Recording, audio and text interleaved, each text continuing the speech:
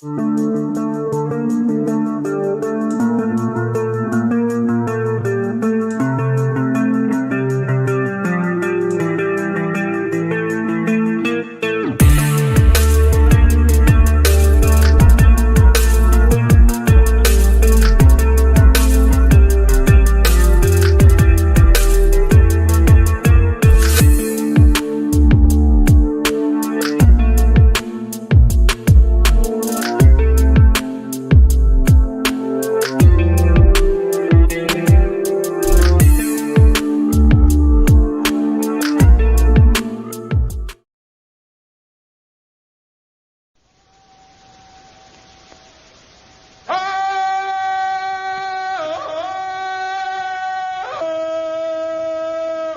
the heart of the jungle comes a savage cry of victory. This is Tarzan, Lord of the Jungle.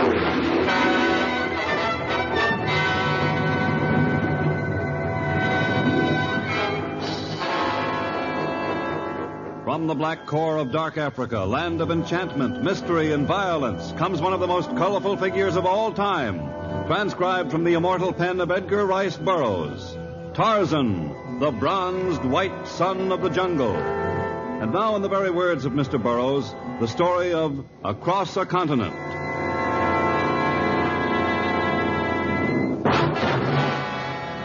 For many years, Africa has been a haven for the lost souls of Europe. Criminals and political refugees, misfits, outcasts, and social pariahs, all of them have poured into the dark continent. From Lisbon, they sail to Casablanca.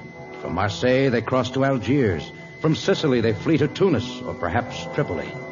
And from a dozen seething cauldrons of Europe, they filter into the obscure port of Pecorata. A soiled, disreputable city that sweltered in the equatorial sun. It seemed a strange place indeed to find Tarzan, Lord of the Jungle. Pardon me. Yeah? I wonder if you could direct me to the office of Eric von Horn. Office?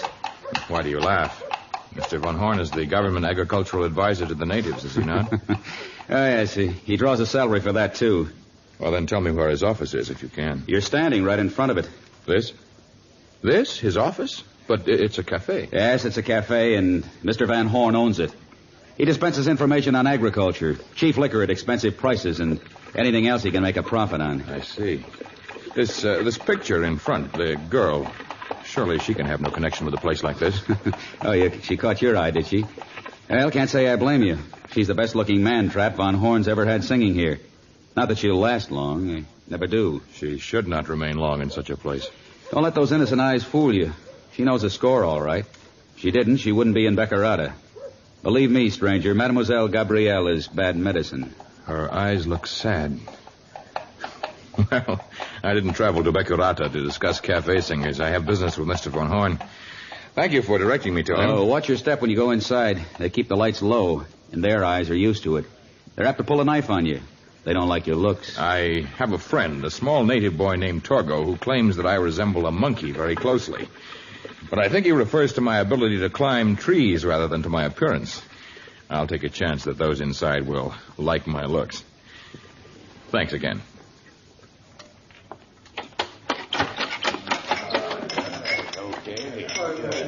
What'll it be? No, I don't care for a drink. I would like to see Mr. Von Horn. Oh, you walk into a cafe, bold as brass, and you don't want a drink, huh? I told you I came to see Mr. Von Horn. Is he in? He ain't into a naked savage from the jungle. I wear the same clothes as do the natives whom Mr. Von Horn is paid to advise. I demand to see him. Look, stranger, you may be big, but around these I parts... will speak to him, Alak. I am Van Horn. What do you want? I have come here from the Punya country to get advice on agriculture. Their Kaffir corn grows poorly. Each season the yield grows smaller. Why should you care? The Punyas are my friends. I traveled many moons to see you. I do not intend to return without some instruction from you. Well, you'd like some instruction, eh? All right, I'll give you some. Come back to my table with me.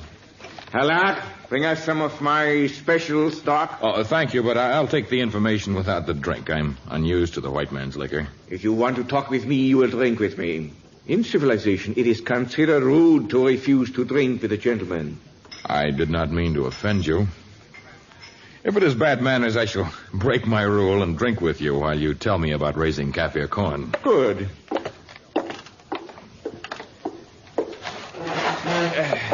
But I am afraid you misunderstood me.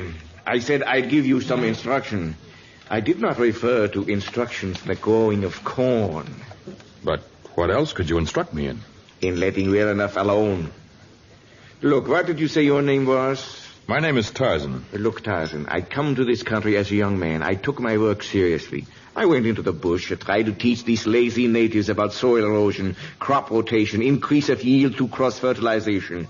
But did it do any good? No. When they had ruined the soil in one section, they moved to another. You sound as though you know a great deal on the subject. I do. But I'm through with that thankless job. There's more profit and less work in other fields of endeavor. Like running this cafe? Among other things. That girl there, the one who just walked in the door, she's the one whose picture is out front? What about her? Oh, nothing. I was just admiring her. She's very beautiful. Alec, where are those things? I was just bringing them. Here you are, boss. For our health, Tarzan. Well, you said you are going to drink with me. Oh, yes. Well, here's to your health, Mr. Von Horn. Now, what made you ask about that girl? Oh, it was just a natural inquiry. Her picture out front, and then seeing her come in and disappear in the back. She went to her dressing room. She is an entertainer here. It is not wise to ask questions about people in Bakarata. Then I will ask no more questions save those about Kaffir corn. I know something about crop rotation. About crop rotation. Sure took long enough to get him, didn't it? There was enough in his drink to knock out an elephant. Take him down in the basement. Lock him up. Why not take him to the jail? Tell him he wouldn't pay his bill after he got drunk or something. We will avoid contact with the officials until after we've taken care of the girl. This aborigine started asking questions about her. Soon there will be others asking questions. You think he knows something? He certainly didn't come here to get information on agriculture. He didn't fool me for a minute. Somebody should have told him it ain't healthy to ask questions around here. By this time it is apparent, and his health is apt to get worse and worse down in our cozy little basement.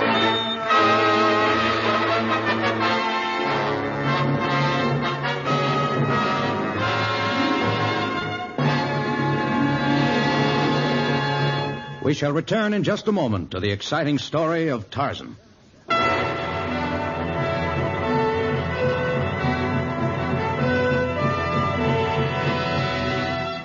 Night comes quickly in equatorial countries, and as the darkness descended on Bakarata, the city came to life, and those whose livelihood depended on stealth and secrecy left their daytime haunts. In the cafe of Eric von Horn, intrigue flourished. But in the dank basement of his establishment, all was quiet save for Tarzan's heavy, drug-laden breathing. Wake up. Wake up, Jungle Man. You haven't much time.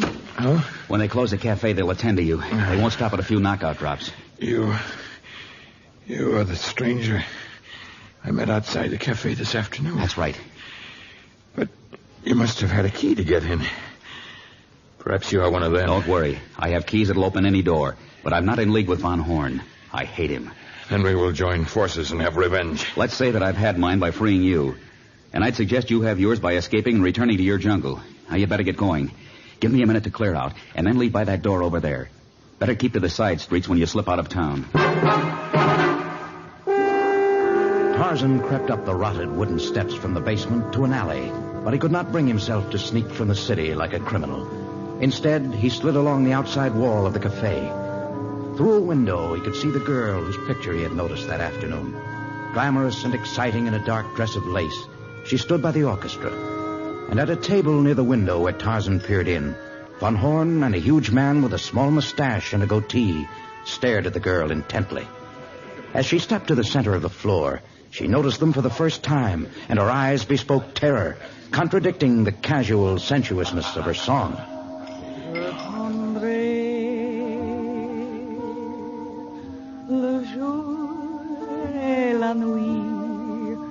J'attendrai toujours ton retour. Je tendrai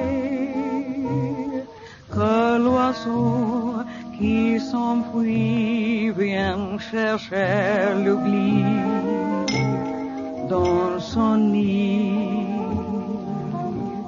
Le temps passe et court en battant tristement dans mon cœur plus lourd. En pourtant, je tendrai ton retour. Le temps passe et court en battant tristement dans mon cœur plus lourd. Et pourtant, je tendrai ton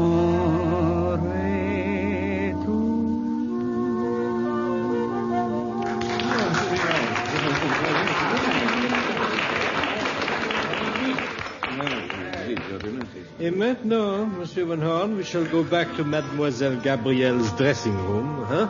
She is not going anywhere, Dupre. I have a man at the front door and one on the back. She won't get away. Then what are we waiting for? You haven't paid me yet. I shall give you what you have coming when I have my hands on the girl. I've waited too long and taken too many chances to risk a slip-up now. There won't be any slip-up. Finish your Pernod, and then we'll go and tend to the girl.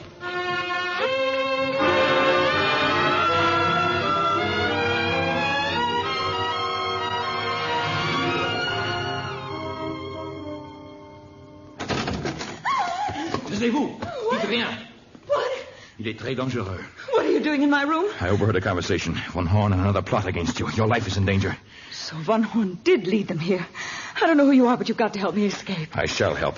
The man Von Horn posted at the rear door is helpless now. I saw to that. We can leave that way, but you must hurry. Well, I've got to get a few things. Here, hold this bag. Yes? Thank you. I'm not used to running away, but Von Horn has many accomplices here, and if I were killed, you would still be in danger. Oh, you don't have to apologize for not fighting. All you have to do is get me out of this jam. There. That's as much as I'll need. Let's go. The girl, she's getting away. Tarzan, how did he get out of that basement? Alak, Joe, Pietro, get them. He's picked the girl up in his arms. He runs with her. No, I shall never capture her. They won't get away.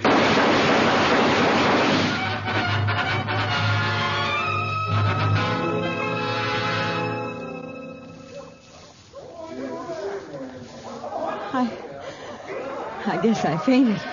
When that last bullet whistled by us, I didn't feel too brave myself. Where are we?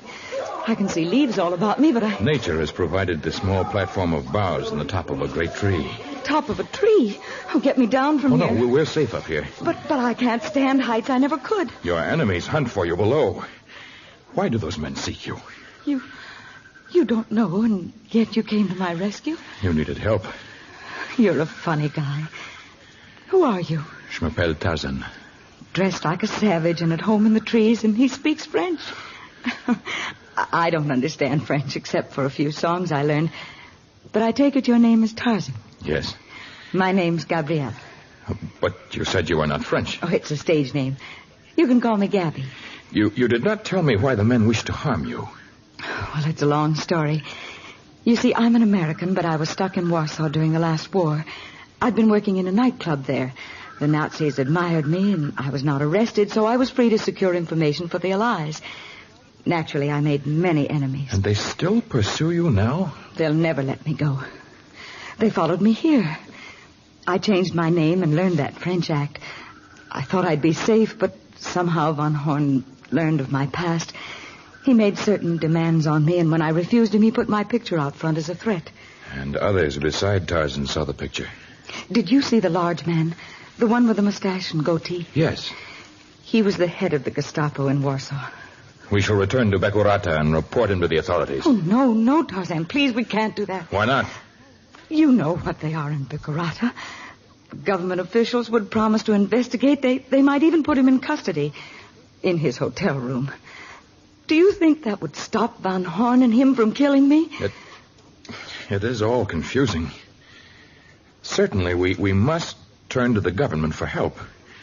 And yet, von Horn is an official of the Agricultural Bureau, and he refused me help. If you could just guide me to Luanda, I would be safe. I have friends there. But that's in Angola. It's all the way across the continent. And look, there. They're still pursuing us. You are strong and brave and wonderful. Surely you will not refuse to help me. I keep remembering the beauty of your song and the terror in your eyes. It makes refusal difficult. My eyes can look softly, too. And with you, I would know no terror. I shall guide you to Angola. But your days of terror are only beginning. We must cross the most dangerous jungle of all Africa. We will have to ford rivers and brave man-eating animals and overcome the greatest of obstacles. And unless my appraisal of your enemies is very wrong, we will be pursued every inch of the way.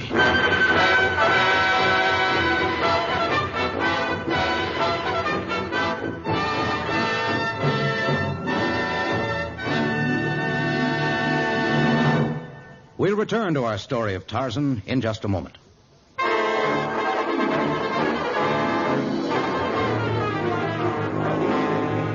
All that night, Tarzan traveled through the upper level of jungle growth, carrying the frightened girl in his arms. Below them, Sheeta, the panther, sounded his mournful cry. In the distance, it was answered by the scream of Dango, the hyena, and the screeching of Manu, the monkey. Each time a new threat sounded, the girl's soft arms clutched Tarzan more fiercely. But as morning broke, her fears abated somewhat. Could we go down to the ground now? All right. I think we've lost our friends, at least for the moment. I don't know how I stood it.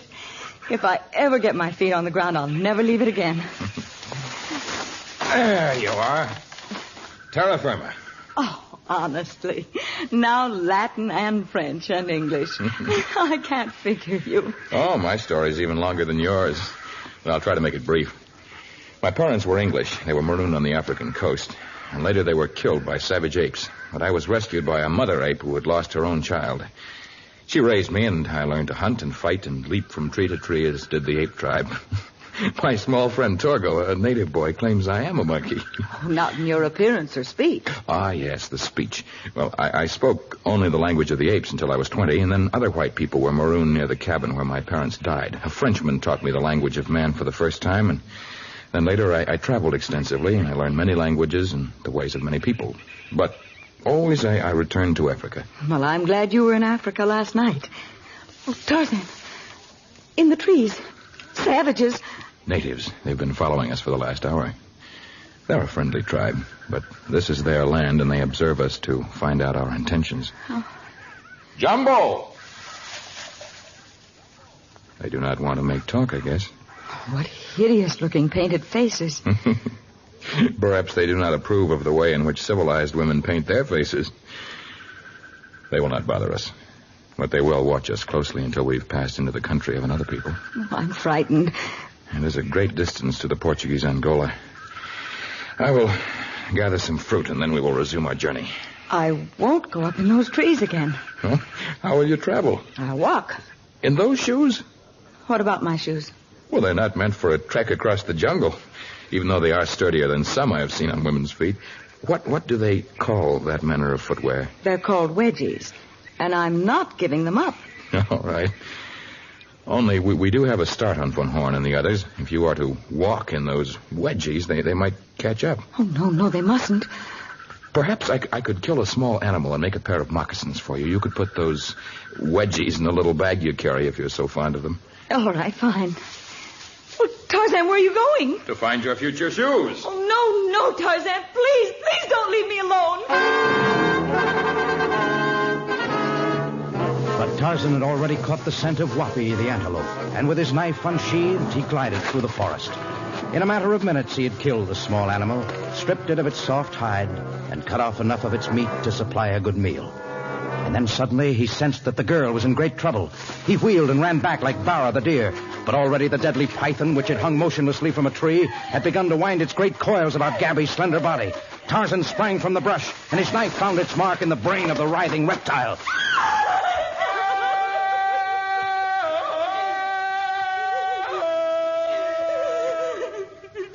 It's all right. You're all right, Gabby. He saw the snake is dead. Oh, Tarzan, don't leave me ever again.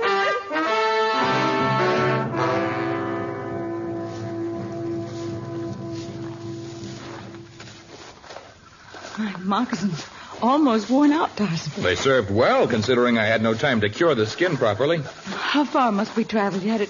It seems as though we've been beating our way through this jungle forever. Well, let us stop and rest for a moment, Gabby. Oh, yes, let's rest. Gabby, we've been walking for weeks now, and there are still many weeks traveled before us. Each day the enemy comes closer. Let me carry you through the upper level so that we can increase our speed. No, Tarzan. Even if I could overcome my fear of the heights, I couldn't stand the jostling. My ribs still haven't healed. You were lucky the python didn't do more than crack a few ribs. Oh, but you're a brave girl, Gabby. Not so brave. I can't sleep at night for fear of Von Horn and the leader of the Gestapo. I plead with you for the last time. Let me build a boma for you, a tall one, well spiked. You'll be safe within it, and then I can turn back and fight your enemies. Oh, no, Tarzan, don't leave me in the name of heaven. Don't leave me. All right, Gabby, all right. Come on now, cheer up. Sing the song I heard you sing that first night. J'attendrai. Oh, Gabby, hush. Hush, I won't let anything harm you. Ever again.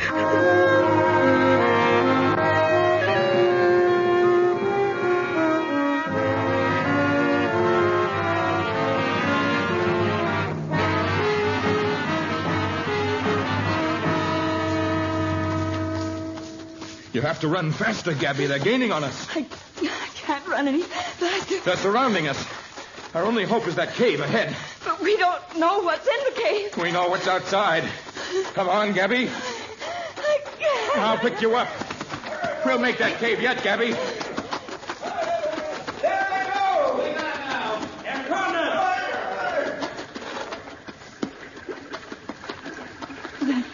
That water. It's an underground river.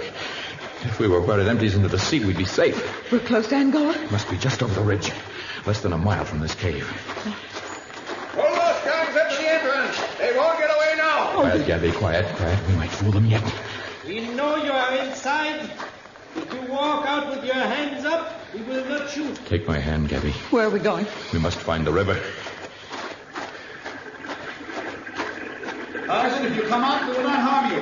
We're only after the girl. Here's the underground river, Gabby. Are you game? For what? Our only hope is to take a deep breath and then try to swim underwater until the river flows into the open. But how far is that? I don't know, Gabby. This is your last chance. You don't come out when I count 3. We pepper every inch of the cave with machine gun fire. I'm not a very good swimmer, Tarzan. Run. I'll help you. Why are you changing your shoes at a time like this? My wedgies are lighter. All right, then. Take a deep breath now. It may be your last. 3.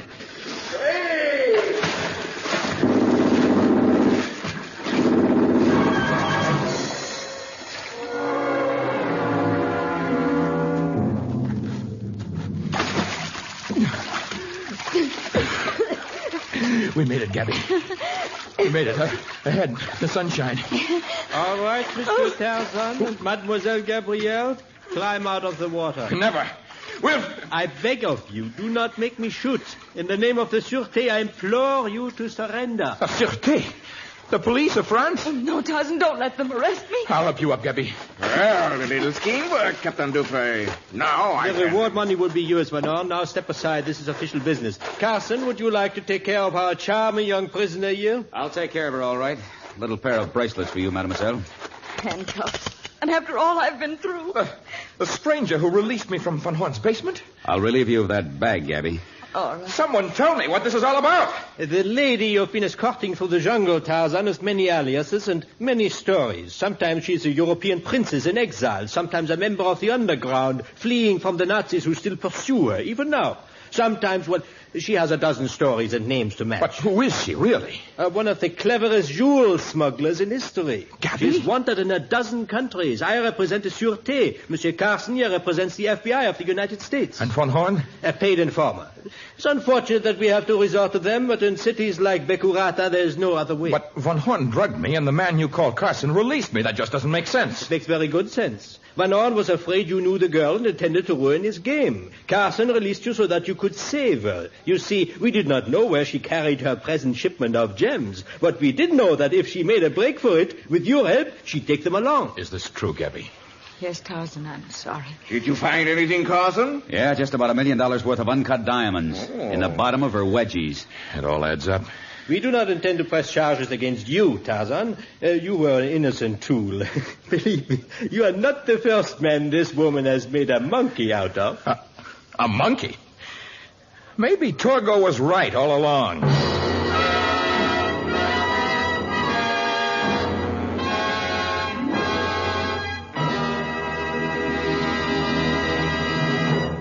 In just a moment, a preview of our next thrilling story of Tarzan.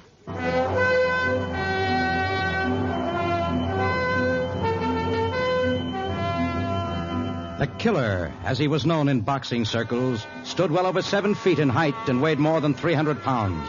His red-rimmed eyes and savage mane indicated that he had come honestly by his ring name. But there are no electric arc lights, no rules, and no referee when he meets Tarzan in the jungle. It's a fight to the death in our next story, Tarzan and the Killer. Tarzan, the transcribed creation of the famous Edgar Rice Burroughs, is produced by Walter White, Jr., prepared for radio by Bud Lesser, with original music by Albert Glasser. This is a Commodore production.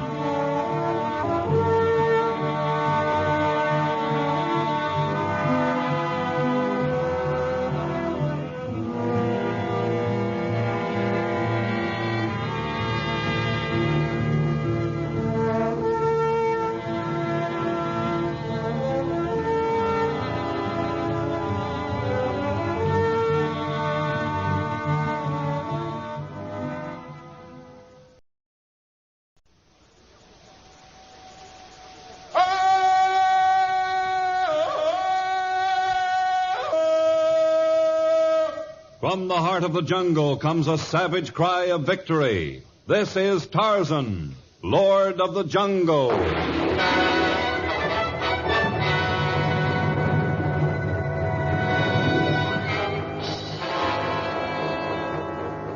From the black core of dark Africa, land of enchantment, mystery, and violence, comes one of the most colorful figures of all time, transcribed from the immortal pen of Edgar Rice Burroughs.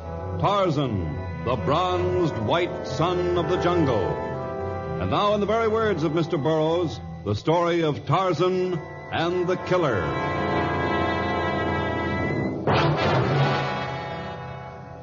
The city of Luanda, south of the equator, deep in Africa, boasts of no Yankee Stadium or Madison Square Garden. But wherever men gather, they will pay to see other men fight. The low, rambling wooden building was jammed with its motley crowd, and great arc lights added to the almost intolerable heat as 2 sweat-soaked men in the center of a crude ring swung savagely at each other. One was a shining black with rippling muscles. The other, a white giant who was more than 7 feet tall and weighed over 300 pounds. His eyes were red-rimmed, and a great scar on his forehead shone red with fury. Kill him! Murder the swine! The blackie's down! The killer's on top of him! Punch him! Punch him again! Hey, this is supposed to be a boxing match. It's a fight, that's what it is! Die with it, killer! Don't let him pull you off the blinder! That's it! Pull him off! Throw him out! He don't belong in a ring! Toss him out in the alley!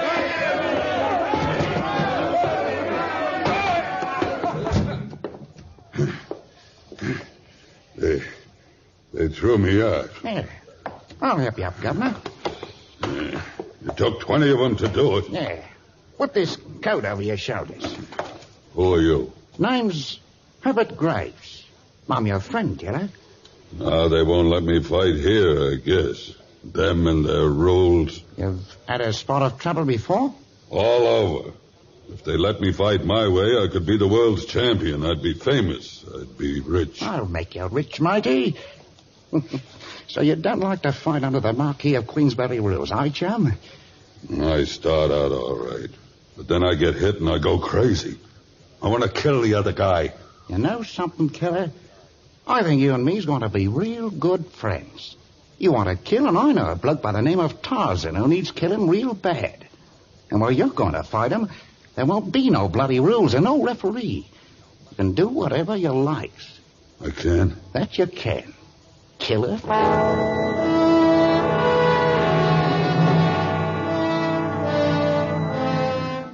And so was formed the unholy alliance that soon terrorized the countryside about Luanda.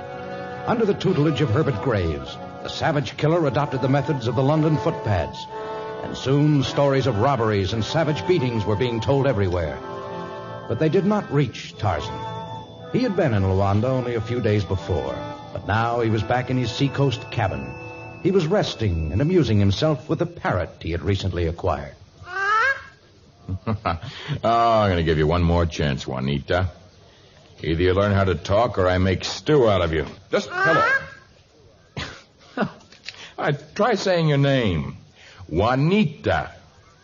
Juanita. Oh. All right, then, try to say my name. Tarzan. Tarzan. Tarzan? Good boy. You just saved yourself from the kettle. A knock. And the scent of a Tarmangani, a white man. I was so preoccupied with you that I... Who knocks at Tarzan's door? Captain Lawrence of the Governmental Police. Captain Lawrence, come in. Good to see you, my friend. Thank you, Tarzan. Meet the rest of my family. Captain Lawrence, this is Juanita. He's really very talented. Juanita, say Captain Lawrence. Captain Lawrence. Come on, try it. He might arrest you if you won't say his name. Come on, Lawrence. Very talented. Well, he's pretty young yet. He's mastered my name. Say Tarzan. Tarzan? No, you must admit that's pretty good for a baby. You see, I had another parrot, one I named Bill, but Bill turned out to be a female, so I chose one of her sons. But you call the bird Juanita. Not Juanita, the Spanish name. His name is Wa, W-A, Nita, N-E-E-T-A. In the language of the apes, Wa means green and Nita means bird. The language of the apes as well as the language of the natives and the French and English. You're amazing, Tarzan. Oh, I really think I've always had a great deal of respect for your mental accomplishments as well as your physical ones. What are you getting at, Captain Lawrence? Now, you know, you didn't travel all this distance to make a flattering speech to me. No, Tarzan, I didn't. I say these things because I've been saying them to myself all the way here. How could a man like Tarzan be responsible for savage beatings, robberies, and other despicable crimes? What? Tarzan, I have come here to arrest you to take you back to Ibadan for trial.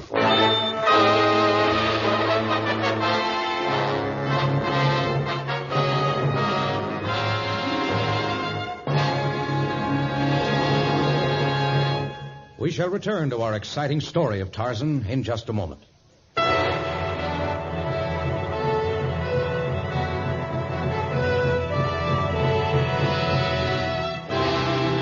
Ibadan is the largest Negro city of Africa, and yet there were few people on its sweltering streets as Captain Lawrence led Tarzan through the opening in the mud walls that enclosed the city, past the low thatched huts of the natives, past the mosques and the orishas, the idol houses, and into one of the few European-style buildings. Although the officer who had brought Tarzan from the jungle was British, the man he soon faced was a native, the Alafin of the province of Oyo, a man whose sworn duty it was to combine the orthodox law of England and the traditional justice of the Dark Continent. Step forward, Tarzan. Here, I'll hold Juanita. Your Honor, Captain Lawrence has told me that I am charged with a variety of serious crimes, yet he has furnished no details. Before we go further, I demand to know the particulars. Your words are brave for a prisoner. I do not consider myself a prisoner. I came willingly. Had I been unwilling to face your court, a dozen Lawrences could not have brought me from my jungle. That I can believe. Even a brave soldier like Captain Lawrence would be as nothing against a giant who can twist the iron bars that protect the government supply depot. I am supposed to have done that? Strangled 3 men and robbed them of their purses. I'm accused of that, too? Desecrated a native temple and stolen the golden sacramental vessels, overpowering 6 native guards and leaving them beaten beyond recognition. What makes you think I am the guilty one? The description tallies. I have more than a score of affidavits in which both natives and Europeans describe the powerful 7-foot man who was responsible for the foul deeds I enumerated. I do not stand 7 feet in height. One must allow for exaggeration. Am I the only man in Africa who is tall and powerful? All of these acts were committed near Luanda. Do you deny that you have been there lately? No, I admit it. I escorted a woman there. So I heard. A woman who was wanted by the police of a dozen countries. Is that not so? I was exonerated. You will not extricate yourself from these charges so easily. Not when you have had the temerity to brag of your feats of strength in a local cafe. I suppose as I bragged of my exploits, I announced my name. Your name was wrung from the lips of your accomplice. He admitted you were Tarzan. My accomplice? I suppose you refer to Juanita here. I refer to the Cockney who is reputedly your constant companion. The evidence is damning, Tarzan. You will have a fair trial, but in the meantime you will be remanded to a cell. A cell? And I should not attempt escape. You will be guarded by a troop of trained riflemen who have been instructed to shoot before you draw close enough to use the powerful hands with which you have mangled your other victims. And while Tarzan languished in his cell in Ibadan, Herbert Graves and the 7-foot giant who had been barred from every prize ring in the world hid out in a small shack on the outskirts of Luanda. I don't like this place. It gives me the creeps. Well, now, take it easy, killer. We've got to lay off for them now. Why? Because Tarzan's been arrested. As long as he's behind bars in Ibadan, they can't blame him for what we do here. I don't like what we're doing anyway. What's it got us? Coffee and cake money. We'll have a slew of money before we're finished. We'll have more than you would have made as Welsh champagne. And I'll be walking down Park Lane in a frock coat and a pair of them striped trousers. We'll be rich, all right. When? As soon as Tarzan's dead. You see, a chum of mine discovered oil in that jungle. There's enough there to float the King's Navy. Well, we had a misunderstanding with this bloke Tarzan, and he kicked us out of the jungle. Well, with him out of the way, we can move back in. Well, let's kill him. Let's go to this, whatever you said the name of the place was, where he's in jail. Ibadan. And it's crawling with coppers. No, my friend, we'll wait a while and see what happens. If Tarzan gets out of the clink, we'll kill somebody here and blame it on him. What good will that do? Well, they'll post a reward for him, they will, and then when you and him meet up, you can go ahead and kill him without worry. The government will pat you on the back. They'll finance our little expedition into the jungle. If we don't go after Tarzan, how'll we find him? You'll find us, he will. You can bet your life he'll be looking for us. That's the way I planned it, I did.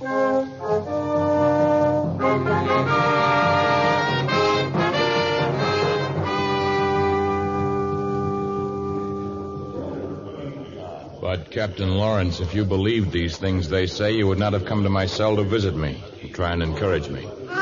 I came so that I might warn you. The people of the city are milling about the jail, threatening to tear down the gates and deal with you themselves. Oh, without the benefit of a trial? Exactly.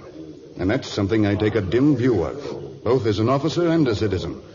Of course, you might drop the key to my cell on your way out. It would do you little good. You would find yourself facing that angry mob, which aches to avenge the brutality they think you guilty of. And the riflemen? They're out front, too. I've ordered them to guard you. Should the mob break through, I question exactly where their loyalties lie. Then what can I do? No one guards the rear of the prison. The bars at your window are no heavier than those which guarded the government depot. And you do think I was the one who broke in there? You do think me guilty of all the other crimes? I don't know what to believe. But I know I'm against lynching. If I could gain my freedom, I might be able to find the real criminal. Thank you, Captain Lawrence. Not at all.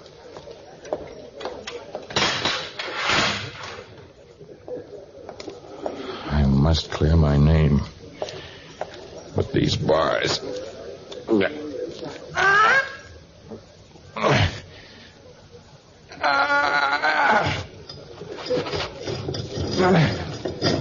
There.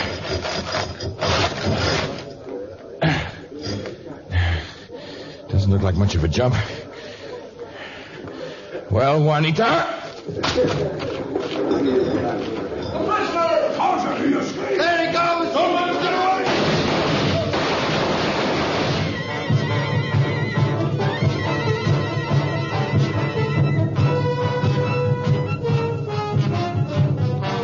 Bullets whizzed close to Tarzan's head, but fate had ordained that none should strike him.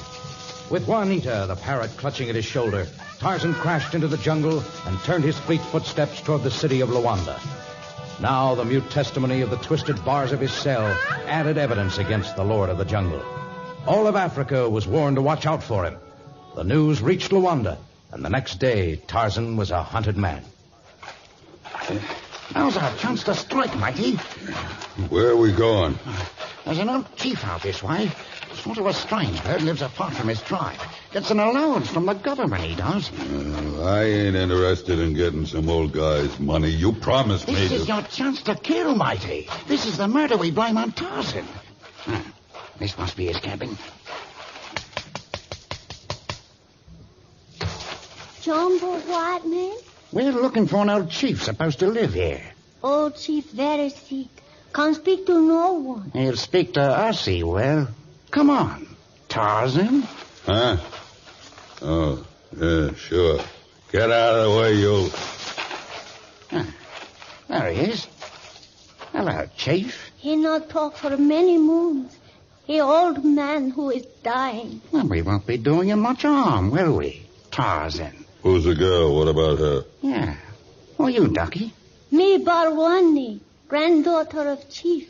Come from village to care for grandfather. Well, ain't that nice? At least you can tell the folks what happened to the chief's money. And to him. Shall I go ahead? Yes, Tarzan. Go ahead. No, please, please, old man. No. Captain Lawrence, I strongly suspect you know more about Tarzan's escape than you are willing to admit. I don't know a thing. I was with my men. We will not discuss the matter further, Captain Lawrence. But you may rest assured that I hold you personally responsible for recapturing him. I'll look for him. But I still think it's all a big mistake. He couldn't be guilty of the crimes he was accused of. That was for a court to decide. But now those charges are of little importance. Those charges? Word of his further activities has just been received from Luanda. And as a result, I have issued orders to have him captured, dead or alive. Tarzan is wanted for murder.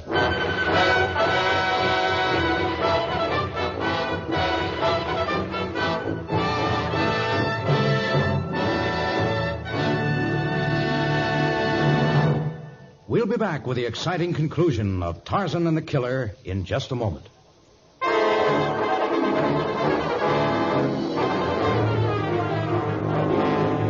Mile after mile of dense jungle was left behind as Tarzan sped toward the city of Luanda. Now the forest was alive with the scent of man, for everywhere patrols searched for the one they believed guilty of murder. Tarzan was unaware of this latest charge. Still, it was his habit to avoid contact with humans as much as possible. So he kept from the paths and clearings until suddenly he caught the scent of man and of hungry panther coming from the same direction. Help! Run for your life! A tree! Spring for a tree! I don't think I can. Watch out! He's crouching! You haven't a chance. This is incredible. The panther's trying to escape now. He won't escape.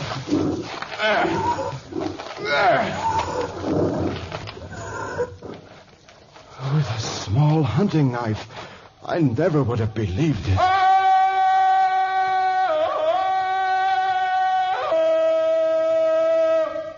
Why did you do that? It is the way of Tarzan. You're Tarzan? Yes. And who are you? Why do you come into the jungle unarmed? I had a gun. I dropped it in my flight from the panther. Oh, here it is. On the ground. There you are.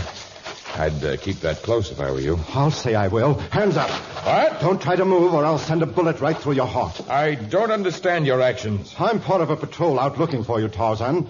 I got separated from the others, but they'll be along soon. We don't hold much traffic with murderers. Murderers? Oh, don't try to deny killing that old chief near Luanda. His granddaughter put the finger on you, all right. I have seen no native chief in many moons, nor have I seen the granddaughter of any chief. The man who committed the crime must have been the same one who committed the others. You'll get a fair trial, I guess, and I'll get a reward. And my reward for saving your life is to be taken back to Ibadan without having a chance to find the real murderer. Well, you did save my life, but we're under orders. Would you rather follow your orders or your heart? I don't follow you. Did your heart identify the man who saved your life as one who would kill wantonly? No. Well, then give me a chance. You can stay with me. You can keep your thunderstick aimed at my back, but give me a chance to clear my name. Okay, it's a bargain. Only I hope I won't be sorry for this later on.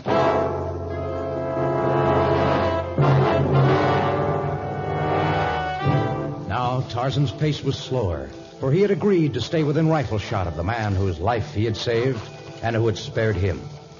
The man was an ever-present shadow, as Tarzan, with Juanita still perching on his shoulder, entered a small clearing.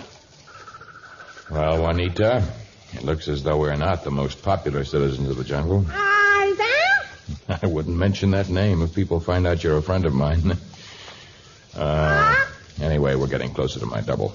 Here's the hut of the old man he killed. Is anyone inside? Watu Nadani? Nadi Buani Nadani. Jumbo.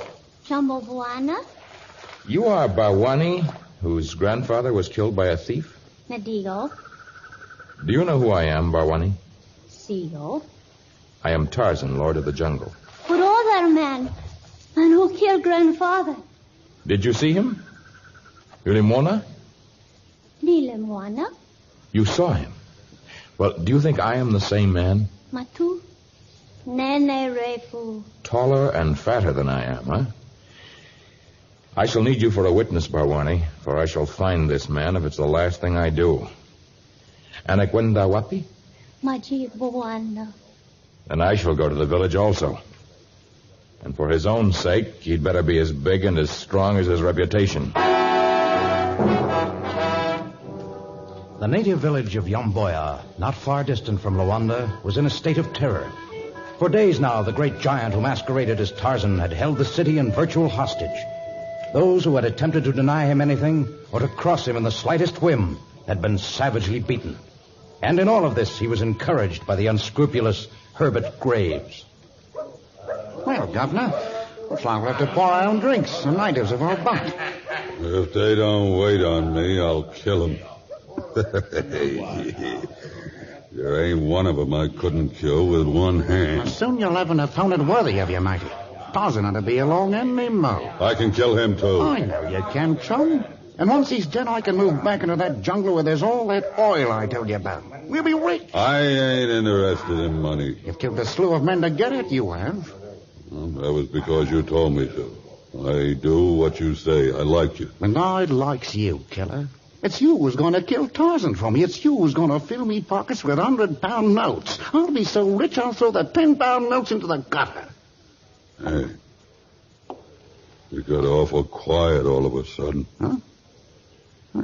But it did, Governor. Yeah. Well, I guess the village must have turned in for the night.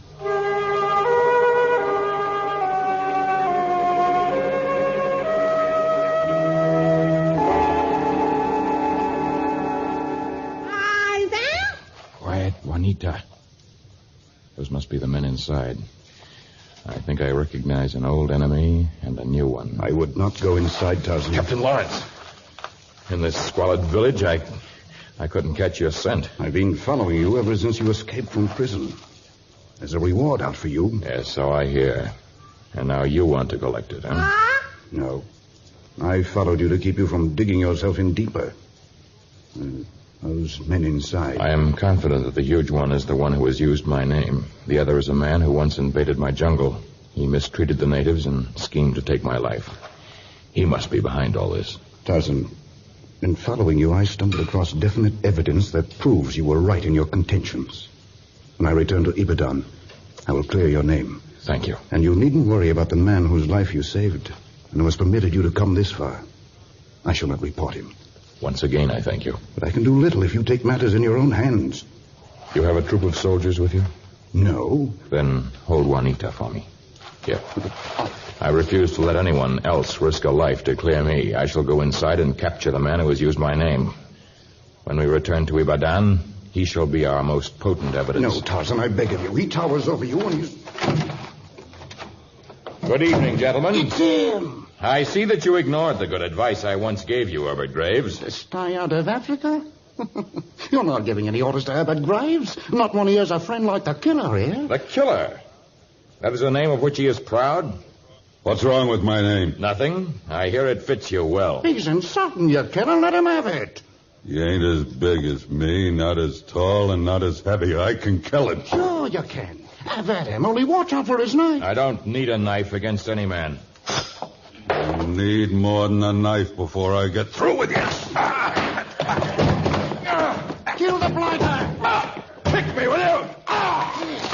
It's his knife, killer. Give me that. Now.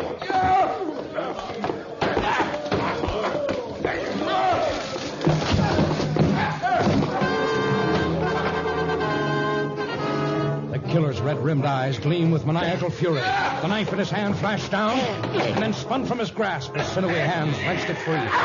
The men went down, the great weight of the giant on top of Tarzan. But Tarzan slithered away, and the killer, nimble for all his bulk, sprang to his feet. The furniture was smashed against the walls of the tiny native cafe as the men struggled furiously. Natives spewed from every hut in the village, joining the two white men who watched the savage struggle from outside the cafe. No, Captain Lawrence, don't shoot. Never could be sure of getting the right one. Tarzan bleeding. Other one too, both bleeding bad. They're working their way out of the door. They both seem to be blinded by the blood in their eyes. They're struggling for an advantage. They're trying to outmaneuver one another. They've backed themselves into a hut in the rear. Is storage space for earthenware. Oh, you've got to do something, Captain Lawrence. Only one man can ever come out of that shack alive. Look! Herbert Graves runs away. Runs for jungle. Shall I go after him, Captain? No, he won't get far in that jungle alone.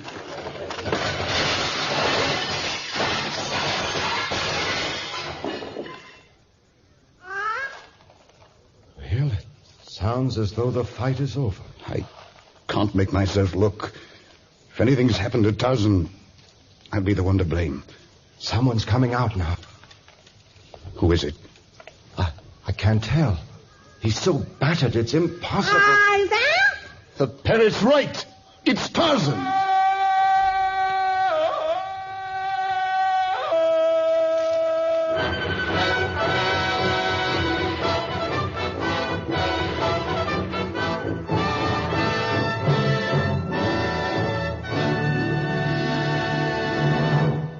In just a moment, a preview of our next story.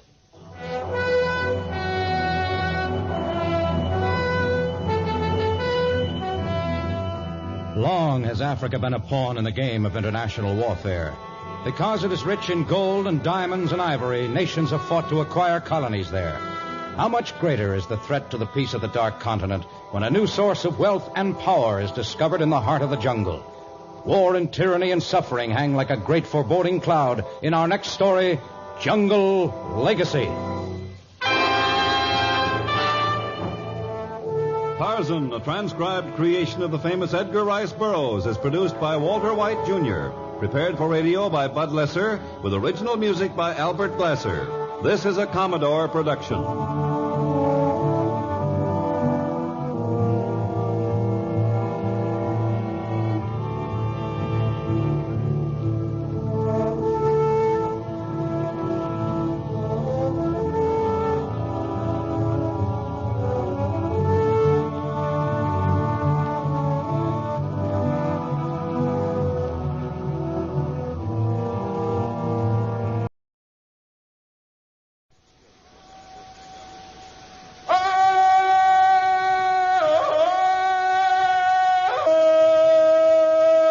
From the heart of the jungle comes a savage cry of victory. This is Tarzan, Lord of the Jungle.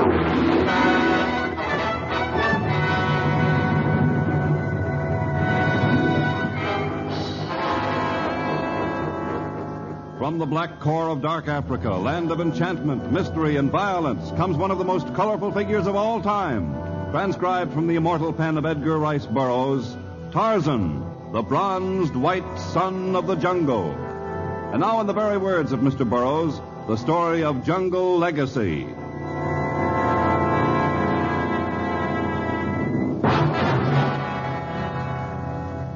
On August 6th, 1945, the most destructive bomb ever created was dropped on the hapless city of Hiroshima, and the atomic era was born. In the years following its dramatic birth, men combed the earth searching for uranium, the energy-producing element of the A-bomb. Those who located the richest deposits of this new gold would perhaps control the world. And no one was more aware of this fact than the sallow-faced, bearded man who sat in a subterranean office in Addis Ababa, 10 degrees north of the equator in Africa.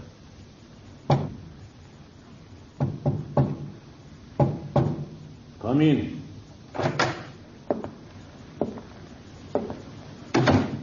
Good afternoon, Comrade Karazov. Quiet, you fool. Do you not know that the use of names is prohibited? But down here, hundreds of feet below the street, surely... It is a matter of discipline. No one can hear us down here, but if you get in the habit of addressing me as Karazov, and I get in the habit of addressing you as Zavet, we may slip when we are not in a safe place. I am sorry, Mr. K. We will let the matter pass without an official reprimand this time, Mr. Z. Thank you. And now you have an assignment for me. Yes. We must find a plentiful supply of uranium at once. But where can we go in Africa? The Belgium Congo is the richest uranium field in the world. But we cannot go there. There are sections of the African continent that have little or no international police. You will find uranium in some quarter where we can work undisturbed. You will be supplied to everything you need. Make a list. I can tell you right now. I shall need photographic plate equipment, ultraviolet lamps manufactured for the purpose, Geiger counters with the most powerful Geiger-Mueller tubes available, and everything that makes up a large safari. The latter will not be necessary. We have an excellent plane at your disposal. You will travel by air. We have done some preliminary work. You will head first for the mountain country of the Marwa people. But that's where Tarzan is. I have tangled with him twice already, several years ago. And I am not going to get mixed up with him again. I am not going there. You are an engineer. You know the jungle, and you have been selected for the job. You are not being asked to go, Mr. C. You are being ordered. Mapeka. Always at your service, Buena. You will accompany Mr. B and the pilot. Mapeka is the native of Marwa. If you are forced to land, you will act as an intermediary for Mr. Z. We will have no trouble. No trouble, Buena. Look, you can sometimes detect the presence of radioactive ores from the air, but you have to go into the jungle on foot with a crew if you find it. And that means Tarzan and plenty of trouble. Your job is to find the uranium, Mr. Z. I shall be responsible after that. When we take our crew into the jungle, we will be accompanied by a troop of secret police. This Tarzan you speak of will not be the first man our police have liquidated.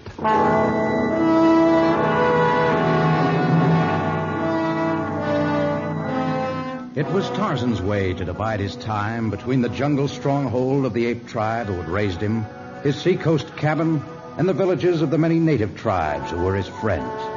As lord of the jungle, he settled many disputes, gave advice, served his ebon-skinned brothers in many ways. Now, as Zavet's plane headed for the mountain country, Tarzan faced a troubled youth in the kraal of the Marwa people. Never before have I seen such a sad face, Anduta. Surely your worries cannot measure up to your expression. Anduta have heavy trouble. Want to take Kara as Maki. You want to take Kara as your wife? Well, there should be no great problem there. Have you gone to her maternal uncle to make the arrangements? That is great trouble. Anduta go to Majomba of Kara. Tell him Anduta love Kara. Kara love Anduta. Want marriage. Majomba make marriage price Sita Nagombe. 6 head of cattle? Well, that's ridiculous. The established marriage fee for Marwa women is but 2 head of cattle.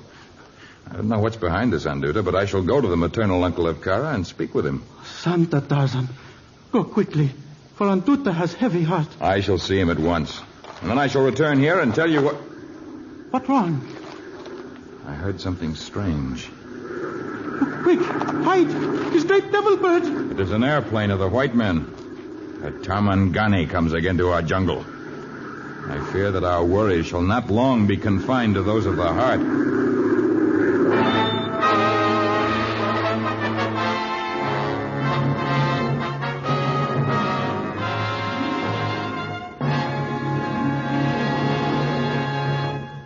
In just a moment, we shall return to our story of Tarzan.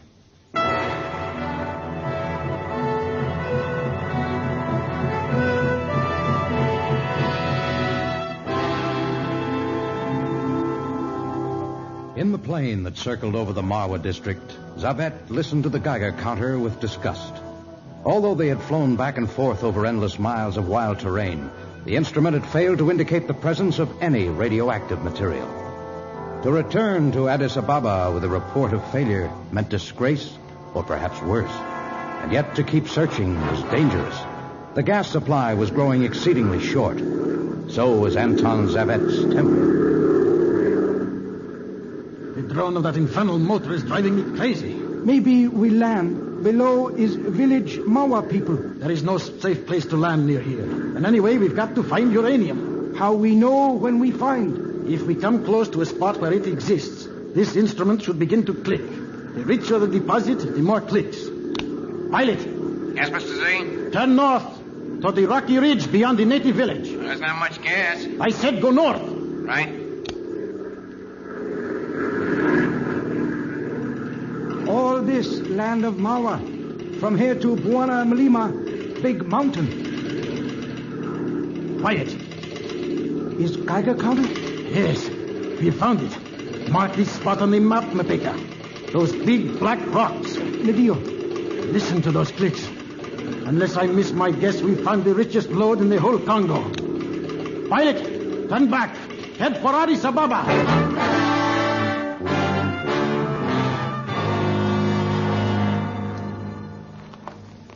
Well, Anduta, perhaps my fears of the Tarmangani were groundless. White men, turn back. I guess there's little here to interest them. This is pretty barren country. Come, lead me to the Hema of Kara's maternal uncle. Hema of Kara's Majumba, right ahead. Is Hema with round roof? I will meet you at the edge of the river when Goro the moon has risen. And don't worry, Anduta. I'm sure I can persuade Kara's uncle to accept 2 head of cattle for her hand.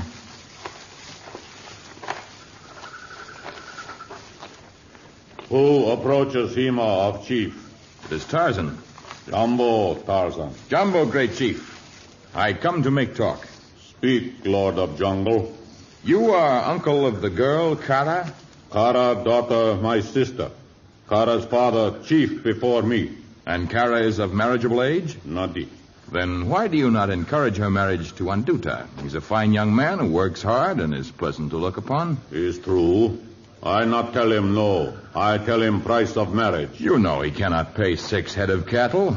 Why do you set the price so high? 2 head of cattle has long been sufficient to pay as a marriage bonus for a woman of Marwa.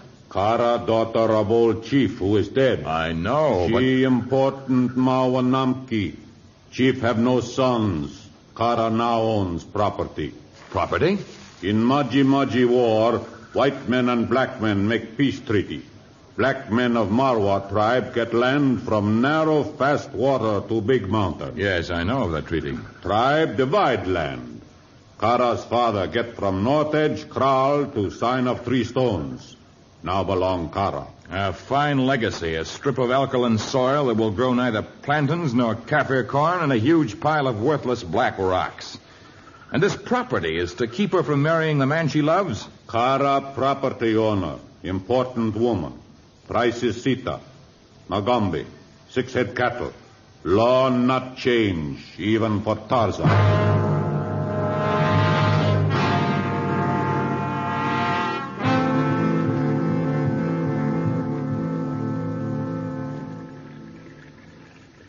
Son, Tarzan, come, Kara. Then we can marry Anduta? Big Buana fix everything. We go see Kara's Majamba. Tell me, meet him here. Anduta? Yes? You know it not Kara put price of 6 cattle? Anduta no. Kara would marry Anduta without any wedding price. Hello, Anduta. Tara? Jumbo. Tarzan, bring good news? Well, I'm afraid not. I guess you'll just have to work for another few years until you can pay the 6 head of cattle that is demanded. Oh, Anduta. Not cry, Cara. Anduta, work hard. In few years... No, I can't let a thing like this happen. Anduta, go back to the village and get what things you require for a trip. You and I will travel. We will work, and we will bring back the price of happiness.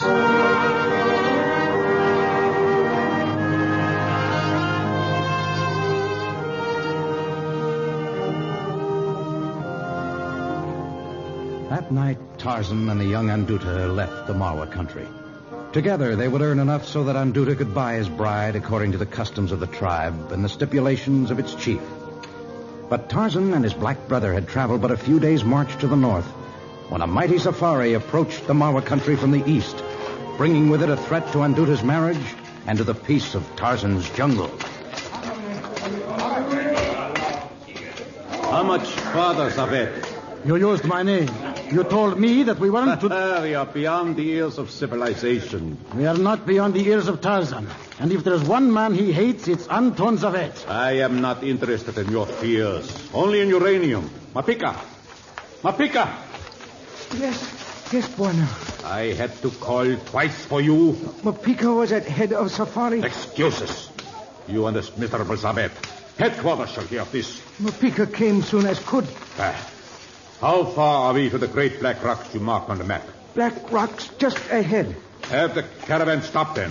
We will make camp here. As you say, Buona. Fast! Master order us make camp. Zabet, unload your testing equipment and set up your laboratory. You will get to work at once. As you say. Mapika, order a few of the bearers to take picks and spades and secure the samples that Zabet needs. Well, why do you stand there? Buona, Master. Well? Be best make peace with Marwa tribe before start dig. Marwa have many brave warriors. We touch their land, they start war. I have given instructions for my police to guard those who do the digging. The first Marwa native who tries to interfere in any way is to be shot.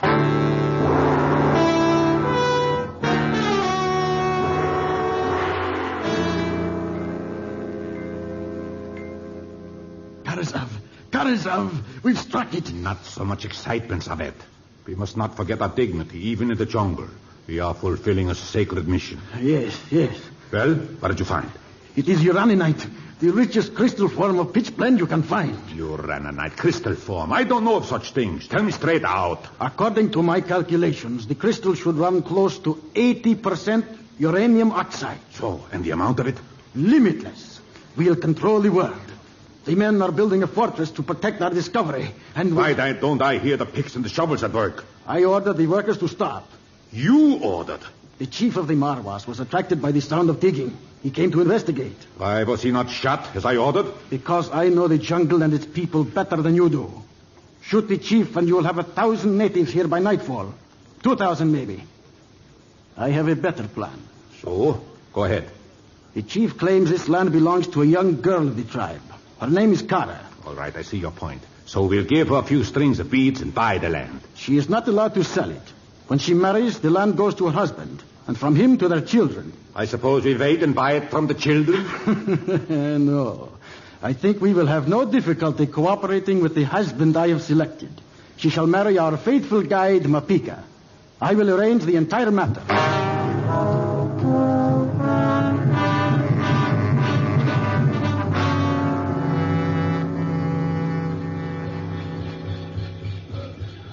Well, I pulled it off. In another few minutes, Cara and Mapika will be married. It's about time. 2 weeks now we've held up our work. It was wise. Now we will have no trouble. The girl doesn't look very happy about the ceremony. She will do as her uncle has instructed. He has been paid gold and 20 head of cattle. By Mapika, of course. Ambo, Watu. The marriage is ready? Marriage ready. I perform ceremony here. Advance, Mapika. Mapika here, Chief. Ready for marriage. Mapika, when you leave tribe for White Man's City, you leave on the cloud. But now you come back, pay debts, have much money, pay many head cattle for bride. Marwas take you back as son. Santa, great chief. Advance, Kara. No. Kara not marry Mapika. Kara promised one of Anduta. Anduta leave tribe. Maybe not come back. Mapika pay marriage price. Kara must take him for Mummy. No, not take Mapika as husband. Anduta comes. Jungle drum's tail. Anduta approach with Tarzan. With Tarzan? Tarzan stop wedding. He not let Kara marry man she not love. Did you hear that, Tarzan? Are your men ready? They're all here. Then have them watch in all directions. If you want to get back to civilization with the uranium, you'd better have your men shoot as soon as Tarzan comes out of those woods.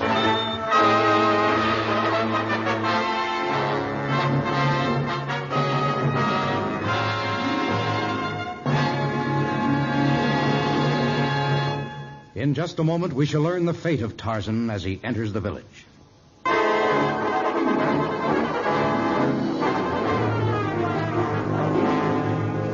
Tarzan and Anduta approached the village of the Mawa people slowly, for their pace was set by 6 head of cattle, which they prodded impatiently along the tangled path.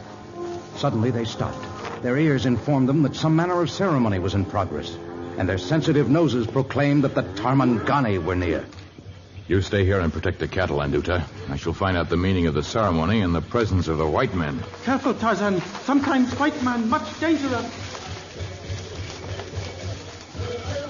Well, go ahead with the ceremony. It would be better to get it over with before Tarzan arrives. Think better we wait now. Yes, please wait. Let Tarzan decide what right. It law of Mawa. I have paid marriage price. Kara is mine. Begin ceremony. You speak true, Mapika. Kara, the wedding price paid. You must take Mapika as Mummy. We begin wedding.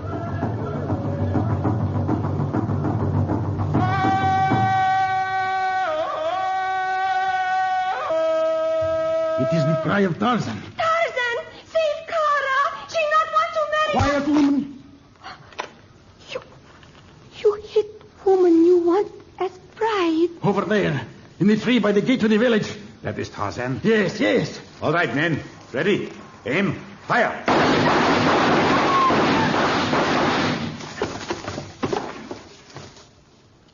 Tarzan, dead at last. I never thought I would live to hear him drop from a tree. I have to hand it to your police, Karazab. Make sure he is dead, men. Go and bring him back. We'll bring him back, all right? Let's find where he's dropped. It was like hitting a clay pigeon. An arrow. An arrow right through the heart of one of your men. Tarzan is not dead. It was a trick. One of the oldest tricks of the jungle, Mr. Zabet. It was only a heavy limb of a tree you heard fall. He's on the other side of the village now. Shoot again. It would do you no good. I have learned to move quickly, and I am forced to protect my life with my arrows. An arrow shall answer every bullet of the white man. Go ahead, Tarzan.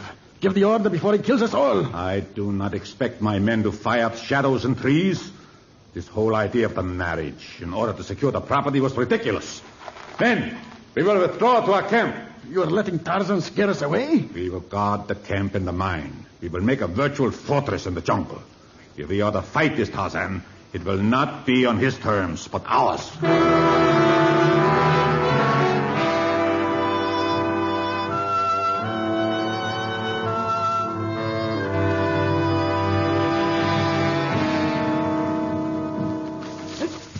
Quiet, Mapika. I shall draw this noose tighter about your throat. Mapika, be quiet. Tarzan not kill. I kill only in self-defense, but were you to cry out, my life would be in danger. What are the white men searching for among those great black rocks? Search for a thing they call uranium. Uranium? So that's the reason they bring their secret police. Make big bombs from uranium.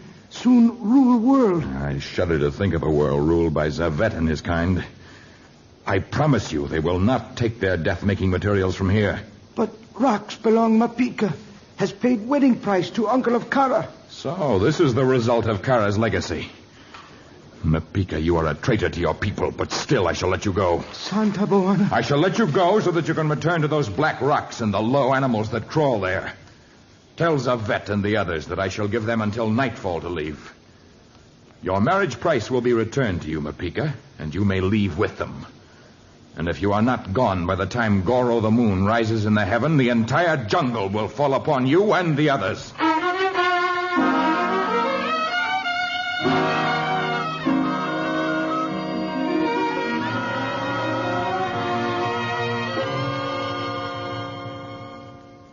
Marwa comes and white men not leave Tarzan. I know, Anduta. And their presence here threatens not only the people of Marwa, but those of the entire civilized world. What we do? It would be foolish of me to attempt to battle them single-handed. Marwa warriors help Tarzan. Even the men of Marwa would be too small a force against them. I shall speak to the chief and explain things. The voice of the jungle drums must speak, and thousands of warriors from other tribes must join us in our siege on the fortress of the Black Rocks.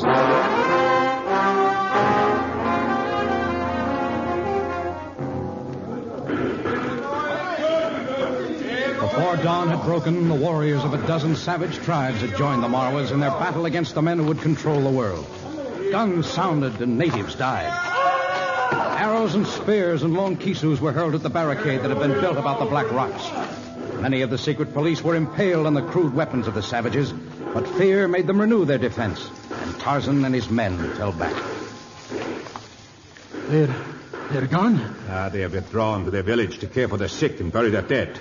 But they will be back. We have to escape. We are not leaving the uranium. We will battle to the last man. There is nothing we can do. For every native that drops, there are two who come from a distant tribe. They're still pouring in. Numbers do not always decide battles. Remember the use of the A-bomb. But we haven't got an atomic bomb. You have your laboratory equipment, and you have uranium. Now get to work. That is impossible. Who are you to give orders to one Tanzavet? I have no equipment for the manufacture of an atomic bomb. You will do something at once, or you will be liquidated now. Well, perhaps I can make some sort of a crude bomb, but I cannot tell what it will do to them or to us. Enough talk. Make a bomb. We do not have to level a great city. All we have to do is to destroy a small native village and its people.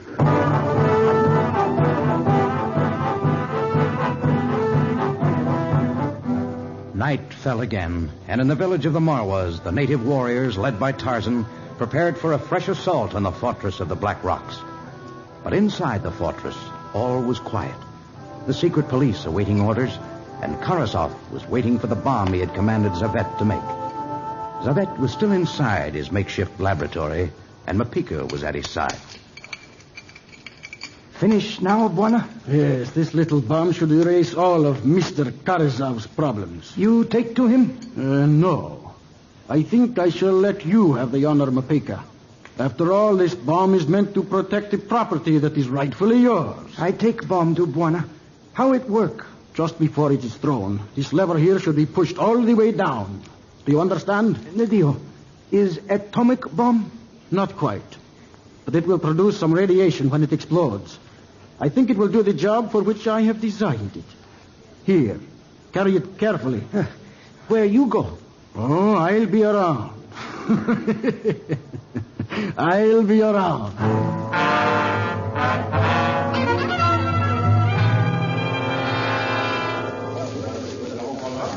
Our men make so much noise, but Tarmanganis will be warned of our coming. Almost to Black Rocks now. Tarmanganis not shoot thundersticks. They're probably waiting until we get to the edge of the clearing. Slowly, men. Attack now, Tarzan. Wait. What? Mapika and their big Bwana alone at the entrance to their boma. And the soldiers all behind them. What can that mean? Anduta not have eyes like Tarzan. What they do? That Tarmangani has something in his hand. He's seen us. He's moving some sort of a lever on the...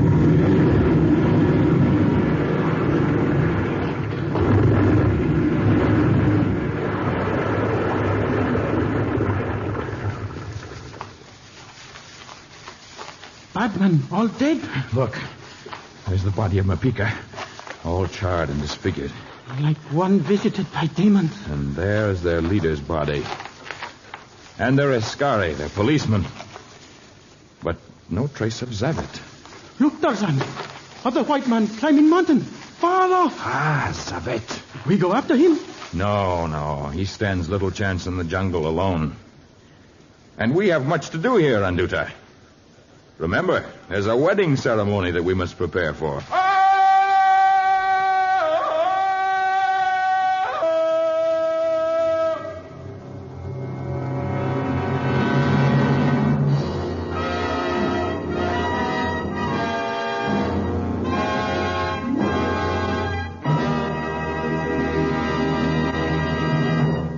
We shall return with a word about our next story of Tarzan in just a moment.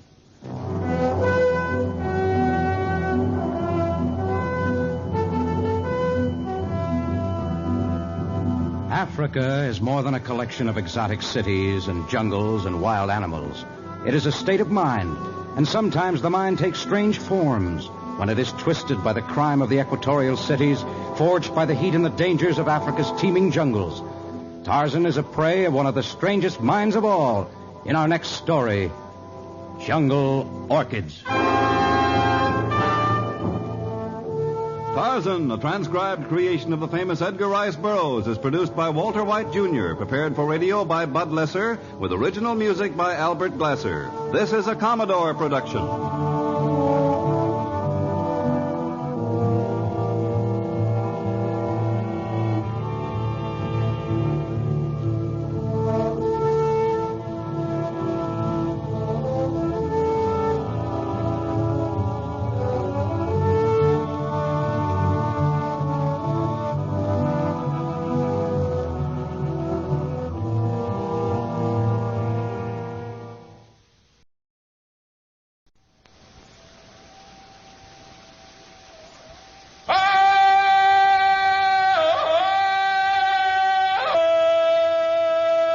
From the heart of the jungle comes a savage cry of victory. This is Tarzan, Lord of the Jungle.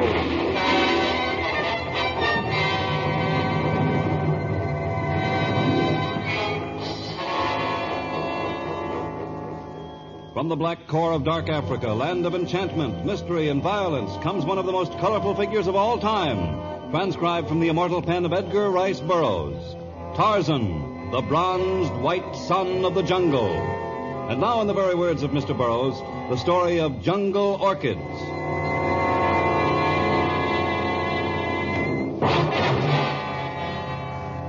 Everything about Edwina Clarke formed a strange contradiction. Her name and her fair skin proclaimed her to be English, and yet she had the almond eyes and the high cheekbones of the Orient. Her face had a classic beauty, unlined and extremely youthful, but her hair was silver gray, and her serene manner, her apparent gentleness, was perhaps the strangest contradiction of all, when one took into consideration the great bullwhip which seldom left her hand. Edwina's shop, like the others in the flower bazaar of Beccarata, consisted of crude stalls, but behind hers was a magnificent modern greenhouse in which she spent most of her waking hours. My poor, sweet darling. You look so ill. You speak to me, Moana? I spoke to this poor ailing orchid plant. Oh, my heart weeps to see it die. It most beautiful orchid, but was half dead when native bring from jungle. I know. Have you ever seen anything so incredibly lovely, Uga? Uga, take to other side of greenhouse where it get more light. No, I don't want you to touch it. Put it back. You clumsy, stupid fool. You've dropped my lovely orchid. You've killed it. No, Moana. No use whip. Please, Moana. No. No. No.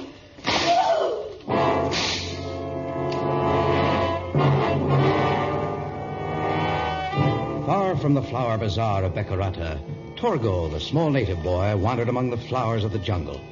He'd been warned against straying from the village of his people, but it was spring, and the fascination of nature had been too great. He was deep in a wooded glen that overflowed with brightly hued aristea, leucodendron, acacia, and orchids, when the rumble of heavy hooves and the trumpeting of elephants brought sudden terror to his heart. The panther, the elephant! Best run! No, come too fast! Help! Help! I'm coming, Torgo! I'm coming! Help! There. Hold on to me tightly while I grab this vine and swing up into the trees. Oh, just in time. Torgo had bow and arrows, so not afraid. Torgo, you have to learn that with or without your bow and arrows, you must not come into the jungle alone. But Tarzan say elephants his friends. Yes. Yes, it is true. I have made friends among the elephants, but when they are hunting for something, they're blind to everything except that for which they seek. Elephants look for water? No, there's a great deal of water in the mountain country at this time of year. I think they have a craving for salt. They require it for their great bodies. Tundra look for chumvi? That's right. There are several licks near here. though the elephants' trips in past years have greatly reduced the amount of chumbi to be found in this area. When elephants find licks, they be good. That's right. Give a man or a beast what he hunts for, and he'll be good. But as long as a search is on, either one is dangerous. Torgo come into woods, search for flowers. Oh, they are beautiful. Particularly those great orchids over there, the ones with the orange center. Well, Togo, if you have to hunt for something, I guess flowers are best. Elephants searching for salt almost killed you. Tarmangani searching for gold or oil or uranium have often threatened my life. Hunting for flowers is good, eh, Tarzan? And flowers are used as gifts to those who are sick or to someone whose beauty you admire. One cannot imagine anyone who searches for beautiful flowers having an ugly heart. Tarzan like people who search for flowers. Well, so far, no one has ever brought a safari into the jungle for flowers. But if one should come, they'd win my respect and trust.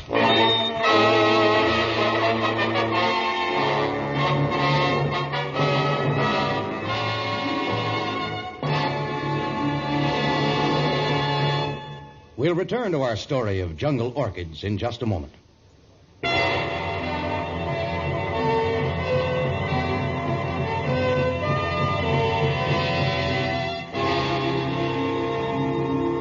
Attached to the greenhouse of Edwina Clarke's flower mart was her office. Like its owner, it too was a strange contradiction. The walls were of teak wood inlaid with mother of pearl, but English hunting prints adorned the wall. Somehow, though, the place suited Edwina. Her visitor did not seem so much at home. I just dropped in to tell you, Edwina, that this latest victim of your whip is in very bad shape. He had it coming.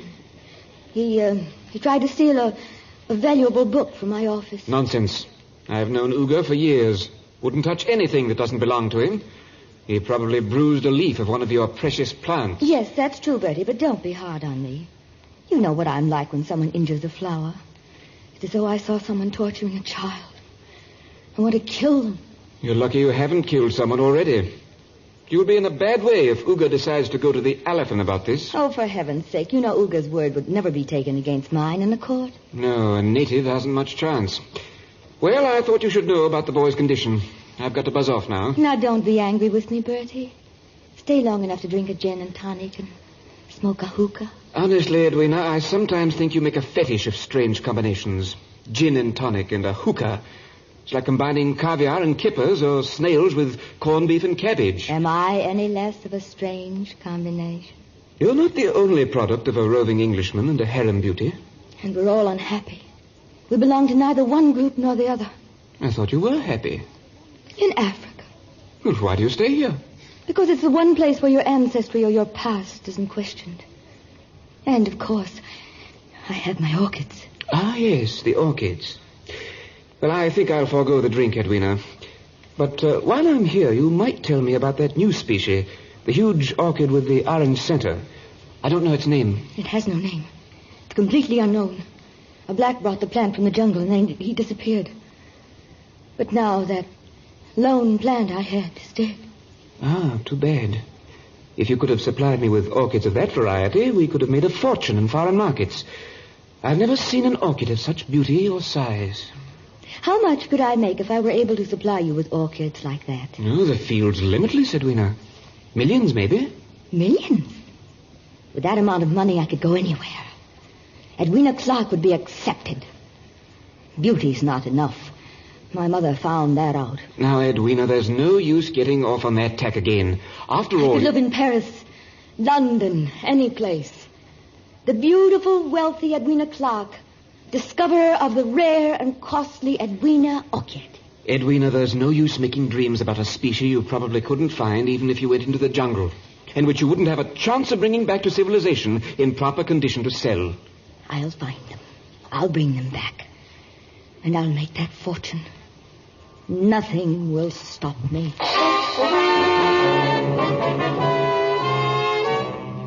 Several weeks later, the strangest safari ever to invade Tarzan's jungle hacked its way through the almost impenetrable forest. Almost a dozen bearers cut a wide path for a huge ox-drawn van.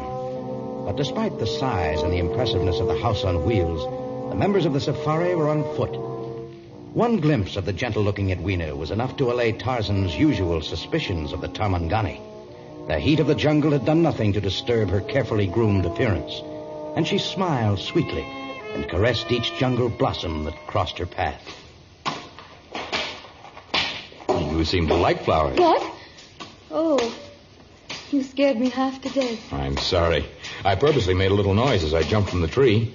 I guess the sound of the chopping... You must be Tarzan. Yes, I am. How do you know of me? It's a strange story, but my name is Edwina Clarke. I have a stall in the flower bazaar in Bikurata. I have been to Bekurata, but we did not meet. Had I encountered anyone as beautiful as you, I would not have forgotten. Thank you. No, we did not meet. But recently a native came from the jungle with a rare orchid plant. He said that Tarzan had suggested its sale as a means of raising money. Oh, yes, that was Anduta. I was helping him make enough to buy 6 head of cattle, the price of the bride he desired. So you are the one who purchased the great orchid with the orange heart. I paid him for it, and then I started to ask questions. About me? About the orchid. But as soon as the money was in his hands, he disappeared into the jungle.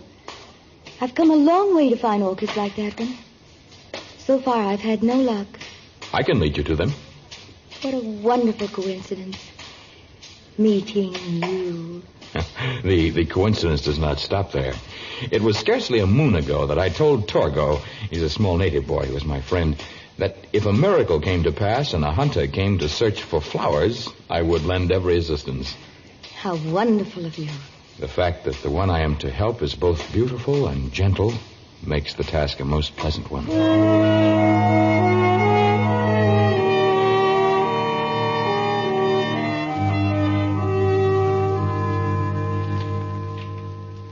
Edwina, the longer I remain in your camp, the more unusual I find you. In what way? Oh, in every way. That whip with which you hope to defend yourself against jungle animals.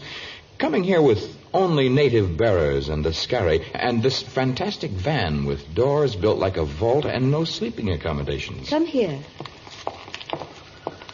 What's that? It's a compressor. It makes ice.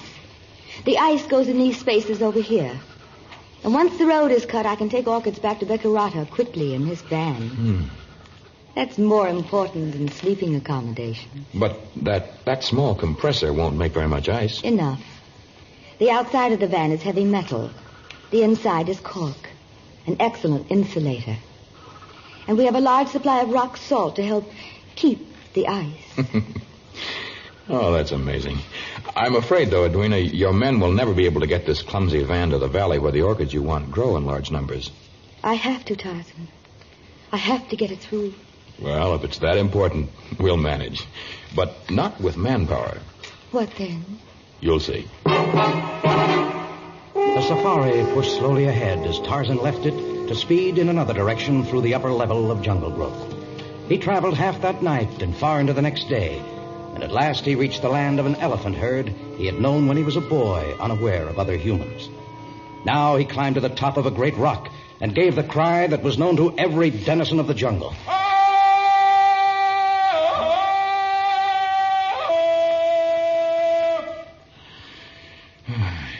Catch a slight scent of the elephant, yet they do not come. Perhaps they've forgotten me.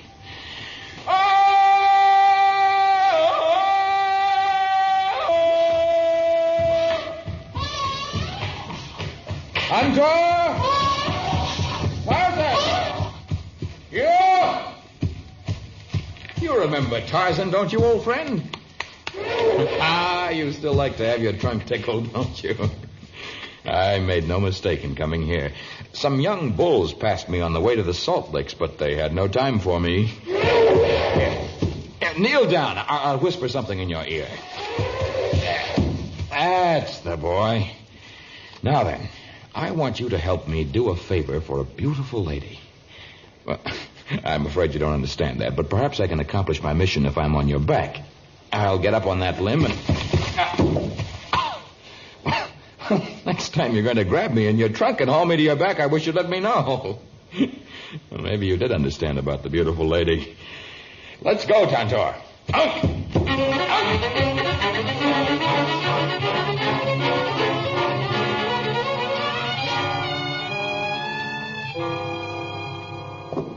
Manupara, Why have we stopped? Men stop chopping. Talk to small native boy who comes. Well, please ask him to keep the safari moving. We can't be sure Tarzan will come back with help. Small boy look for Tarzan. I'll talk to the boy. You tell the men to go ahead with their chopping. Adio. Anza machi. Menda upesi moana. Dogo toto.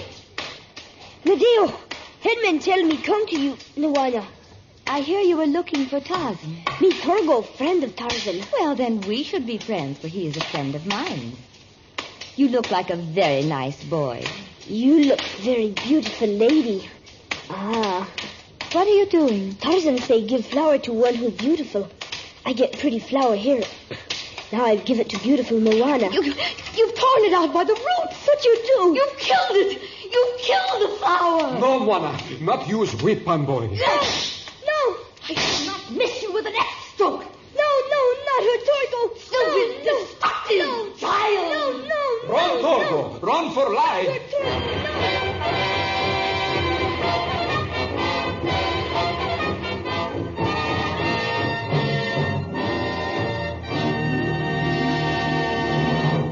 We'll be back in just a moment with the exciting conclusion of Jungle Orchids.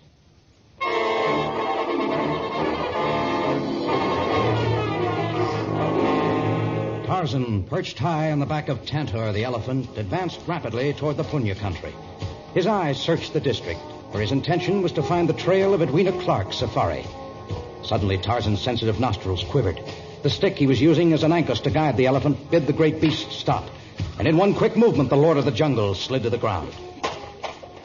Torgo, what has happened to you? You're bleeding. White Moana beat Torgo with whip. Those are not the marks of a whip. Marks of thorns. Beautiful lady try hit Torgo.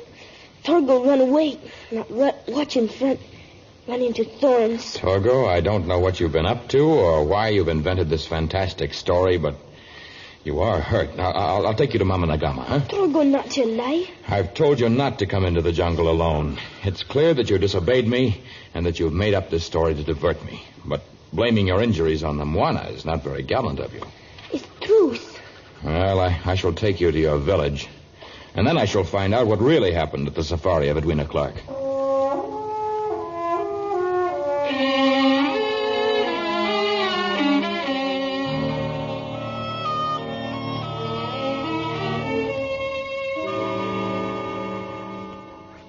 You are Manyapara, headman of safari? Nadiho, Buana.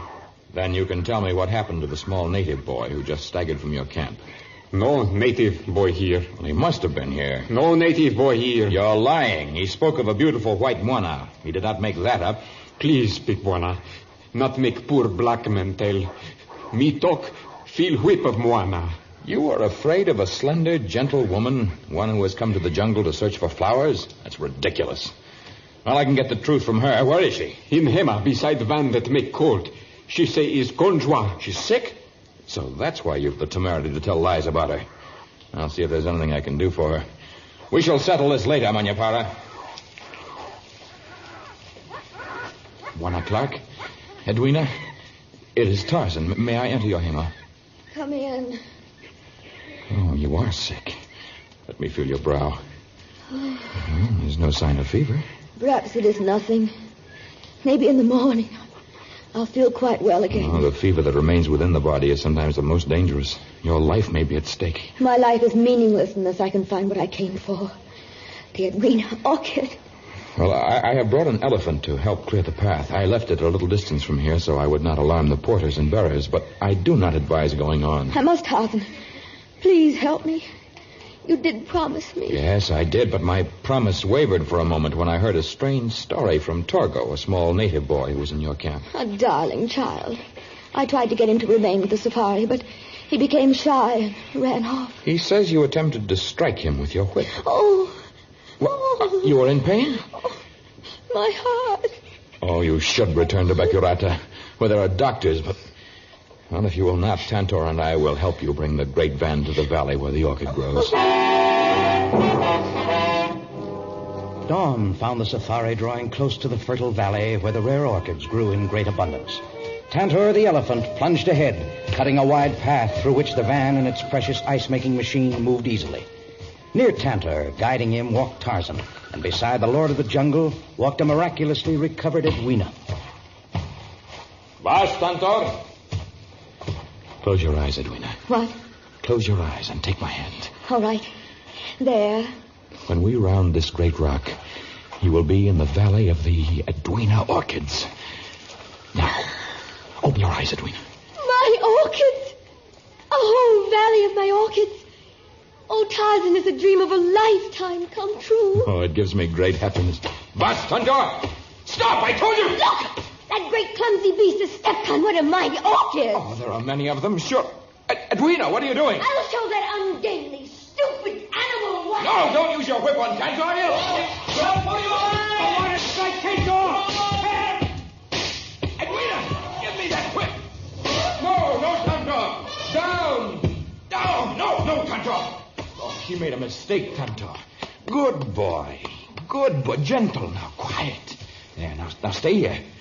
Don't move. I'm sorry. I saw him crush one of my orchids, and I guess I lost my head. You are lucky you did not strike him. He would have killed you. Even now you may be in danger at any moment. I'm sure he sensed your intention, and an elephant is famous for its memory. I didn't know what I was doing. Now I believe Torgo's story and the fright of your bearers and the Manyapara of the safari. Where are the bearers and the headman gone? They fled. They saw you about to strike Tantor, and they feared that he would kill everyone within sight. I doubt that they will return.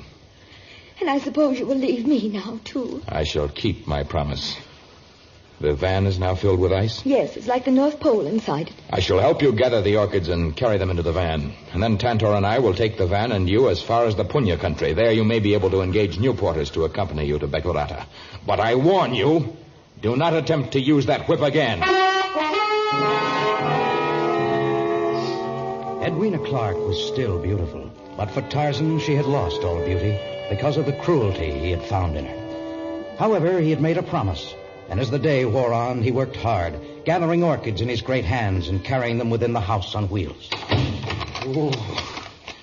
It's like the mountaintops in there. The ice is keeping better than I thought it would. The rock salt helps, and closing in tightly each time. Did you slide the bar? Yes, I slid the bar. It isn't strange that the ice remains firm. Even Tantor couldn't escape from that box. Well, another few loads and the van will be filled. I guess I'll go to the other side of the clearing. There's some here, right by the big rock. All right, I'll help you pick these, and then if we haven't enough, I'll get those on the other side. All right, there's one right here. I almost stepped on it. You did step on it. You crushed it beneath your clumsy feet. I didn't step on the flower. I might have crushed a leaf, but... Edwina! You're like all the rest. You don't love flowers. Put that whip down! I told you if you had... Then. I think this whip has bitten into the flesh of enough victims of your insanity. You broke my whip. If I had not dug my nails into my hands in order to control myself, I might not have stopped at breaking that whip. I'm sorry. I never mean to hurt anyone, but... I will hear no more false talk about your being sorry. I shall put this orchid, which is perfectly unharmed, within the van, and then we shall leave this valley. It's not full yet. I'm sorely tempted to empty it. He did crush it. He crushed a flower. These beautiful flowers here. How anyone who loves flowers can be as you are, Edwina. Well, you shall not return here. Not as long as I am Lord of the Jungle. Not return here? I thought at first that you were... I shall return, Tarzan. I shall return many times. After you have frozen to death. You won't escape from that van. You won't. You'll freeze to death. You will.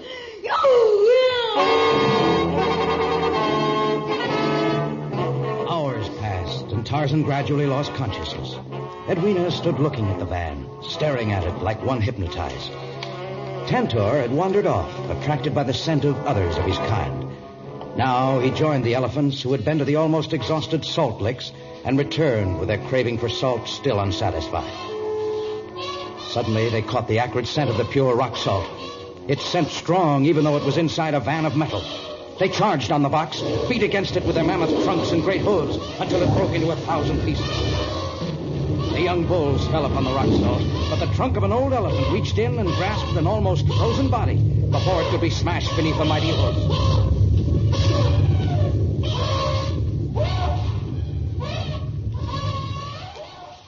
Tarzan awoke later, his body warmed by the equatorial sun. Oh. Edwina? Over here. Dying. What happened? The van. You... Elephants. They crushed the van. And me. Saved you. You know there is little I can do for you now. Only one thing. Bury me there at the entrance to the valley. And place in my hand one perfect orchid. An Edwina orchid.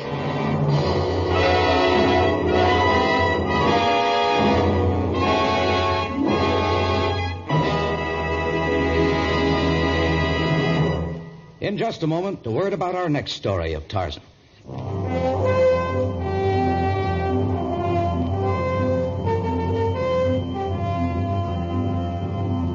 The Casanya Railway is a puny affair compared to the great railroads of civilized countries. It runs on narrow-gauge tracks, its engines are antiquated, and it passes through no great cities as it winds north from Africa's Gold Coast. But it carries millions of dollars of gold bullion, a temptation to those who dream of wealth and are willing to brave the terrors of the jungle in order to achieve it. Tarzan, a transcribed creation of the famous Edgar Rice Burroughs, is produced by Walter White, Jr., prepared for radio by Bud Lesser, with original music by Albert Glasser. This is a Commodore production.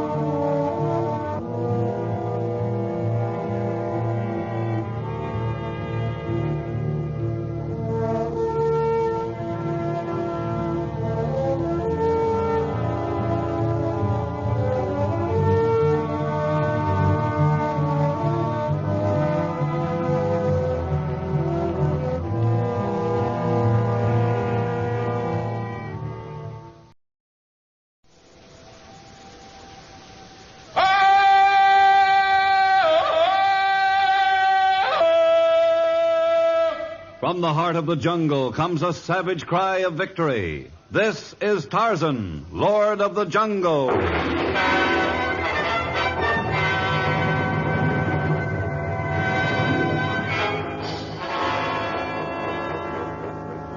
From the black core of dark Africa, land of enchantment, mystery, and violence, comes one of the most colorful figures of all time, transcribed from the immortal pen of Edgar Rice Burroughs. Tarzan, the bronzed white son of the jungle. And now, in the very words of Mr. Burroughs, the story of Gold Coast robbery.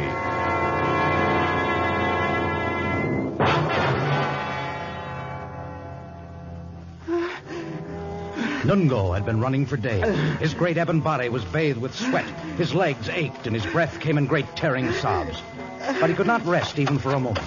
Terror drove him on, and only the hope that Tarzan was in his seacoast cabin gave him the courage to go on. And now, at last, he had reached the cabin's clearing. He was near exhaustion, but fear provided the strength with which to summon the Lord of the Jungle.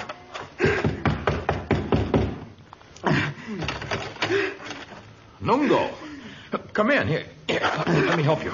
Doctor, save Nungo from police. The police? Here, catch your breath, Nungo. And tell me what this is all about. Not much time. They're close behind. Here, sit down. Drink this, will you? Santa. Now then. Police coming to village of Nungo's people. Arrest 6-8 warriors of tribe. Arrest Nungo. Nungo run. Men chase. What crime are you and the others accused of? Not tell us. Just come into village with thunder sticks. Take warriors from him. It's police. Tarzan save Nungo. Good evening. Who are you? What do you want? I am Abdul El Kifin, and this is Ben Hasib, my deputy. We represent the police, and we track the native here. Who are you? I am Tarzan, Lord of the Jungle. Ah, the great protector of his black brothers. Well, you will gain nothing by lying, Tarzan. We know the native is here. I did not plan to lie. He is here. Come in. There's the no-good scoundrel keeping crouching in the corner. Ah, he does well to crouch in fear. Not use thunderstick on Nungo. We have no intention of shooting you, not after having followed you for hundreds of miles. Get to your feet. Just one moment, El Capin. What? A man is entitled to know what crime he is accused of before being arrested. Nungo and several others of his tribe are accused of robbing the Casanya Railway. Robbing the Gold Coast train? 3 nights ago, they piled heavy lumber and rocks on the track. The engineer was forced to stop. When he did, the blacks overpowered him. Over $1 million worth of gold bullion was stolen. And what proof have you that the men of Nungo's tribe were involved? The proof will be established in the police court at Porto Chibir. There is no government court at Porto Chibir. Do not put words into my mouth. I did not mention a government court. Then what court convenes there? The Casanya Railway, as you know well, traverses the distance from the Gold Coast to Port Said. Thus, it passes through the possessions of several different countries. But the right-of-way is under the control of the railroad itself. We operate the trains, we patrol the land, we maintain our own police, and we conduct our own courts. It is this court that Nungo and his fellows will face. It sounds like a very impartial court. Our power is great. Tarzan, I warn you against any interference. You warn me? Every indication points to the fact that the natives who robbed the gold shipment have been directed by someone of superior intelligence. I would not require too much prodding to arrest you also.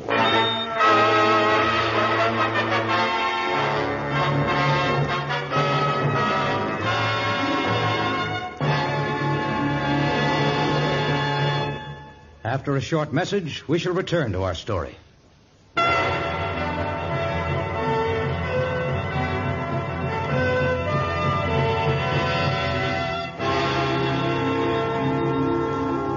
The Casanya Railway, for all its precious cargo of gold, is a puny affair. Its narrow-gauge tracks wander almost aimlessly across jungle and desert.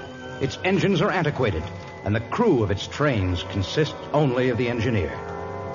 Now the engineer, who had been bound and gagged a few days before, faced the friendly court at Porto Chibir.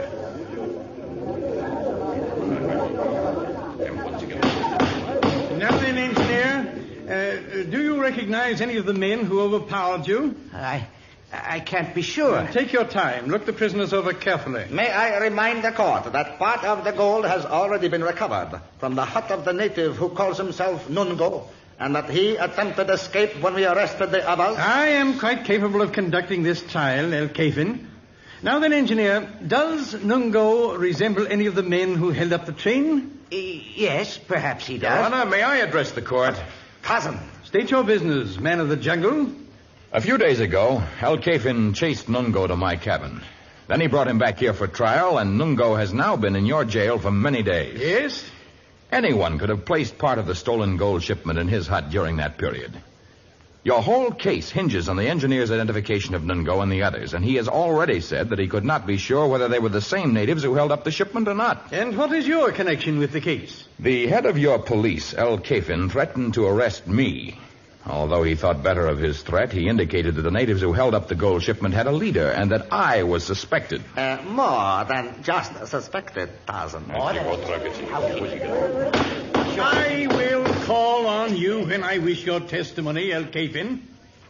Go ahead, Tarzan. I admit freely that these suspects whom you have lined up here like defenseless cattle awaiting slaughter are my friends.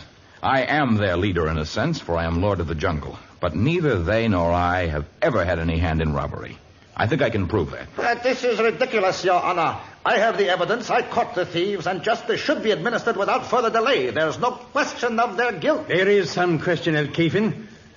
How do you propose to prove their innocence, Tarzan? Through the use of the leather truth pellets. Well, I've heard of this native test, but I do not understand it. The use of the truth pellets is known to only a few. I learned it from a native medicine man who was wise in the ways of men. Well, it might be worth a try. I object strenuously to the use of these truth pellets. Part of some native superstition Tarzan learned from a witch doctor with a ring in his nose. It so happens, Alkafin, that the learned Witangala, from whom I learned the secret of the truth pellets, did not wear a ring through his nose. He belonged to a people who affect an 8-inch length of bone through the septum of their noses. It did not affect his sense of justice. Well said, Tarzan. Proceed with the truth test. The courtroom was tense as the prisoners lined up before the bar of justice to take the truth test of the jungle.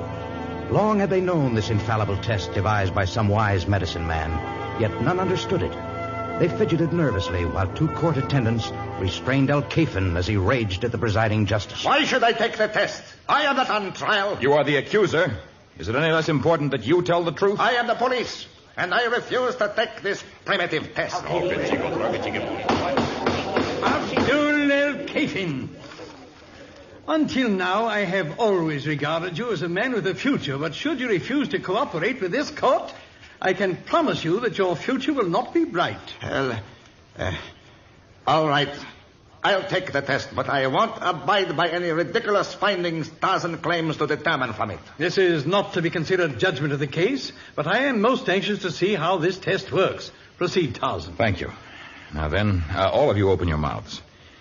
The pellets, Guanete, Macalia, Niato, Uzongo, Proenja, Dungo, the engineer, and Alkafin. Thank you. The pellets that are in your mouths now are small. They will not interfere with your answers. Well, that's simple so far. Go ahead with the questions. Nungo, you were away from home on the night when the train was robbed. Where were you? Nungo and other men accused hunt for wild beasts. Your hunting trip took you near the tracks of the Casanya Railway? The deal. We follow spoor of wild beast herd. Go near tracks. Ruenja, did you or the others drop some rocks or some heavy timber on the tracks? Senor, Tarzan. Ruenja not go near tracks, not drop anything. Engineer, are you sure you did not stop the train of your own accord? Why should I do that? For a share in a gold shipment, you might have been tempted. Honestly, I've told the truth all along. The tracks were piled high with rocks and heavy timbers. I had to stop. I had just put on the brakes when the natives swarmed all over me. And Alkafin and his askari arrived only a few minutes later? That's right. Alkafin, how did you happen to be near the village of Momades, almost 80 miles from Porto Chibir? My deputies and I were following up another case. One concerning a minor sabotage to our tracks. Sabotage? Yes. Some of the people around there must have stolen some rail spikes to use as... Well, I don't know what they intended to use them for, but... You were examining the track from which they were stolen, huh? Naturally. And yet you didn't happen to see the spot where the rocks and the lumber were piled high enough to stop a train? We were traveling in the other direction. I see. Would you all open your mouths now? Thank you. I shall collect the leather pellets. Ah. Well, what do the little pellets tell you, Tarzan? They reveal that those I did not question were prepared to tell nothing false, and that the truth was spoken by all those I did question, save one. And the one who lied, according to your test? Your chief of police, Abdul Alkafin. What's he trying to get away with? This is ridiculous.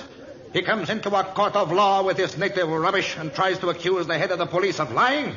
You'll do nothing that is not sanctioned by the court. Attendants, return the natives to their cells until I've reached a decision. Alkafin, you are free to go about your duties, but be where I can reach you. I have business in the camel market. I shall be at the livery stable of the old man of the gray beard. I know where it is. Tarzan, I wish to speak to you in my office. I'm not at all convinced of the miracle of your truth test.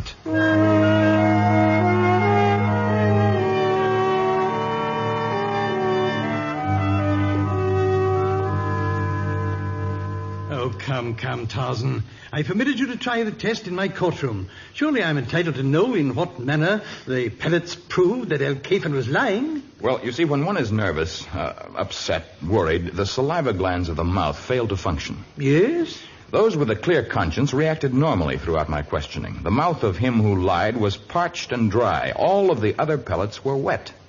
El Cafin's was bone dry. A remarkable piece of psychology. Still, it can hardly be accepted as proof that... Tarzan, watch out!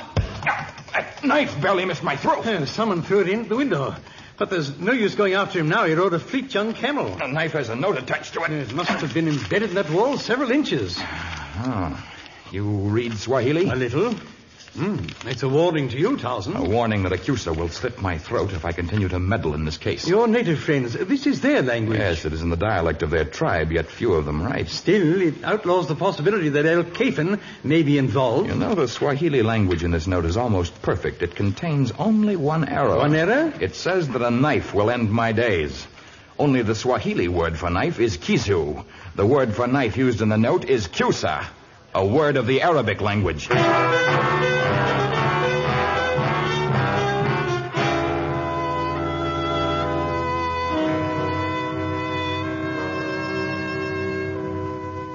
I have done as you told me, Tarzan. I have issued a bulletin stating that I have adjudged the natives guilty, that they will be sentenced shortly. Good. But what will it accomplish? It will make bold the real thieves. El Cafin, perhaps, or those he attempts to shield. But by this time, they've already escaped with the gold shipment. There is an old custom in the case of a lost coin. You throw another into the air. Where it lands, you find the first coin. I have heard of the superstition. It sometimes leads to the loss of the second coin. And sometimes to its recovery. Have faith in me. Make another shipment in your usual fashion. Take no pains to broadcast its departure, but make no effort to hide the fact from those who are ordinarily aware of the shipments. All right, it's a good idea. This time we'll have a troop of soldiers on the train. Oh, no, that would defeat my purpose. Those who learned of the shipment would also learn of the presence of soldiers. But I can't send another shipment unguarded. Tarzan will guard it. I will slip aboard as the train goes through the jungle. Not even the engineer will be aware of my presence. You intend to guard the shipment without help? Oh, you need have no fear. Although the engineer will be unaware of my presence, anyone who attempts to rob the train will be keenly aware that Tarzan guards the treasure of the Gold Coast and the reputation of his friends.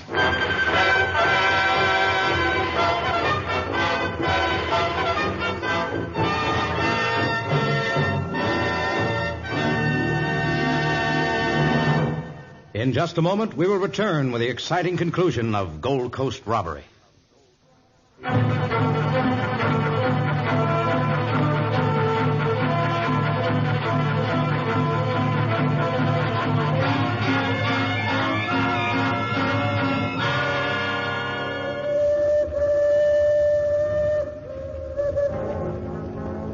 As the gold train passed from the jungle to the sandy plains of the Libyan desert, Tarzan sprang from a narrow trestle to the roof of a boxcar. He had crouched there but a short time when a horde of savage natives jumped from the backs of fleet camels and swarmed onto the train, overpowered the engineer, and brought the train to a stop. Others smashed in the doors, protecting the gold.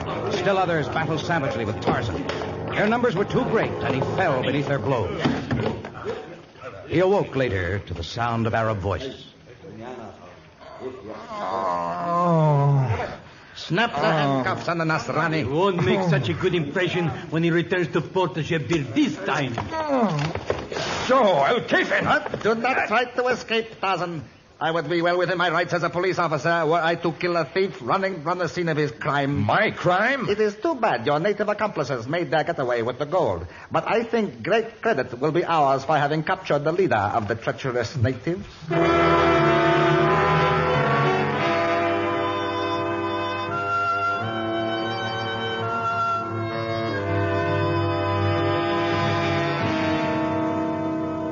Why do we waste time, Your Honor? You have the power to sentence Tarzan without further preliminaries. We are not in the courtroom, El Cafin, and Tarzan is not on trial yet. Thank you, Your Honor. You need give me no thanks. I intend to mete out the punishment due you after we have recovered the gold you and your followers have stolen, and after I've gathered the testimony I need. Now, where's the engineer of the train? Here I am, sir. What is the complete story this time? It's just as I told El Cafin. I was keeping my eyes on the track ahead, afraid they might have built a blockade like they did last time. Yes? Suddenly I heard camels coming at full gallop. They were the fastest camels I ever saw, not like the old-timers in the marketplace here. Well, they overtook the train before I knew what was happening. And the thieves bound you and knocked you over the head? That's right. But you retained consciousness, long enough to determine that they were natives and not Arabs, as Tarzan has led us to believe. Oh, they were natives, all right. And Tarzan was with them? Well, I can't say he was with them, but I can swear he was there. I caught a fleeting glimpse of him just before I lost consciousness. So? Of course I was there, Your Honor. You knew I planned to be aboard. Yes, you duped me very successfully. Or perhaps I fooled myself with all the talk about Arabs being responsible. I overlooked the previous testimony of the engineer concerning your natives. Even your famous truth pellets did not accuse him of lying. It was lucky we arrived at the scene of the robbery before Tarzan regained consciousness and escaped. Shall we take him to a cell? My court attendants are quite capable. Tarzan in handcuffs does not frighten me. The rest of you are excused. I'll remain here until Tarzan is behind bars. I said you were excused, El Kafin. All right. All right, only I think you're taking a chance.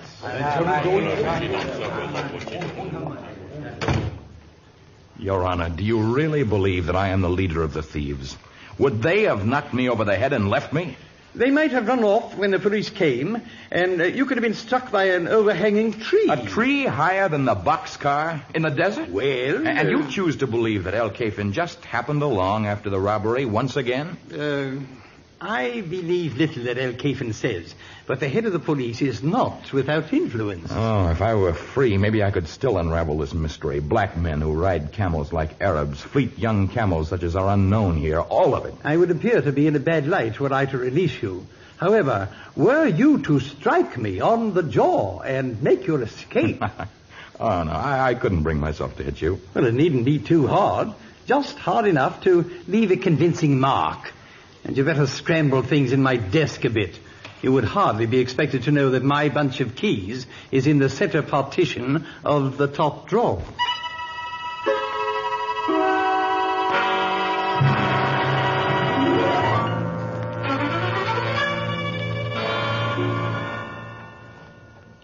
Why you helped Nungo escape, not let others out, Tarzan? I may need help. But if all of you were gone, the alarm would be sounded within minutes. You may not be missed right away, and it may be some time until anyone goes into the office of the justice. Where we go now? Oh, this is the marketplace we're approaching. Quick, into this doorway. Gani? Oh, we're in luck, Nungo. This is the store of a dealer in used clothing. Nungo not know what Tarzan... Now, put your shoulder to this door. Now. Close the door, Nungo. An Arab robe and a burnous. I'll put them both on. And then I defy anyone to recognize Tarzan. Nungo dressed like Arab, too? No. I think the impersonation would be difficult for you, Nungo. Oh, here we are. His uniform of Senegalese soldier. Yes, I think you will look most handsome in the tasseled fez. We shall have to return these garments later, Nungo, but first we shall visit the camel livery belonging to the old man of the gray beard, where El Kafin said he had business to attend to. Perhaps we may learn the nature of that business.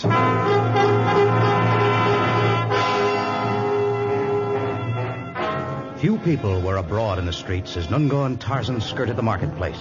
And those who did pass paid little attention to the soldier of Senegal and the tall, stoop-shouldered Arab. They went unchallenged as they passed the flower bazaar, the shop of a brazier, and the stall of a dye merchant. Next to this last shop, where citizens of Porto Chebir could bring fabrics they wished dyed, was the camel livery of the old man of the gray beard. The building was sprawling and dilapidated, and the grizzled Arab who sat on a rickety stool near its entrance seemed to match the age and condition of the stable. You desire something, child of Allah? This humble servant of Mohammed and his friend, a noble soldier of Senegal, desire to engage 2 fleet young camels. Alas, sir, camels are all more than 40 years of age, and they travel surely, but without fleetness.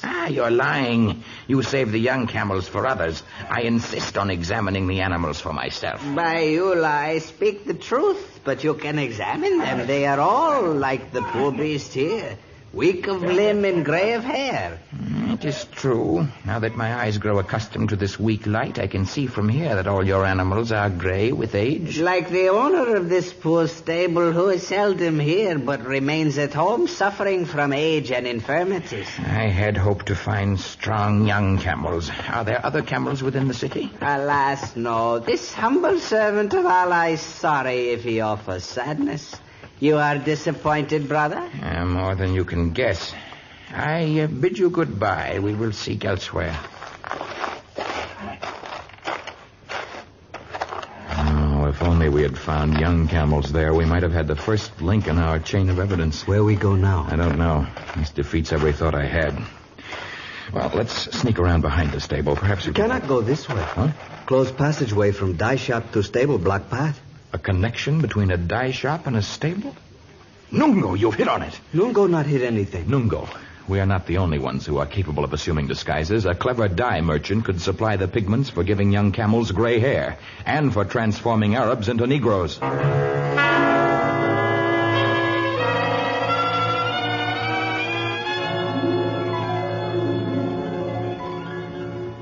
Can't see anything here? Nothing but harnesses and bridles. Oh, wait, under this pile of straw. Bracelets, rings, breechcloths of natives. We're on the right trail, all right.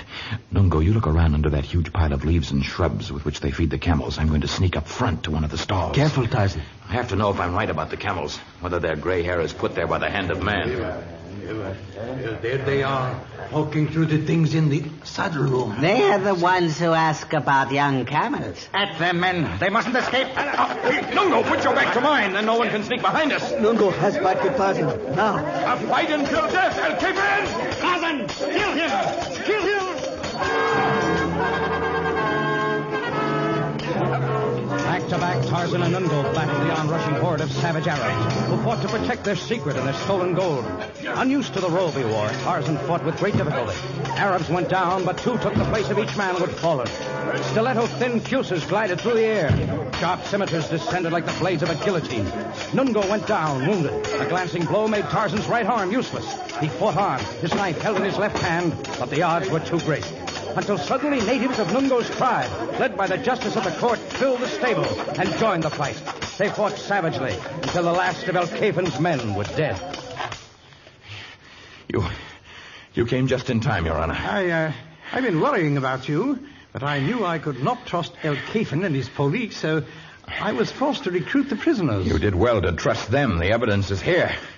I'm sure you will find that the camels, despite their gray hair, are young, and that the owner of this establishment, the old man of the gray beard, was none other than El Cafin, and that the Negroes who robbed the gold were his men in disguise. Look, Buana. Black dye behind ears of dead Arab. It's true.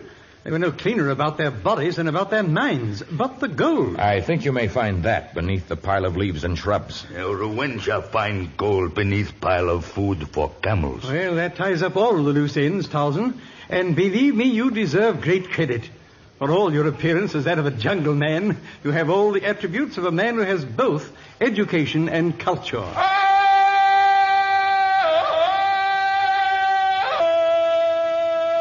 Tarzan, what in the world was that savage cry you made? It was the victory cry of the victorious bull ape.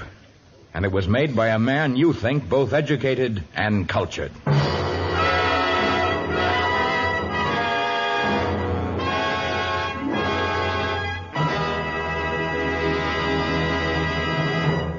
In just a moment, we shall return with a word about our next story of Tarzan.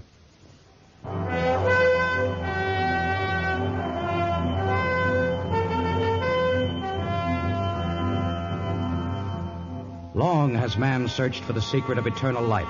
He has crossed continents searching for fountains of youth. He has begged savage medicine men as well as educated pathologists to produce an elixir to stem the advance of age. And each time man has felt this goal within his grasp, he's been willing to kill to achieve eternal life. Our next story will be Life or Death. Tarzan, a transcribed creation of the famous Edgar Rice Burroughs, is produced by Walter White, Jr., prepared for radio by Bud Lesser, with original music by Albert Glasser. And this is a Commodore production.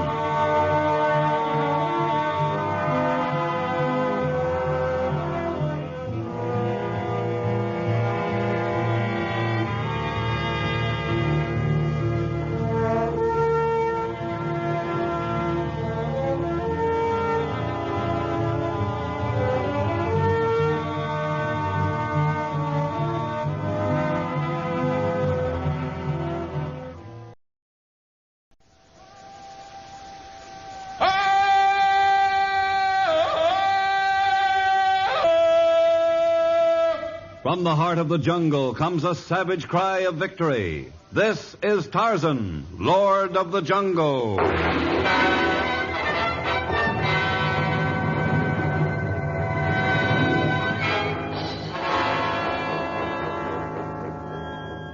From the black core of dark Africa, land of enchantment, mystery, and violence, comes one of the most colorful figures of all time. Transcribed from the immortal pen of Edgar Rice Burroughs. Tarzan, the bronzed white son of the jungle. And now, in the very words of Mr. Burroughs, the story of life or death.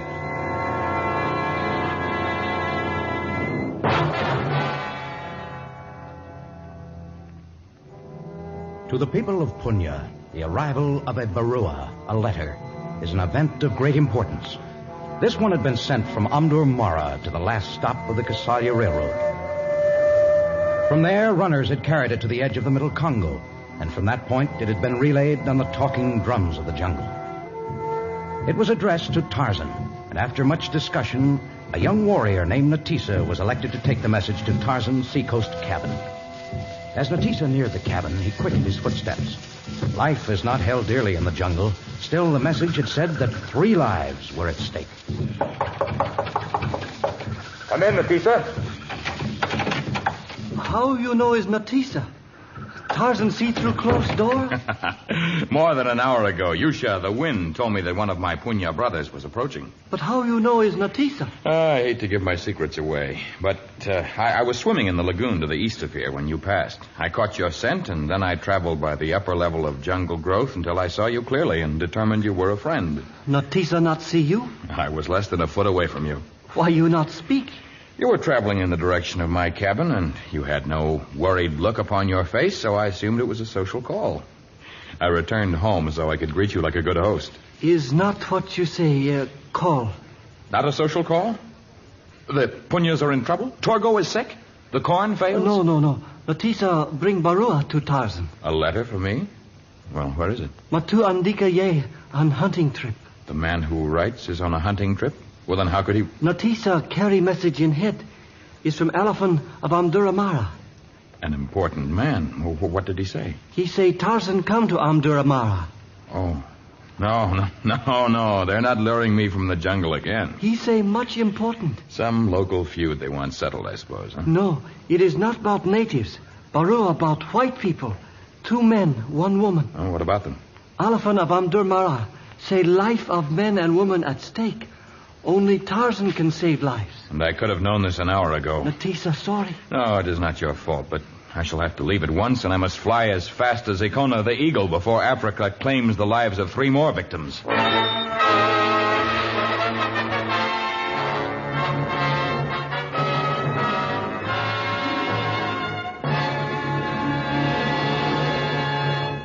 In just a moment, we will return to our story of life or death.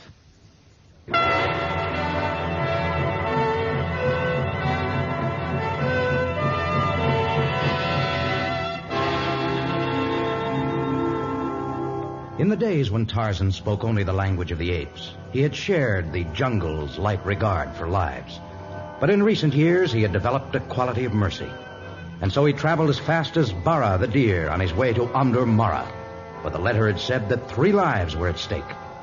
And his mission took on added importance upon his arrival at the ornate palace of the Elephant of Amdur Mara. Putting aside the customary ceremonials of the Orient, the elephant's courtiers lost little time in ushering Tarzan into the private chamber of their potentate. I bid you welcome, Lord of the Jungle. Thank you, great ruler of Amdur Mara. I came as quickly as I could. Truly, you came upon winged feet. Where are the people whose lives are in danger? What is the nature of their peril? We will come to that in good time. Pray be seated on a rug or an ottoman, and I will send for cool wine. Perhaps you would have a dancing girl entertain us before we get to the business at hand. The business at hand? The message you sent me, unless the natives garbled it badly, said that it was urgent, that I arrive here at once, that lives were at stake. You have lost nothing of your impatience since last we met. I did not mean to appear rude, but I traveled both night and day to arrive here quickly. I did not travel at that rate of speed to drink your wine or be entertained by your dancing girls. Then we will dispense with the entertainment and speak of the favor I seek of you. Favor? In a small antechamber adjoining this one are 3 Americans. One is an old man whose name is Pierce Ingersoll. As you may know, He is an international figure in the fields of petroleum development and finance. And he is in some great trouble? The usual trouble of a man who has already enjoyed the normal span of life, but is unwilling to die. Unwilling? He has heard of a fountain of youth in the jungle, and he and his daughter and son-in-law, Barbara and Cliff Powers, have come to find it. Like so many other fools before them. This fool falls into a very special category. His influence in Amdura Mara is great. He owns valuable leaseholds and land grants. He has stated flatly that unless I am of help to him, he will give up all his interests here. It would mean the end of my reign. That would be most unfortunate. You have been a just ruler. But what is my connection with this matter? They have a map that designates the position of this fountain of eternal youth. I have been unable to secure a professional guide, so I sent for you. You had the audacity to send a message that 3 lives were at stake in order to lure me from my jungle to act as a guide? Their lives do hang in the balance, for they insist that with or without guides, they intend to find this magical spring in the land of the Mahumazori. The land of the Mahumazori? I do not wonder that you are unable to secure a guide for them. Precisely. I have never been to the land of the Mahumazori, but legend has it that they are the fiercest tribe on the entire continent. Tarzan, I implore you with every means at my command to escort Ingersoll and his party. I do not expect them to find any elixir that will make them live forever, but at least with you, they have some chance of returning alive. Even with me, their chances would not be great. Really, I have no heart for this mission. Tarzan, I beg of you. So much depends on it. Do you really believe your position would be in jeopardy if I refuse? My position as a ruler and the livelihood of hundreds of natives who work in his oil fields. Also, the livelihood of many clerks and minor officials who work in his offices here. I see. Well, I am confident that no fountain of eternal life exists, but I cannot let them throw their lives away in the jungle. Nor can I be responsible for your loss of power and your subjects' loss of employment. You will do it, then? You may tell Mr. Ingersoll that we leave tomorrow for the land of the Mahumazori.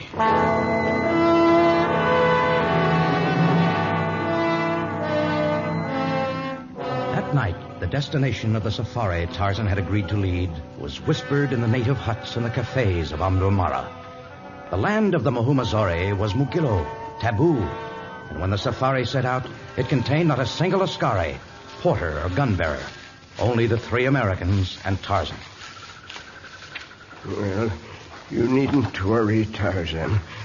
I'm quite capable of walking every inch of the way.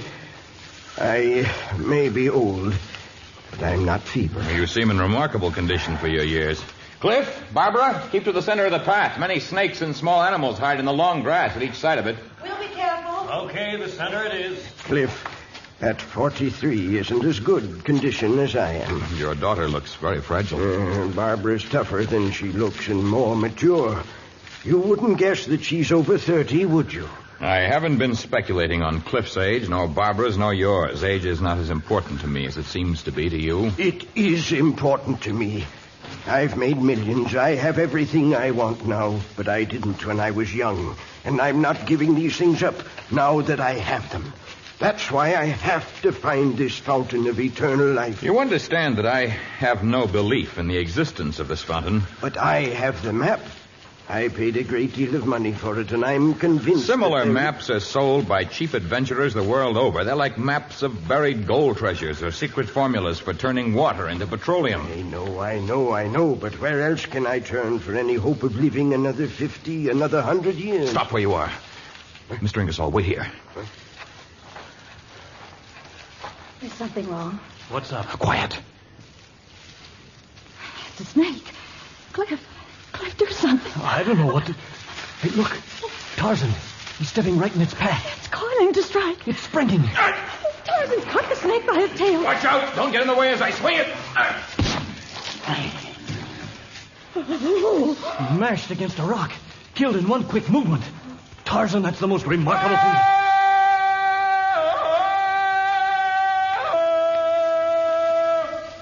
Why did you do that? It is the victory cry of the savage bull ape. I am a man of the jungle. I have lived all of my life here. But can't you see that you do not belong here, that your life and your training have not equipped you to protect yourself in the jungle? We're not turning back. We know it's risky, but we're game. Was that a poisonous snake, Tarzan? One of the most deadly, Mr. Ingersoll. The natives call it the yamolinga. The white men refer to it as the red boomslang. Mr. Ingersoll, you and Cliff bring up the rear. I shall go ahead with Barbara. All right. Yeah, might be safer for all of us that way. Well, I never saw anything like that in my life. Barbara, Yes, Tarzan. it's clear why your father is willing to risk his life to find this fountain, for he's near the end of his allotted years. But why are you and your husband willing to risk your lives? For Father's sake. You see, he's worked hard all his life. He's given me everything I ever wanted. And he's made things a lot easier for Cliff. So why shouldn't we take a chance for him? You know that even if we escape death from some savage animal or from the warriors of Muhumazari, a man of your father's age may not be able to withstand the rigors of this trek. Yes, I know.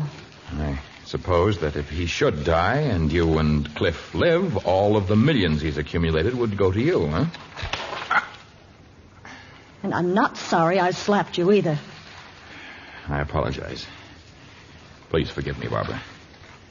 But I've met so many conniving, greedy people among those who come into my jungle. It may interest you to know that upon Father's death, the bulk of his estate goes to charity. He believes Cliff and I should make our own way in the world. Oh, he's helped us, of course, but we'll get no fortune when he dies. So I'd advise you to forget about analyzing our motives and concentrate on the task of getting us to the land of the Muhumazari.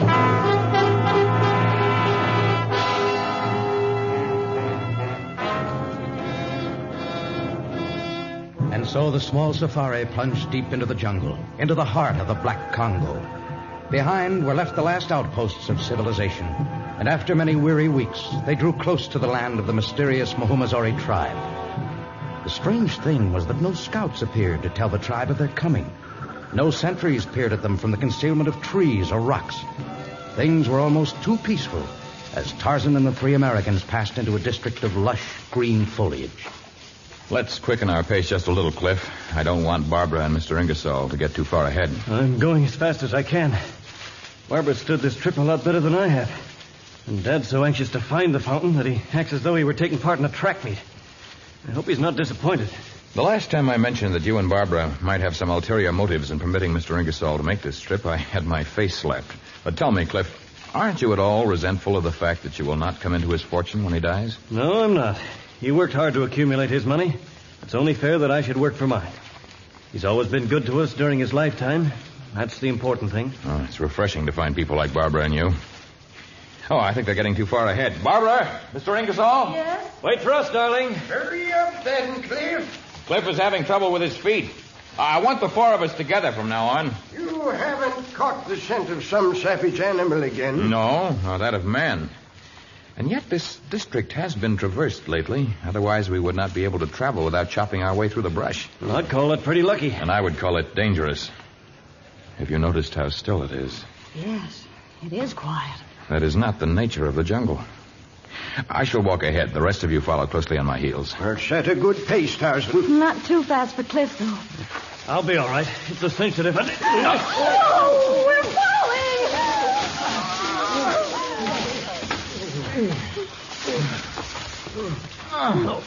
What's happened to us? Where are we?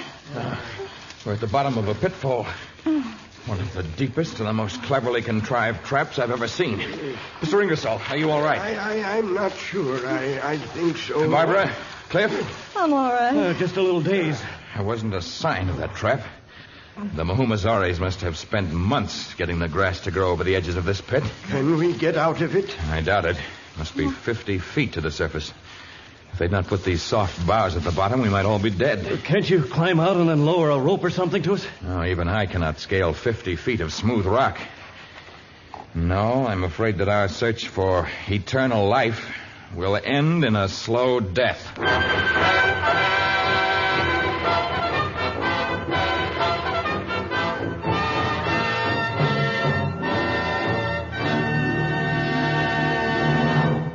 In just a moment, we shall return with the exciting conclusion of Life or Death.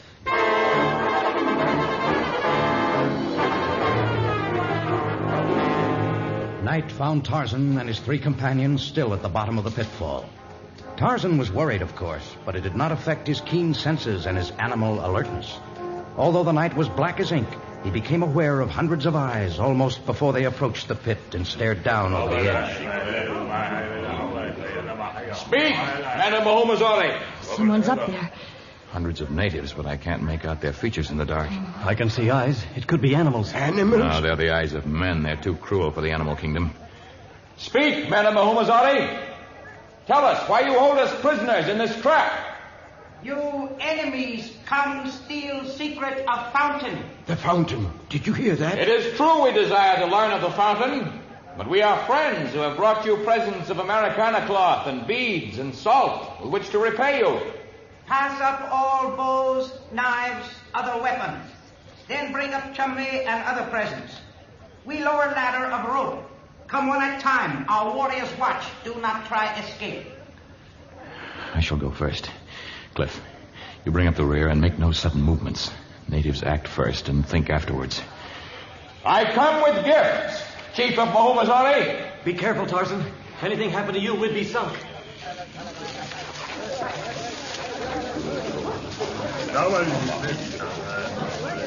Here, our only weapons. Bring presents up.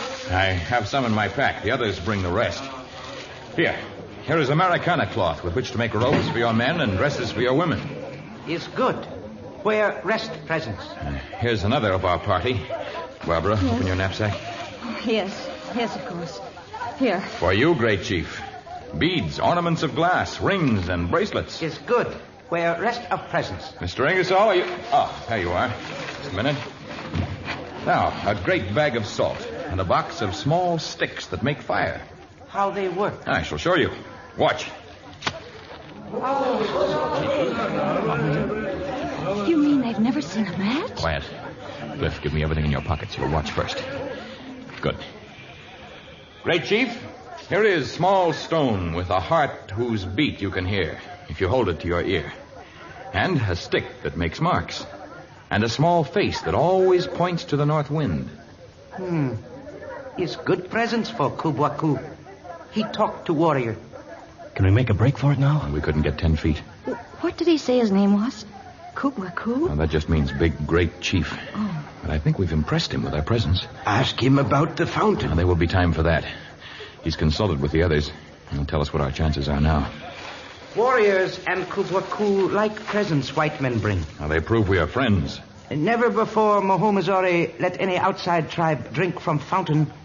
Never before we spare life of stranger. But this time, because of presents, we break rule. Oh, thank heavens. You turned the trick, Tarzan. Presents are price of one life. White strangers decide which one lives.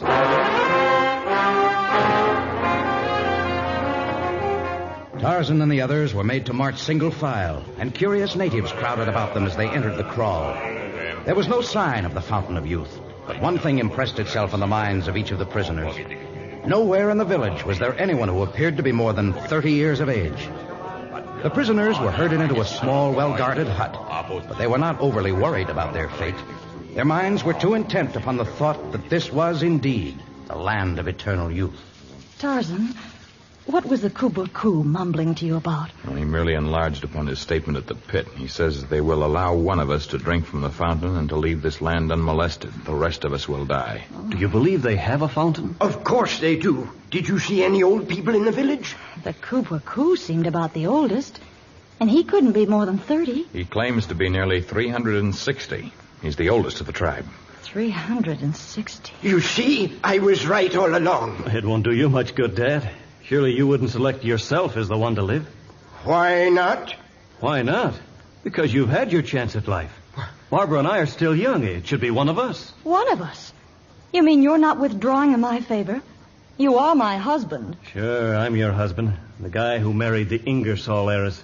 For all the good it ever did me. Cliff! Well, let me tell you something. If I get the secret of the fountain, I'll make my own fortune. What? I'll make the Ingersoll millions look like peanuts. Oh, well, I'm certainly glad to know how you feel, Cliff.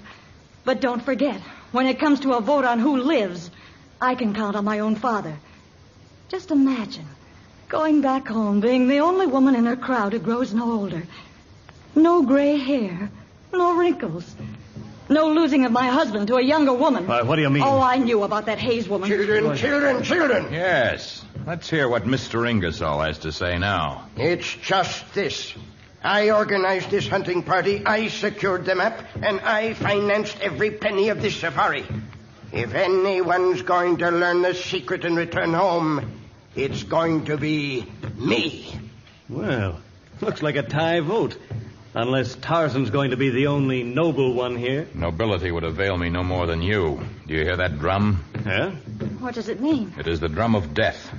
The promise of the Kubwa-Ku that one of us should live was a hollow joke. When their celebration has reached its peak, we shall be led to their ceremonial place, tortured, and then killed. Perhaps within sight of their fountain of everlasting life.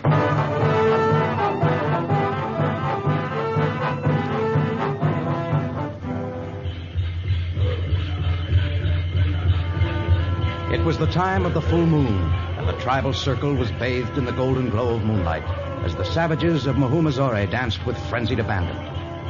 This was no mere festival dance or preparation for war. This was the dance of death. Gradually, the guards who surrounded the hut containing the prisoners drifted to the tribal fire. But Tarzan hesitated. He might escape, but how could he live in the jungle without even a hunting knife? And what of the others? While he pondered the question, the door of the hut suddenly swung open. The Kubwa-Ku. Here. Bow, arrows, hunting knife, flintlock gun. Run with me to forest to make escape. What sort of a trick is this? What's he up to? No trick. Tribe like Kubwa-Ku in temple. He get out, come to you. Together we escape. What are you escaping from? From death they planned for me. No time now to talk. Soon find Kubwa-Ku gone. Chase him and you. Well, I don't know what this is all about, but he has brought us weapons, and we have little to lose by trying to escape now. I'm not leaving, not without the secret of eternal life. Nor I. Why, a woman would have to be crazy to leave a place where you can live to be 360 and still look like Kubwa-Ku here. Oh, that part of it's nonsense. I can see that now. Tell her you're not that age, Kubwa-Ku. No, that's true. Kubwa-Ku 360. They're coming closer. Come on, we have no time. I'll stay here. Don't be a fool, Ingersoll. I'll be a fool with him. Not me. I'm coming along. The others are coming, too. Kubwa, you're powerful. You carry the old man. I'll take the girl. Through the night they ran, the native chief carrying the old man, Tarzan carrying Barbara, Cliff staggering in their wake. And behind them came the natives of Mahumazore. But by dawn, they had outdistanced the warriors, and as they stopped to rest, Tarzan faced the strange fugitive from his tribe. Well, I think it's time for an explanation. Why were your people about to kill you, Kubwa-Ku? Did it have something to do with us? No, it was my time. Your time? Once Mahumazore weak people. Other tribes raid Mahumazore village often. Warriors killed defending old people. Then chiefs say kill all old people. With only young we strong. There were no old people in the village. Law passed. Soon only young people in village. We make up story about fountain of youth. Other tribes think we have great secret, great power. They afraid we live in peace. Then there is no fountain? No. But you said it was true, that you're 360. Is true. Today, Kubwa has day of birth. Your birthday? Kubwa think they not kill him because he chief. But law is law. Every member of Mahumazore die when he reached 360. Only young men live. Now, this is getting crazier and crazier. You can't tell me this man is 360, or that men of his tribe are young until they're 359 without some fountain or something. At last moon, when Kubwa 359, he's still young. What strikes you as so terribly funny, Tarzan? The solution to the secret of the Mahumazore. He says at the last moon he was 359, and at this full moon he is 360. Yes? Well, can't you see? These natives figure only by the moon. He's not 360 years old, but that many moons old. You'd have to divide that number by 12. He's 30 years old. And had he died at 30, according to the customs of his tribe, all of us would have died seeking that which does not exist. A magical elixir to keep us upon this earth longer than the span allotted by the great chief of us all.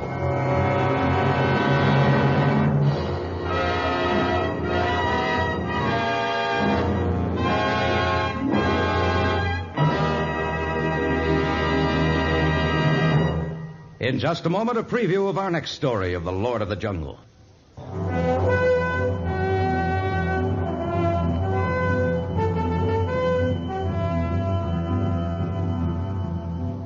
One day in 1867, a child who lived on a farm near Africa's Orange River found a pebble that glittered pleasantly in the sun. It was the first diamond ever found on the dark continent, and the small pebble formed the foundation stone of great industry, fabulous wealth, and dark violence. D for diamonds and death is our next story of Tarzan. Tarzan, a transcribed creation of the famous Edgar Rice Burroughs, is produced by Walter White, Jr., prepared for radio by Bud Lesser, with original music by Albert Glasser. This is a Commodore production.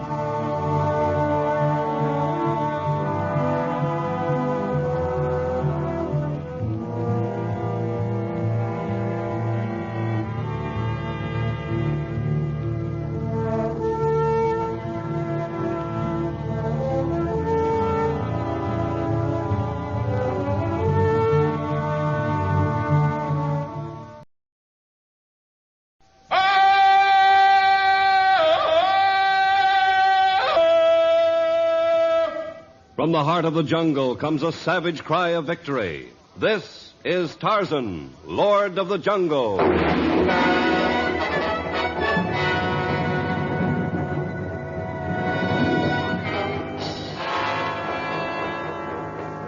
From the black core of dark Africa, land of enchantment, mystery, and violence, comes one of the most colorful figures of all time, transcribed from the immortal pen of Edgar Rice Burroughs. Tarzan, the bronzed white son of the jungle. And now, in the very words of Mr. Burroughs, the story of D for diamonds and death.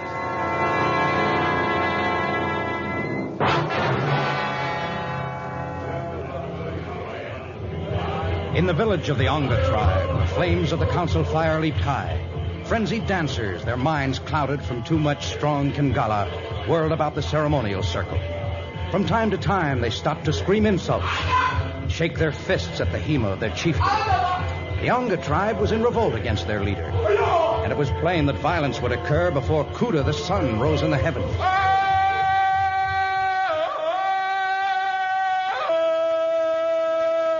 Suddenly, the dancing stopped. The drums were stilled. The savage cries of the natives were left in their throats. Is Tarzan... He's Lord of Jungle. Tarzan come? Tarzan. Yes, it is Tarzan. Why you come, Tarzan? I come because word has reached me that you are in revolt against your leader. That business of Onga tribe, not business of Tarzan. I am the Lord of the Jungle, and I make it my business to see that the law of the jungle is upheld. Your chief has served you and your fathers for many years. Why do you seek to go against his commands? Always before people of Onga make village in place where there good water, rich land, many animals for meat. Yes? When soil not good, water dry up, animals leave jungle near village, Onga tribe move, new place. Yes, that is the custom of all jungle tribes. Now this land grow poor, but chief say, not move. People of Onga take vote, decide kill or chief, make new chief, then go new land. I cannot understand the refusal of your Mawanangwa. But certainly he must have some good reason. Where is he? He come council fire now. It's time to kill. Wait! There will be no execution until I learn the reason behind all of this. Jumbo, Mawanangwa. Jumbo, Tarzan. Your people tell me that you refuse to move the village, although this district is no longer fertile. Not move. But why? Not move. Unless you can give some good reason, your subjects are well within their rights to elect a new chief. You must give an answer. Me chief Onga many years. Father chief before me. Before him his father. But my son not be chief if we move. Your son? Oh, the one who left the tribe to become rich in the diamond mines at Jagerstown. Yafu good son. Come back someday. We move. Yafu not find us. Please, Tarzan, not let tribe move. Yafu not find us. I understand your sorrow, Mawanangwa, but you can't expect your tribe to remain on this poor land until Yafu decides that life among the Tamanganis is not good. Yafu come back. Then we move. When he come back? Oh, there is but one solution. I shall go to the diamond mines and find Yafu. He must return with me or renounce his rights as the future chief of the tribe. You look for Yafu. you bring back. Men of Unga, you must give me sufficient time to find the son of your chief before you move or before you go ahead with the plans that you had made for tonight. We decide. Tarzan, look for Yafu. Bring back by next full moon. Oh, but that gives me little time. It's a long, dangerous trip. I may have difficulty finding him. By next full moon, if not back, we kill old chief. Make new chief, move village. Tomorrow, men of Unga, look for new place. You intend looking for a new site before you learn whether I shall succeed or fail in my mission? We know. Yafu not come back. Tarzan not come back. Tarzan go land of diamond and death.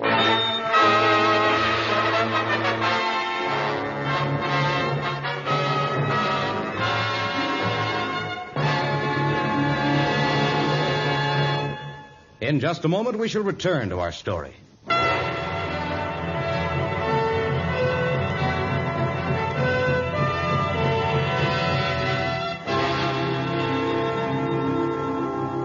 The great diamond mines of Africa are located in the Kimberley district, at Duditspan, and bordering the Orange and the Val rivers.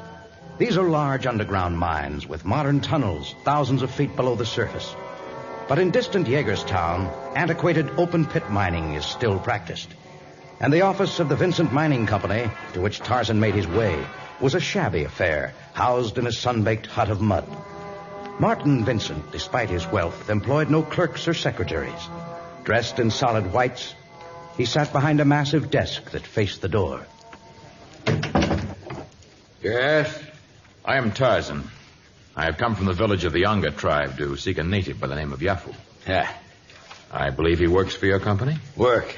None of these natives work. Do you know where I can find Yafu? No. But surely you have records in your office giving the names of your employees? I have them inspected when they check in to make sure they're not too sick or too drunk to do a day's work. I have them searched at night to make sure they haven't stolen a diamond. Aside from that, I pay no attention to where or how they live. I see. And you can give me no information about Yafu? I can tell you he hasn't showed up here for these 3 days. Just when I need labor is the worst. If you dig him up, you better tell him to get back here by tomorrow or he won't have a job. If I find him, I shall tell him your words. Hey, you look pretty husky. You want a job? No. I'm not cut out to be a diamond miner. I wouldn't hire a white man to dig. Thought maybe you'd like a job as foreman. Look as though you ought to be able to crack a whip or use a branding iron. A branding iron? We find one of these rascals trying to make off with one of our diamonds. We burn a nice large D in his back. Anyone who seeks him knows him for a diamond thief. Can never get a job anywhere else. Thank you for your information, Mr. Vincent. All of it. I shall leave now to search for Yafu. Well, don't forget what I said to tell that native. And if you ever change your mind about going to work for me, let me know. Jagerstown sprawls for many miles, and Tarzan combed its endless rows of thatched huts, its squalid settlements of beaver-board shanties, its meandering streets of crumbling sandstone houses. But suspicious Negroes and shifty whites gave him nothing but evasive answers in return to his queries concerning Yafu. For everywhere within the limits of Jagerstown, a stranger was regarded as a possible spy for the Vincent Mining Company, and man could take no chances. No, I don't know any native of that name. But in the river settlement, they said all the natives from Unga and the surrounding tribes patronized your cafe. Sure, they come in and load themselves with Pombi and Kangala, but I never get to know their names. They all look alike. They do not look alike, and I am sure you know the names and the whereabouts of your customers. Now tell me. You're barking up the wrong tree, mister. I'm not giving you any dope on Yafu. Now, you do know him, All right, so I know him. If he wants to hole up someplace and not go to work, that's his business. And mine. I've traveled many hundreds of miles to find him and to take him back to his people. Give me that again. I have come to take him back to the jungle. Well, in that case, I'll tell you where he was living last, although he may have beat it since then. It'd be the best thing in the world for Yafu to leave Jagerstown before they burn that D in his back.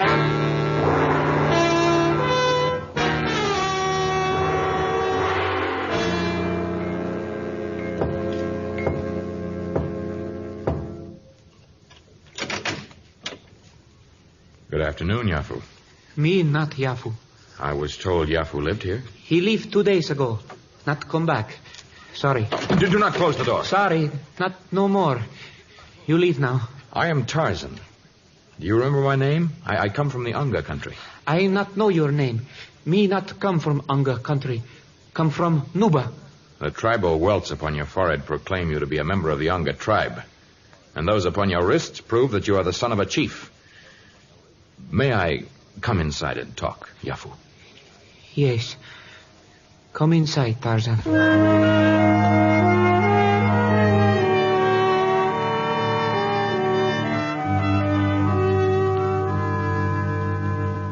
But can't you understand, Yafu? Your father's life and the welfare of your tribe depend upon your speedy return. Cannot go back. Why? Yafu stay here.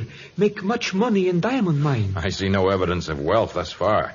This room is miserable. Your sleeping mat is nothing more than rags. Work hard. Someday have much money. You have not worked for the past few days. How you know? Mr. Vincent told me. He said unless you come back at once, you won't even have a job. Afraid go back to work. Afraid go home. Where is the diamond? Diamond? Yes, the one you stole. Or was it more than one? One. One small diamond. Why did you steal it? Why I steal? You not know what is to sweat in diamond mine from morning to night. Swing mallet, crush blue rock till back, arms ache. Mud rushes come down, sweep workers away. Reefs fall, kill man next me. Landslides kill others. But that does not answer my question. Why did you steal? You received good wages? Me pay much for room, much for food. Yes, and much for drinks of Kangala. Yafu, your only hope is to return home. For your own sake as well as your father's and the people of your tribe. They follow me. They find I take diamond. They always find out. They follow me anywhere. They burn D in back. Mark me diamond thief. Can I go back to people as thief? Me, Yafu, son of great chief? No, you cannot let your people know that you're a thief, nor can you break your father's heart. But maybe Vincent's men not catch. Now, the guilt would still be in your heart, burning there, Yafu, keeping you from being a just ruler when you're a chief. Always coming between you and happiness. No, Yafu. You must take the stolen diamond back to the mine. How? You must go back to work, at least for a day. You must return it in the same manner in which you stole it. If they find Yafu with diamond, they think he steal it that day. Yafu afraid? I shall be with you. You need not be afraid. Tarzan cannot come into mine. Only for workers. Well, then I shall accept Mr. Vincent's offer of a job. We will return the diamond together. If caught, D burned into Yafu's back and into Tarzan's back. D stand for diamond thief. I know. D for diamonds and for death. We must risk both, Yafu. Were Vincent a reasonable man, I would go to him with the diamond and the complete story, but I know his kind. However great the danger, we must return the stolen diamond.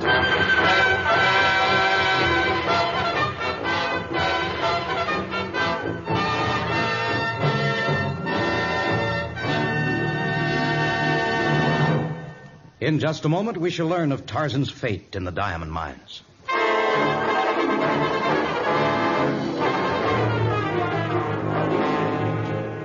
Night fell, but although Tarzan was tired, he found himself unable to sleep in the oppressive closeness of Yafu's room.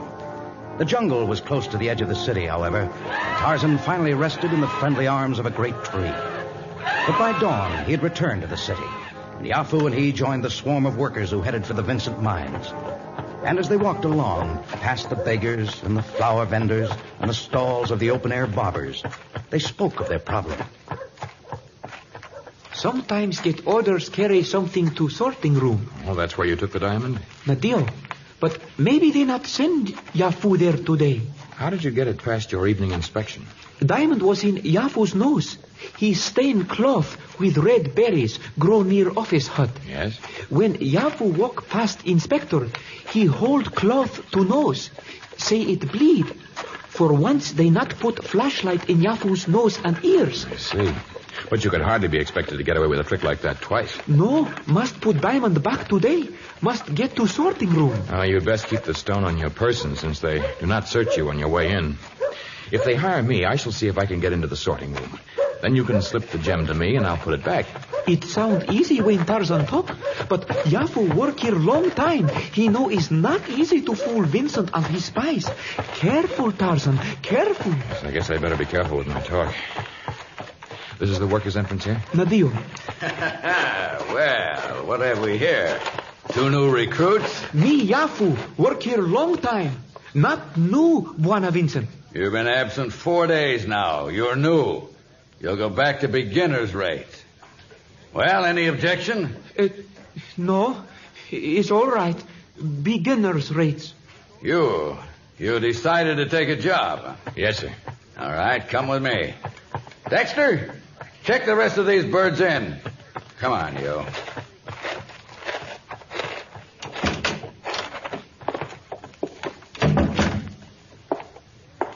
Gotta check my charts here, see where to put you. See now, Section A, Gardner, Section B, Van Houten, Section C, D. I guess the field jobs are all assigned for today. You mean you have no job for me? Don't worry. We wouldn't pass up a chance to get a man of your size and strength. I tell you what, we'll start you in the sorting room.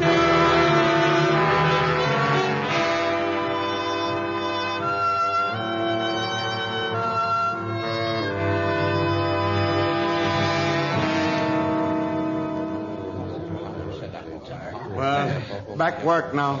Lunch over. Too hot for work this afternoon. Yafu. Tarzan, you eat? There will be time to eat later when we're on our way home. Careful, spies everywhere. I know. Yafu, I'm working in the sorting room as a watcher. If one of the sorters leaves his trough for a minute, I can return the jewel. Now, when we go through this archway, brush against me and drop the gem in my knife sheath. Nadi. Well, I think I like it here, Yafu. Did you work hard this morning? Break much blue ground. I'm sorry I bumped into you. I didn't realize that passageway was so narrow. Is all right, Tarzan. Is all right. Back to the mines, you.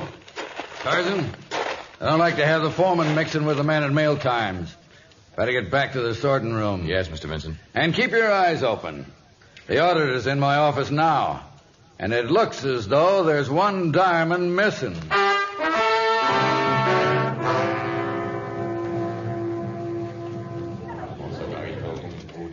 Check table 1. All okay, huh? Check table 2. Right. Just a minute, Mr. Vincent. Something's wrong here on these figures on table 3. Tarzan. Yes, Mr. Vincent? Any of the sorters at table 3 leave their troughs any time today? The tables have been fully manned every minute. Except at lunchtime, of course. The missing stone wouldn't necessarily have had to be taken today, Mr. Vincent. These figures are for the full week. I got a hunch it's today. Attention! Everyone line up the far end of the room, facing the wall. Controller and I'll search all of you. Shall I help line the men up? Help line the men up? You get in line, too. I said everyone. I refuse to be searched. You refuse? It's funny, isn't it, Dexter? I see nothing funny about a man upholding his dignity. Tell him how funny it is, Dexter. I'll show him. You see this small cord here? Yes. I give it only a slight tug. All right, guards, grab him. No one's grabbing me.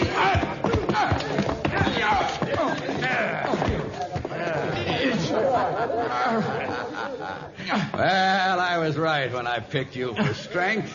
Still, you were no match for 8 of my guards. They are strong men. He put up a good fight, though. That he did. Now, let's see why he put up such a good fight. I'll relieve him of his knife and sheath, and you can search him. Now then. Oh, you will find what you seek inside the knife case. He was right, Mr. Vincent. Here's the missing diamond. First day at work, and he steals. I did not steal, but I would not expect you to believe the truth, even if I were free to tell it. You're quite right. I'd believe nothing you could say. Shall I have the guards take him to the branding room? Nah, I'm going to make a real example with this one.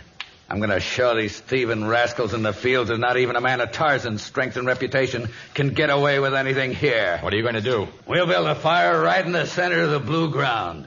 right in the heart of the Vincent mine. It'll make the branding iron doubly hot, and the brand burn doubly deep.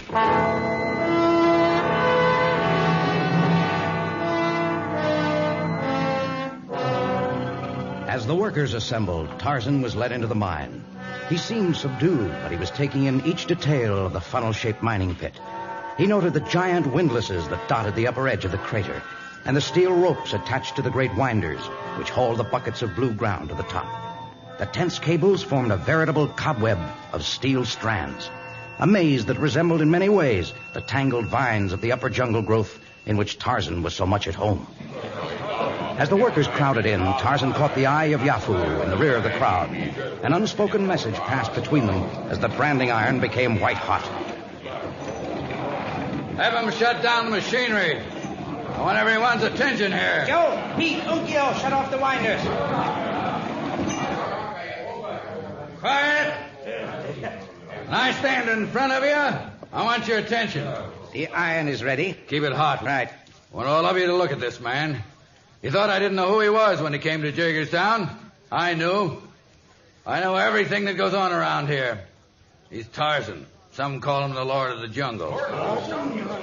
But around here, he's just another working stiff. When he was found stealing a diamond. We're going to give him a very special treatment. I want you to watch. Remember, this is what'll happen to you if you try to steal what don't belong to you. Ready? Give me the iron. Hold him, man. No, not use iron. Hold him good. Now then.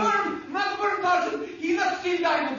Who's that? One of the diggers. No. Yafu steal diamond. Tarzan tried to put back. Tarzan not steal. Yafu. We'll brand him too. Yafu. Get him, guards. Now you fools. Don't let go of Tarzan. Yafu, give me your arm. Climb! After them! They're climbing up the steel ropes! Come and get a gun. Tarzan's half carrying the native. They'll fall. Oh, nothing. He's moving through that steel cobweb like a jungle ape. Where are the guns? Here they are, but I don't think you're going to... Give me one of them. Guards, the guns. They've almost reached the top of the pit. No one's there. You made them all come down here. We'll get them. Fire, you idiots. What are you waiting for? They're over the fence. The shots weren't even close. No, they're not in the clear yet. We'll follow them. Sound the alarm. I've given the signal. There it goes, sir.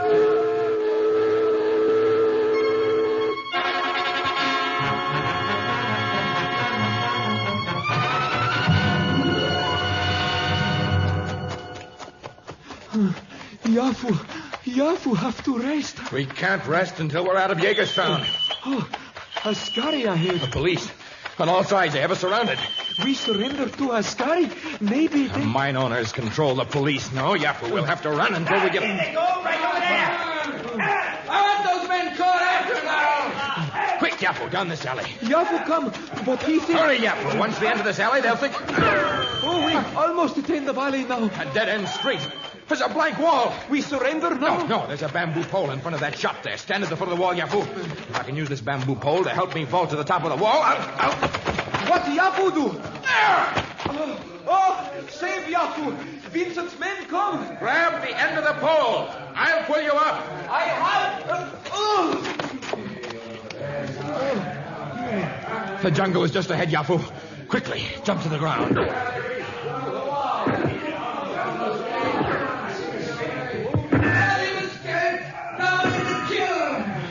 Only a short run, and we'll be in my jungle, Yafu. No, Yafu not reach jungle. Everything cloudy, everything black. Yafu. No, you can't faint, Yafu. You can't quit yet. All right. I'll carry you over my shoulder. And now, I'll swing myself to the upper level and head for home.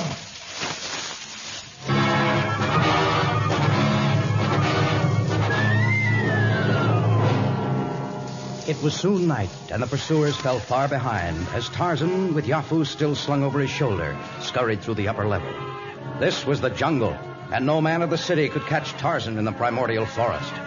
By the time Yafu had regained consciousness, they were near the Onga village, and the sound of the ceremonial drum suddenly made them realize that it was the night of the full moon. Well, here is your village. They're holding the showery. Look, father still lives. It's time for death of our chief. Pass! Then you make me chief. me lead you new land. The old chief will live, and his son will lead you to your new home. Is Tarzan return? Tarzan, you bring Yafu, my son. My son. You are tired, my father. Yafu help you to Hema. In morning, we find new site for village. Then we begin everything new. Yafu has learned lesson. He be good son, good chief when his time come. Tarzan, where you go? Back to my seacoast cabin. My mission for the people of Unga is finished. Together, Yafu, we have won great victories over evil from within and from without. And our greatest victory is mirrored upon your father's face.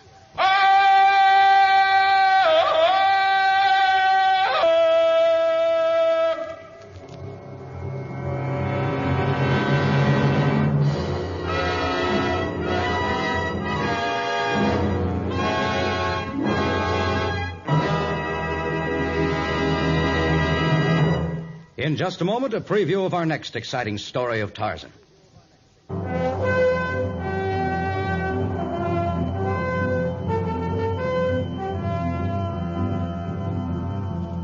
Perhaps when we mention pirates, we conjure thoughts of buried treasures and gold doubloons.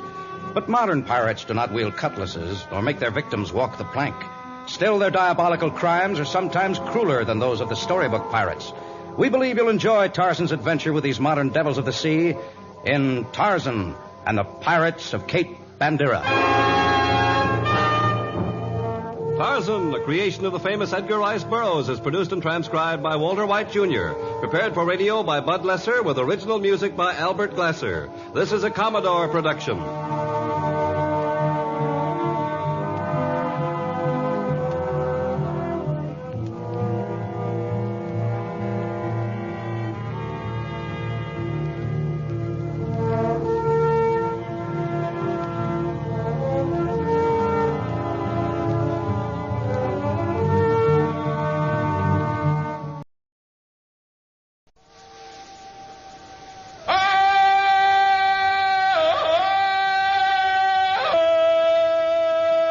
From the heart of the jungle comes a savage cry of victory. This is Tarzan, Lord of the Jungle.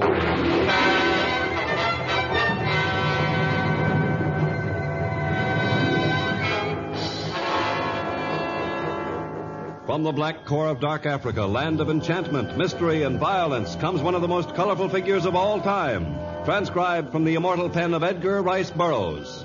Tarzan, the bronzed white son of the jungle. And now, in the very words of Mr. Burroughs, the story of Tarzan and the Pirates of Cape Bandera.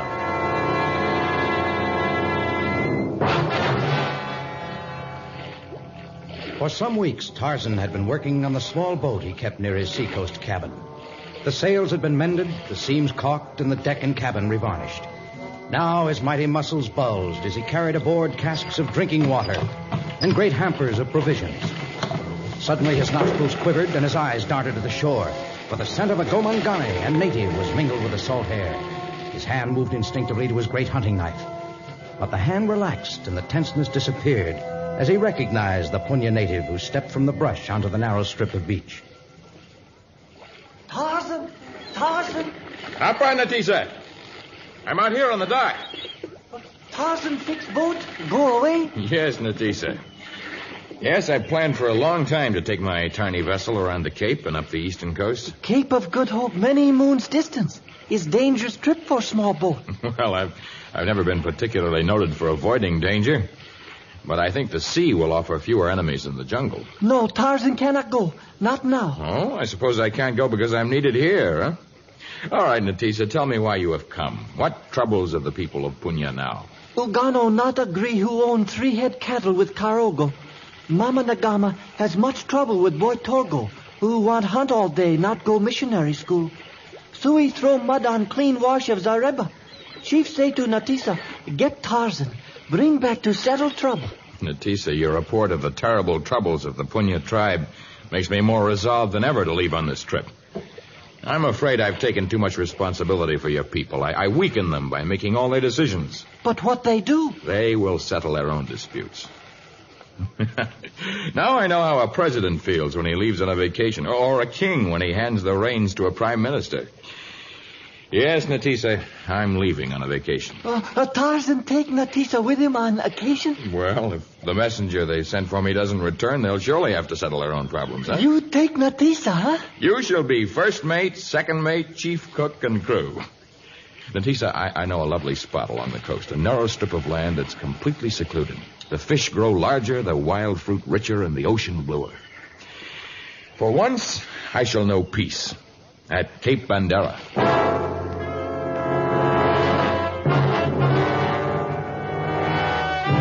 But even as Tarzan and Natisa sailed in the direction of the beautiful Cape, the same narrow strip of land was being discussed in a waterfront dive in Tarak, melting pot of the roughest collection of seamen from Singapore to Caracas.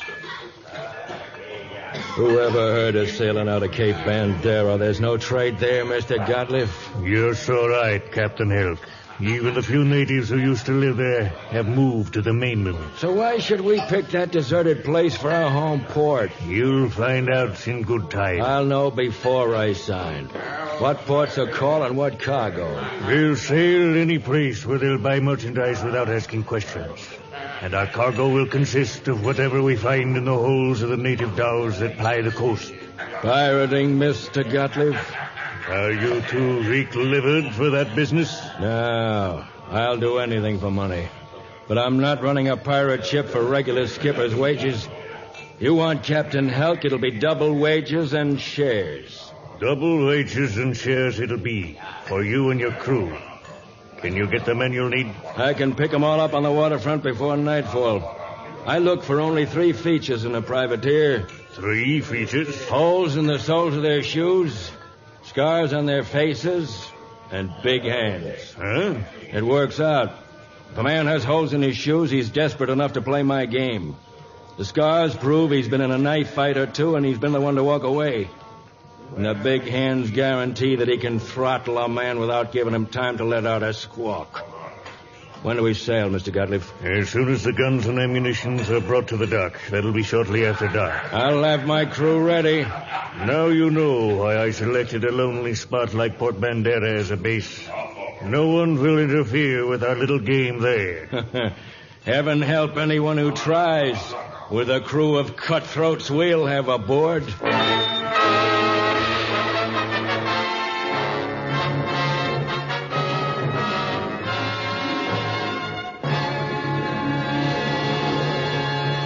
We'll continue with our story in just a moment.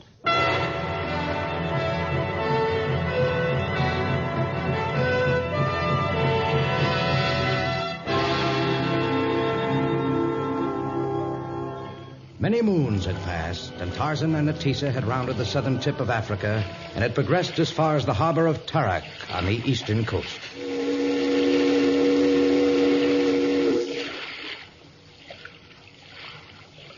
We head for land to hunt meat? No, Natisa, we'll trade some hides for a few supplies here and wait for our hunting until we arrive at Cape Bandera. This big harbor, many ships. What big ones with no sails? Oh, those are steamers. They carry cargo to distant ports. And boats with strange sails? Oh, those are the lateen sails the Arabs use. And apparently none of the fleet's going out today. I don't understand the inactivity here. Many men on pier? Yes, they're just standing around talking. None of them is loading cargo. Maybe afraid of sharks.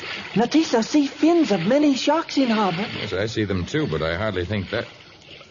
Natisa, look at that lone Arab on the end of the wharf. He jump in water right near sharks. Grab the tiller, Natisa. I'm going in after him. No, Tarzan. He jump in. You not him. He won't stand a chance with those long Arab robes. Guide our boat to the dock, Natisa. Tarzan, watch out. Killer shark head for Arab.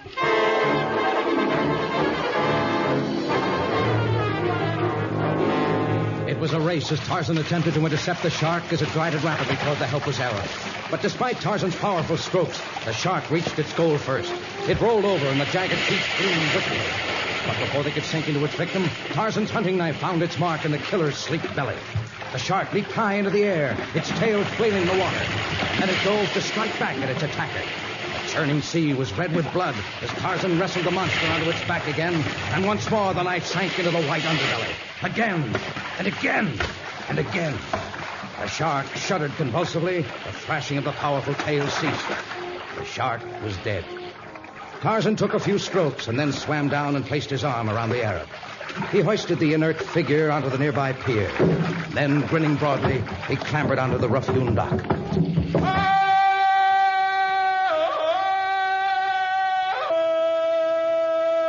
Jungle man, save Ismail! Ismail, jump into sea! Ranger, save him from shark! Let's roll him over on his stomach. Try to pump some of the water out of him. Your fellow Arabs seem to have lost interest in you quickly. Let's see if I can return you to this world. Inhale. Exhale. Inhale. Batista tied boat to pier, Tarzan. Good. Inhale. Exhale. He come to life? I think so. Then perhaps he'll solve what has always been a great riddle to me. How a man can fight for survival from the time he leaves his mother's bosom and then seek to die by his own hand.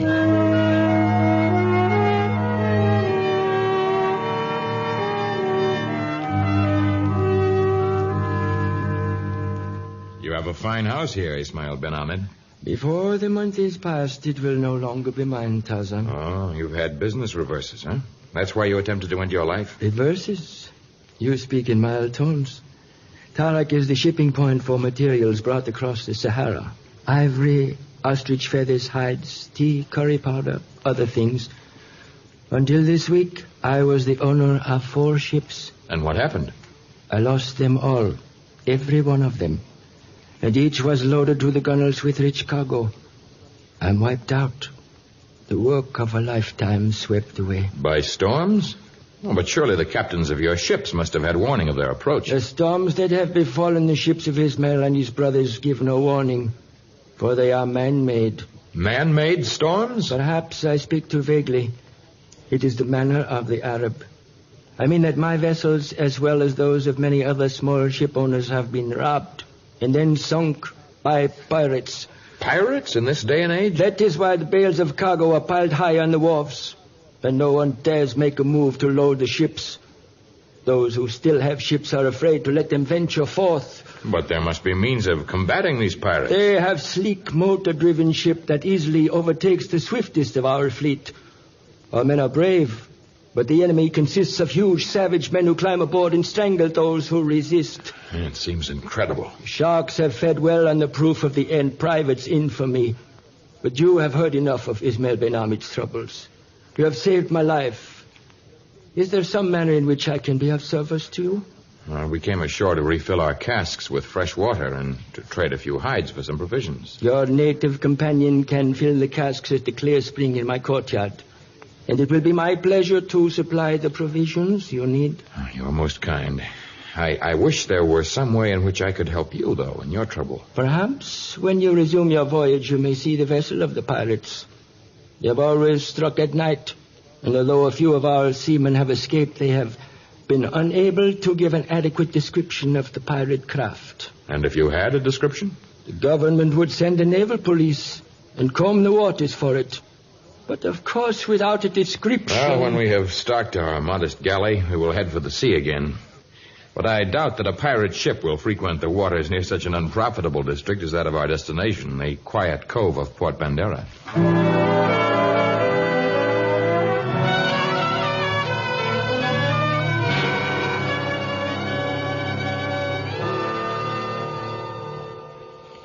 Catch the hawser, Natisa.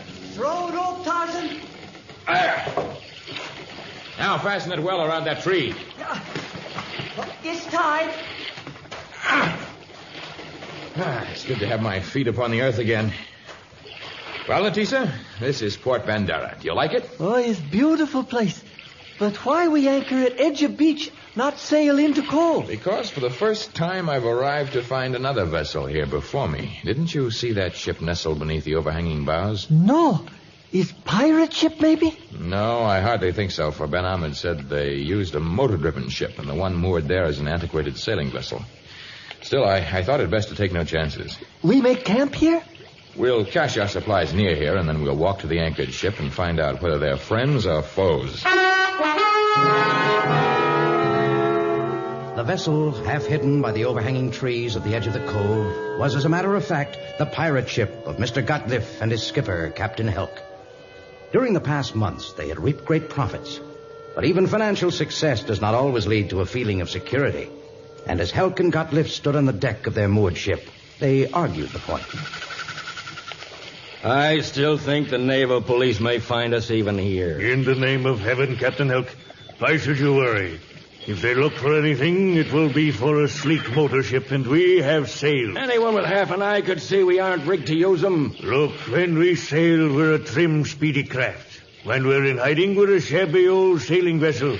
Who's going to examine our rigging or inspect the fake shell with which we cover our modern hull? Well, I'd feel a lot safer if we had more fighting men. Excuses. I told you to get as many men as you needed, Captain Help. I got as many as I could trust who lived up to my requirements. Ahoy there! Who are you shouting at? Ahoy! A huge, powerful white man and a native. Well, don't let them come aboard. One of our crew might come up on deck and then... I want him on deck. May need a little help in convincing this man that he should join us. Join us? A stranger we know nothing about? He meets my requirements. He's the most powerful man I've ever seen. He has great hands, obviously. He can't afford shoes. He has a scar on his forehead. May we come aboard? Yes, of course. I'll lower the ladder. Go below and tell the men to crouch by the companionway. What about the native? I'm only interested in the giant. We'll Shanghai him. And we'll feed the native to the sharks.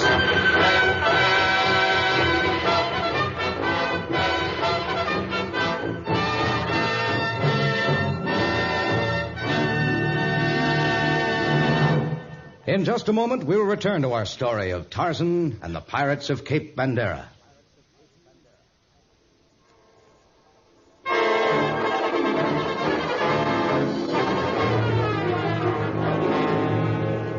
The tone of those aboard had been friendly, and so Tarzan and Natisa climbed the ladder without great suspicion. At the top of the ladder, Mr. Gotliff stood in a gesture of friendship, a smile on his face. But there was no smile on the face of Captain Helk, nor on the cruel faces of the burly seamen who crouched behind him in the shadow of the companionway. Now remember, keep still until Mr. Gotliff and I have worked him over to the edge of the companionway here. Right. Kellen, you and Bella grab the native. The rest of you gang up on the white man. Right, Skipper. We got it. And I want no mistakes. If you let that giant run loose around here... We got guns. And we know how to use them. I want him alive. Pinion his arms so he can't do any damage. What about the native? I don't care what happens to the native. Quiet now. Well, we hardly expected callers in this lonely port. Nor did we expect to see others. I've spent many months here in the past without catching sight of another human. It's a great pleasure to welcome strangers. Here, let me give you a hand. My name is Gotliff. I am Tarzan, and my companion's name is Natisa. Welcome, Tarzan, Natisa. Jumbo, Juana Gotliff. Come, I'd like you to meet our captain. Mr. Helk's one of the finest navigators on the coast. Good. There's much I have to learn about the sea. All right, man. Natisa and I sailed around the Cape, but I still find that... What is this? Hold him, man! You're not getting away. Bertie, grab his other arm. No, not throw Natisa over rail. No, Natisa not swim. No. Let me go! I must save Natisa. He's floundering in the water. Finish him off! Well, that takes care of the native. I've never seen such cruelty. Even without your gunfire, Natisa would have died. He couldn't swim. That's very unfortunate. You greet us with friendship, and then you commit murder. Those are harsh words for a man who's being held by 6 of the roughest men of Africa. We meant you no evil when we boarded your ship. Why did you kill my friend? Why do you hold me captive? It's just a slight precaution. Your friend could be of no use to us, but Captain Helk here feels that you would be an addition to our crew. Is this the way in which you recruit seamen? In our business, we have to be sure of a man before we permit his arms to be free to grasp at a knife. Yes, you're wise. Were I free... But you're not free. Nor will you be unless you throw your lot in with us. We treat our crew well. Double salaries and shares. Double salaries and shares? I see. What must one do in order to earn this great amount? First, a few questions to you. How did you earn that scar on your forehead? When I was a young boy, I had a death struggle with Bolgani, the gorilla. With a gorilla? I guess you can take care of yourself. How are your finances, Tarzan? I have seldom had use for money. But I guess you have no objection to it, eh? If I had a distaste for money, would I have traveled a great distance to join your pirate crew? He knows who we are. How did you know? A true privateer gives no information of that kind. Surely you know that. Isn't it enough that I am as strong as 3 men, that I have taken great pains to reach you, and that I thirst for the life of a pirate? That's good enough for me. Release him, men. Welcome to our gentle crew, Tarzan.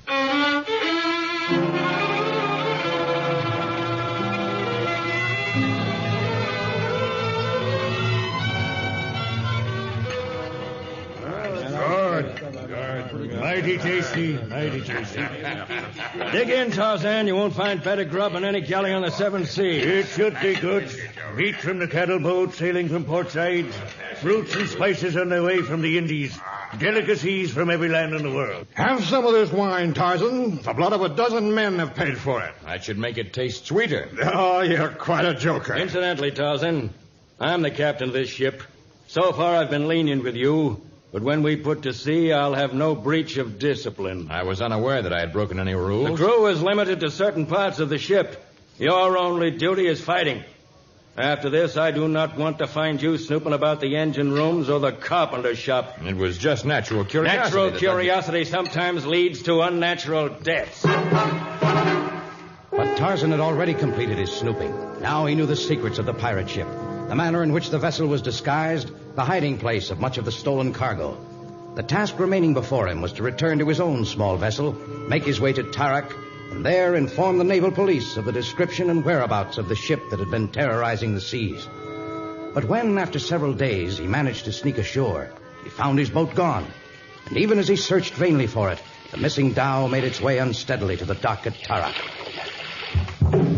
You there, in the boat. Throw me your rope. Theo, here. Now then, give me your hand. I'll help you into the dock. Oh, Santa. You look as though you've been in some sort of a drunken brawl. You shouldn't be roaming around the harbor. Please, me sick. Almost drowned. Sail many days. No food or water. A likely story. What's your name? Me, Natisa. Where are the papers for your boat? Papers? Come. I'm Lieutenant Kirby of the Naval Police. And we haven't time these days to fool about with those who can't keep papers in their vessels. Natisa not know about papers. I suppose you've stolen the boat. Please, Natisa not steal anything. He bring back boat belong Tarzan. Tarzan captured by bad men at Cape Bandera. Maybe are pirates. Oh, now I've heard everything. Well, you come along with me. In the morning, when you've sobered up, we'll find out the real story about this boat and where you got it. Please, Tarzan in bad trouble. And so are you, my friend. So are you.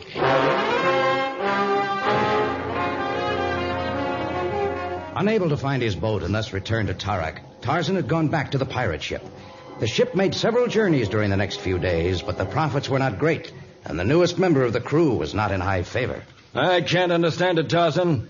3 raids you've been on, and you've managed to queer things every time. If we weren't short-handed as a result of your stupidity, I'd send you over the rail right now. I'll do better tonight. What's our target? We're going to attack a port instead of a ship. And the stakes are high this time. Is it safe to attack a port? It's never safe to be a pirate. But the wharf at Tarak is groaning with cargo. And if they won't send it out in their ships, we'll go in and get it. And there better be no careless mistakes this time, Tarzan. If there is a mistake, we may sacrifice one of our crew.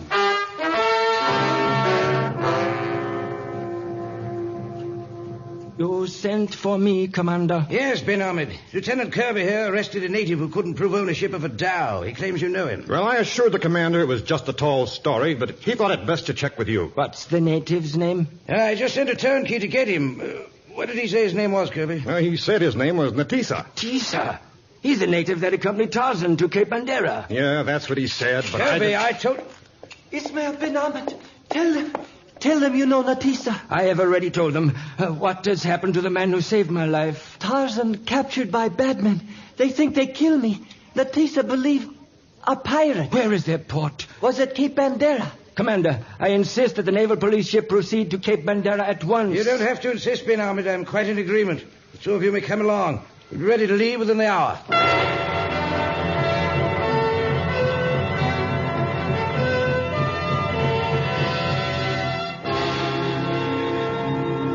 The ship's carpenter had skillfully removed the camouflage of the sleek pirate vessel. The dummy sails had been reefed, and the great diesel motor was driving the ship toward the port of Tarak. The forward deck bristled with guns, and the fierce crew stood at their stations, ready to pillage the wharf. We'll be landing in a few minutes now. Tell him you man that big forward gun. Keep it trained on the dock. Yes, sir. Murphy, you take charge of the loading. Mr. Godliff, be prepared to relay orders to the engineer and wheelman. Right. The rest of you come with me. We'll do the necessary fighting. And don't forget, Tarzan, I've got my eye... What is it, Captain Help? Boat leaving the dock. Stop the engines, douse the lights. Right. There, we haven't the light showing. They're coming this way.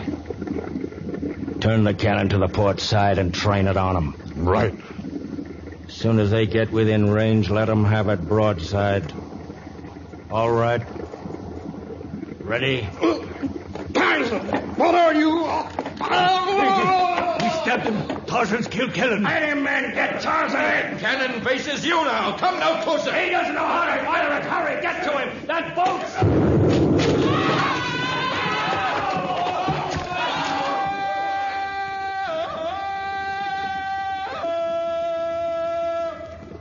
Ahoy there!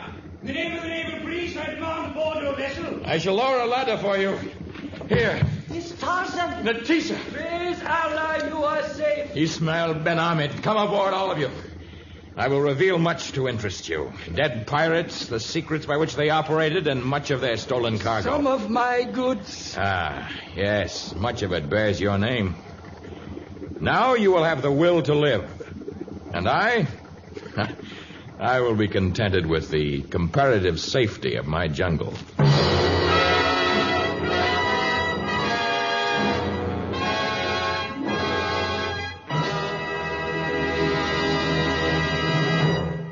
In just a moment, a word about our next exciting story of Tarzan.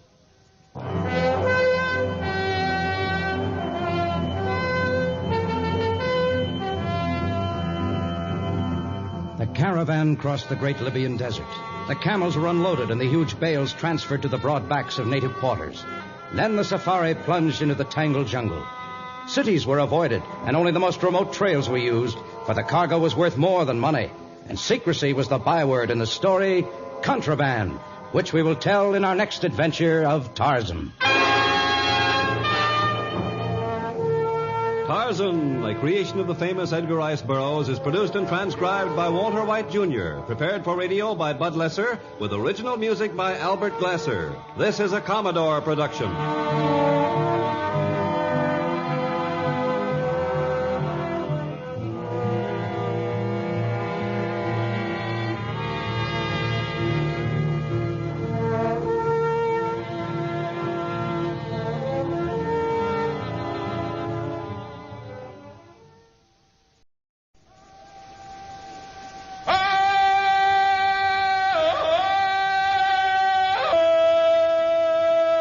From the heart of the jungle comes a savage cry of victory. This is Tarzan, Lord of the Jungle.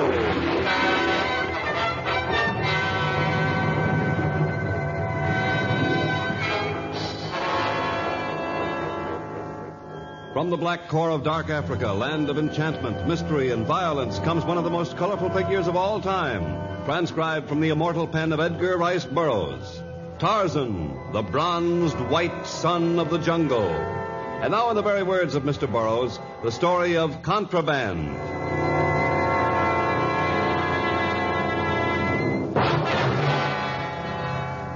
Unlike other continents, Africa is poor in islands. With over 16,000 miles of coastline, it has only a half dozen islands large enough to earn a place on the map. And thus, even a small coral islet like San Lorenzo, which is too small to appear in atlases and geography books, has great military importance. The woman knew its importance. The woman who stood in the public square of San Lorenzo's capital, her dark eyes flashing, her flowing hair tossing, her slim body swaying hypnotically as she incited the natives to riot. Why should you work in the fields all day? Why should you slave for the Europeans from one year's end to the next? Why should you grovel beneath a foreigner's heel? Are you not foreigner, sir? I am one of you. Your skin whiter than ours. The blood of many races flows in my veins. It is true, my skin is whiter, but my heart belongs only with the people of San Lorenzo. You not talk like rest of us, sir. My speech has been changed by schooling in distant lands, but my education shall be a weapon to free you from the bonds of slavery. We shall band together. We shall kill every foreigner on the island. We will take over the wharfs and the warehouses, the governmental buildings, the hospital, the prison. We shall free the prisoners. We shall free all whom the whites have enslaved. We run government. We kill all white men. We shall reclaim San Lorenzo for its people, and Tar shall lead you. We follow you, Tar. You are leader.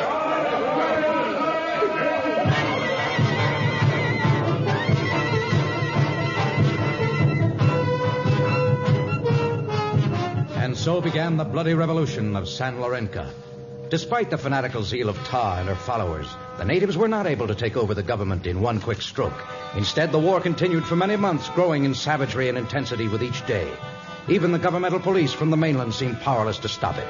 And after a raid that resulted in the death of more than a dozen of the police, Captain Lawrence was detached from his unit for a special mission. It took him to the mainland, along the jungle coast, and to a crude cabin that stood in a small clearing. I say there, are you at home, Tarzan? Would be my luck to travel all this distance. I don't believe he's home. Tarzan, you just took 3 years off my life. You have to sneak up on a man like a panther stalking its prey. I did not mean to frighten you, but I caught the scent of man a few moments ago, and I decided to hide in that clump of trees over there until I learned the identity of my caller. Well, I'm glad we're friends. I should hate to be an enemy coming to call on you. You are a friend indeed, Captain Lawrence. Shall we go inside? Thank you. Perhaps I shouldn't be so friendly. The last time you made your way to this cabin, it was to arrest me. Well, I'm happy that the charges proved completely groundless. Tarzan, this time I come to appeal for help. The government wants my help? In what way? The people of San Lorenzo are in revolt. They've killed close to 100 Europeans and Englishmen, and almost a score of police. You hold no elections there. Perhaps revolution is their only method of changing a government they find unfavorable. My government has long been willing to grant them their freedom, but we feel that the group now leading the revolt would not work for the best interests of the natives, or for world peace. What makes you think that? Well, their leader is a woman. She lived in Europe for some years, was educated there. Her reputation was most unsavory, and she was the intimate of those who preach world revolution. Although she was born on San Lorenzo, her ways are not those of the people, nor are her goals theirs. One seldom knows a woman's aims. What do you think hers are? She has long been the confidant of a war profiteer, a despicable character by the name of Ali Astigar. It is known that they were in close association before she decided to return home to San Lorenzo. But what does that prove? Astigar is in the employ of powers who begin revolutions in many strategic countries. The revolution in San Lorenzo started the day after her return. I see. She has gained great power over the natives. They look upon her as some sort of a goddess. Only the influence of someone also looked upon as a deity can overcome her influence. Someone who's looked upon as a deity? Surely you do not think I hold the position of a god. The Lord of the Jungle? It is more than a title of respect, Tarzan. Even on the island, your name is enough to make a native think twice before joining Tar and her followers. Tar? That is the woman's name? Oh, she has used many aliases in the past. I don't know where she got this one. Tar is a native word. It means lamp. A lamp, eh? A lamp that leads the natives to death and destruction. And Tarzan, only you can stem this tide of killing.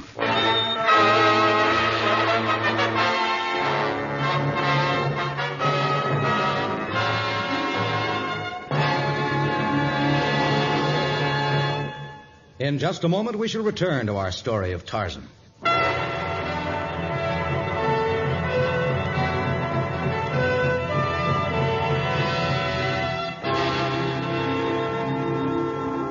The equatorial rain had come quickly, and rivulets of water ran down the faces of Tarzan and Captain Lawrence, as they broke through dense jungle growth on their way to Lagos, disembarking point for San Lorenzo, scene of the bloodiest revolution of modern times.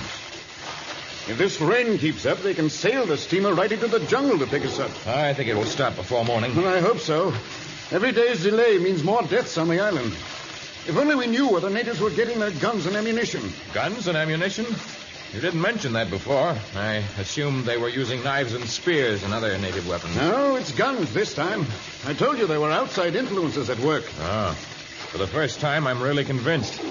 Could you travel faster, Captain Lawrence? Oh, I'm afraid not. I can't take this moist heat the way you can, Tarzan. Perhaps we'd better rest until morning. I dislike traveling in this strong rain anyway. You? I thought you were impervious to the elements. Well, it's difficult to catch the scent of any enemy with the wind and the rain beating down. Any enemy who ventured out on a night like this... Drop to the ground. Someone's firing at us. Tarzan, you better get down, too. Not until I find out who's trying to kill us.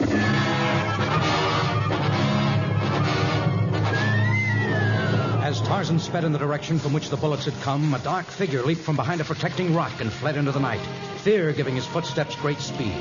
Still, he was no match for Tarzan, and as the Lord of the Jungle gained on him, he turned to fire. He raised his gun to his shoulder, leveled the barrel straight at Tarzan's chest, curled his finger around the trigger, and fired. At almost the exact moment, Tarzan took a diving tackle at his assailant's legs. The shot went wild, the gun dropped, and the two rolled over and over in savage battle. No break arm. Stop struggling, then. Listo. Not break arm. Put your hands behind you and stand up. I say, Tarzan, are you all right? Yes, Captain Lawrence. Would you mind picking up that gun over there while I tie the hands of our friend here? Not tie hands. Me not make more trouble. Go ahead and tie his hands, Tarzan. He can't afford taking another chance. And at least it looks as though the rain's letting up a bit. Why did you attempt to kill us? Not try kill you.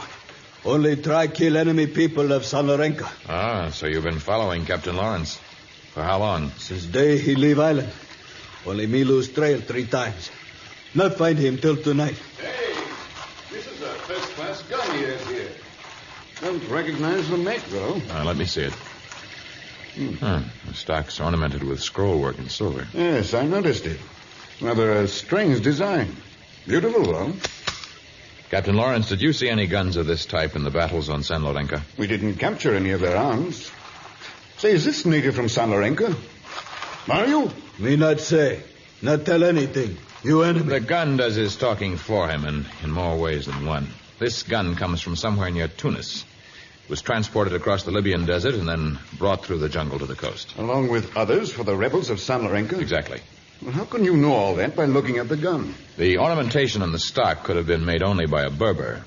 Probably one near Tunis, since otherwise the guns for San Lorenzo would not have been transported across the desert. We not bring guns across desert. You lie. No amount of cleaning and polishing can ever remove the fine desert sand from the seam between the metal and the wood. Yes, a Berber made the gun, probably under the guidance of a warlike Bedouin who also possessed knowledge of transporting arms across the grueling desert of Libya. You're amazing, Tarzan. And I guess we'd better be getting along. What do you think we should do with our prisoner here? Keep him bound. Watch him. Or take him with you. You may need a hostage to protect your life. You speak as though you are going to be with me. I shall meet you on the Isle of San Lorenzo. First, I must find out where the guns and ammunition originate. Yes. If we could cut off the supply of arms, the revolution wouldn't last long. Exactly. And I have more confidence in myself as a detective than as a deity.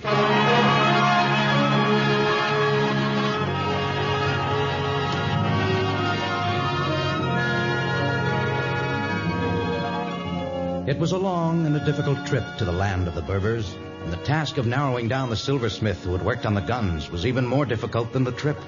But Tarzan's years of jungle training had taught him to ignore not even the tiniest of clues.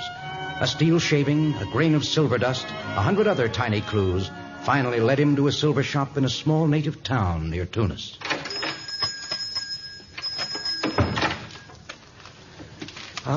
Greetings to the man of the jungle. My greetings to you, Silversmith. I always admire a fine craftsman, and I hear you are most skilled in your trade. I do my humble best. Wouldst you have me fashion an armlet for thee?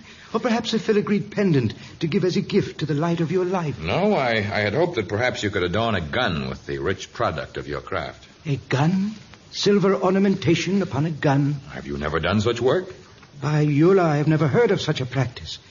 Have you the gun you wish adorned with you? I thought perhaps you could supply it. I would pay well. In my store and in the simple workshop behind it, there is aught but a few scraps of silver and gold with which to make baubles. I am not a gunsmith. Your shop looks exceedingly empty of baubles as well as of guns. My poor stock of merchandise is completely gone at the moment. I noticed the large bales outside your shop. Someone purchased your entire stock? Yes, that is it. A buyer from one of the great marts of the world so admired my work that he bought everything I had. He has prepared it for shipment. He must prize it highly. The bales are well padded on the outside. Were you examining that which did not concern you? I looked only so I might determine whether the shipment was destined for the desert. You see, I am an experienced guide. And were your purchaser desirous of crossing the desert and then perhaps the jungle in order to reach the sea, I might be of service. Wait here. My poor memory just recalled some silver I left upon my stove in the workshop. I shouldn't want you to neglect your work on my account. I shall return immediately, Effendi. Do not go away. I have no intention of leaving. Your reputation is so great. Ali Astagar, there is a Nazrani within my shop who asks strange questions. About my bales of merchandise, perhaps? Yes. He entered the shop and started inquiring about... About guns? Yes. He stands 6 feet or more in height, perhaps, has a slight scar upon his forehead, and dresses like a jungle native. It has the skin of a white man. Truly, Ali Astagar, you have the wisdom of 1,000 men. I have the cooperation of a clever woman by the name of Ta. Her native followers are now legion, and her spies are everywhere, both on the island of San Lorenzo and on the mainland. She told you of this stranger? I have been expecting him. He has offered to act as a guide for your caravan. I was not prepared for that good fortune. Return to the front of your shop and assure him that you can arrange for his employment as a guide. But he is a man of great stature and fearful strength. The stature of a man is unimportant when he lies helpless on the sand. And even a man of great strength finds survival difficult when he is attacked suddenly and left in the desert to die of thirst.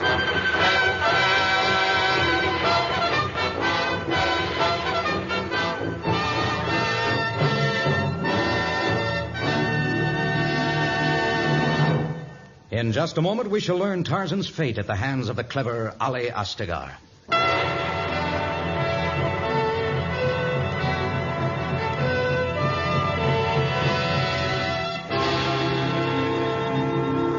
The grueling sun was reflected on the sand, and the heat was oppressive as the caravan slowly wended its way across the parched desert of Libya. A long line of well-laden camels trudged slowly, despite the urgings of the Bedouin camel drivers. And at the head of the caravan, astride muscular dromedaries, rode Ali Astagar and his guide, Tarzan. The sun beats hot upon our heads. I shall welcome the passing of the day. Had you followed my advice, we might have reached the shelter of the jungle by now. I prefer the longer route. This way we shall enter the jungle near Gilfolan. But there are no trails through the jungle from Gilfolan. Everyone else who travels in the direction of Lagos keeps to the elephant trails as much as possible. I wish to avoid the trails. At Gilfolan, we will be met by native bearers I can trust. I want no one to know of my shipments. Are the silver ornaments we transport that important? We are not carrying silver ornaments. Surely that does not come as a great surprise to you? No, it doesn't. Particularly since I have found that the man who represented himself as a silversmith is your personal servant. But I am surprised to hear you admit that the cargo does not consist of silver. I never meant to deceive you, Tarzan. You know my name? Of course. And I know that you are a friend to all of Africa's natives. To you, I can confide the real contents of the bales. You are most kind, Ali Astagar. What do the bales contain? Medicine, bandages, antiseptics, and anesthetics for the poor wounded natives of San Lorenzo. Medical supplies? There are certain foreign powers who would lead you to believe I transport contraband shipments of ammunition and guns. They have their reasons for giving out this false information. Frankly, I believed what I was told. I traced a gun to that silversmith's shop where you made your headquarters. You are most clever. You must have traced one of the 2 guns I had made. They were given to the natives who guarded the last shipment of medical supplies. But why should Captain Lawrence lie to me about such a matter? Tarzan, he represents a government that is loath to give up its island colony. There are some who would gladly lie to their own parents in order to protect their selfish interests. I've often found man to be deceitful, but I was sure I could accept the word of Captain Lawrence.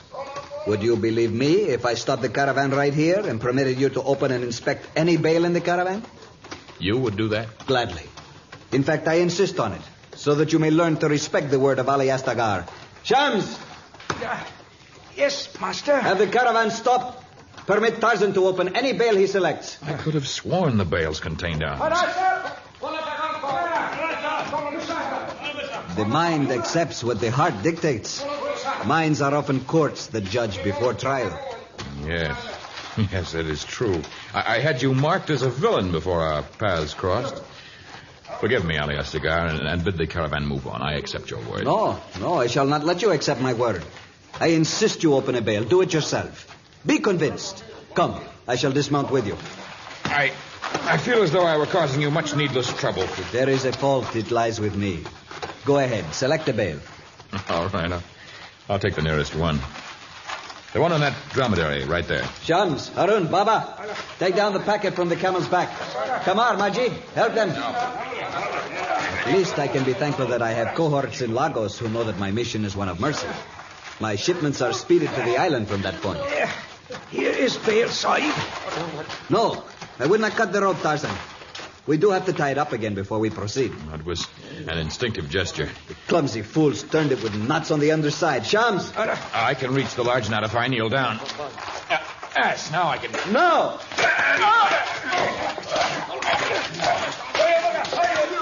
Enough! Stop! You need not waste further blows. He is quite unconscious. Harun, Baba, fasten the bale on the camel's back. And hurry. We must remount and ride as the wind. And by the time we enter the jungle, its lord will be quite dead of exposure and thirst.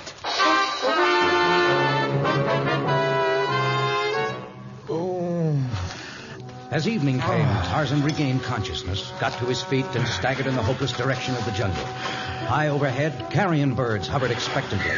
But neither the birds of prey nor the clever Ali Astigar had been able to estimate the almost superhuman strength and endurance of Tarzan. He seemed to grow stronger instead of weaker with each passing mile. And by dawn the next morning, he had reached a small waterhole.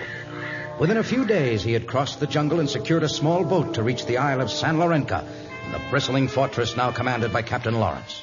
You've had another miraculous escape, Tarzan. I suffered greatly. Perhaps it was my punishment for having doubted the word of a friend. Astigar speaks with a crafty tongue. I hardly blame you doubting me. I blame myself, for by this time fresh ammunition and guns have reached the rebels. I don't know. There have been no new attacks during the past several days. We can only conclude that they must be out of ammunition. Oh, then perhaps I shall be relatively safe as I proceed into the tangled forest surrounding their island stronghold. You intend going into the interior? But you may fall into the hands of Tar or some of her fanatical followers. I shall have to take my chances, even with them.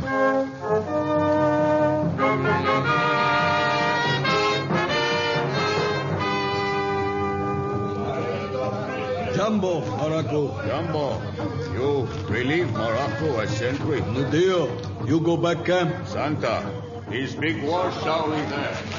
Tomorrow we hold Shaori in capital of white men. Then we... Drop your gun. Nadio, we drop gun. Why, you're the same native who made an attempt on our lives in the jungle. But I thought Captain Lawrence still held you prisoner. You escaped? Captain Lawrence say, me free, go home. Not back war camp of Ta. And so you promised and then came straight to the camp. Ta say lie to white man not count. It's not crime lie. Kill oppressor. Oppressors? Oh, believe me, you have been misled. Not misled. It's true. Do you not accept the word of Tarzan, Lord of the Jungle? Believe only word of Ta. Ta, lamp who guides to freedom.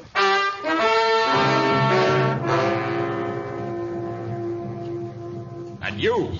Do you believe all that this woman tells your people? Ta speak true. For her we kill. And nothing I can say will change you. Tarzan not leader now. Ta is leader. She beautiful, wise. I should like to see this woman who holds you under her spell. Come. I take Tarzan to Ta. Fine.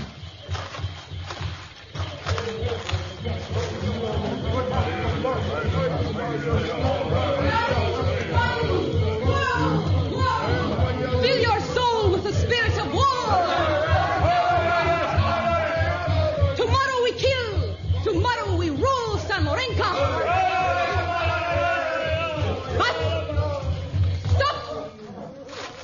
The stranger who approaches our council fire. Morocco bring Tarzan who wants speak with Ta. You are Tarzan? Yes. And you are Ta, the lamp which beckons the people to destruction. I lead them to victory. Today, fresh ammunition and many guns have been received. And tomorrow we attack the fortress in the capital. And under the new government, you will no longer be lord of the jungle, Tarzan. People of San Lorenca, can you not see that this woman spreads the lies of those who would hold you under a greater oppression than any you have yet known? It's lie. We have victory. We rule country. You will be ruled by this woman. A liar and a cheat by the name of Ali Astegar and the corrupt government they represent. Enough! Capture him, men! Don't let him escape! Chase him! Fire at him! Save your ammunition. In surviving the desert, he has proven his reputation. You will not be able to shoot him down from the trees. People of San Lorenca, if you attack the fortress and the capital tomorrow, misfortune will fall upon you.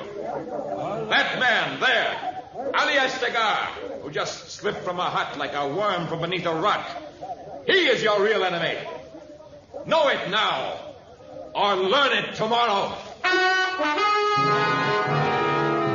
Tarzan did not return to the fortress immediately. Instead, he hovered in the vicinity of the war camp, observing much and taking particular interest in the departure of Ali Astegar and his bearers. Someday he would settle the score with Astegar, but at the moment a greater task was at hand. Toward dawn, he returned to the fortress, and he stood at Captain Lawrence's side as the big attack began. Well, there's certainly a slew of them out there. Their aim isn't so good. Have you suffered any casualties at all? Well, not yet. Our numbers are not sufficient to warrant an attack. But once that horde of natives charges the fort, I fear for the outcome.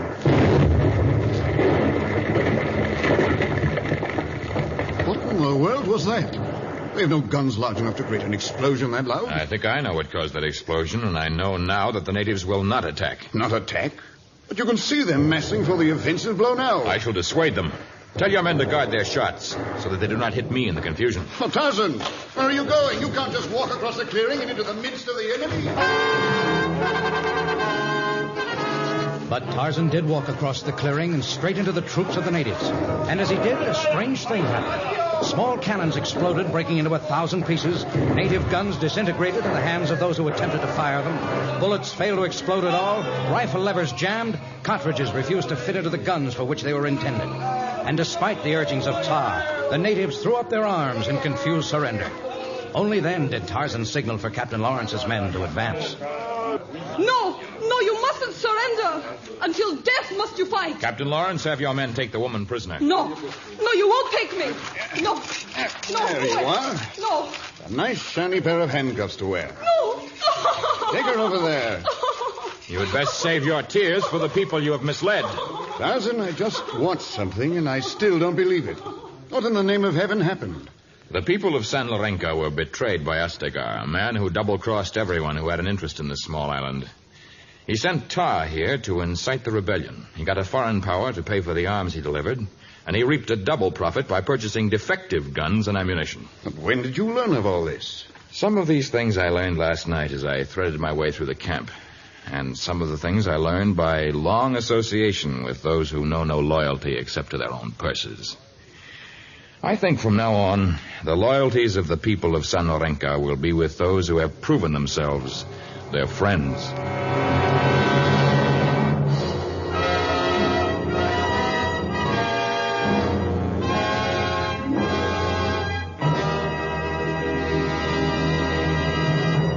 In just a moment, a word about our next story of Tarzan.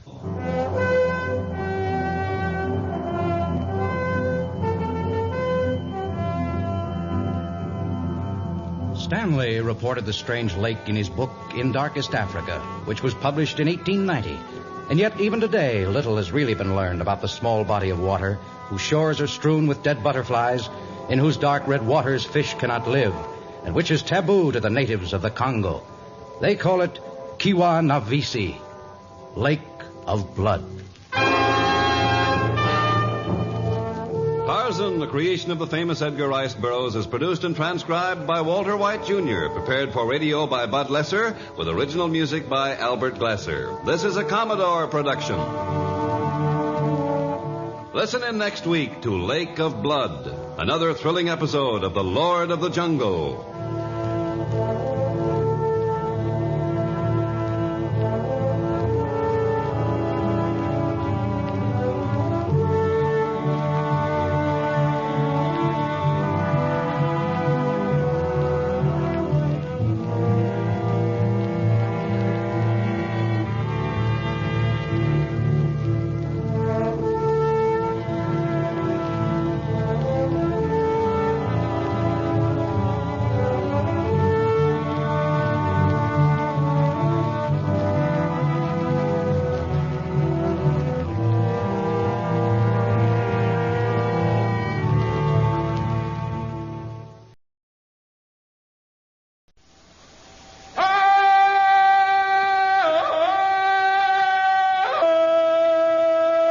From the heart of the jungle comes a savage cry of victory. This is Tarzan, Lord of the Jungle.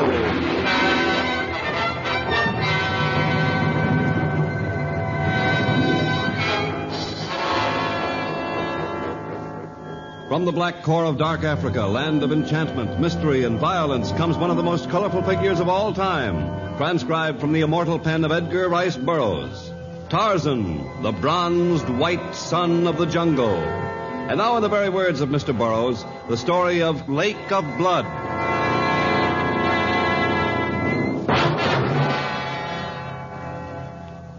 Natisa, the Punya messenger, had been to Tarzan's seacoast cabin. He had looked for the Lord of the Jungle in the ape country.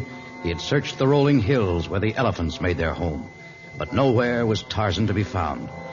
Now, near exhaustion, he climbed the steep slopes of Mount Kayatenko, calling Tarzan's name, hoping that some miracle might carry his voice to the only man who could help in this time of great trouble and sorrow. Tarzan! Tarzan!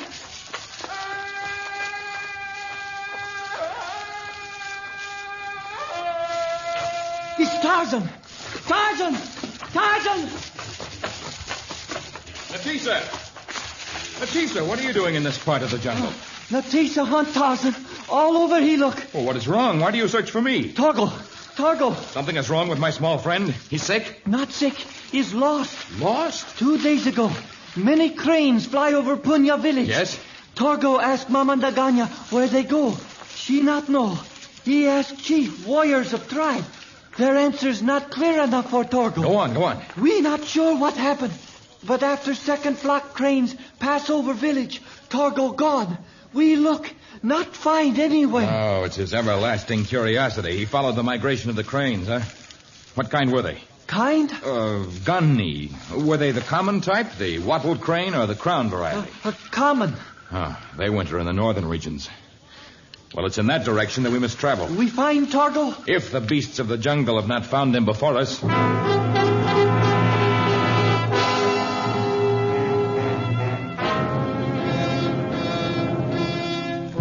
Torgo had already been away from home for 2 days. The chances of finding him alive were slim. But Tarzan would not rest until he had either found the native boy or learned his fate. Tarzan's first inclination was to leave the exhausted Natisa, take to the upper level, and speed to the northern country as quickly as he could. But reason prevailed upon him to adjust his speed to that of Natisa. Once the winter home of the cranes was reached, 2 men could circle a district more easily than one. I think we're getting to the edge of the crane country, Natisa. Maybe Torgo lose trail of crane, though. Maybe he not here. Yes, but you and the Punya warrior searched almost everywhere else. It's our only hope. It's call of crane. Yes. And look, on the ground beneath that wild pineapple tree. It's small bow of Torgo. He's been here, and not too long ago, for no leaves cover it. Torgo! Torgo! He not answer. Natisa, we'll take an area of a mile the first time. You circle to the west from here, and I'll circle to the east. We'll meet back here. If we're not successful, and then we'll mark out another circle. Now, don't forget, just a mile. Go no further, and then... Natisa? Why aren't you starting? Natisa not go west from here. Is Mugilo. Taboo? I know of no taboos in this district. West here is Kiwanavisi. The Lake of Blood? Never heard of such a lake. Tarzan not know this land. All near here know Kiwanavisi. Natisa not go west. All right, you circle east. I shall travel west. West is Kiwanavisi. It's home evil demons. Shore washed with dead butterflies. Fish not live in water. No man ever come back from water that is red. A Kiwanavisi much Mugilo. Oh, taboos and lakes of blood. Sometimes my native brothers make me angry. Torgo's life is at stake. I shall waste no further time with your superstitions. Tarzan is not afraid of the Lake of Blood.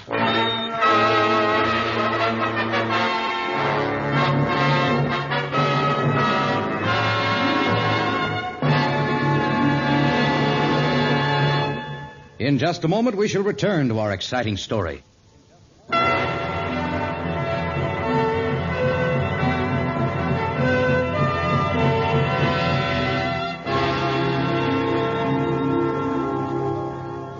Our followed hour, and although Tarzan and Natisa covered a wide area, in circles of ever-increasing circumference, they found no further trace of the native boy Tarzan loved almost like a son.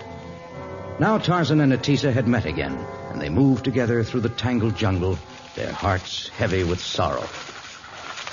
It's no use.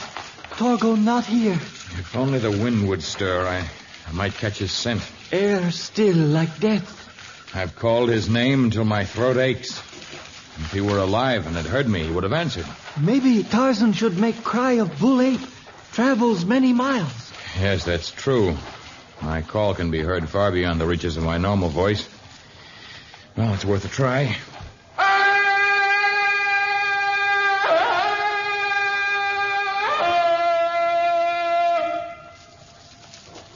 He's no answer.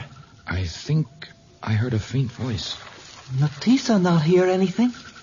I did not hear much, Natisa, but I could swear I heard something. From where? From the district that you consider taboo. Are you coming with me, Natisa? Nadio, Natisa come part way with you, but no go near Lake of Blood.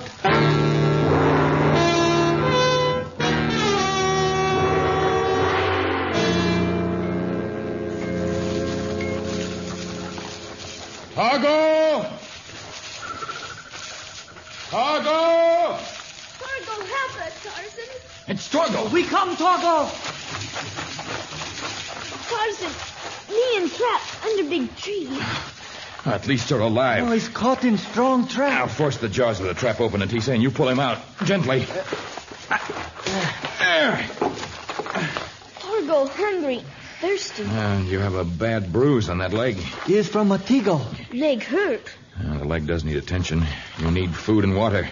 Natisa, is there a native village near here? Village of Yaluma, people near here. Is maybe 10 miles. 10 miles? Nearer is trading post of white man, old Buana Morgan. Morgan? Yes, I've heard good things of him. His place close by. Well, then we'll go there. I would hunt for food, but I haven't seen a track or caught the scent of an animal for many hours. No animals here. 2 days Torgo and Trap. Not hear or see any animals. No animals. That's most strange. Land Mugilo, even for animals. Cause Lake of Blood. I want you to say no more about that, particularly in front of Torgo. I won't have you filling his head with your superstitions. Natisa right. Animals not here because Magilo. It's too bad the land is not also taboo to the birds. Did you find the cranes you followed? Nadio, Torgo see cranes, other large birds. But now Torgo's sorry he followed. Yes, you're sorry at the moment because you're hungry and sore. Torgo, someday your curiosity is going to get you into real trouble.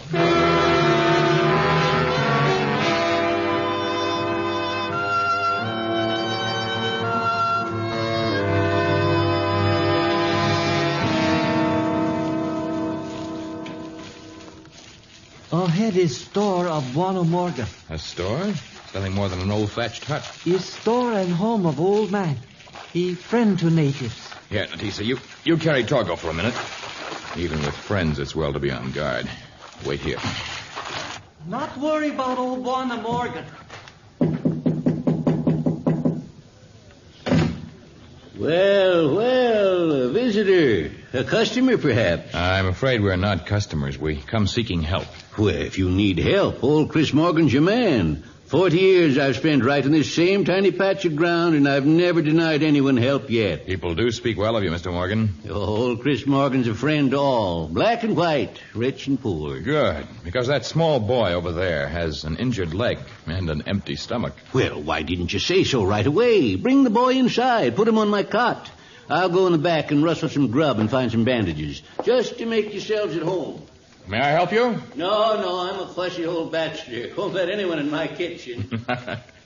Natisa, bring Torgo over here. Natio Tarzan. You carry him inside? Please. Mr. Morgan said to place him on his cot. Torgo, hungry. You'll have some food in just a minute now. Buana Morgan make food. He's good man, Tarzan. No? He is most kind. Tell me, Natisa, how can he make a living in this deserted spot? Many tribes come here, trade hides, ivory, other things with Buana Morgan. He go city once a year, sells hides, ivory, bring back things natives need. It sounds like a scant livelihood. He sell much salt. Torgo, hungry. hungry. I think I hear your supper approaching now. Here you are, Sadie. Some nice broth, some smoked meat, and some tin biscuits. That ought to hold you for a bit. I think it will. Torgo, where are your manners? Santa Buona, Morgan. That's better.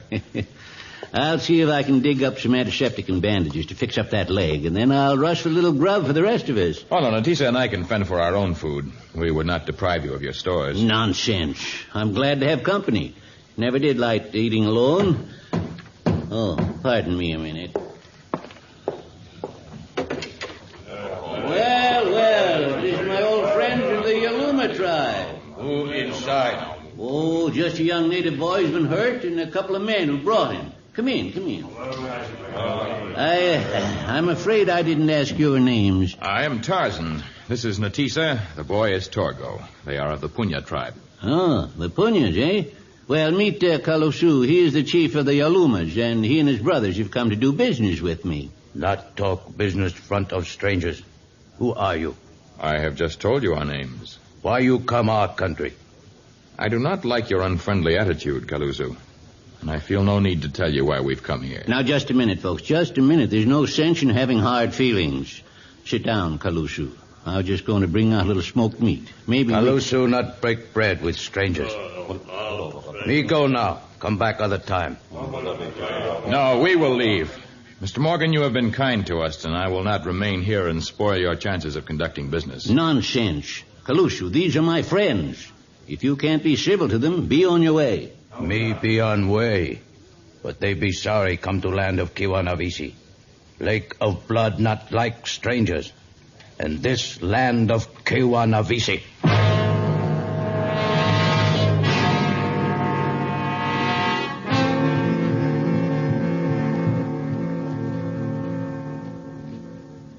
Well, despite the warning of Kalusu, the past few days have passed quite uneventfully.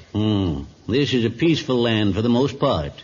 And so far as the legend of the Lake of Blood goes, well, I don't know. The best thing to do is just steer clear of the district and let well enough alone. Natisa, steer clear.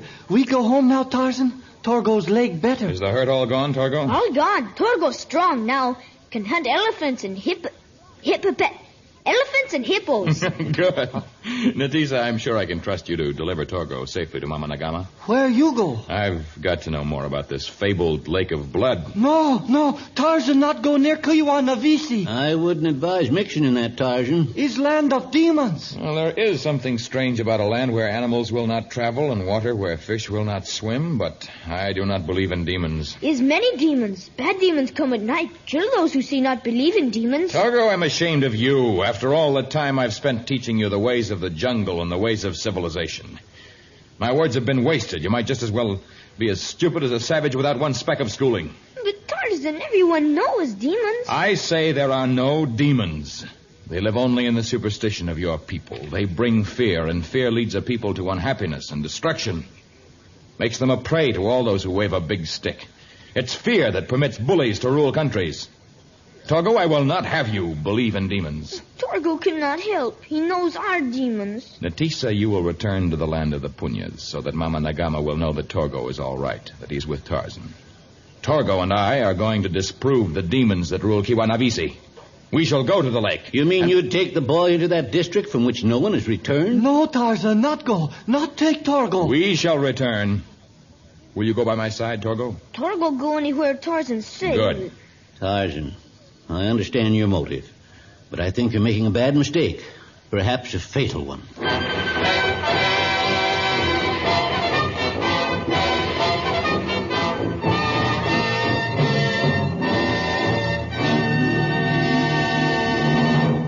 In just a moment, the exciting conclusion of our story.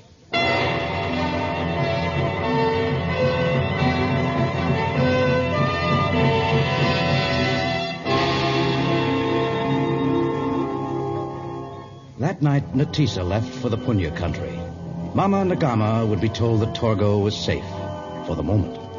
And the next morning, Tarzan and the small native boy headed for the land of the blood-red lake, the small body of water where no living thing could subsist. And yet the bright rays of the sun filtering down through the overhead jungle growth seemed to belie the sinister legend of the district. You see, Torgo? This land is no different from your own. We near lake? I've never been to it, so I'm not sure, but Why we stop? I heard the snapping of a twig far off. Is animal or man? I've caught no scent yet. Oh, we should see. We grab vines, swing to upper level? Perhaps. Let's be still just a moment. The sound was caused by men, several of them, and they follow us. All right, Torgo, jump onto my back and hold tightly. We'll swing up into the trees. They're holding tight? Much tight. Torgo's strong. There.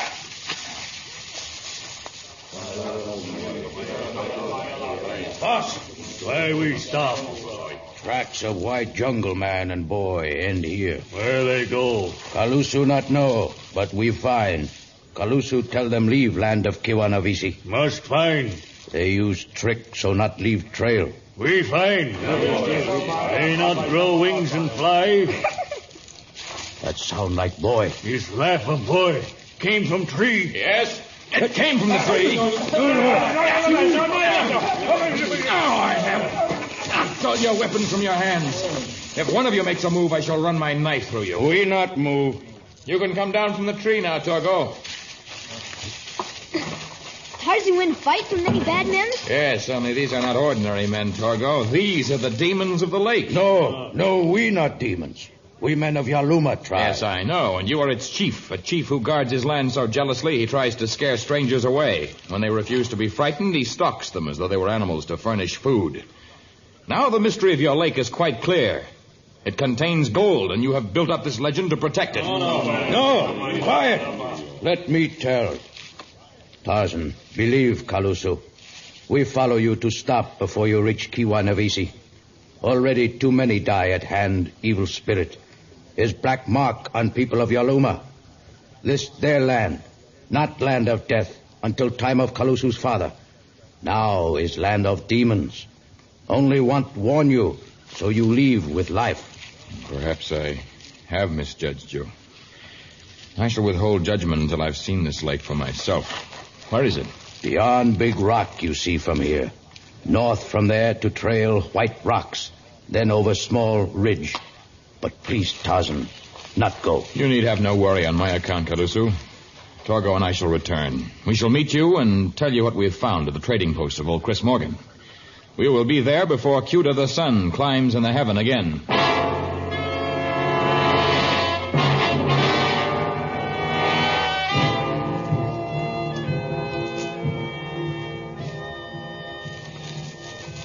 Now Tarzan knew the exact location of the lake. Torgo and he pressed on through the lush foliage that sheltered not even a single animal. Along the trail that was marked by the white rocks, up the side of the small ridge that the native chieftain had described. And when they had reached the top of the ridge, they stopped abruptly, and their jaws hung loose in wonderment.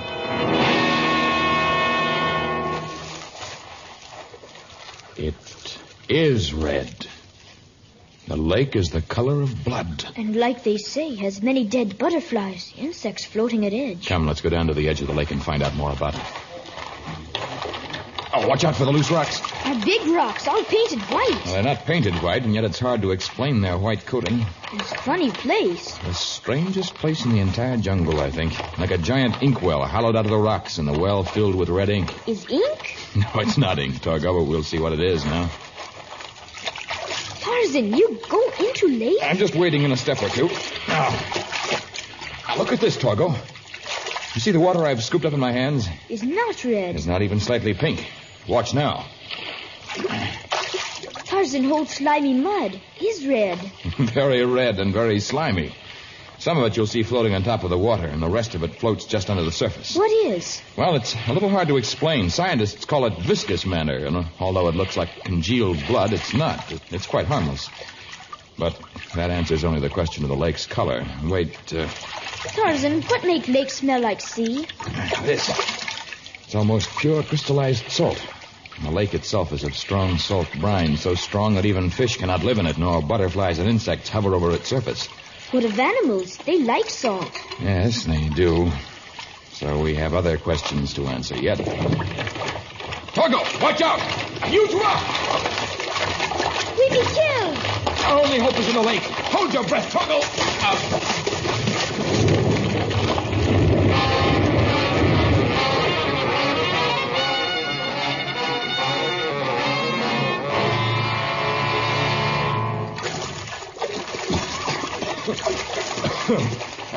I'll escape. Torgo wet and sticky. Swallow some strong salt water. Won't hurt you any. Those rocks might have. What make rocks fall? I saw no one. The strong odor of the brine prevented me from catching a scent, but I think we're getting closer to the solution of our mystery, Torgo. Climb on my back. We must move quickly now.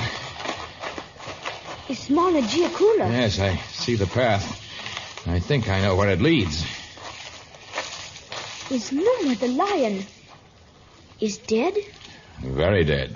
Yet there are no signs of a bullet wound or the mark of an arrow. Look, Ant's dead, too. They came to feed on the carcass of Numa, and the poison that killed him also killed them. No creature has been too small or too unimportant to escape the villainy of him who controls the lake of blood.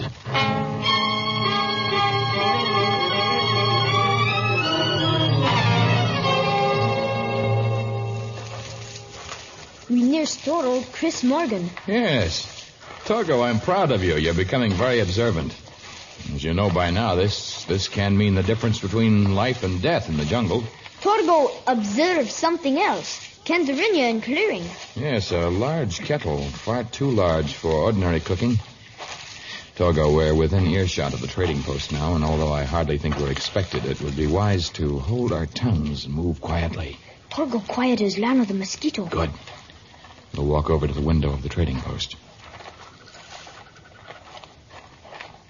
Why, you know your old friend Chris Morgan wouldn't take advantage of you, Calusu. We bring many hides this time. All right, Calusu. I'll throw in an extra sack of salt. Good. Old Chris Morgan, fine friend, black men. I try to be. The rest of you happy with the way I've treated you? Make good trade. Well, that's good. I'll help you pack up the bags of salt, and then I I'll... will not conclude your business arrangements, Mr. Morgan, yet, Caluso. Tarzan. I thought... You thought Torgo and I had been killed by the avalanche you started. Tarzan wrong. Old Chris Morgan, good man.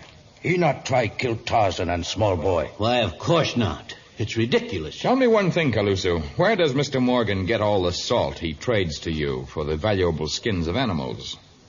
Me not know. Bring from city. Could he transport hundreds and hundreds of pounds of salt on his yearly trip?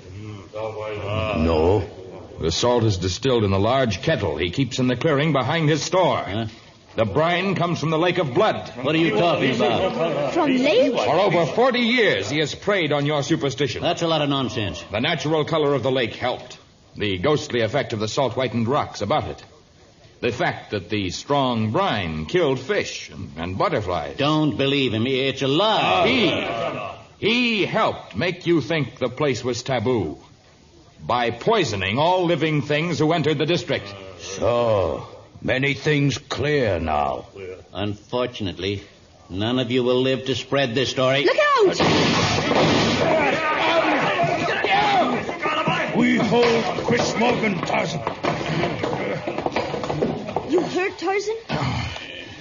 No, it's just a surface scratch, Torgo, but had it been a fraction of an inch closer. For over 40 years, I've gotten away with this, Tarzan. If you hadn't come along, If I hadn't come along, you would have continued to kill all who trespassed upon your land. But now the natives will have the salt they need, and that nature has provided them. Morgan, we kill you. No, don't kill me. Stop! You will not take the law into your own hands. I will take him to the authorities. Tarzan bleed bad.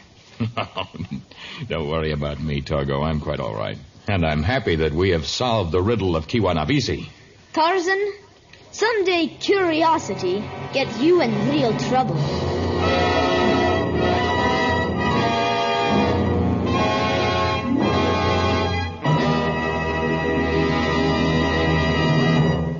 In just a moment, a preview of our next exciting episode of Tarzan.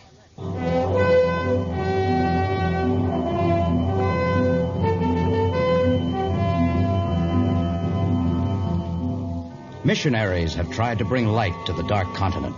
But just when we begin to believe the jungle people have changed, we hear the voodoo drums and the incantations of the witchmen. We see a pin stuck through a voodoo figure, and we recognize it as the sign of death. For pagan savagery still exists, and Congo magic still casts its spell.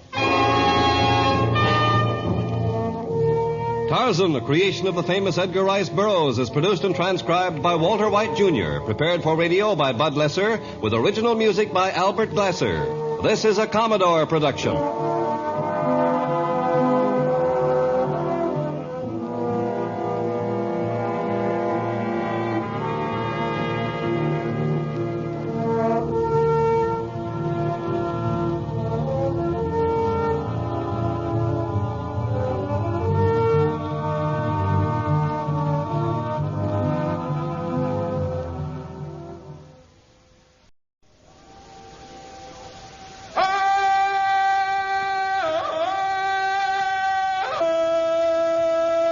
From the heart of the jungle comes a savage cry of victory. This is Tarzan, Lord of the Jungle.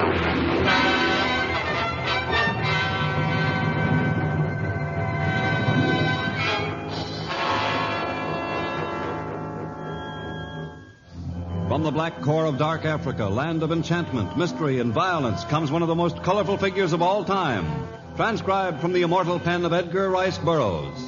Tarzan, the bronzed white son of the jungle. And now, in the very words of Mr. Burroughs, the story of Congo magic.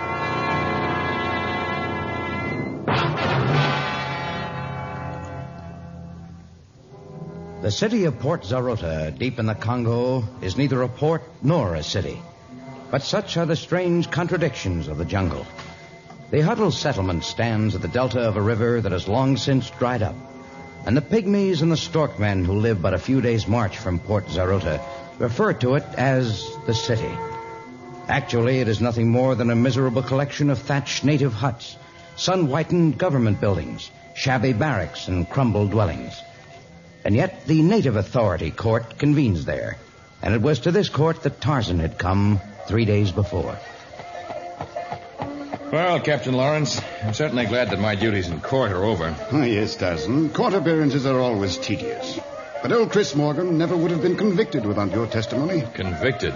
That's a horrible word. Oh, he had it coming to him, all right. Oh, yes, of course, but to be confined within the walls of a prison... Even the confines of a city like this one are intolerable to me. Yes, I know.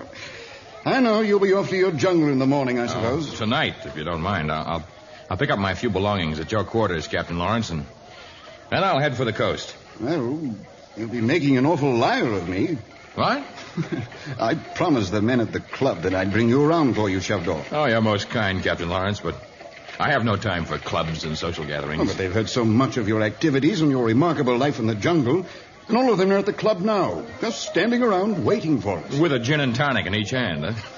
Honestly, Captain Lawrence, I think you English would find a place for a club and a bar in the middle of an erupting volcano. Oh, no, I wouldn't say that. Well, if you've said I'd come, I shall not make a liar out of you. Where is this club? Well, it just so happens that our path has accidentally brought us right to it.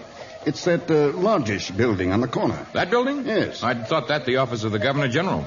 It's most imposing. Oh, for these parts, yes. But I can't very well go in there dressed in this leopard skin. Looks like a club in London's Mayfair. I have it. We'll sneak in the rear entrance, and I'll give you some clothes to wear. I just thought of an outfit that'll fit you as though you had it made in Seville Row.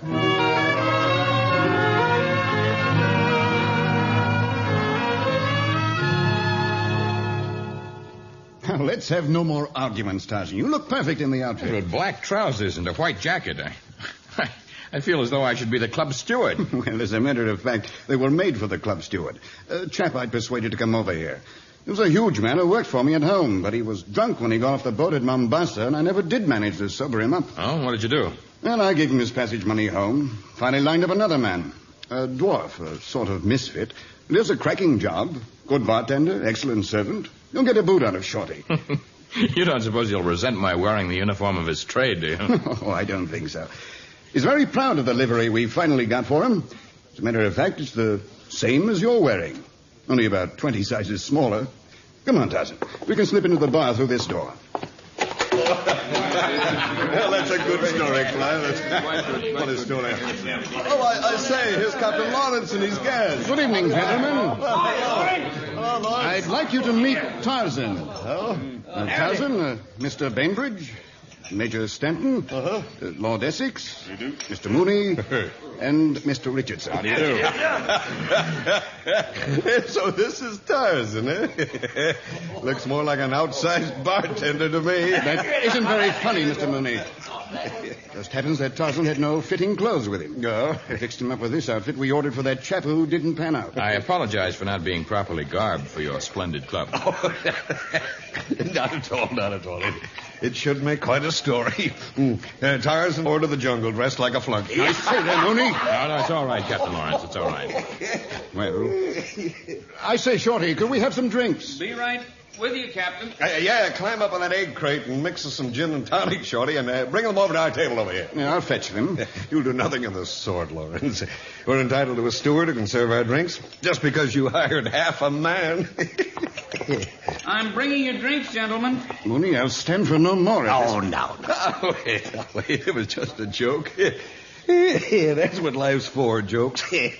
At least I've got to admit that Shorty's good for a few laughs. You know, whenever I see him running on those little batty legs... Doesn't he resent being called Shorty? Hasn't he a regular name? He's coming with your drink now. Yes.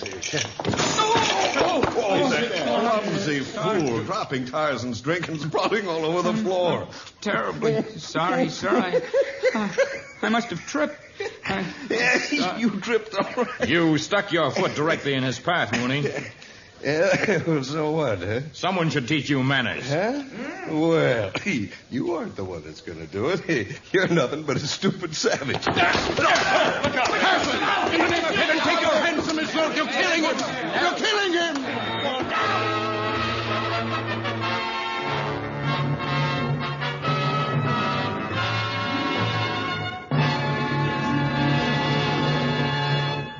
In just a moment, we shall return to our story of Congo magic.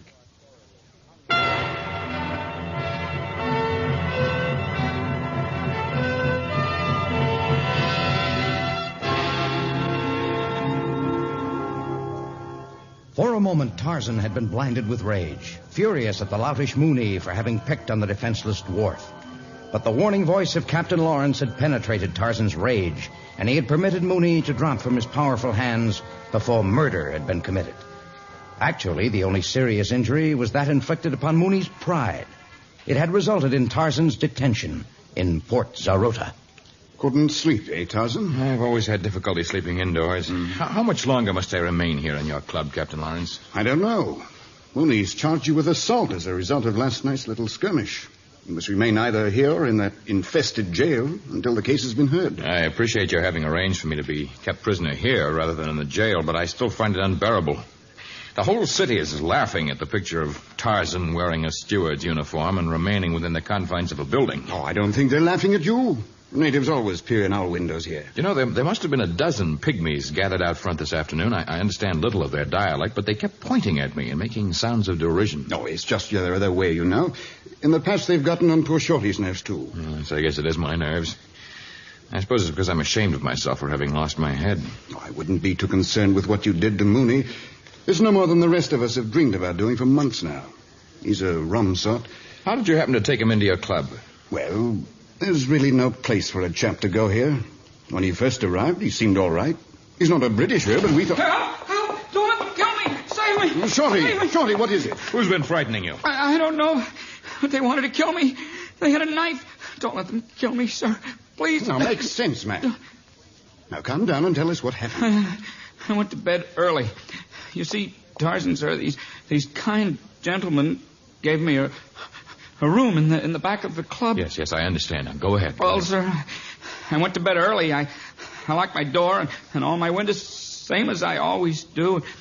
While I was dreaming, I was dreaming that I wasn't a dwarf anymore. I was tall and handsome, like you, Tarzan. Get to the point, Shorty. Oh, yes, Captain. Well, suddenly, maybe I was dreaming. I thought I heard my door open. I tried to shake the sleep from my eyes, but before I knew what hit me, someone was on top of me. I saw a knife flash, and that's all I remember. I guess I fainted. Turn around, Shorty. Huh? Turn around. Thank you. Look, Captain Lawrence. Why, someone's cut a great hank of hair from the back of Shorty's head. No one wanted to kill him. It was someone's idea of a great joke. Mooney, I suppose. Would he have access to Shorty's room? He lives here at the club, and one key fits all the doors. Mr. Mooney blames me for what happened last night, but I don't think Captain Lawrence, I think perhaps you'd better take me to the jail until it's time for my trial. Because the next time I tangle with Mr. Mooney, I may not stop short of murder.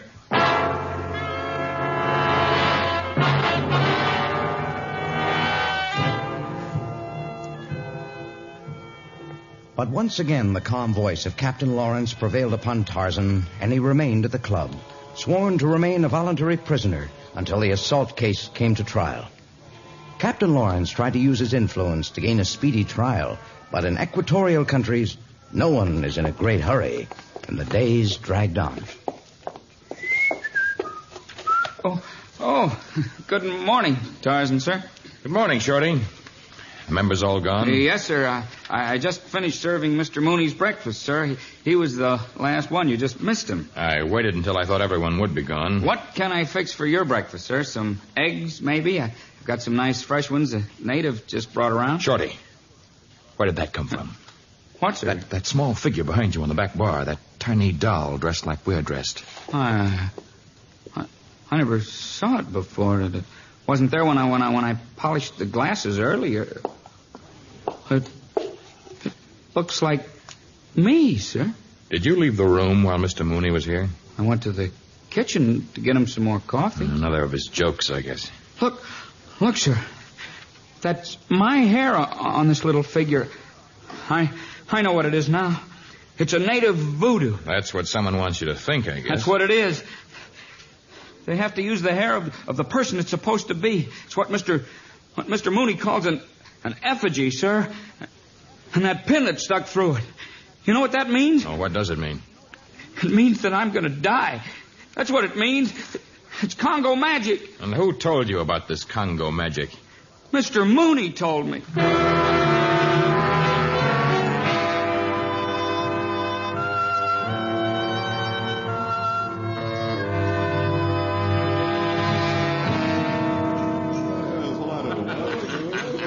I'd call it a blasted shame. Yes. Scaring the living daylights out of poor Shorty. But I say, where's Mooney now? I don't know. He's notified, like the rest of us, to be here. Oh? Perhaps he won't show up at all. He's not the first blustering coward I've encountered. Well, that's true. I said there's someone ringing the doorbell. Would it be at this hour? Well, the members all have keys. Shall I go? No, Shorty's in the hall. He just manages to reach the doorknob. He seems to just manage everything. He's all right.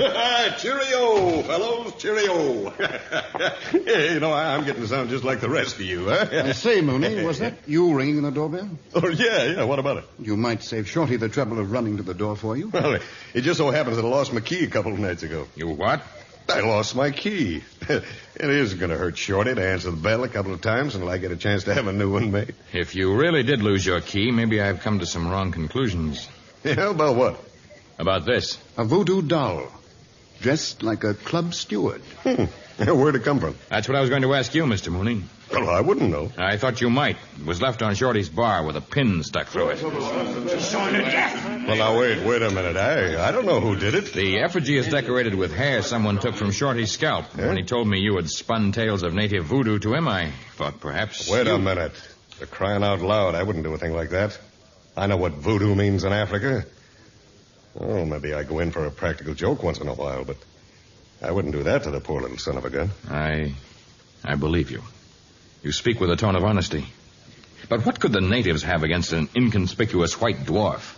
Do you suppose that steward I turned down might have stayed in Africa? And be holding a grudge against Shorty, figuring he's latched onto the job that should have been his, you mean? That's it. That's exactly what's happened. He's learned about this Congo magic, and he's... Watch out! Hey, that's a dart. Someone threw a dart right through that open window over there. Didn't miss Tarzan's head by more than an inch.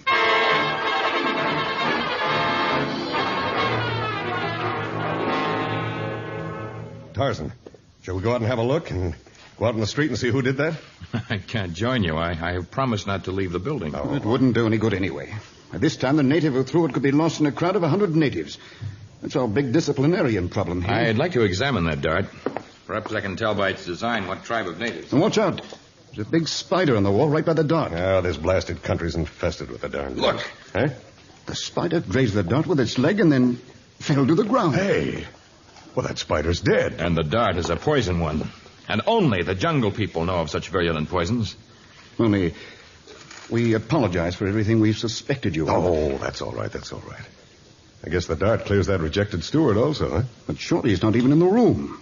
If natives were after Shorty for some reason, why should they fire at Tarzan? The answers to our questions remain with him who shot the dart. And by this time, he's on his way to his jungle home. Well, what are we waiting for, then? Come on, let's follow him. I am not permitted to leave Port Zarota. I have a court case pending against me here. Oh, but this is serious. I'll withdraw the charges. Good. We'll collect what we need for a small safari, and we shall leave tonight. Yeah. But I warn you, the people who resort to poisoned darts shot through a blowgun from ambush will spare no efforts to see that our safari ends in disaster.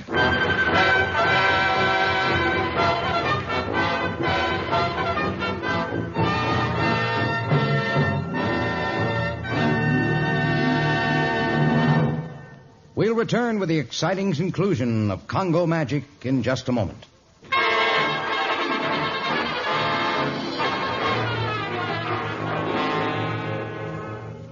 By midnight, the materials for the safari had been rounded up, and the men who were about to leave on the dangerous mission stood outside the clubhouse, ready to take their departure.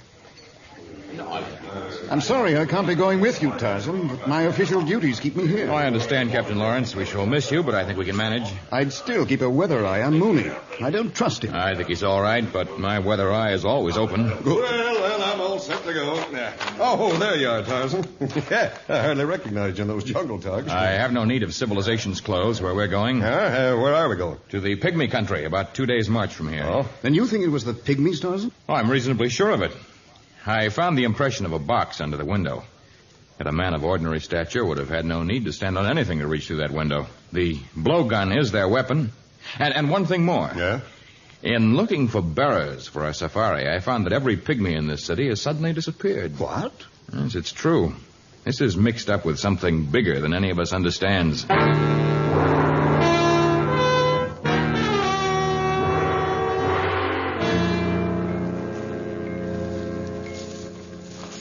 We aren't making very good time, Tarzan. It's the head man leading the safari. I think his pack is too heavy. Oh, it's bulky, but it shouldn't weigh very much. Well, that's one I packed myself. Well, there's some reason for his slow pace. Manyapara! Manyapara, come. You want make talk, Tarzan? Yes, we've been marching now for several hours, yet we've covered little distance. Why do you set such a slow pace? Pack, Manyapara, carry. Much heavy. Oh, nonsense. I'm carrying a pack as heavy as that myself. Just a minute, Mooney. Yeah. Manyapara, take the pack off. Let me feel it.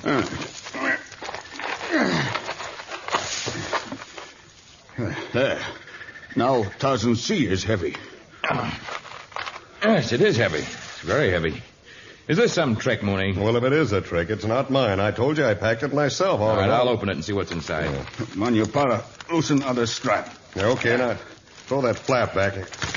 Shorty! Shorty! What in the world made you hide inside that pack? Please, sir, I knew you wouldn't take me along if I asked. No one ever thinks I can do the work of a full-grown man. But this is my fight, sir. I'm the one they want to kill. It's my duty to come along. Can you beat that? Please don't send me back, Tarzan. It's my one chance to prove that I'm a real man. I shall not send you back, Shorty. You shall have a chance to prove that you are the equal of any man, regardless of size.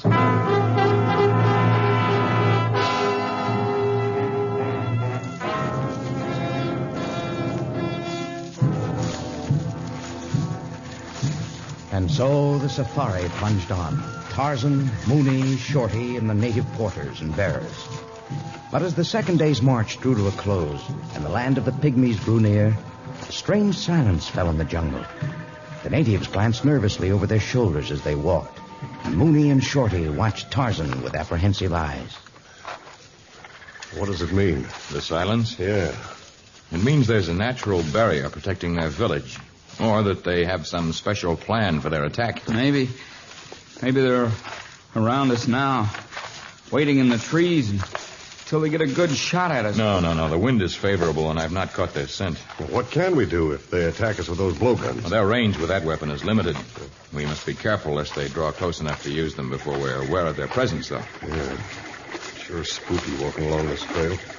Those steep palisades on each side, we wouldn't have a chance if they decided. Oh, this is the reason they've had no need to attack us before this. Yeah, a river. It's wide, too. How can we cross it? Well, I think I could swim across. Perhaps it'd be best if I went ahead alone, though. No, Tarzan. You promised me I could help. That I'd have a chance to prove myself a man. So I did. Well, we'll have to build a raft, I guess. Tarzan! We find raft hidden in trees. Well, that's a break. Gee, it sure is. It's a real break. Perhaps this good fortune is not an accident. And we have no time for questioning our luck. We will board the raft and hope that we may reach the other side without incident.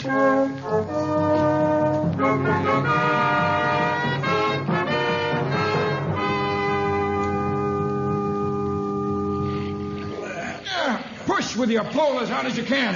Yeah. The sooner we reach the shelter of the trees on the other side, the better off we'll be. We go back later for other barrels. You can bring as many as this small raft will carry on the next trip. Look, Tarzan. War canoes from behind the tall grass. Hold hard, men. The shore is our only hope. They can't reach us from where they are with their blowguns, can they? I don't think so. But the pygmies are pretty good marksmen with those short bows they carry. They're gaining on us, Tarzan. Hey, wait, look. Look, another canoe from the shore, right where we're headed. Yes, that one seems to have their chief and their medicine man in there. Hey, they're firing their arrows. They'll get Tarzan, us. watch out. There's a hoop. Oh, Shorty! He's badly hurt. He jumped right in front of you. I know. The arrow would have struck me if he hadn't jumped in its path. Mooney, you'll have to care for Shorty. All right. Manapala, pole as best you can by yourself. Wait a minute. Where are you going? I'm going over the side. Our only hope lies in my ability to swim underwater.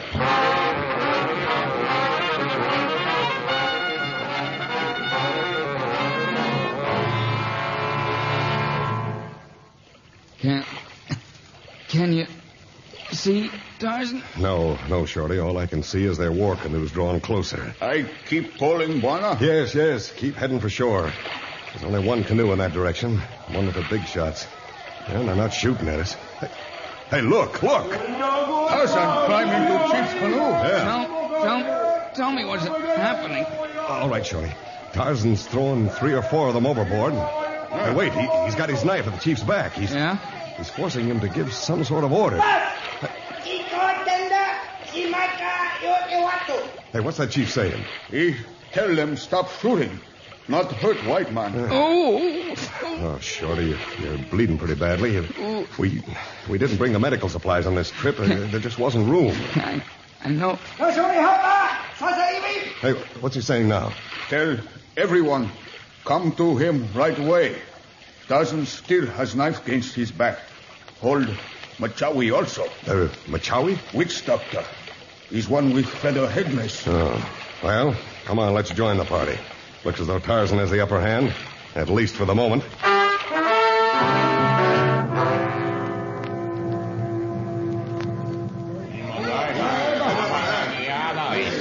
Men, put down all weapons. Stop fighting. What more you want? I want to know why your men fired at Shorty over there in the city of Port Zarota and why we've been attacked here. I tell.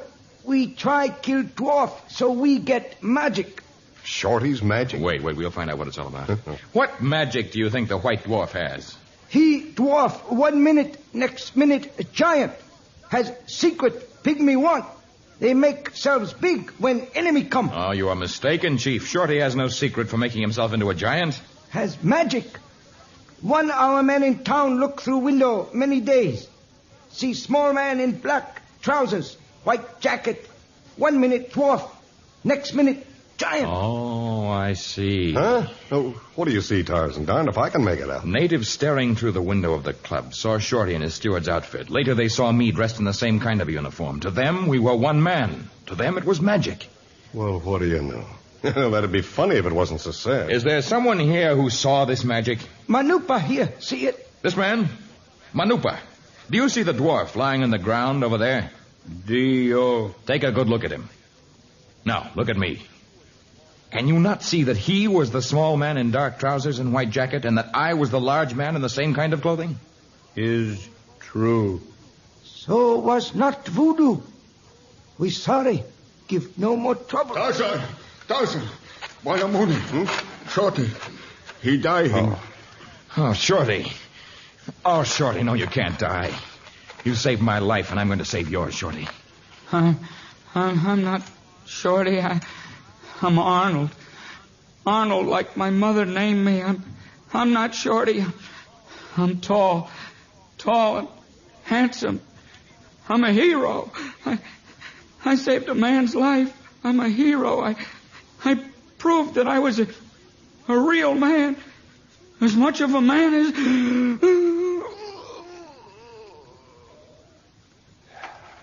Well, he's dead. Well, anyway, he died with a smile on his face. Yes. For in his last moments, he was no longer a dwarf and a misfit. He was a member of a jungle safari. He'd taken part in a savage battle, and he'd saved a life. And in his mind's eye, he was tall and handsome. This is the magic of the Congo.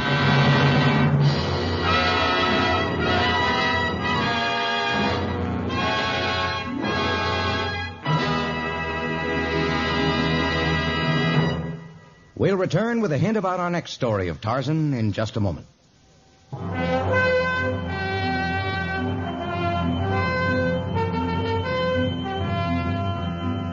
A conservative English barrister comes to Africa to persuade Tarzan to forsake the jungle and come to England. A cultured American woman arrives on the dark continent with her charming daughter on a trip around the world. A native potentate returns home. They are all ordinary people until they fall victim of the jungle heat, which is the title of our next story of Tarzan. Tarzan, a transcribed creation of the famous Edgar Rice Burroughs, is produced by Walter White, Jr., prepared for radio by Bud Lesser, with original music by Albert Glasser. This is a Commodore production.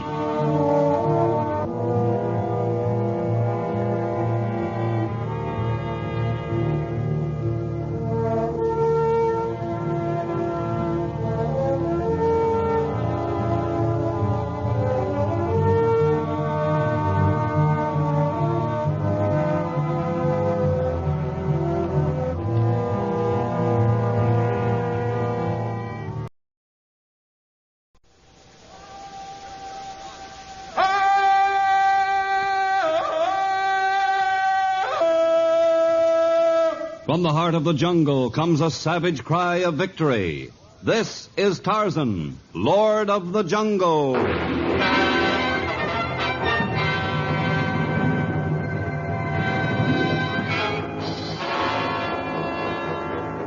From the black core of dark Africa, land of enchantment, mystery, and violence, comes one of the most colorful figures of all time, transcribed from the immortal pen of Edgar Rice Burroughs. Tarzan, the bronzed white son of the jungle. And now, in the very words of Mr. Burroughs, the story of Jungle Heat.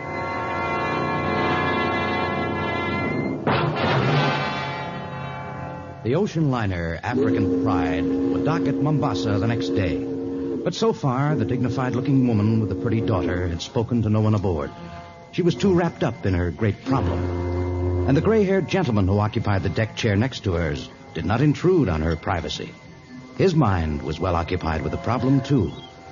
They might never have spoken if a rough sea had not suddenly caused the deck to heave, sending the gentleman's teacup flying.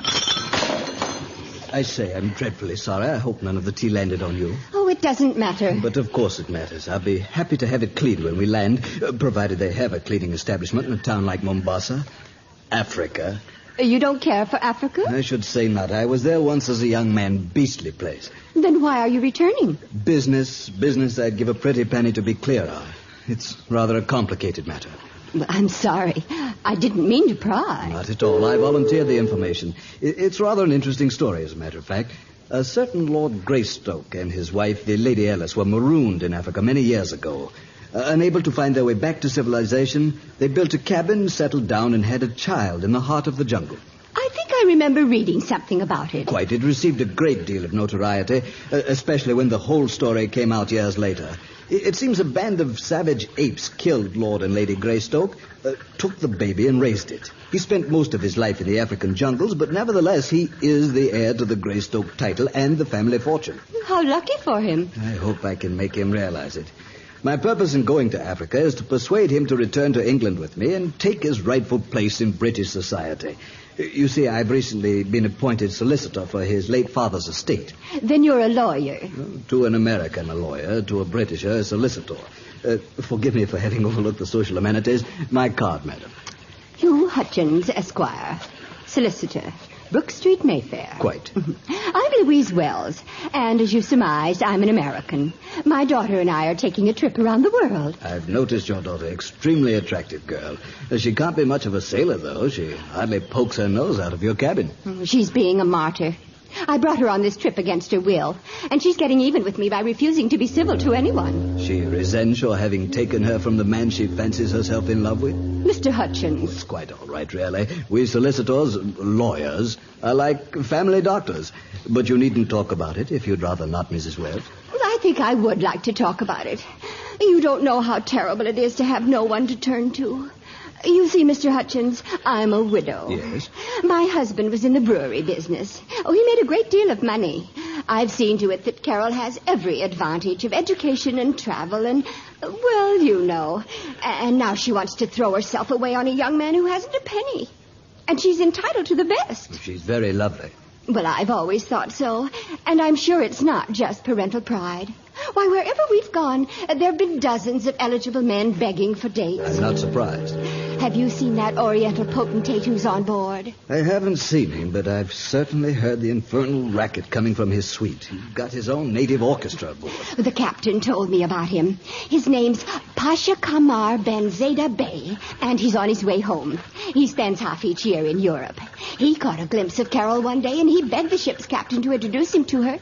And she refused point blank. They say he's a handsome devil, too. Oh, nothing makes any difference. She won't have anything to do with any of the men who admire her. She may change her mind if she sees one who appeals to her.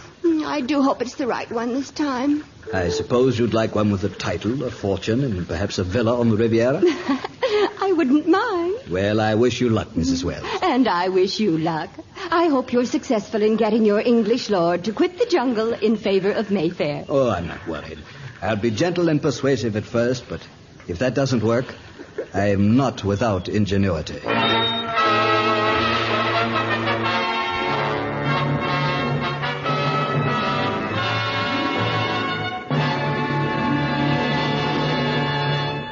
We'll return to our story of Tarzan in just a moment.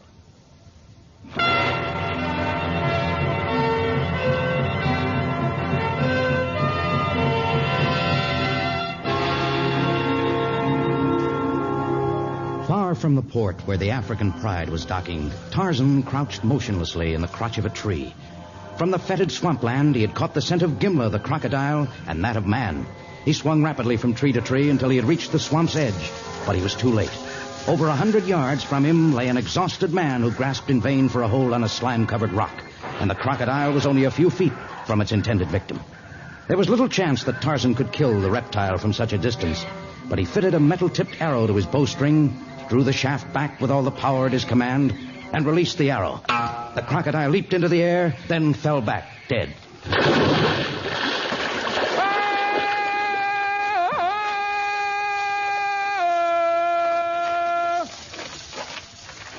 Now, to get that poor creature out of that foul quagmire. I've come to save you. You speak English? Yes, but it's best to hold your tongue and save your strength. I'll carry you to a dry place. I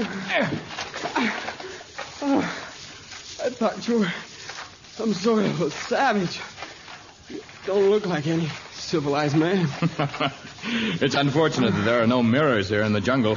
You must have a week's growth of beard on your face, your clothes are torn and filthy, and your body is scratched from thorns and burnt from the equatorial sun. It's been terrible.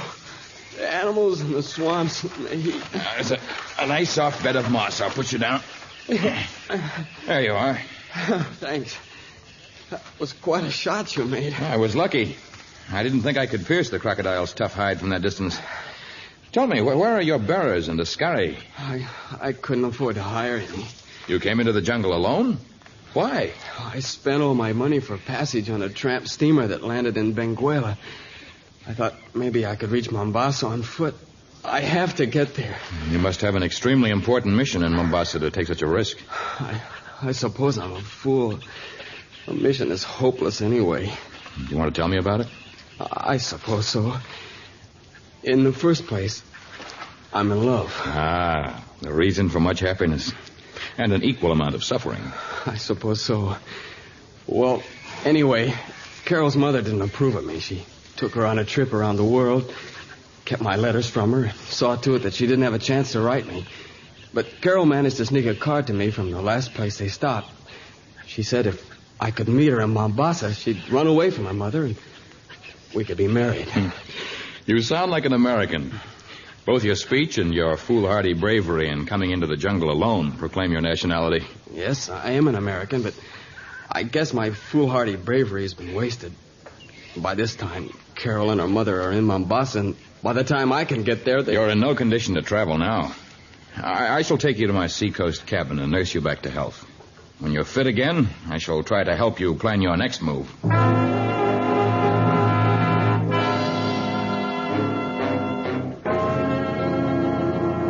Tarzan carried the young man through the sweltering jungle. And almost at the same time, the heat had begun to make a change in Hugh Hutchins, Esquire, the ordinarily imperturbable British solicitor. He strolled back and forth in a small heat-drenched hotel room in Mombasa. Africa. Why he has to live in this miserable country, I'll never know. Well, it's about time. Good afternoon, Mr. Hutchins. I'm Mr. Fitzhugh, the manager of the hotel. You sent for me? I certainly did. Come in. Yes, of course. I do hope you're finding everything satisfactory. I am finding everything most unsatisfactory. In the first place, I want that infernal music stopped. I'm afraid that's quite impossible. It comes from the suite of the Pasha Ben Zayda Bey. I might have known. I'm sorry there's nothing I can do about the music. But you see, when the Pasha stops at Mombasa, he occupies a whole floor in the hotel. He's one of the richest and most powerful men in Africa. If there's anything else I can do? I don't suppose there's anything you can do about this infernal heat. We are hoping for some sort of air conditioning unit in a few years. Well, I can't wait a few years for an air conditioning unit, nor to find the man I've come to Africa for. If I can be of any assistance? Perhaps you can. His name is John Clayton, Lord Greystoke. The only address I have is Africa. It's quite an address. But it so happens that Lord Greystoke is known to practically everyone, from Cape Town to Cairo. Here he's called Tarzan. So he still uses that ridiculous name. Ridiculous? It doesn't matter. Could you have a letter delivered to him for me? Perhaps, but it wouldn't do any good, Mr. Hutchins. He emerges from the jungle only to help those in great trouble. Well, I might. No, I'll go to him. Can you secure a guide for me? Of course. Consider yourself practically at his doorstep now.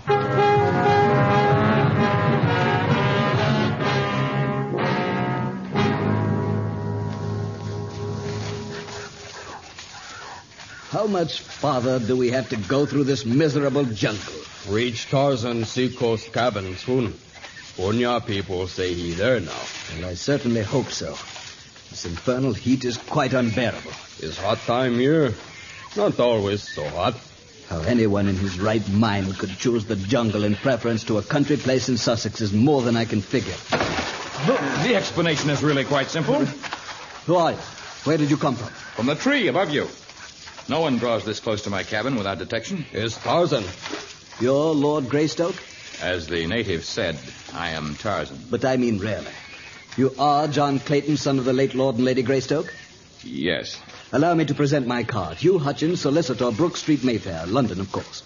Of course. Is there somewhere we could talk? My cabin is being occupied by a man suffering from exhaustion, but it's highly unlikely that the panthers and lions will disturb us here. Lord Greystoke, I've come thousands of miles to persuade you to give up this primordial life and return to London. Why? The solicitor who previously managed your late father's affairs passed away a short time ago, and I've recently taken over his duties. I found a vast fortune just lying useless. Well, that is wrong. Go ahead, use it. What? Feed the poor.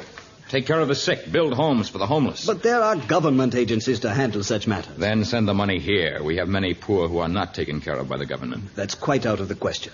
The Bank of England would never approve the use of such a sum of money for that purpose. Really, Lord Greystoke, you must return. I shall have to be quite firm about it. Mr. Hutchins, how much do you earn as solicitor of my fortune? Very little while it remains so completely inactive. I see. But that isn't the point. The crux of the matter is that it's criminal for a titled English gentleman to dress and live like a savage. Mr. Hutchins, I remain here through choice. I have visited England, and I found much about it to my liking, but my heart is here in the jungle. But really, Lord Grayson... I would suggest that you return home as soon as possible. Goodbye. Tarzan, go. Into the trees like one of those apes who raised him.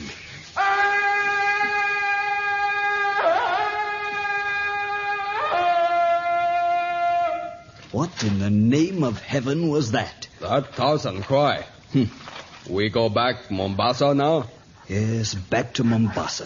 Through this crawling jungle, through this grueling heat. But I'll figure out a way to make Tarzan leave the jungle. Somehow or other, I'll make him change his tune.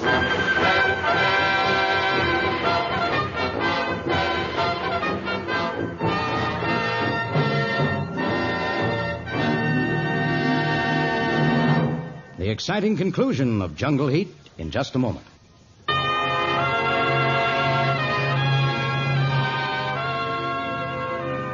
The cities, as well as the jungle, labored under the great pall of tropical heat. It was responsible, in part, for Hugh Hutchins' unreasonable determination to take Tarzan from the jungle. It had a great deal to do with the Pasha Kamar Ben Zayda Bey's reluctance to start his journey into the interior. And it affected the temper of Mrs. Louise Wells. There were some things, however, for which the heat was blamed, and for which it was not responsible.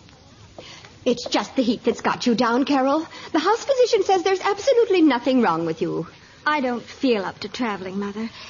We'll just have to stay in Mombasa until I feel better. But we've already missed 2 boats. Are we going to spend the rest of our lives in Africa? Oh, I don't know. I don't care much. No, I suppose you don't. You don't care about anything but hearing from Bob Hale. Has there been some message from him? Message? From Bob? Oh, we aren't likely to hear from him. Oh, no, I guess not.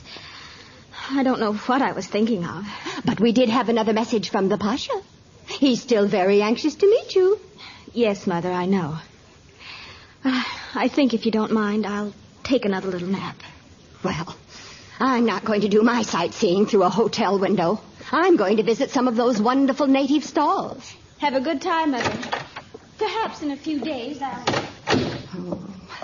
Of all the ungrateful girls. I'd give up my life for her, and she... 1,000 pardons, Mother of Beauty. Why, Pasha Kamar, what a pleasant surprise to bump into you. Our meeting, gracious one, is no accident. I have waited some hours to encounter you once again. Oh, how flattering. I hope I haven't kept you waiting too long. No wait, however long, would be too great for the pleasure I have anticipated. Oh? I come to you with a token I wish you to deliver to the goddess of beauty, your estimable daughter. A little gift for Carol. How sweet. You will accept the token? Why, of course. I think the giving of little presents is a lovely custom. The men in America are inclined to forget how much women appreciate gifts. In your hand I place the gift. So, we will meet before the new moon has come to discuss the arrangements. Until then, may Allah guard well my white pearl. Oh, but wait. Pasha, just a minute. Is something wrong, Mrs. Wells? Mr. Hutchins, I thought you'd gone into the jungle. I got back last night. You seem upset. I am. I was just talking to that Pasha fellow, and he said he had a gift for Carol, and he handed it to me. And by the time I glanced down at it, he was gone. Look what he gave me. An emerald. The largest one I've ever seen. Must be worth a fabulous fortune. And he said such strange things about discussing arrangements and the new moon. It's clear that the jewel is his payment for Carol. Is his bride. Oh, dear. But of course he is a titled gentleman. Royalty even. And you yourself said he had a fortune. And several hundred other wives. Oh, I'll give the jewel right back. Why, I'll go to his suite and probably be the cause of an international incident. No, Mrs. Wells, such matters are not that easily settled in Africa. Well, what can I do? Put matters in my hands, my dear Mrs. Wells. I am a solicitor, you know. Oh, of course. Well, I'll pay you any fee you name if you get me out of this. I want no money. But there is a little favor that you could do for me. It concerns Tarzan. Who? Lord Greystoke. I want you to write him a letter. Tell him that Carol is in great danger. Perhaps that is not much of an exaggeration now. Write that you are 2 women alone in Africa, and from what you have heard of him, you are sure he's the only one who can save your daughter. And then he'll come here. He'll see Carol, and he'll be smitten as the others. Perhaps. He has a title, too, and a fortune. And he comes from a fine old English family. Isn't that what you said, Mr. Hutchins? Quite. You'll make no mistake in writing the letter. Oh, of course I'll write it. I'll write anything you tell me to.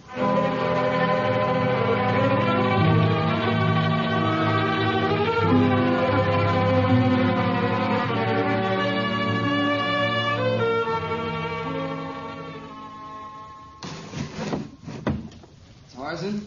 Yes, Bob. I thought I'd find you still asleep. I heard all that shouting and confusion outside a few minutes ago. Tried to reach the window to see what was happening, but I couldn't quite make it. Some Punya warriors arrived with a letter for me. The coming of a Barua in the jungle is quite an event. I don't wonder. If I were the native mailman, I think it was quite an event if I managed to deliver a letter here. It is dangerous even for those who know the jungle well. And that is why I am angry. Oh? A week ago, while you were hovering between life and death, a gentleman came into the jungle to persuade me to give up my life here and go to England. I refused. And now he sends a letter designed to bring me as far as Mombasa, the first leg of the journey to England. Well, if he couldn't persuade you in person, how could he expect a letter to do the trick? Oh, the letter doesn't bear his signature, of course, but the ruse is obvious. Listen to this. My dear Tarzan, you do not know me since I am an American woman, Mrs. Louise Wells, Mrs. Wells, who has only recently arrived in Africa. But having appealed to the native police and many others, I am informed that you are the only man in the world who can help me in the present situation, which involves the safety and perhaps the very life of my daughter, Carol. Please come at once to Mombasa. I am at the Grand Hotel, and I await your arrival. A melodramatic letter that Hutchins has dictated in the hope that I'd be brought... Oh, Tarzan, that's Mrs. Wells, Carol's mother, my Carol, and she's in danger. I doubt that she's in danger, Bob. But since the letter refers to your Carol, I shall go to Mombasa. I'm going with you. Oh, you couldn't drag yourself as far as the window a moment ago. How do you propose to travel to Mombasa? I'll make it. I have to. I'll make a bargain with you, Bob. You remain here. There are enough provisions to keep you until my return. But Tarzan, can't you understand? I said I'd make a bargain with you. You remain here without further foolish arguments. And when I return, I shall bring your Carol with me.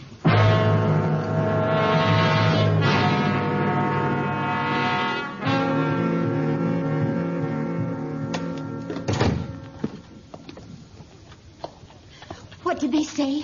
What will they do? Nothing. The officials blame you for having accepted the jewel. They act as though the Pasha was well within his rights in abducting Carol. Frankly, I don't know what to do. Perhaps if you're Lord Greystoke... Yes, maybe perhaps Tarzan can help. If only the letter brings him. The letter did bring me, Mr. Hutchins. Tarzan, the way you pounce out of nowhere, really. I hardly pounced. I've been standing here for several minutes. I wished to learn if the letter was a ruse. Apparently it was mainly false when it was written, but it has come true. Carol is in danger. Will you help us, Tarzan? You mean you're asking help from this naked savage? This is Lord Greystoke, Mrs. Wells. Mrs. Wells, despite your rudeness, I shall help you. Come with me, both of you. Where are you taking us? The caravan of the Pasha moves slowly because of its great size and because of the many women in the entourage. We can easily overtake it within a few hours. But how? I shall engage the services of 3 fleet camels. But I don't know how to ride a camel. You will know by the time our journey is over.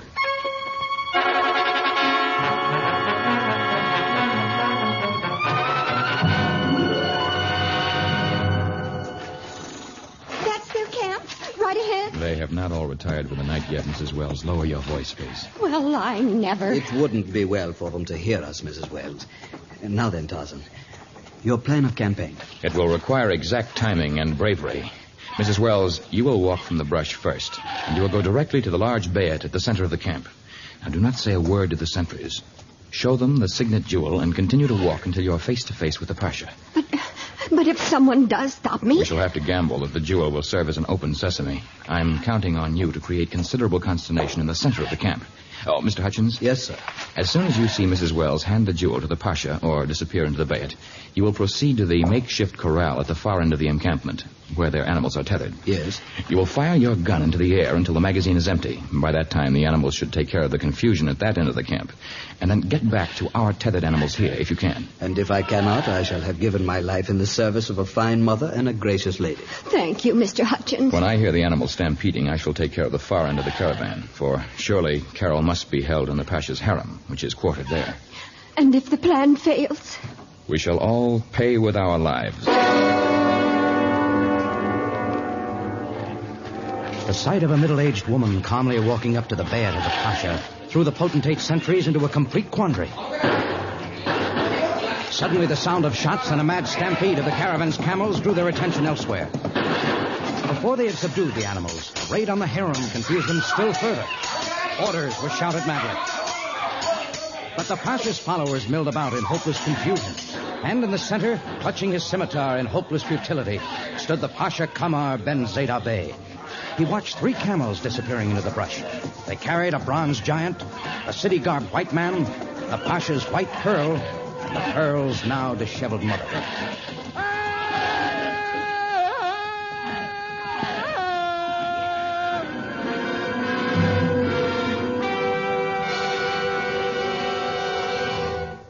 But this is a shack in the jungle. You haven't led us back to Mombasa. I must have taken a wrong turn. Mother, there's no sense in being upset. This man did save us. For a worse fate, I dare say.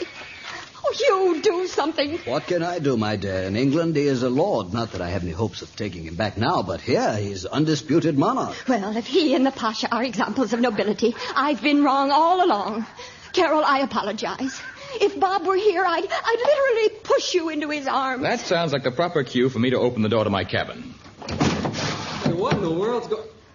Carol! Bob! Oh, darling. Bob, I'm so glad to see you. Aren't they perfect together? Yes, they are. Well, Bob, how'd you get here? What's happened? Oh, a great deal since I chucked my job and followed you to Africa. The most exciting part was when Tarzan saved my life with a bow and arrow.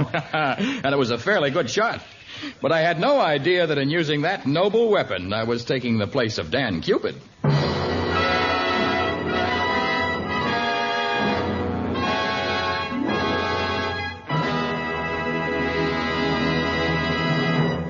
In just a moment, a preview of our next story of Tarzan.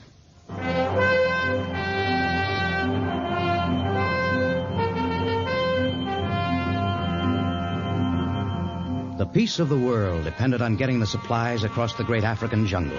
It was imperative that they be carried from Dakar to Suez without loss. And yet, each time a new shipment was received at Suez, it was found that guns, ammunition, food supplies, and other valuable equipment were missing. Drama runs high in our next story, Jungle Hijackers.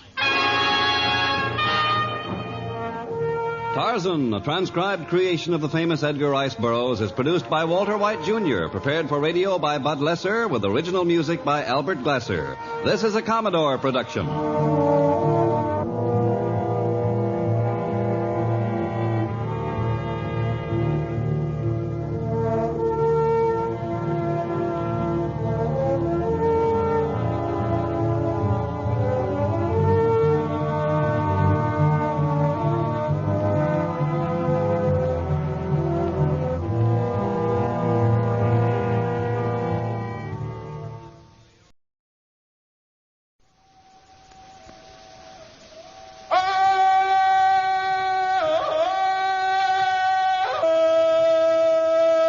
From the heart of the jungle comes a savage cry of victory. This is Tarzan, Lord of the Jungle.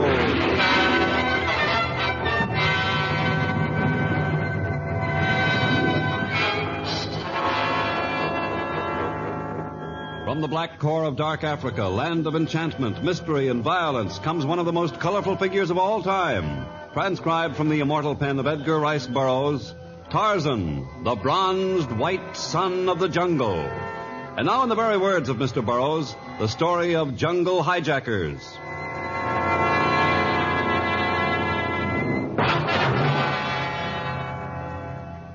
Once the small plateau had been covered by a mass of heavy jungle growth, but now it was a rock-strewn clearing that bore a variety of drab-colored buildings. Here, near the native village of El Bodeh, halfway between Dakar and Suez, lay the headquarters of the Joint Transportation Command, West African sector.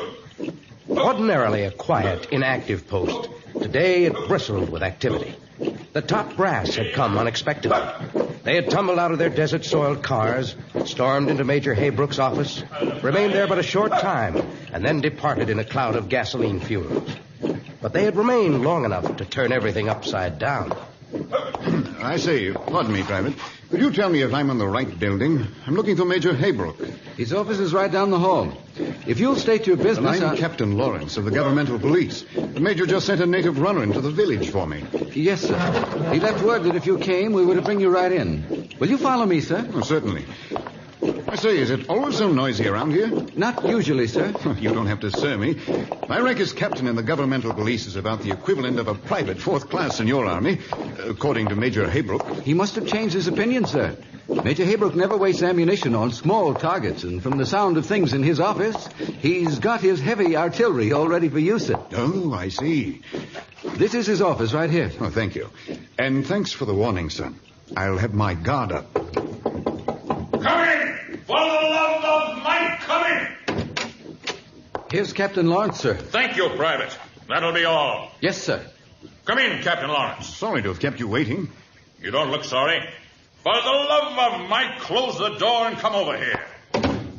Just as soon as the native runner reached the village, I left. Now, let's just stow all the folderol, Lawrence. The fact of the matter is, I'm on the spot. Sit down. Anything I can do to cooperate? You're doggone right you'll cooperate. You know the job my outfit has? Well, as I understand it, your mission is to transport food, ammunition, and other army supplies from Dakar to Suez. Right. And we've taken every precaution to see that they're delivered in proper condition. The bales have twice as much padding as called for in specifications, and they're wrapped with special quality burlap. Good idea. It's pretty rough jungle to go through. Right. And the things that come in crates have double thicknesses of wood to protect them. Well, then? But after all these safeguards against the elements, we find it's not the heat or the rain or the rough terrain that's bothering us, but plain, unadulterated robbery. Robbery? Well, from an army transport? For the love of Mike, yes. That's what I've been saying. Robbery, stealing, hijacking. Do you understand? Yes, sir. You could give me a few details to go on, though. I'll give you all the details before you leave.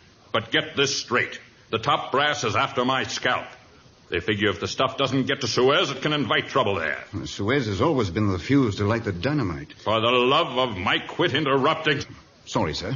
And you're going to be a whole lot sorrier if this stealing isn't stopped. If it was some fault of my officers or enlisted men, it'd be up to me. But this is a civil matter. These hijackers are the subjects of your government. And I can promise you, Captain Lawrence, that unless your governmental police puts a halt to this robbery at once, I'll see to it personally that you're shipped back to jolly old England.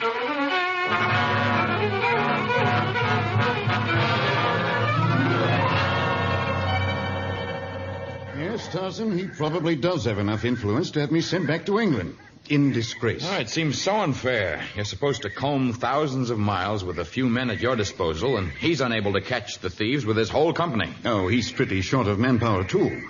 When you spread a company from Dakar to Suez, there aren't many men left to guard each safari. Well, perhaps that's true, but why should you have to save his neck? No, there's more than that involved, Tarzan. Perhaps the peace of the world. I'll have to have a go at saving his neck, as you put it. And I'm counting on you to save mine. Well, you have long been my friend, Captain Lawrence. If I can be of help in tracking down the hijackers, I shall be more than happy. Thank you, Tarzan. You know this jungle better than any man alive, and I've been counting on your help. I'll gather my weapons and a few other things I might need, and we'll leave at once. Where do we start? I haven't the foggiest notion. No, I mean, where did the hijackers make their last raid? What was the size of their band? And are they thought to be natives or whites? Well, you see, that's really the big problem. Thousands and thousands of dollars of equipment and supplies are missing, but no one's seen any thief. There have been no raids, and for all Major Haybrook's men seem to know, the materials might just as well have been spirited away by ghosts.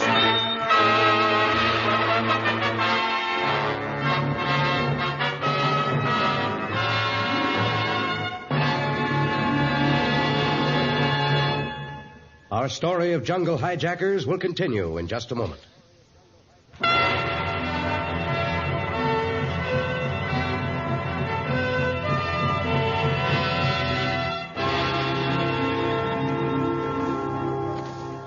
Tarzan and Captain Lawrence moved rapidly through the jungle night. Behind them was the great forest that was Tarzan's stronghold. And just ahead, winding its way through the dense jungle growth, was the old elephant trail used by the supply safari. A new shipment was on its way, and Tarzan and Captain Lawrence planned to intercept the caravan somewhere near El Bodeh. Although there were no clues to the past robberies, they might be able to prevent new thefts and perhaps learn something about the robbers who attacked with the stealth and invisibility of ghosts. There should be along sometime tonight, unless they've run into trouble already. Apparently they've had no trouble, for they're ahead of that inflexible schedule Major Haybrook set for them. Ahead of it? Well, how do you make that out? I caught the scent of man some time ago. Now I can hear the sounds of the safari. Well, I hope you're as quick catching the scent of the hijackers. How many soldiers are supposed to accompany the shipment? Oh, I can hear them now. Soldiers? Well, not many, I guess. One officer, I believe, and a handful of enlisted men. But how can such a small number handle a large cargo? Native porters. Probably best anyway. White men aren't much good at that sort of thing. Drop to the ground. Someone's shooting at us. From the caravan. They must have spotted us and thought we were the hijackers. Look out! I'll find out what they're thinking. Careful, Tarzan. We're facing a... I saw them through the trees. I'm not going to let them... Drop that gun! Now then, command your men to cease firing until we identify ourselves. Please, cease firing! The rest of you, stay where you are. Captain Lawrence? Are you all right, Tarzan? Yes. Oh, thank heavens. Who's the commander of this outfit? I am, sir. I'm Lieutenant Stevens. And who are you? I'm Captain Lawrence of the governmental police. Here are my credentials. Yes. Well, they look to be in order. But you see, I didn't expect to meet you here. Major Haybrook said you'd join us at El Bodeh. I thought that's what he said. That's hardly an excuse for firing at us, Lieutenant. Do you shoot at everyone you see in Africa? Well, after what I've been through, I'm not taking any chances. All you men get back to the wagons. It's customary to challenge someone you want to question. You might have killed Tarzan or me. I'm sorry. I saw you through the trees, and I... Say, who is this Tarzan? He's acting as my deputy. But Major Haybrook didn't say anything about deputy. I thought it best not to mention Tarzan to the Major. He might not have understood about a deputy who refuses to be sworn in and will not wear a uniform. But you can take my word for it, Lieutenant. Tarzan will be of more help to us in stopping a robbery of this caravan than a regiment of regular police. And I'm afraid it's too late to stop a robbery of this shipment. What? Last night. We stopped for the night at Jagerstown, and as soon as I called a halt, we took inventory. Almost a third of the shipment was gone. And you saw or heard no one at this time either? No, sir, not a soul. Neither did my men or any of the natives. A third of the shipment? To take that amount of goods would require great wagons and many porters. It would be impossible not to hear either one. I swear there wasn't a sound. And there goes my promotion. I was counting on the pay raise. The Major will have my scalp with all this stuff missing. What is missing? Guns, ammunition, tinned meats, powdered eggs and milk, blankets, copper wire, a little of everything, I guess. It's hard to tell exactly with the stuff all wrapped up.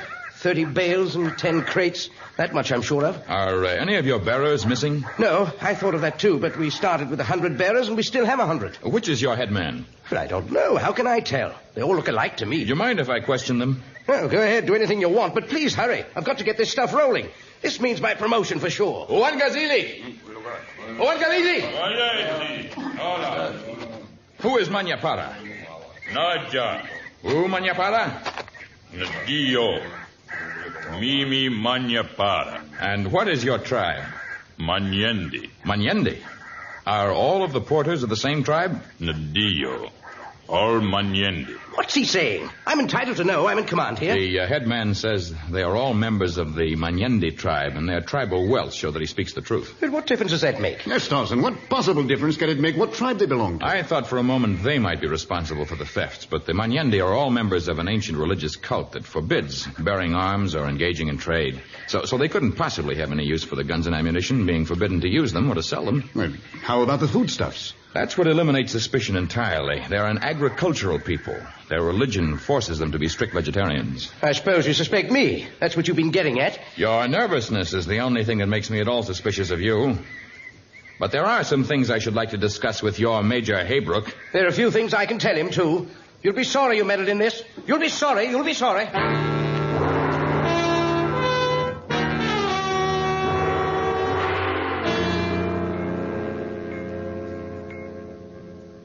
much longer must we remain in this anteroom waiting to see the important Major Haybrook? I don't know why he's holding us up.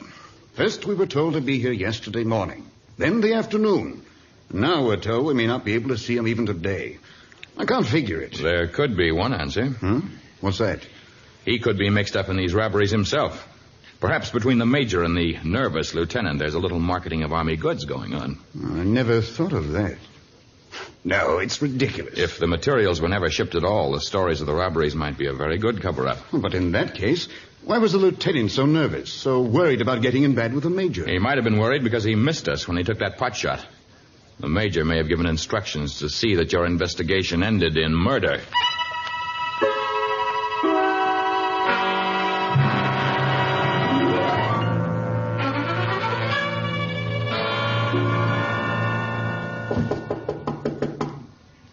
Come in, for the love of Mike, come in. So there you are, Lawrence. You and your deputy. We've been waiting a long time to see you, Major Haybrook. Yes, I dare say. But there were a few things I wanted to learn first. Lieutenant Stevens was just in my office. He tells me you weren't very successful in stopping a robbery of this shipment. The robbery took place before we joined the safari. So I'm told. I'm also told that you and this deputy managed to sneak up on the caravan as quietly as thieves. Major Haybrook, is this accusation a cover-up for your own activities? For my activities? For the love of Mike, what are you talking about? I doubt that the missing shipments were ever sent. What? And it would be easy enough to trace. A large quantity of army materials could not reach the black markets of our African cities without leaving a trail. I should have thought of that sooner. I thought of it, and I put a man on the job who spent most of his life in Africa. If there's anything being offered on the black market, he can track it down. Well, perhaps I was wrong in jumping to conclusions. Maybe I can cooperate with this man you've engaged. Who is he? A former diamond mine owner in Jagerstown. A gentleman by the name of Martin Vincent. Martin Vincent? You know him, Tarzan? Why, he's one of the greatest scoundrels on the continent. A vicious, unscrupulous man. Major Haybrook, this man knows the schedule of your shipments? Yes, of course. He's the one who secured all the native bearers for me. He's been very useful. More than likely, the information about valuable shipments has been useful to him. Where can we find this man? He maintains offices in Jagerstown. Oh, he maintains more than offices. He owns the police of the city, the magistrates, and the courts. To question any of his activities is to make yourself a criminal in Jagerstown. And we'd best take a troop with us when we go there. For the love of Mike, of course. No. To march into the town with a troop would be to ruin any chances we might have of catching Martin Vincent red-handed. Captain Lawrence, if you're game, we will go to Jagerstown alone.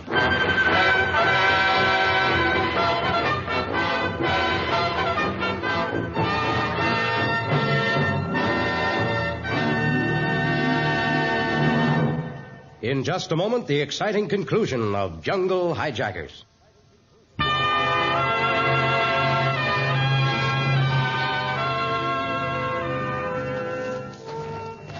Well, we should be in Jagerstown by this afternoon. Yes, Martin Vincent's Jagerstown. He wanted to brand you, did he? Yes, he has a custom of burning a D in the back of those he judges guilty of stealing a diamond from his mine. I had come to Jagerstown to persuade the son of a chief to return to his people. Oh, yes, I do recall the story. The lad had stolen a diamond. From Vincent's mine, yes. We went to the mine together to put it back, but when we were caught in the act, Vincent refused to believe we were not making off with the diamond. We were lucky to escape without his trademark. I guess such inhumane treatment of the natives must have led to his downfall. I got a report just before we left. The mine has been closed. Orders of the government. Has Vincent lost his stranglehold in the city? No, I'm afraid not. He's lost the mine, but according to the report, he's still an all-powerful dictator in Jagerstown. I wonder. What? Whether I'm still a wanted man there. I have an extra uniform in my pack. It'll be pretty snug on you, but it might serve as an effective disguise. All right. I hope I'm not arrested for impersonating an officer. I'm afraid that isn't our greatest danger.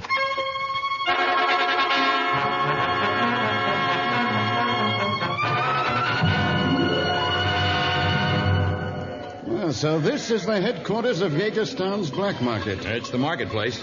You can buy anything from a jewel worth a Raja's fortune to a pickled elephant's tail, guaranteed to cure rheumatism and chase away horned demons. Well, what I'd like to buy is a supply of powdered milk and eggs. Perhaps some tinned meat bearing the army insignia. Yes, it'd be our first real clue. Now, let's stop here. This looks like a likely place. Yes, for a murder.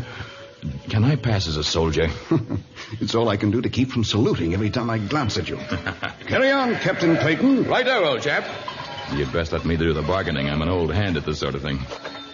I said there, shopkeeper. Eh? We're about to leave on a safari. We'd like to buy some supplies, you know. Eh? We need some foodstuffs that can stand the desert heat and the hardships of the jungle. Tinned meats and perhaps some powdered eggs and milk. Things like that. Alas, I have nothing of that kind. But perhaps you could secure them at the shop of the Three Crescents. Oh, they have such provisions there? They speak not of it in the marketplace. But I think a gold piece discreetly placed in the hand of the proprietor might loosen his tongue. Ah, thank you for your advice. The shop of the Three Crescents. You will see the symbol upon the doorpost.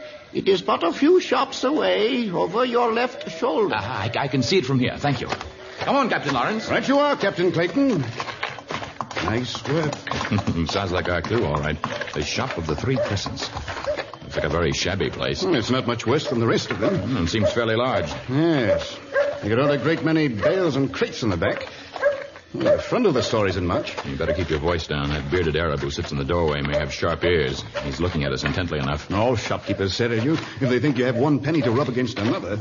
Greetings to the noble Effendi. Good evening. You desire to purchase some small article from my humble shop? A gift to send home, perhaps. Some spices. A pound of fine imported tea. Yes, we could do with a spot of tea, but we're leaving on a trip. We'll need more than just tea. Here's a gold piece for you. We have more of them, too. Aha. Perhaps you'd be interested in some tinned meat, some powdered milk and eggs, some dehydrated soup. Yes, we would. May we see them? Of course. But follow me into my storeroom. Just lead the way. We'll follow. I'd best to close the front of my shop first, lest anyone witness the transaction. Just go ahead. I'll be with you in a moment. Come on, Captain Lawrence. Righto. Just through that back door there. I shall join you directly, Effendi. It's better this way. I get a chance to look around before he gets here. It's awfully dark in here. There must be a light somewhere. I'll try to find it.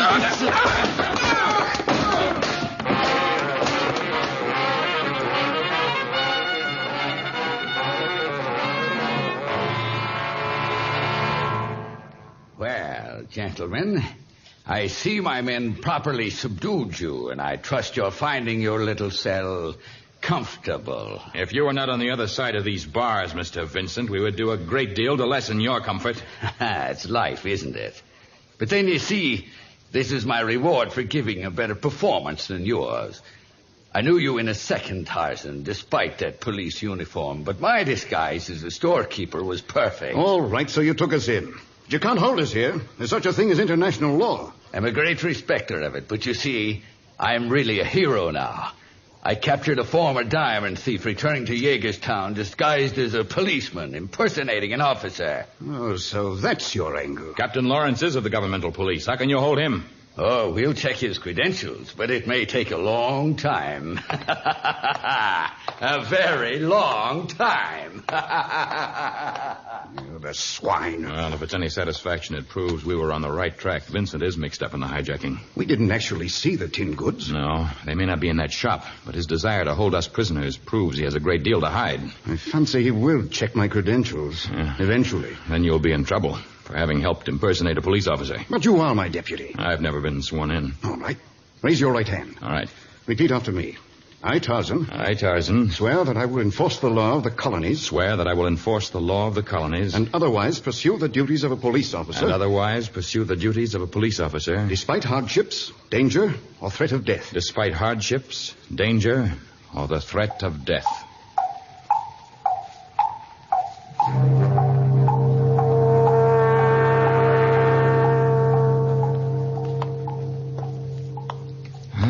The air seems better here on the outside. There's something unhealthy about the air inside of a cell. I'm glad my prisoners haven't your strength, Tarzan, or they would all be on the outside. The bars of the cell were not as imposing as the steel of Bolgani's muscles. Bolgani? Oh, the gorilla you killed when you were only a boy. Well, perhaps Vincent won't prove as imposing an enemy as I thought. Oh, is This his house here? Yes. That's his bedroom, directly over the doorway. I think the vine that grows up to the window will hold my weight. Well, I'm lighter than you, perhaps. No. You wait here. If someone comes, just whistle to me. Righto.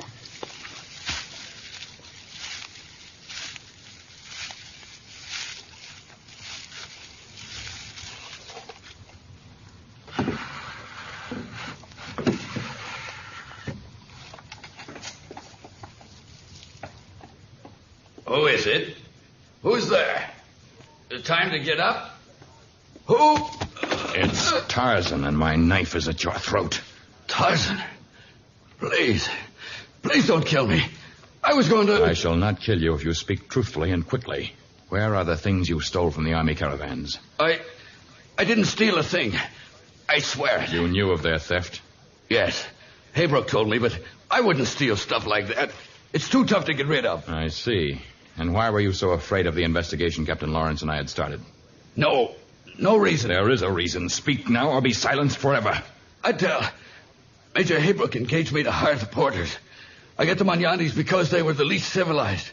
Knew the least about the white man and their wages. How much did the army pay you for each man? $1 a day per man. And how much did you pay them? 20 cents a day. But that isn't bad. They're happy with the wages. And the army's happy with the men I provided. I said I'd supply enough men to do the job, and 200 natives are more than enough. 200? Yes, 200 natives who've never had so much money in their lives. I haven't done anything so wrong. Not according to your lights. Oh, someone's coming. I shall leave now, Vincent. You have accidentally given me the solution to our mystery. What? But your petty robbery of the natives is at an end, and I have a feeling they will see to it that justice is done.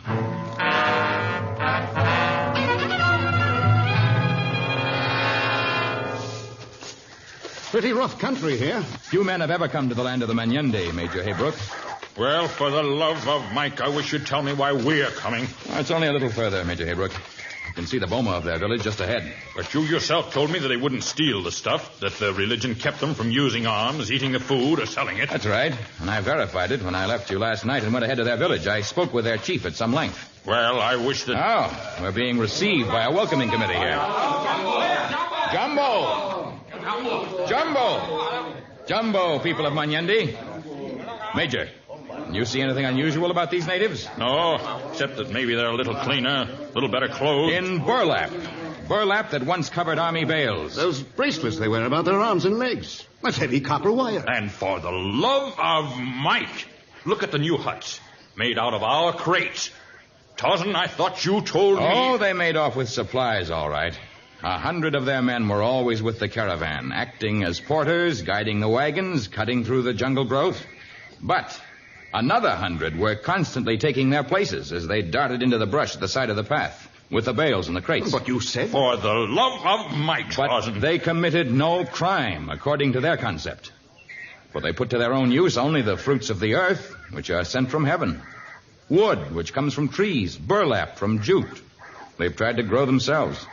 And a small amount of copper that comes from the bowels of the earth. Well, the burlap from the bales and the wooden crates don't amount to much. The wire they will return, and the other materials are all safe. I had a talk with them. They will begin transporting it to Suez in the morning. Africa. Anything can happen here. Look beyond the huts. What?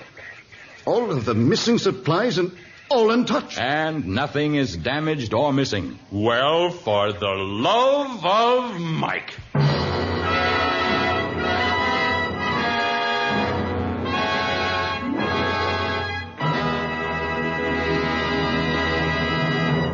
In just a moment, a preview of our next exciting story of Tarzan.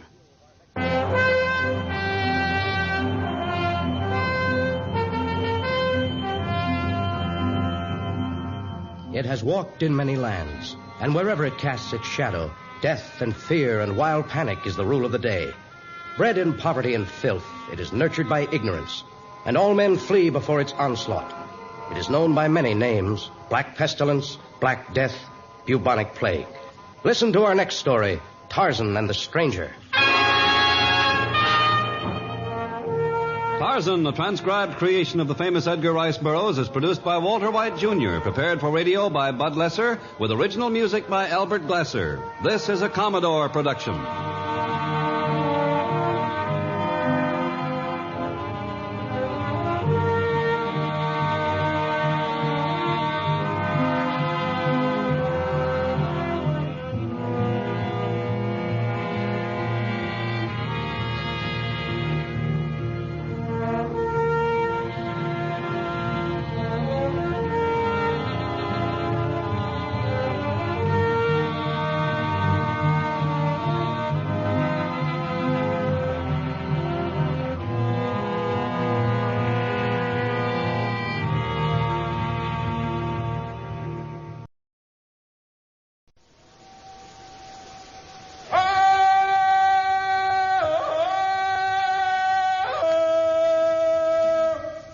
From the heart of the jungle comes a savage cry of victory. This is Tarzan, Lord of the Jungle.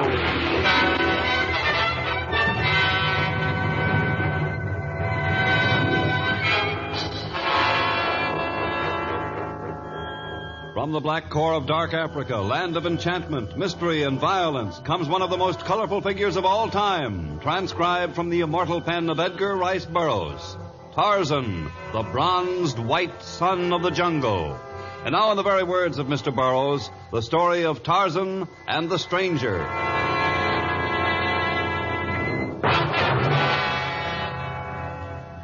Perhaps only those who have visited a native African village during the long rainy season can picture the crawl of the Punya tribe. It had rained on and off for months. Great stagnant pools of water were everywhere. Moldy rubble was piled high behind each hut. And the few natives who were outdoors wore clothing of hides that were mildewed and sodden. And yet, inside the hut where Tarzan towered above Torgo, the small native boy who was almost like a son to him, it was comparatively comfortable. A bright moto burned in the fireplace, and in the past few hours, Tarzan had managed to make the place reasonably clean. Now he may not smell like home. Well, thank heavens for that.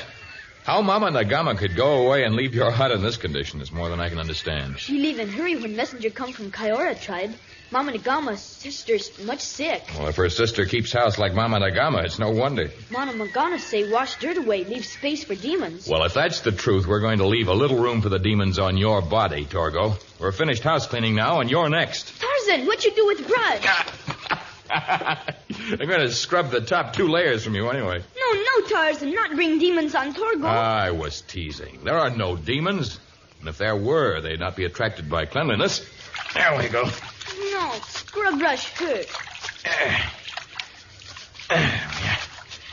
I'm almost finished. Ow.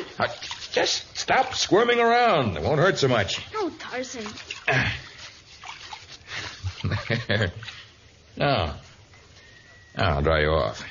Torgo feel funny. I'll try not to stay away so long next time. When you're with me, you wash regularly. Now then, you're nice and dry. Slip into your panther skin and we'll see how much good these can do. What's those? These represent 2 leopard skins, Torgo. I traded them at an army post near Elbow Day. This is a tube of toothpaste, and this is a toothbrush. What they for? To clean your teeth. Teeth? Your men know. You put the toothpaste on the brush. Here, like this. And then... Hey, Torgo, come back here. Not put paste in mouth. Torgo not do it. Don't go inside. No. Oh. Oh, there he is, clambering up that tree like Manu the monkey. Torgo! You think I'm following you up that tree? You're very much mistaken. I brought these things back from Elbow Day just for you. Your actions make me very angry. I traded 2 leopard skins. Come quick, Tarzan. Come into jungle, quick. Hurry. Nia, what's the matter? Nia just come from wood by great rock. White man lie in pool water. Hurt a wild boar. Gore him to death. Torgo was forgotten now as Tarzan sped through the jungle, swinging through space on strong trailing vines. The clearing by the great rock was far ahead, but he could see the fetid pool there and a sprawled figure at its edge. The man was alive, but he made no move to escape from the hideous king boar, who was making experimental thrusts with its razor-sharp tusks. Sure at last that its victim was helpless, the wild boar prepared for the kill. Its bewhiskered lower jaw dropped as it uttered a savage cry. The tusks aimed downward at the helpless man. The boar started its savage charge, but the fatal lunge was never completed, for a huge figure had landed on the boar's scaly back, and a sharp knife was piercing its thick, mud-caked hide.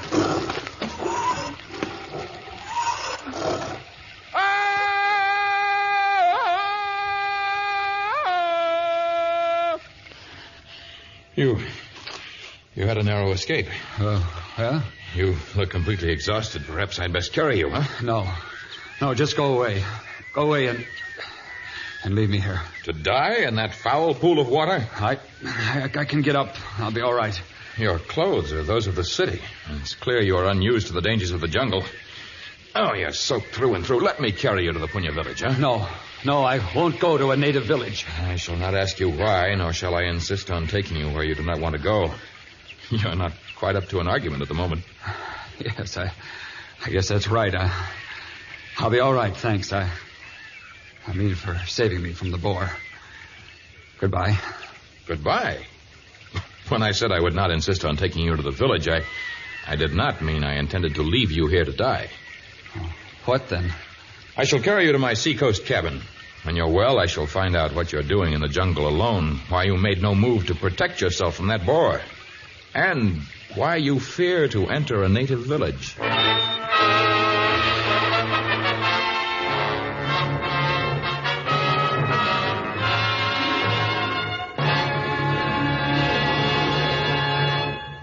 A short message, and then we shall return to our exciting story of Tarzan.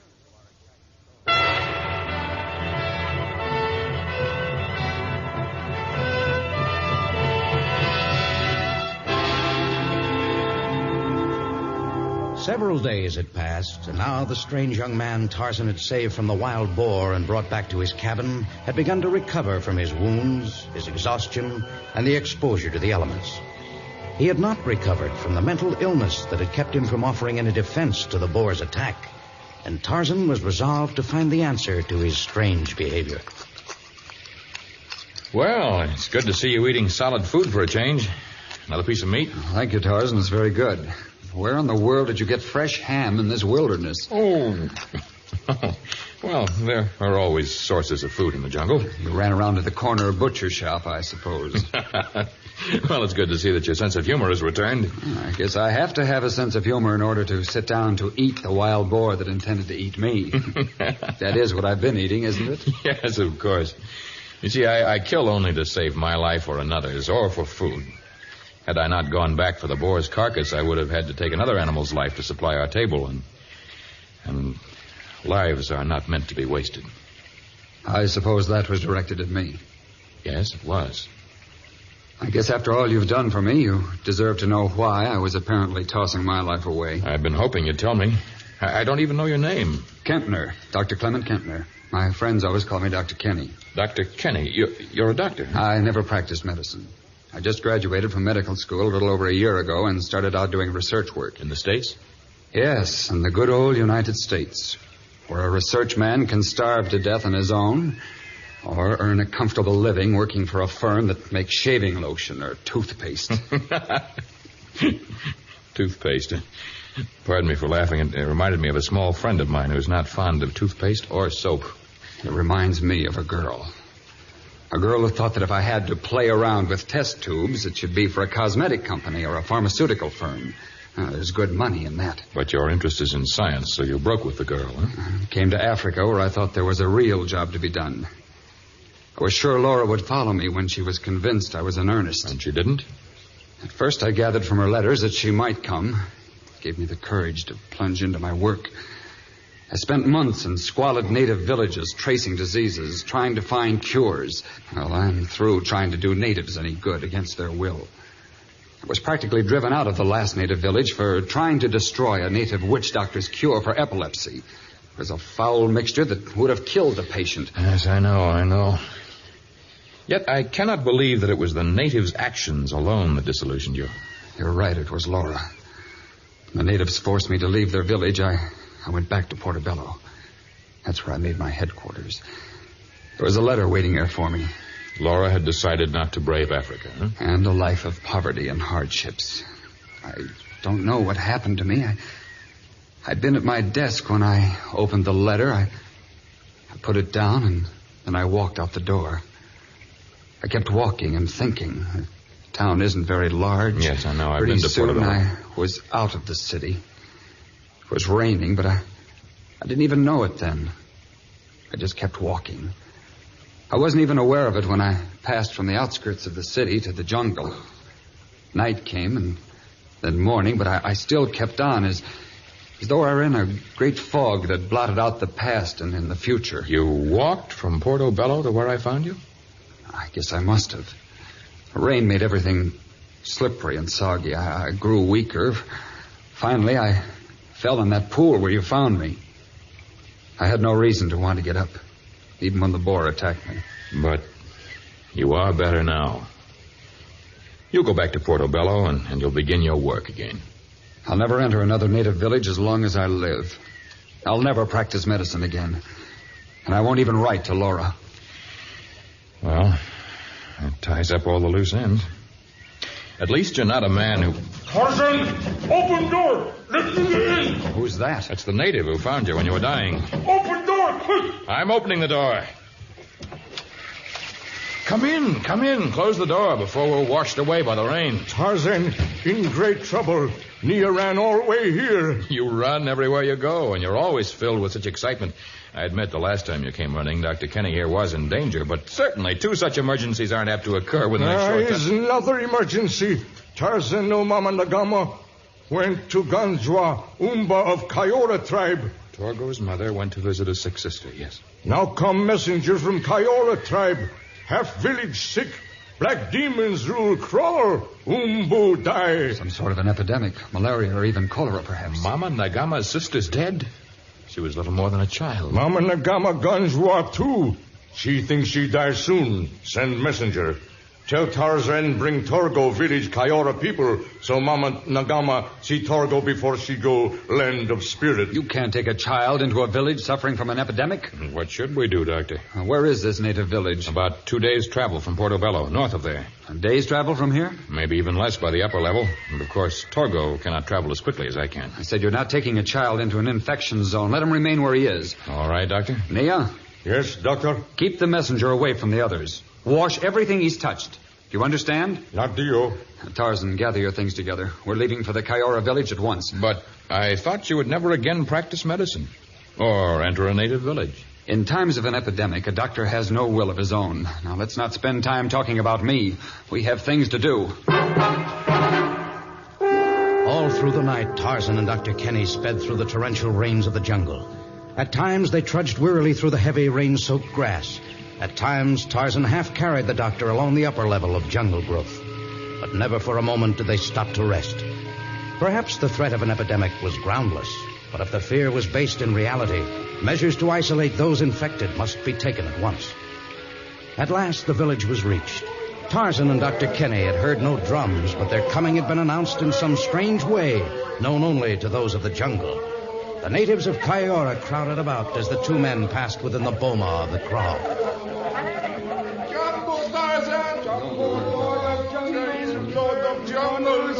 Where are those who are sick? Ganjwa Inji.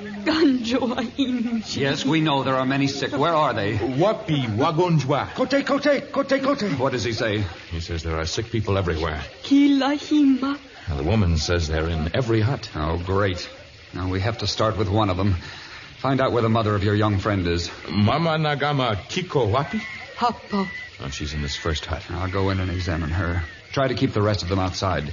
It's tough enough trying to make an examination in one of these filthy hovels without having every native in the village crowd in. Well, I'll keep them out. I have no instruments, but I may be able to get some idea. How long since this sickness started? Last full moon was no sickness. The sister of Mama Nagama was the first to fall ill? Not first. First was young man work home of big water. A native who works at the port? Nedio. Work Portobello. He's sick, so come home. Die soon. He might have brought a disease from there. Spread the infection here. Not know. Please don't grab at my arms. I'll see everyone who is sick before I leave. Please, I must speak to Tarzan. Well, what is it? Have you examined Mama Nagama, Dr. Kenny? Yes, and I gave a cursory examination to 2 or 3 others. It's even worse than we guessed. Worse? What's wrong with Mama Nagama and the others? The disease is known by many names. Black pestilence, Black Death, bubonic plague. And unless we can work some miracle, it can spread over the entire continent.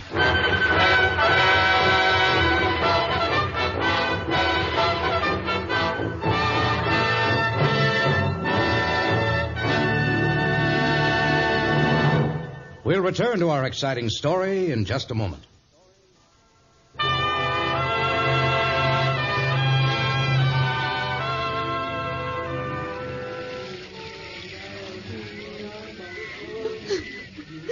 Those who are sick have promised to remain in the north part of the village, Dr. Kenny. Well, isolating those we know have the disease may help some. What's the next step? It must be impressed on the natives that no one must leave the village. The epidemic must not be carried to other tribes. Yes, I've already told them that. You mentioned it before. Oh, yes, I'd forgotten. And now? I've made out a complete list of the things I need from Portobello. But of course, if they're experiencing the plague there, they may not be willing to part with the anti-plague vaccine and the other supplies that we need. Is there any place else I could go? No. Unless we can get it there, we're sunk. There won't be time for you to travel further. Well, if time's important, I'd better leave now, huh? Of course, I'm probably sticking my chin out again.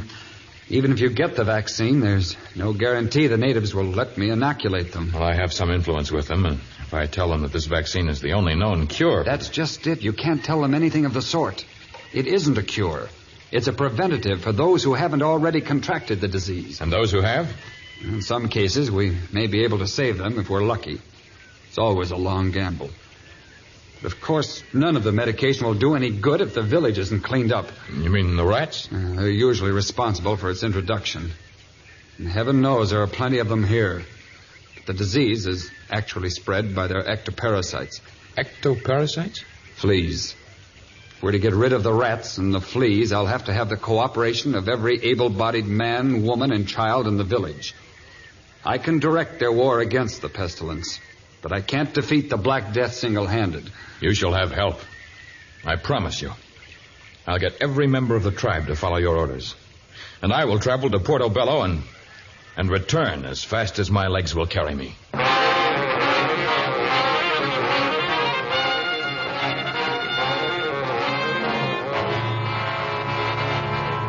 Oh, thank heavens you're able to let me have the vaccine, Doctor. Well, I'm not a doctor. I'm an orderly. We had 3 doctors at Portobello, and Dr. Kenny's in the interior. Dr. Farrar died of the plague 3 days ago. And Dr. Kurtz is down on the waterfront working himself to death now. I see. Well, I've got to get back to the Kayora village. Will you have the package ready soon? Well, they're getting the supplies together for you as fast as they can. You know, we're pretty short-handed. Those the plague hasn't taken are busy fighting. Yes, I can imagine. They're burning the grain elevators and the wharves today. If we can just get the upper hand on the rats... Well, could I help get the supplies ready? Well, you'd only be in the way. Just relax for a second or two. Oh, by the way, as long as you have to wait, well, you might take a minute to talk to that girl out in the hall. Girl? I thought you might have noticed her on your way in. Hey, she's a good-looking girl. I'm afraid I have little time today, even for good-looking girls. Oh, you don't understand.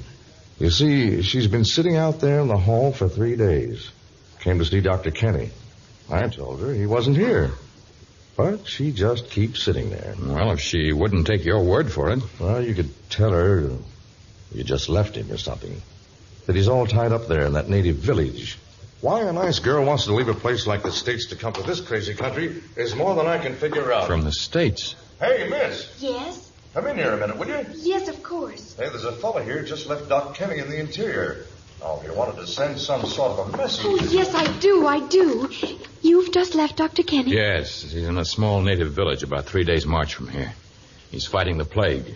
And he's doing the work he's always wanted to do. How is he? He was fine when I left him. Laura? You know my name. Yes, Dr. Kenny spoke often of you. But I'm surprised to find you in Africa. I suppose he told you I wasn't coming here. I've been afraid of Africa. I thought that if I wrote that I wouldn't come here, he'd return home.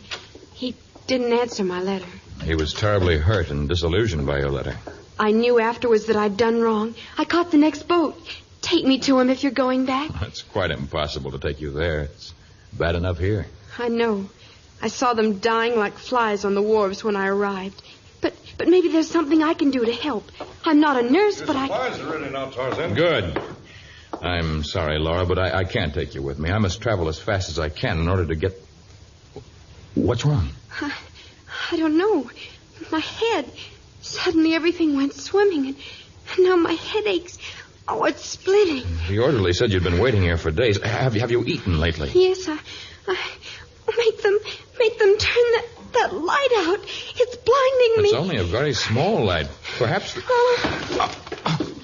Orderly. Orderly, she's very sick. Can you get a doctor? I told you there's only one doctor in town, and he's busy fighting the plague. Well, I wouldn't even know where to find him. But we have to do something for her. We can't do her any good. I'm not a doctor, but I know the symptoms. She's got the bubonic plague.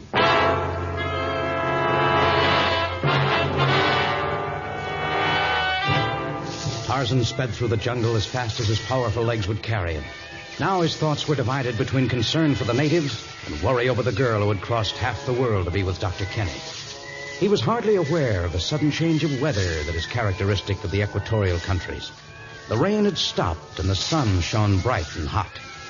He was aware at once, however, of the change that had taken place in the village of the Kayora as he passed within the boma.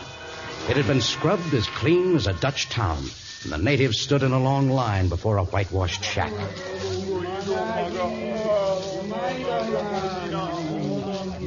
Jumbo, Tarzan. Doctor, wait in shack. Hurry. Of course. Dr. Kenny? Oh, you made good time, Tarzan. Bring the package over here. Good, I'll take my bag. What you've done in this village is miraculous, Doctor. What these people have done is miraculous. I've never seen people work as they have.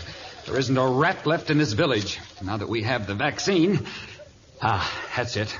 It looks as though we'll have enough. Dr. Kenny, before you start with Say whatever you're going to say. I had them line up an hour ago. They told me you were coming. Yes, they know these things, but it is important Hand me that try... roll of cotton. Oh, here. You, step up. You're first. Now, Tarzan, watch what I do. I want you to use the cotton soaked with alcohol like this. There, will save me time. Of course. Here, I can reach the bottles of vaccine for you. No, don't pull the rubber stopper out. My needle draws out the vaccine through the stopper. See? Like that. Now then, your arm, please. Will hurt? A little. Steady now. All right, next. Dr. Kenny, I must say something. Rub this child's arm with alcohol the way you saw me do it. All right. Dr. Kenny, your Laura is in Portobello. Laura in Portobello? Yes, she arrived a few days ago when the plague was at its worst. She's been waiting there for you to tell you that she knew she was wrong, that she does love you, and that she's here to stay. Wonderful. All right, that takes care of you. Next. I spoke with her. Just when she was begging me to bring her back here to help you, she fell sick. Laura? Sick? Not the plague. I'm sorry I jabbed you so hard. Next. You aren't leaving here now? You aren't hurrying back to Laura? I want to, Tarzan. I want to more than I've ever wanted anything in my life. But I've started something. The people here have done everything I've asked. They're beginning to look at me a little as they look at you. With confidence, with love.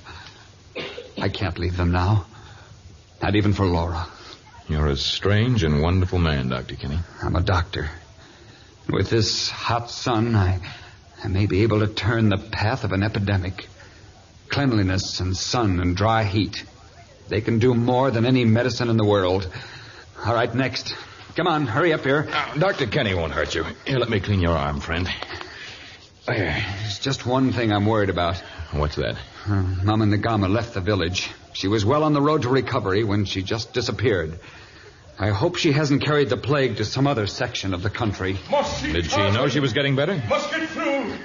No, she still insisted that she was going to die. Tarzan! Tarzan! Tarzan! Nia, what are you doing here? Run from village. For new people. Mama Naganya come home. Say she see Torgo for she die. And did she die? No. Mama Naganya better. Now Torgo's sick. Torgo? But Dr. Kenny, we must go to the Punya village at once. Tarzan, I know how you love the little native boy. But I must complete my work here first. There are hundreds in jeopardy in this village. Torgo is but one life. Even as Laura.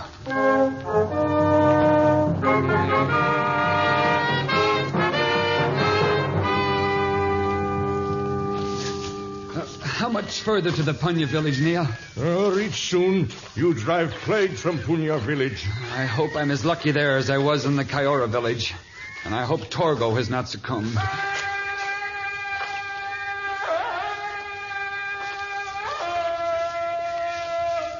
What's that? It's Tarzan cry. He let us know he come to meet us. Maybe that means Torgo is worse. He's come to tell... Kenny! Oh, it's good to see you. It's good to see you, Tarzan. How is Laura? Did you get... Laura is well on the way to recovery. And the plague has been arrested in Portobello. And it never existed in the Punya village. Apparently, Mama Nagama was better by the time she arrived home. But Torgo's illness... I left him when I went to save you from the wild boar. He thought my failure to return meant that I was angry with him. He got sick when he attempted to put himself back in my good graces by eating half a tube of toothpaste.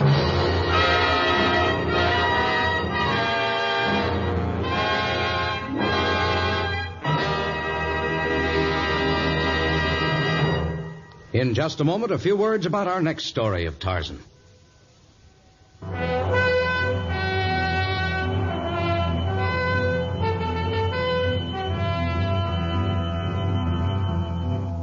Even today, the custom still exists. The barbaric practice still holds sway. For in many sections of Africa, a girl child is considered worthless, good only for the marriage price she can bring when she has reached the age of 9 or 10. In our next story, Tarzan attempts to halt the marriage purchase of a blue-eyed child and brings down upon his head Arab vengeance. Tarzan, the transcribed creation of the famous Edgar Rice Burroughs, is produced by Walter White, Jr., prepared for radio by Bud Lesser, with original music by Albert Glasser. This is a Commodore production.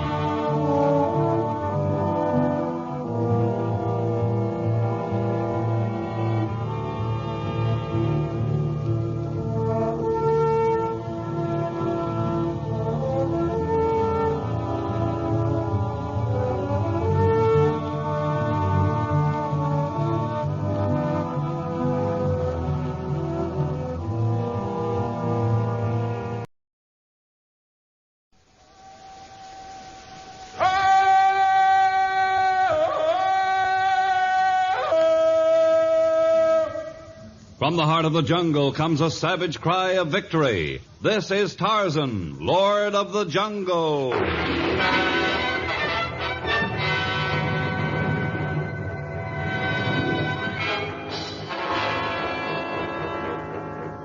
From the black core of dark Africa, land of enchantment, mystery, and violence, comes one of the most colorful figures of all time, transcribed from the immortal pen of Edgar Rice Burroughs. Tarzan, the bronzed white son of the jungle.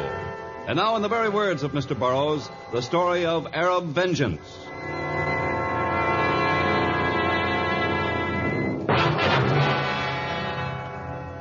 Although the Boers, who are of Dutch ancestry, have done much to develop Africa, the flag of Holland has never flown over any large segment of the dark continent. Today, Africa is divided into many states, ruled by the British, the French, the Belgians, the Spanish, the Egyptians. And only in the tiny province of Grootendal does a Dutch magistrate sit in judgment of the people. It was in the Grootendal courtroom that Tarzan had just completed his testimony concerning a minor dispute between two natives. Usually, when Tarzan had completed such a duty, he rushed from a courtroom, anxious to return to his jungle home. But now he remained, fascinated by the principals in the next case. Johann. Yes, Tarzan. That angry Arab, the one advancing toward the bench, isn't he Sheikh Abdul al-Malik Kir? Yes, the one who is known as the Terror of the Desert. What brings him to Grootendal? I don't know, but our 3 police officers dragged him into court. He was involved in some sort of a dispute in the Arab quarter of the town. And that little girl, what is her connection with the case? Oh, I don't know. But she looks scared to death. Yes, that's what I was thinking.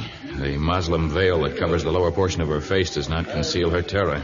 We have a great problem with Arabs here. They resent Dutch rule. The child has the dark skin of the Arab, and she's dressed in Arab robes, but she has blue eyes. The bluest eyes I've ever seen. There has been much intermarriage. She's a fragile-looking little thing. She probably hasn't had enough to eat. How old do you suppose she is? Oh, 9 or 10, I guess. Now, here comes the magistrate. Order in the courtroom. The court is now in session. Magistrate Hans von Bork presiding and offering a fair hearing to all who will appear before him. So be it. The next case, Administrator of Justice. 'Tis the case involving Sheikh Abdul al-Malik Kher and the townsman by the name of Qasim el-Shihabi. And well might Qasim el-Shihabi be called before the bar of justice for the indignity he has caused me to suffer. He will get his just deserts, even in a Dutch court. Sheikh Abdul al-Malik Kher, your reputation as a fearful marauder of the desert is well known, even in our tiny province of Grootendal. But we will not stand for any disrespect of this court or the government it represents. I apologize most humbly, Your Honor. The truth of the matter is that I am an honorable man. My anger is caused by the dishonesty of one I bargained with in good faith. You refer to Qasim? By Allah, it is to Qasim that I do refer, the cheater, the thief. In what manner did Qasim cheat you? I bought his daughter from him for 20 pieces of silver. I desired her for my bride, and he had agreed to the price. Yet when I came to take her from his house, She bit and scratched and kicked me. Cassim did nothing to help me subdue her. You needed help? There was a crowd of 100 of your citizens outside the house. They stoned my servants. They cut the thongs that tethered my steed so that he ran away. And they dared to threaten my life. Is this true, Cassim? Yes, Your Honor. You see, my neighbors did not approve of the sale of my daughter. But I gave my word. I have already spent the silver he paid me for the girl. I shall have to deliver her to him. Oh, no, Father. Please don't deliver me into his hands. Please, please, please. Order. Cassim, you mean this small child is the one you discussed? Well, she's hardly more than a baby. She is of marriageable age according to the customs of our people. And regardless of the findings of this court, I intend to have her as my bride. Johann, we have to do something to protect that child. This case does not concern you, Tarzan. And besides, I doubt that there is anything you can do to thwart the will of Sheikh Abdul El Malikur. He rules hundreds of fierce Bedouins, and the only laws he obeys are those he makes himself.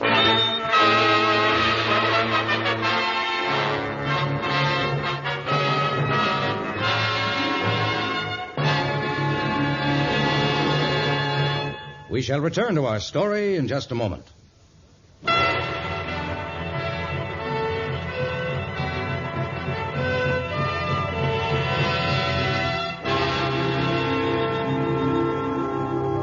Tarzan and Johann Brinker, the administrator of justice for Grutendal and long Tarzan's friend, stood in the street just outside the courthouse. A short recess had been called, and people stood in small groups angrily discussing the pros and cons of the case. With every passing moment, more people seemed to crowd into the small cobblestone square in front of the sun-whitened building. There were natives carrying heavy loads upon their heads, local merchants who were plainly of Dutch extraction, bearded Arabs who tethered their horses near where Tarzan and Johann stood talking. Where are they all coming from? I don't know. I thought the courtroom already held the entire population of the city. I don't like the looks of all these Arabs. They are a fierce-looking crowd. Well, you're the administrator of justice. Can't you question their business here? You don't understand. We are sitting on a keg of dynamite. There are perhaps 100 Dutch in the city. There are twice that number of Arabs, and 3 times that number of natives. If I started to interrogate those who have committed no obvious crime, I would jeopardize our entire position here. I see. Well, it's time for the case to resume. Tarzan, I'd advise you to return to the jungle. Believe me, I mean no disrespect when I tell you that this case of the bartered child does not concern you. Anything that disturbs my heart and my mind concerns me. I shall return to the courtroom with you.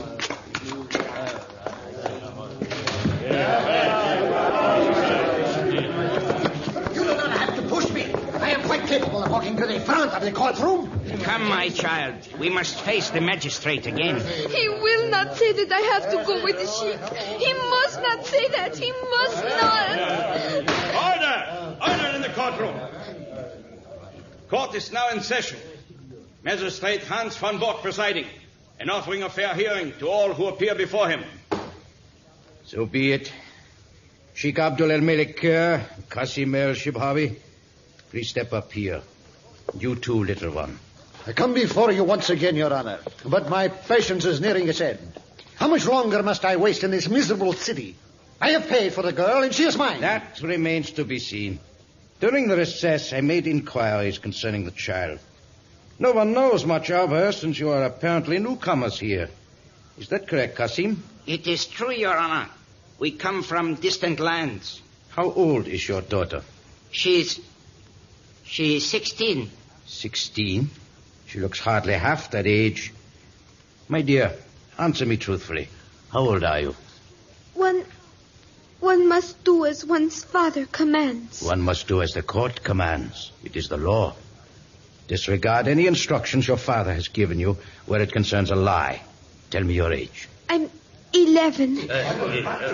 Cassim, had we the facilities, I would make this child a ward of the court. Unfortunately, we have no such facilities.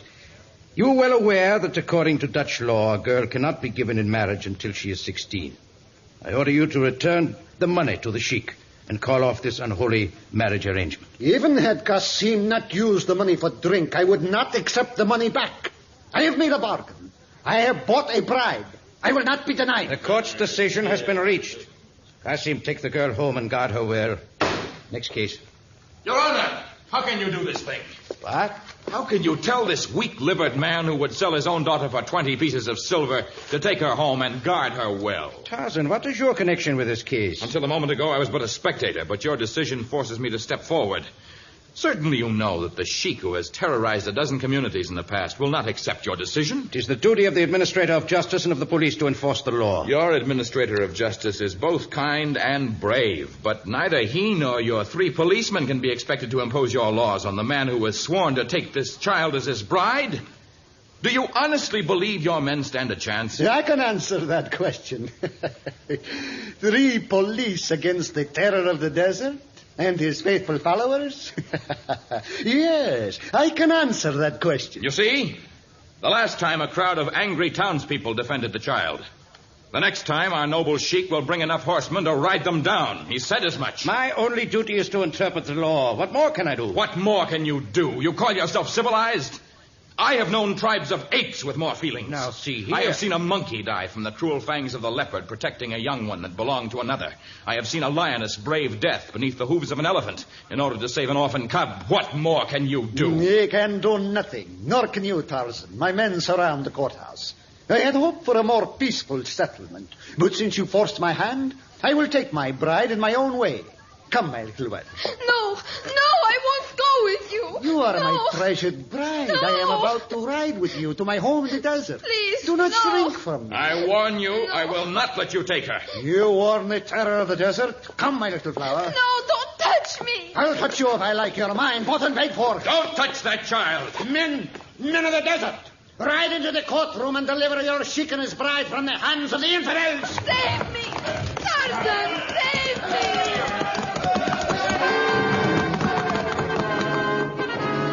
Through the doors of the courtroom plunged a score of Bedouin warriors astride fine Arabian steeds. Their scimitars described great arcs, causing spectators, police, and witnesses to draw back in panic. And as people milled in hopeless confusion, one bearded Arab brought a riderless horse to the front of the courtroom. The terror of the desert mounted the animal in one swift motion.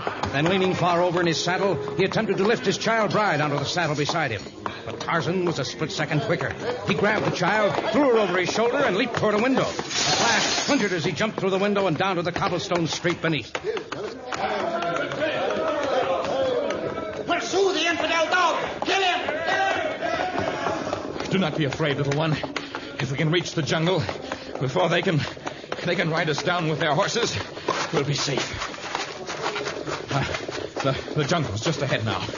If I can just reach that first tree. Now then, hold tight, little one. I'm going into the upper level of jungle growth.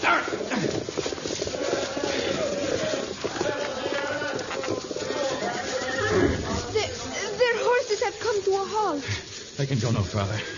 There are no paths through the section of the jungle. Then we are safe? I doubt that any of the sheik's men can follow us through the jungle. Certainly they can never catch us here in the treetops. But we cannot remain in the treetops forever. No, and that is our great problem. For Sheikh Abdul al-Malik Kher will not rest until he has reclaimed his property. You won't let him take me. He commands hundreds, and I am but one. But I will give my life, if need be, to keep you from him. What is your name, small one? I am called Aladina. Aladina? That is a curious name. It is from the name Aladdin, he who possessed the magic lamp. It is too bad you have no magic lamp. If I had one, I would summon the genie and command that he protect us, so that I could remain forever with you, Tarzan. If we can outwit the sheik, perhaps you can remain with me. I should like a small daughter. Alas, I know in my heart of hearts that I am doomed, that no matter how fast we run or how far, the cruel sheik will catch me. It is in the stars.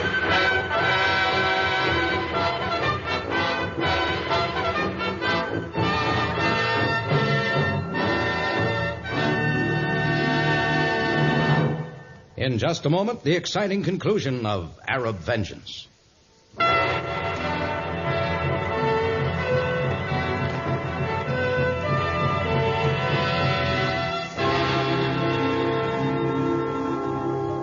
As Tarzan traveled north, nearing his seacoast cabin, he glanced down frequently at the small girl child he held in his arms. At times, she dozed gently as he carried her through the middle level of jungle growth, and then again she awakened to stare up at him with incredibly blue and trusting eyes. Perhaps he could keep her as his daughter. Perhaps he could permanently erase the terror he'd once seen in those eyes. He traveled more slowly than usual, lest he jar her. He took wide detours to avoid animals that might frighten her. And so it was that for once Tarzan did not outdistance his enemies. Sheikh Abdul El Malik Kerr and his band of fierce Bedouins were not far behind. You're awake again, Aladina. I had a nightmare. Instead of nestling within your arms, I was being held by him. It was horrible. Oh, no. Let's not think of him at all. But I did think of him, and the thought caused my heart to hesitate and grow weak. Why are you stopping? Because I suspect the real reason for your weakness stems not from your heart, but your stomach. When did you eat last? I am not sure. It was before the court convened. Oh, but that's more than 24 hours ago. Where are you going? I see a small animal up on the ground. We shall both need food. You aren't going to kill it. I dislike killing animals, but it's the law of nature. Hold the trunk of the tree tightly, Aladina. I shall return in a few moments. Please, Tarzan, do not kill this small antelope. I cannot bear to see another give his life for me. No, don't.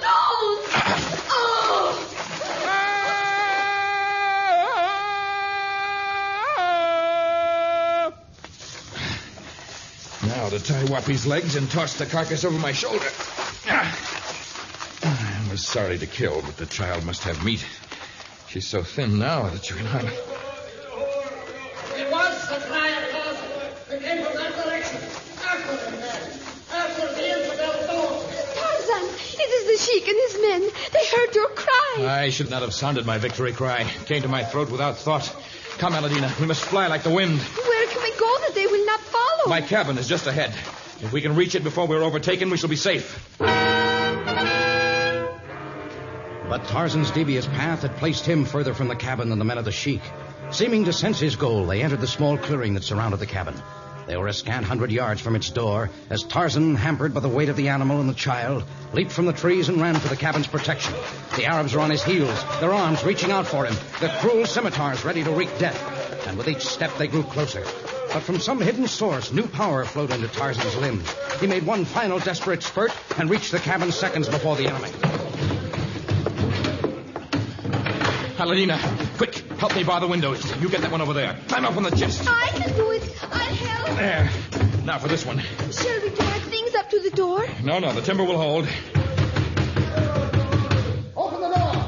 I, Sheikh Abdul El Malik Kerr, command you. Your commands do not impress me. The door will not yield to your fists, nor shall I yield to your words. You cannot remain within the cabin forever, Tarzan. And when you and my treasured bride emerge, we shall be waiting.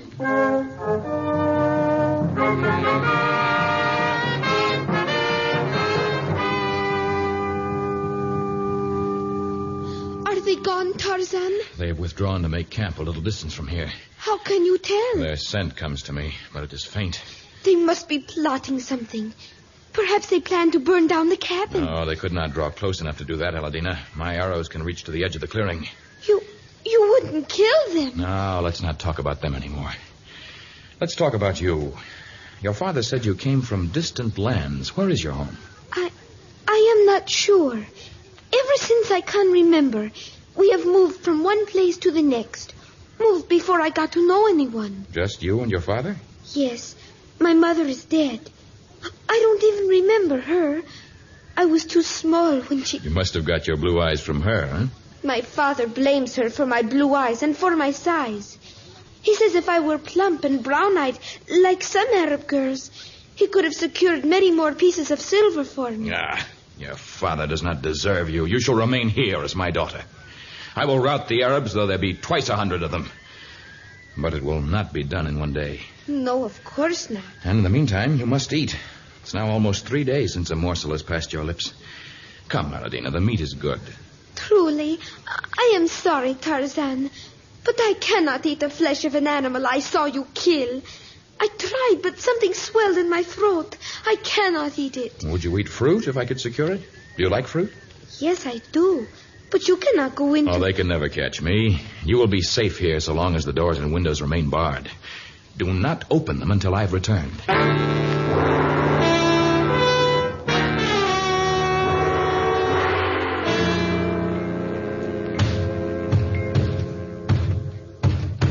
Tarzan?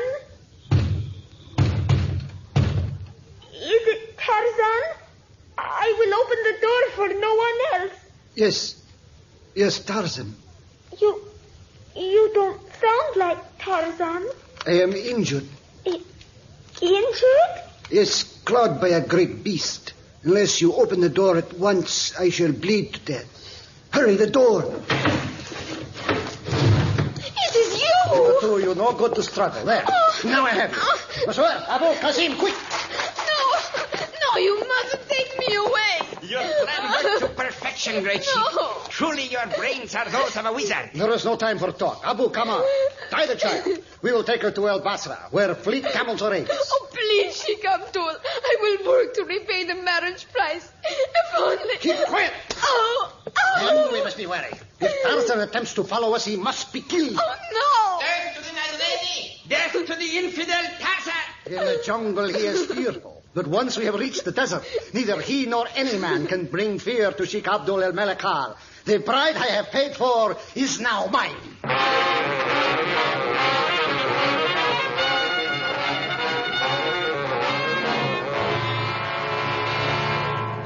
Aladina!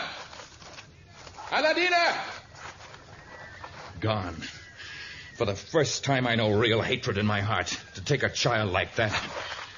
The scent of man. And it's close. They've not yet gone beyond the reaches of my arrows. Ah, there. Just beyond the trees. Now, if I aim carefully... No, Tarzan! Do not shoot! It is your friend, Johann! Johann! I've been traveling all day to reach you. I thought I might find you here. Are you in league with the Arabs? Of course not. But what happened? I went to obtain fruit for the child. I could find none near here. I was gone too long. They managed to take her from my cabin. I can't imagine how. Perhaps the man who claims to be her father engineered her capture. Claims to be her father? I have been investigating the case. Her father was an Arabian, a fine man, far different from Qasim, I assure you.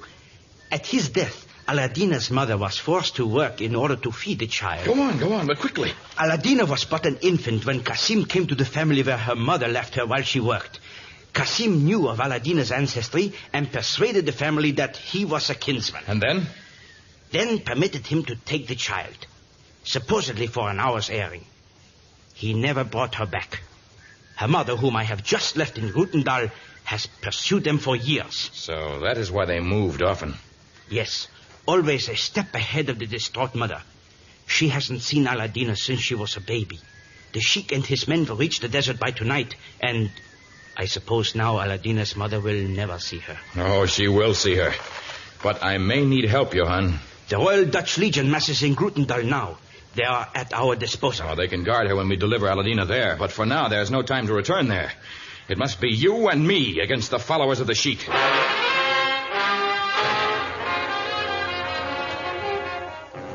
All that day, Tarzan and Johann Brinker traveled through the jungle. And that night, they hired camels at El Basra and continued to follow the spoor of the swiftly moving Bedouins. Perhaps, as the sheik had boasted, Tarzan would have been no match for him on the desert, had the sudden sandstorm not begun to swirl and dance across the endless plain. Great masses of sand were hurled against them. Their animals staggered before the weight of the shifting mountains of dust. The wind and the sharp sand particles whipped Tarzan and Johann's faces and stung their eyes. But still they kept on, heads lowered, jaws set in grim determination.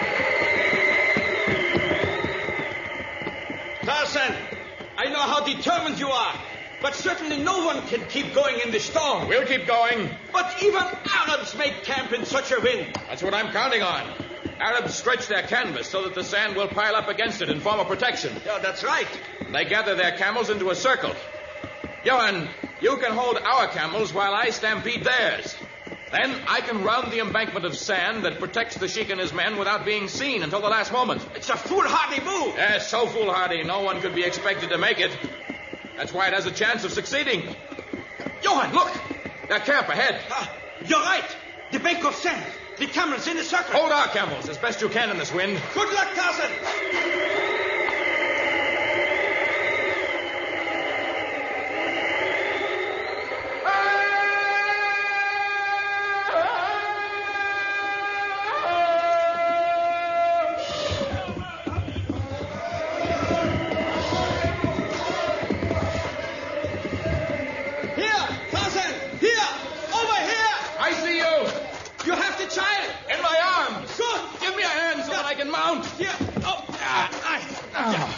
Now we shall head for Grutendal and for Aladina's future.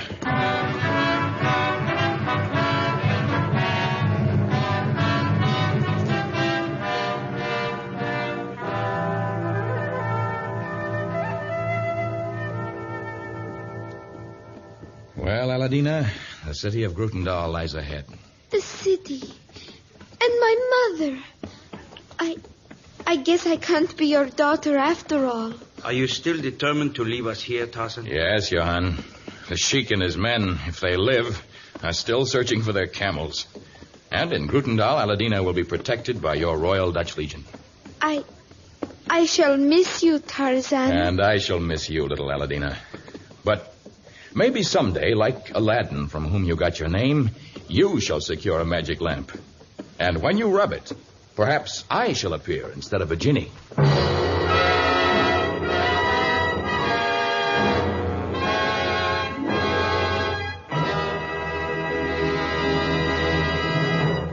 We shall return with a few words about our next exciting story of Tarzan.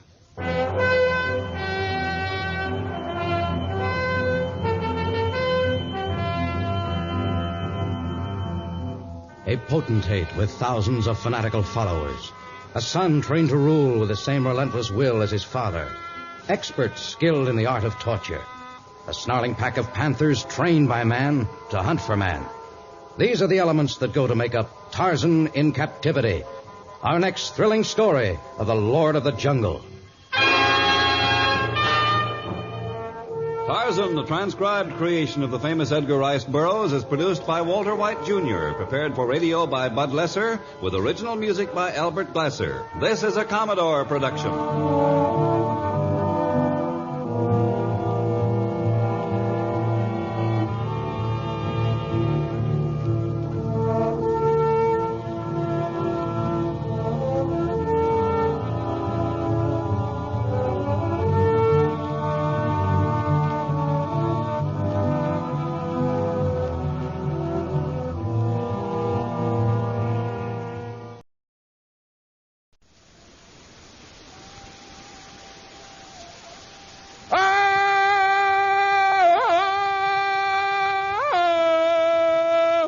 From the heart of the jungle comes a savage cry of victory. This is Tarzan, Lord of the Jungle.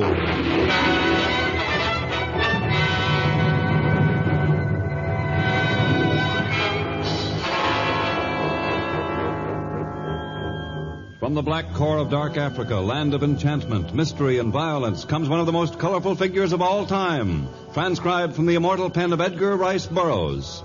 Tarzan, the bronzed white son of the jungle. And now, in the very words of Mr. Burroughs, the story of Tarzan in Captivity.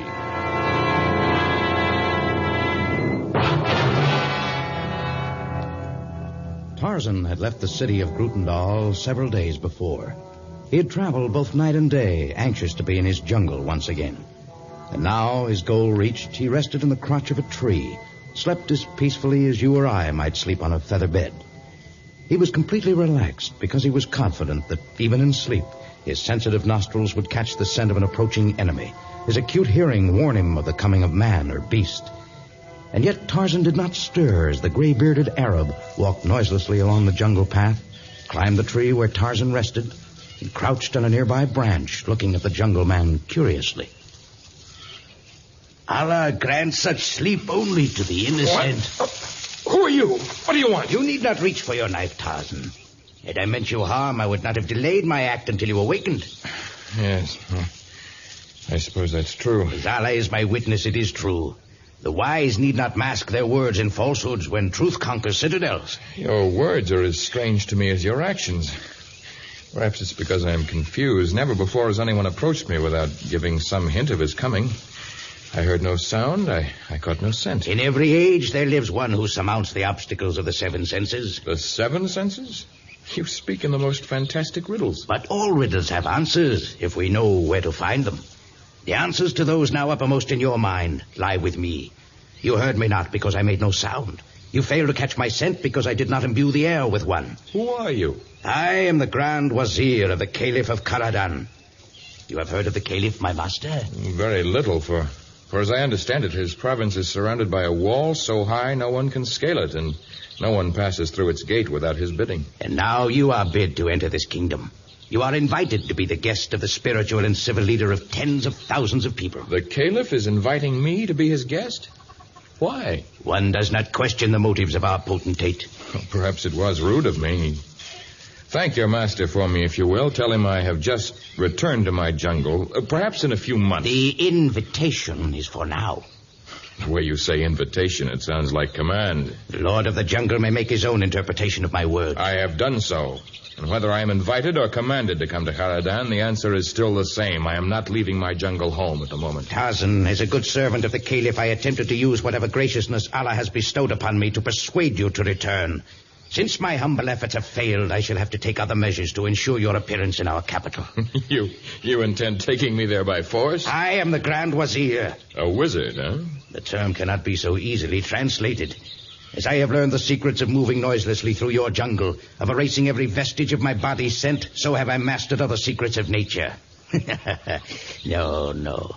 I shall not have to exert force, at least not my physical force.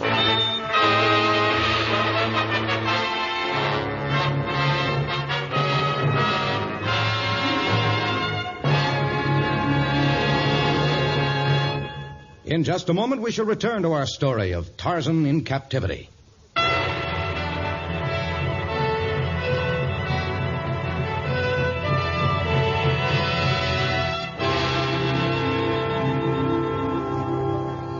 The Grand Wazir disappeared as silently as he had come, seeming to melt into the darkest regions of the primordial jungle.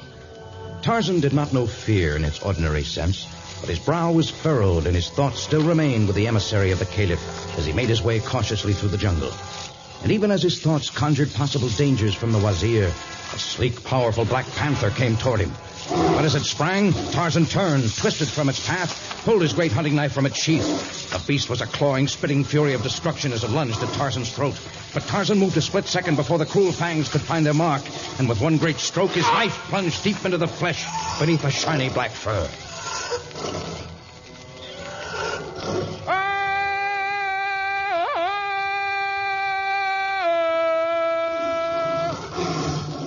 Another Black Panther. And another. And still a whole pack of them. But this is mad. Black Panthers in this district and a pack of them. They don't travel in The Grand Wazir. It's well that I am here, and that these Black Panthers do my bidding. Another moment and you would have gone to your maker. It is true. Until you spoke, they were snarling messengers of death, but now they stand like household pets. Yet with another word, I can have them rend you limb from limb. Now do you return with me to Karadan? I seem to have no choice. Take me to your Caliph.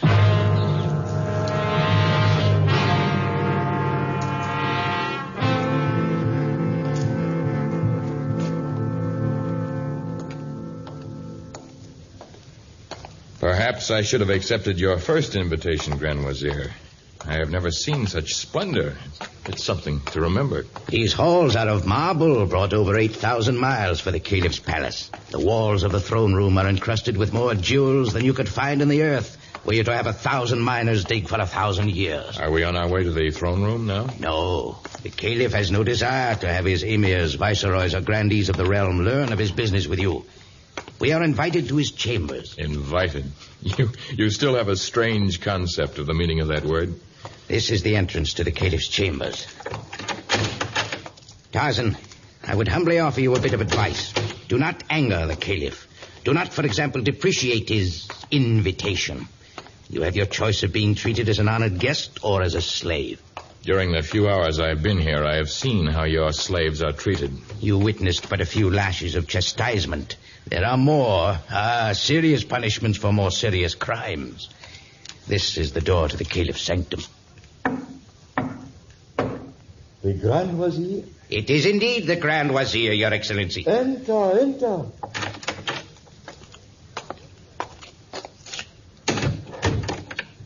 Favored son of Allah, I bring before you the mighty monarch of the jungle.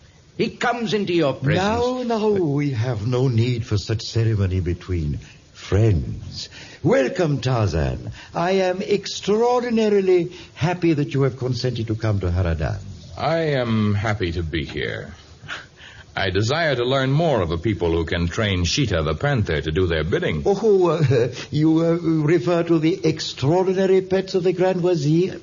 They are dangerous animals, despite his training. I do not like having them about. Their presence in the courtyard surrounding the palace is most useful.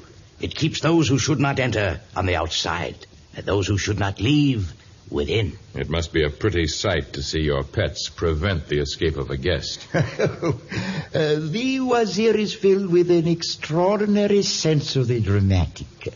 The panthers are kept caged, except at night. During the day, there is no need for them. Not with an entire company of fierce Senegalese, whose chief delight is in the use of their bayonets. You may save yourself the trouble of going into further particulars about your means of protection. I'm quite confident no one could gain access to the palace without consent or leave without permission. Tarzan, we have had quite enough of this discussion. It is my desire to make you so extraordinarily happy here that you will have no desire to leave.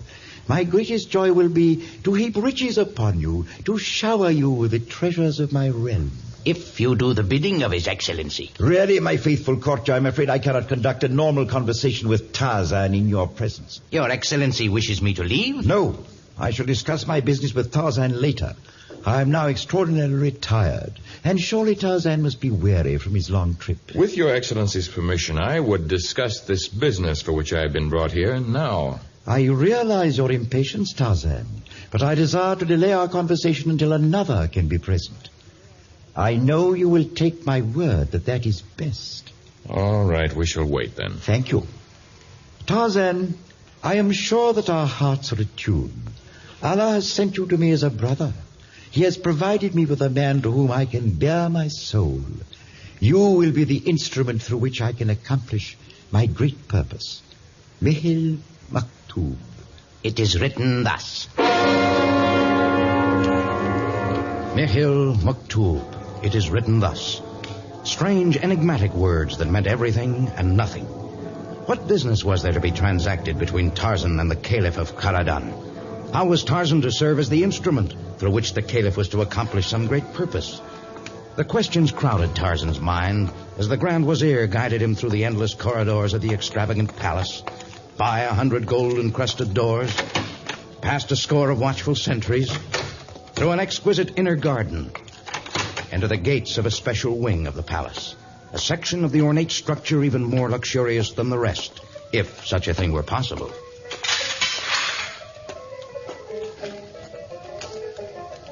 Your quarters are here, Tarzan. The slaves will do everything possible to make you comfortable. At least my legs will not become cramped in these quarters.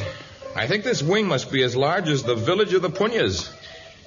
All of this is for my use? Oh, no. There are other guests in this wing. You see, our diplomatic visitors are quartered in the Jade Wing. Those we invite here for matters of trade relations are housed in the Pearl Wing. This section is kept for our permanent guests. Permanent? I shall leave you here. The slaves have been instructed to do your bidding. The Caliph will let you know when he desires to communicate with you. But how will I know where to find... I shall be happy to lead you to your chambers. What? This great hall leads to the sleeping rooms of those of us who reside here, and also to the drawing rooms and libraries, and other facilities the Caliph provides for us. I see. Then you are a guest also? Yes. I am Maida. You thought me a slave girl. Well, your clothes... I have long since adopted the clothing of the harem. They are more comfortable, and they seem to blend more naturally with the surroundings. I have been a guest here for almost 20 years. For 20 years? But you seem scarcely more than 20 years of age now. I was but a child when I came here, at the caliph's invitation. My father was the ruler of a small province near here, and protocol demanded that the invitation be accepted. Of course. While I was here, a revolution broke out in my country. My father was killed. I'm sorry. Perhaps the revolution was not instigated by the caliph, but he did not desire that I should return to my people, for he was anxious to annex my country to his. And if you returned, your people might have elected you ruler? Women do not rule in this land, but they sometimes have influence. Only, were I to return now, what could I tell them? Nothing. Save that I have been treated as a daughter, that the caliph has showered me with gifts, that every desire has been satisfied almost before the wish found voice. I see. And what about the other guests here? A scientist who parted with many wonderful secrets and was rewarded richly, but cannot be permitted to leave, lest he also tell his secret to others. Some of the Grand Wazir's information comes from him, then? They meet often. Also, the Wazir has many conferences with the others. The architect whose genius must design buildings for the caliph alone. The goldsmith, the lapidary, the gunsmith, the others. But I am not an artisan. What can he want with me? I do not know. But I know this. Regardless of what the caliph tells you, regardless of how charming he is to you, he will never permit your departure. Even after you have served his purpose. It is his inflexible rule. And should you refuse to serve him? Yes? What if I should refuse to do what he asks? I have been here 20 years. Many nights have I been sleepless, kept awake by the screams. And many days have been filled with the horror I have seen in the courtyard below. The screams, the anguished cries of torment came from those who refused the bidding of the Caliph of Caradan.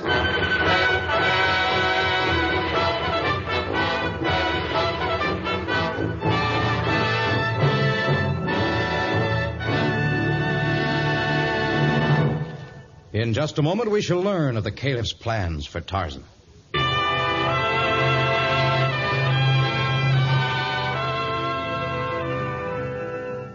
Although Tarzan much preferred to eat the meat of freshly killed game and to drink water from a swiftly flowing jungle stream, he could not help but admit that the repast served to him in the wing of permanent guests was a delicious one, an assortment of the Orient's richest delicacies and most delicate ambrosias. And the company was equally delightful. Skilled artisans, painters, musicians, scientists, masters of everything save their own fate. And when dinner was over, Tarzan was escorted to the Caliph's sanctum once more, there to learn his fate. Pray be seated, Tarzan. I wasn't sure I was permitted to sit in your presence. You are as yet a stranger here. We shall not be stern about matters of custom until you are used to us. Thank you for your leniency. For your future guidance, however, I might point out that you must be seated at once when I am seated. And should I recline, you must recline. Never must your head be higher than that of the Caliph. My height makes that difficult. You will incline your head to compensate for the extraordinary difference in our stature. Oh, not now. There is time for such formal behavior later. Now, I would talk to you as a brother. I certainly have no desire to delay our talk, but you did say something about waiting until someone else could be present. My Ibn will be present shortly. Ibn? I'm sorry. My knowledge of Arabic is very limited. Oh, 1,000 pardons. Ibn means son. The Amir of Caradan will present himself when the time comes. Amir? That means prince? Precisely. And it is of the Amir that I would speak to you. It is for him that I have called you from your jungle. I do not understand. Oh, you will. It will be extraordinarily clear to you in a moment. I hope so. When you entered my province, you observed a great wall, so high that no one, not even the Lord of the Jungle, can scale it. I saw the wall. For many generations it has kept us secluded, alone, free from foreign influences, away from the contamination of other peoples. Yes? But we are living in a different world. No longer can my people stay apart from others. No longer can the wall serve as an effective barrier against progress. Soon, my people will intermarry with others. Their ideas will become ours. Their customs will intermingle with those of Haradan. But what has this to do with the Amir and me? I was raised in the old manner. My speech is that of another age. Because I was a prince, I could not learn to play as other boys. I could not attend school. I could not learn the ways of the outside world. My son must be raised differently. But you surely do not think of me as a teacher. An extraordinary teacher. I did much research concerning you. I've ascertained that you excel at every form of athletics. I've ascertained that you speak a dozen languages, that you have knowledge of many subjects. I want you to train the Amir so that he can be prepared to face a modern world. But I am not a teacher. There are many tutors you could engage. My son will be taught by no spectacle-wearing, mincing schoolteacher. He shall be taught the ways of man by a man. I, the Caliph of Haradan, have spoken. I see. I pull the silken cord that will bring my son here. Of course, it is your privilege to turn down this assignment if you are not made happy by my request. I am free to refuse your request? But of course, it would give me extraordinary pleasure were you to accept. No, Prince! No, do not strike me again. Be off, and do not repeat your French, wretched slave. My son, something has caused you annoyance? Wretched slave girl. She failed to cast her eyes to the ground as I passed. She will not repeat the offense, I can promise you that. It is well. Amir, come close to this stranger in our midst. He is Tarzan, Lord of the Jungle. You're a member of nobility? My subjects number thousands of savages and tens of thousands of animals. Ah, then you hold a position that entitles you to speak to me without kneeling. Thank you for the privilege. I do not permit most people to converse with me, except through an intermediary who holds noble rank. Beloved son, I have been persuading Tarzan to accept the role of your tutor. Wouldst thou be pleased with him as a guide to the workings of the modern world? Could he make me strong, like he is strong? He could. Then I will accept his teachings. I desire greater strength in the wielding of my whip. Tarzan, now that you have met the Amir, will you accept your assignment? There are many things I should like to teach the noble prince. I do accept.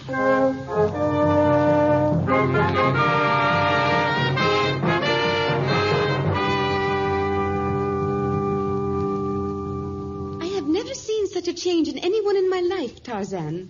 What have you done to the prince? I have attempted to teach him humility, sympathy, and understanding of a few new values. And he looks so different. Why, during the few months you have been here, he must have grown inches. Oh, more important than that, I've tried to instill in him the idea that the stronger one is, the more restraint one must show in the display of strength. It is a lesson his father might well learn. It's too late to teach the Caliph, I'm afraid, but perhaps the lessons may help his son to exist in a modern world. What is the modern world like, Tarzan? What kind of clothing do women wear? What are the latest fashions and carriages? And is it true that now people can speak to one another at some distance by means of some invention? But surely the scientists here have told you of the outer world. One finds it hard to believe stories that might as well be fairy tales told to children. Mida, I have about completed my mission here, and when it is complete, I shall be a permanent guest who proves most impermanent. If I can, I shall free you also.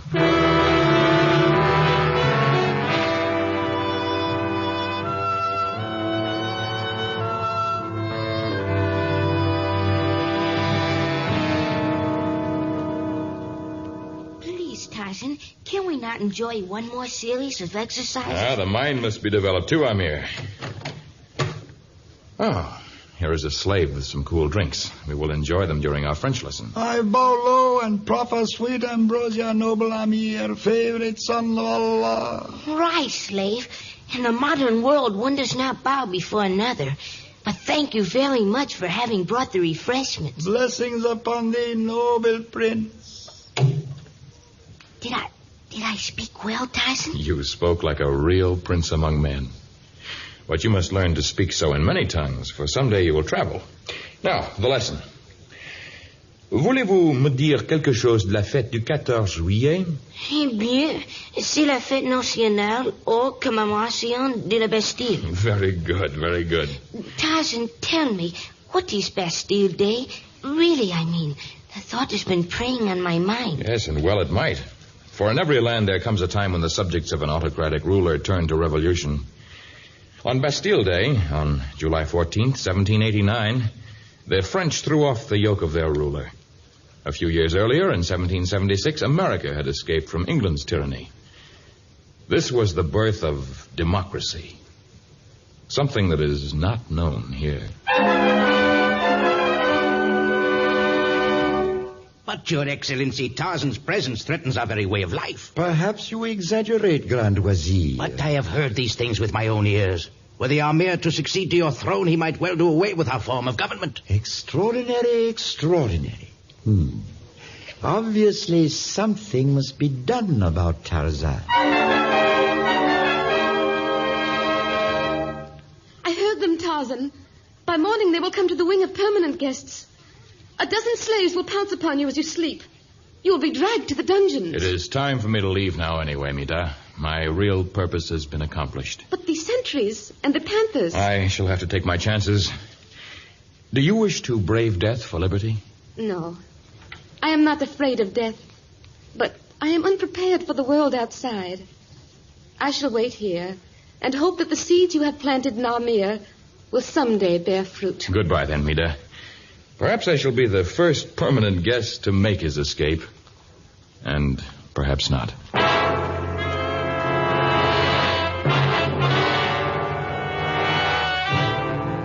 Tarzan moved softly along the marble corridors. He slid quietly through the many gold-encrusted doors. He leaped across the moat surrounding the palace and managed miraculously to avoid both the sentries and the panthers. But the great obstacle was yet to be overcome, the high wall that surrounded the city. Mile after mile, Tarzan searched for some spot that might be scaled, but he could find none. And then, suddenly, almost directly at his side, a section of the wall swung open.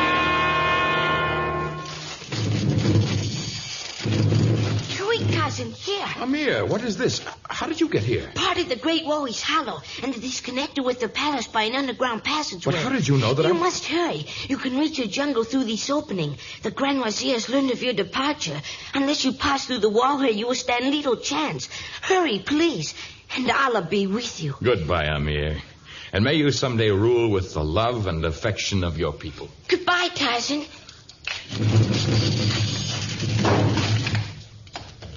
You did well, my son. Tarzan didn't even suspect I had anything to do with his escape. Do you think the Grand Wazir may yet cause Tarzan trouble? It will be some time before the Wazir escapes from the cell he himself designed for those who must be kept in captivity. Tarzan will be safe in his jungle. I shall miss him. And likewise shall I. Tarzan is truly an extraordinary person. Yes, extraordinary.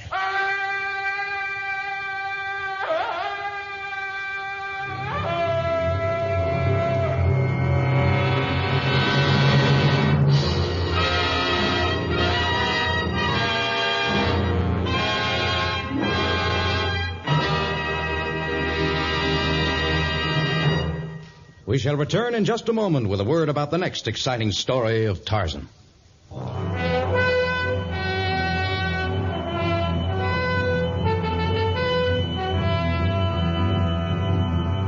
15 degrees north of the equator, in the heart of the Anglo-Egyptian Sudan, the Blue Nile and the White Nile meet, forming a narrow hook of land strangely shaped like an elephant's trunk. The city that lies there has been given the Arabic name for elephant's trunk, Khartoum. And it is from Khartoum that many, many safaris have started in quest of the now almost forgotten gold of the Sudan.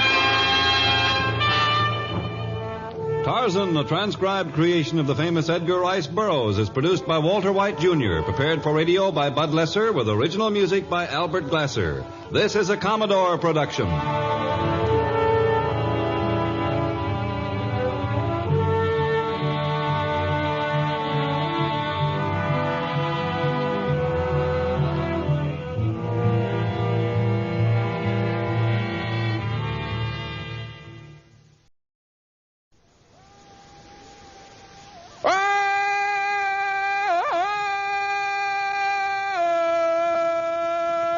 From the heart of the jungle comes a savage cry of victory. This is Tarzan, Lord of the Jungle.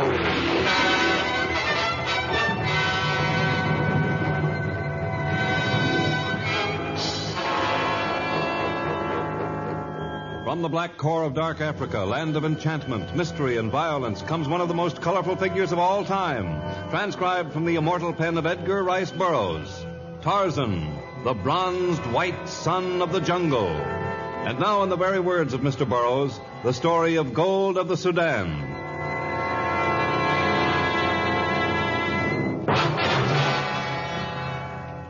15 degrees north of the equator, in the heart of the Anglo-Egyptian Sudan, the White Nile and the Blue Nile flow together. And where they meet, they form a narrow hook of land that resembles an elephant's trunk in shape. The picturesque city that stands there has been named for the Arabic word meaning elephant's trunk, Khartoum. Khartoum is an attractive city, but there's nothing attractive about its jail.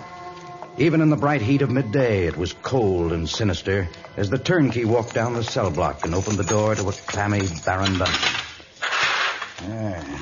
You there. Huh? You've got a visitor, you have. No, there's no one here to see me. There is. Unless someone's got their records in a mess.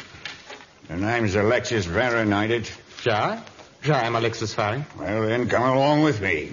I've got other things to do besides taking you to the visitor's room I have.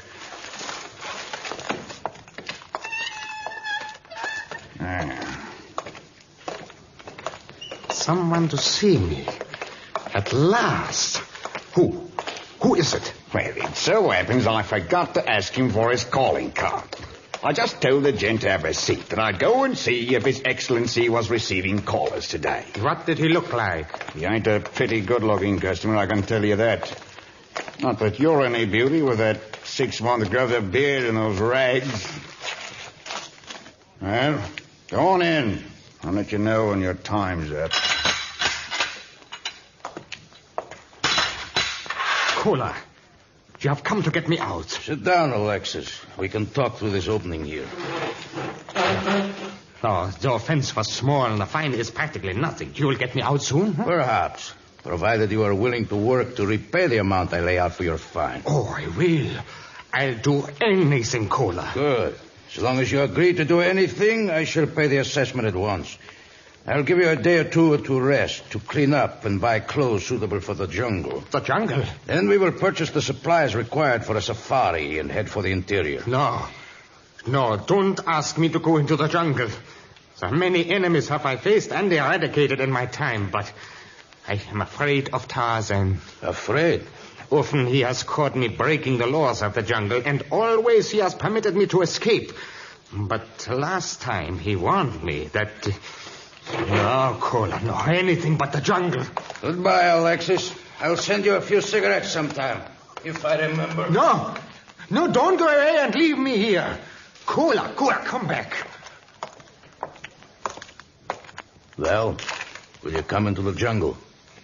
Yeah, I will do anything, only don't leave me in jail. Anything. Good. I came to you because you know the jungle well. You do not possess too many scruples. So? What will we be searching for in the jungle? Gold. You came to the right man. You know I'm an engineer by training. If we do not have any interference from Tarzan, I should have no trouble. So far as Tarzan is concerned, we will go well equipped to handle any lord of the jungle. As far as your engineering skill goes, you will not need it. What? Not need a knowledge of engineering to mine gold? The gold I seek was mined many, many years ago. It is in the hands of natives. So, natives with a large quantity of gold. That's strange. And stranger still is the legend connected with the gold of the Sudan. No. To secure this gold, we will not need mining equipment. Only guns and methods of forcing men to talk.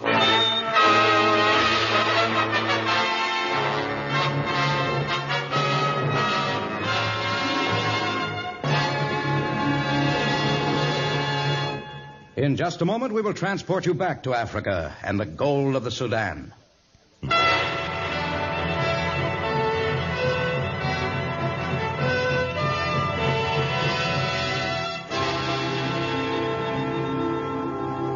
Months passed, and Kola and Varin plunged deep into the jungle, intent on finding the gold of the Sudan. Their coming brought trouble to the Sudanese, but no report of their activities had reached Tarzan, whose seacoast cabin was more than 1,500 miles away. Relaxing after many dangerous adventures, he was enjoying the lagoon near his favorite retreat. He dove into the water like some great sea god of old. His muscles rippled as his powerful strokes propelled him across the pool. And for the first time in many moons, his laughter rang with the sheer joy of being alive. Tarzan! I say, Tarzan! Captain Lawrence! Tarzan, swim over this way. I want to talk to you. Oh, come on in. We can talk here. I can't swim. Of course you can't. You're on dry land. Well, that isn't what I mean.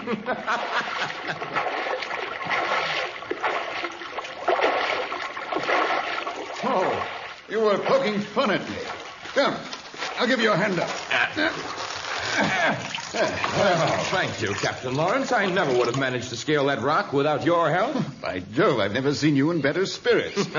Well, it seems a shame to ask you to leave your pleasant little retreat here, Tarzan, but the fact of the matter is I need help again. And what is it this time, Captain Lawrence?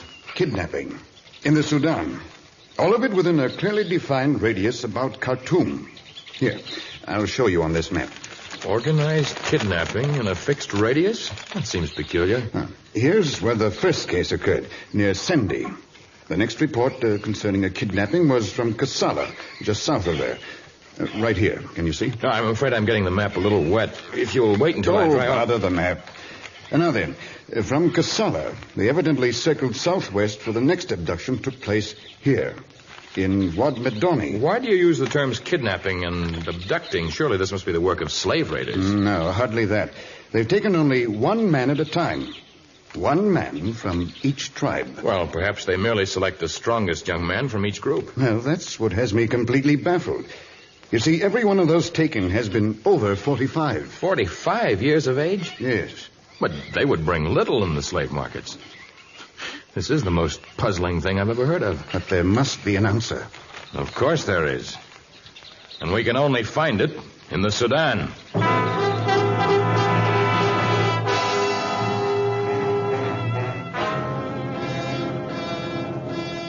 The journey to the heart of the Sudan was long and dangerous. For over half of French equatorial Africa had to be traversed, and ferocious animals, always in quest of food, often tested the strength and courage of Tarzan and Captain Lawrence. But at last the travelers reached the village of the Urbani tribe, scene of the last abduction. Well, they seem to be holding a showery. They're wearing devil masks. That means real trouble. Mawanangwa! I say, is it all right to interrupt their meeting? This is the only time we can interrupt it. Within a few hours, the frenzy of their dancing and their singing will carry them to such a fever pitch that no stranger would dare approach their fire. Do you know their chief? I came here once many years ago. Unless their preparations for war have already blotted out their reason, we shall be safe. Mawanangwa! Pass! Pass! Who approach fire Urbani tribe? I am Tarzan. Do you not remember me? Tarzan. Yes. Yeah, me remember. Who are the white men? Now, this is Captain Lawrence of the governmental police. We've come to find those who have taken a man of your tribe, to bring the captive back if he still lives, and to punish those who captured him. Our warrior back now. Urbani punish white men who torture him. They tortured him and then returned him to your village? He escaped. May we talk to him? Yes, perhaps he can give us some information. Now he talk only in sign language of tribes. So? Come back weak, sick, frightened. White men die when men Urbani tribe catch them. Have you any idea who they were? In sign language, men they capture tell names, but not clear. Names sound like Kole and Varo. One of them could be the man who was released from the prison in Khartoum a few months ago. His name sounded a little like Varo. Let's see now. Varin, that's it. Alexis Varin? Why, yes. His first name was Alexis. You know him? Our paths have crossed many times. He's a cruel and ruthless killer who would stop at nothing. Yes, this sounds like his work. We get him. No. This is a matter for the governmental police. I know how you feel. But the time has passed when native tribes can take the law in their own hands. Chief, how long is it since the man they tortured returned to your village? Few hours. Then we can follow the trail he made on his return. It will take us to the place where they committed their atrocities. But what guarantee will we have that they'll still be there? There is no guarantee, nor is there one governing the actions of the Obani tribe. However, if we reach Varen first, we may be able to prevent him from torturing other natives. And I hope so. Just as the natives crave revenge, so do I crave to see justice enacted in the case of Alexis Varen.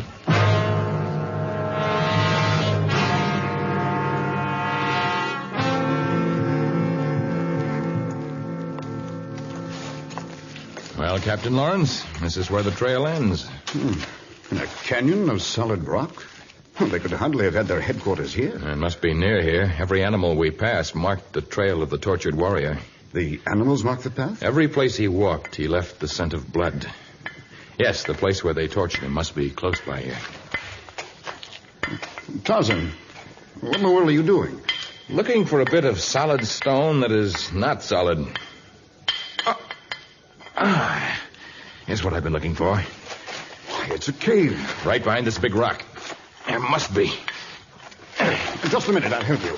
I can make it. There. Well, looks like quite a big cave. Yes, and someone's been living here very recently. See? The ashes in the fireplace are still warm. Bedding, cooking utensils, some old magazines. Could we open that rock any further so we could let in some more light? Here's an old kerosene lamp. Do you have a match? Right out. Here, I'll light the lamp. There you are. Yes, Alexis Varen's been here all right. Here's a knapsack with his name on it. Well, I'm more interested in this old magazine here. Adventure Monthly. Why, it's over 20 years old. Why in the world should they want to carry along a magazine of that age? I thought so. Here's a page that's been dog-eared. You're not going to take time now to read a 20-year-old magazine article. It's just a short paragraph, Tarzan. I think you'll be interested. All right, go ahead. During the First World War, large quantities of cattle and foodstuffs were purchased from the Sudanese by the Allies, payment being made with thousands of pounds of gold, the only form of payment the natives would accept. During the First World War? The gold was taken into the interior, and to date it has never been deposited in any of the world's banks. Perhaps the natives buried it. Only men 45 years old or more would have any remembrance of those times. At any rate, it has never been found. Perhaps someday... Well, I guess that answers a few things, Tarzan. Oh, it's incredible that people should be so blind. Blind? And what do you mean? And I suppose when you stop to think that some still search for Captain Kidd's treasures... someone's sealing the cave. Oh, quick, Tarzan. I can't move it. But you moved the rock when we came in. It took all of my strength. And now they've piled many other rocks on top of the big one. They can lift the rocks one at a time, but I have to move them all at once. Here, I'll see what I can do. Together now. No, it's no use. And they're still piling other rocks on. You will not make your escape, Tarzan. Varen! Yes, Varen. Your old friend. Look, Varen. In the past, I have held you captive and let you go. I shall not be so foolish. You search for the gold of the Sudan. The gold that was earned by the natives during the First World War. Isn't that right? Perhaps. You can't hurt us now, Varen. Yes, that's what we search for. If I were to tell you where it is, would you set us free? Tarzan. You know where it is? I do. The chief who received the money once told me where it is. Then tell us, and we will set you free. The gold is in the earth, in the northern part of the Coacha Valley, near the village of the Obani people. Thank you, Tarzan. Thank you, and goodbye. What? Oh, Tarzan, I can't understand you. Oh, they swallowed that fish story, all right, but just as you might have expected, they've gone off and left us. What now? I don't know. But make no mistake about a fish story, Captain. What I told them concerning the location of the wealth they seek was true.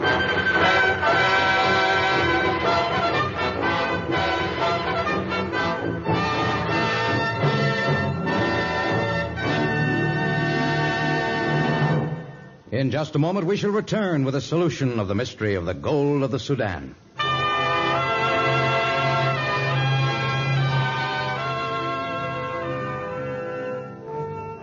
Left alone in the cave, Tarzan and Captain Lawrence extinguished the kerosene lamp, for the supply of oxygen was meager, and even the tiny amount consumed by the flame might mean the difference between life and death.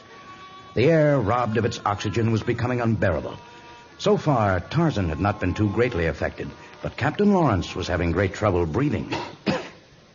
I guess I figured wrong. I thought when I directed Varan and his companion to the Orbani country that the Orbanis would realize we were in trouble and they'd follow our spoor.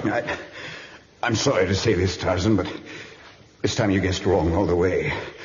Getting us into this fix and telling the scoundrels where the gold is buried. Yes, in the jungle, even one error is often fatal.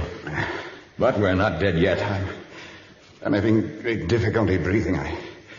I don't think I can stand this long. And it's time to take a chance. It will mean escape or an even more violent death. How many cartridges in your belt? It's full, but what in the name of heaven... Hand me the belt. I'm holding it out. Can you? Yes, I have it. I've lost my bearings. I'm not even sure where the entrance to the cave is. I have to feel... Oh, there it is. I say, are you pounding on those cartridges? I have to if I want to get the gunpowder out. Captain, get down on your hands and knees and feel about for the kerosene lamp. All right, huh? But if you keep pounding on those shells...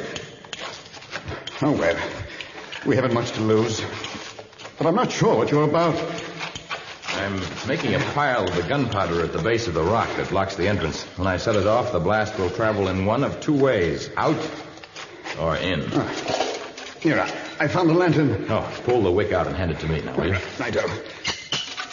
We'll either make our escape or bring a mountain down upon our heads. Here's the wick. It's pretty wet. The smell of kerosene isn't helping the air any. Where are you? Right here. I have it. Now, a match, please. Here you are. Turn to the wall and cover your face with your hands. Even if the blast goes well, we'll have plenty of flying fragments. You ready? Yes.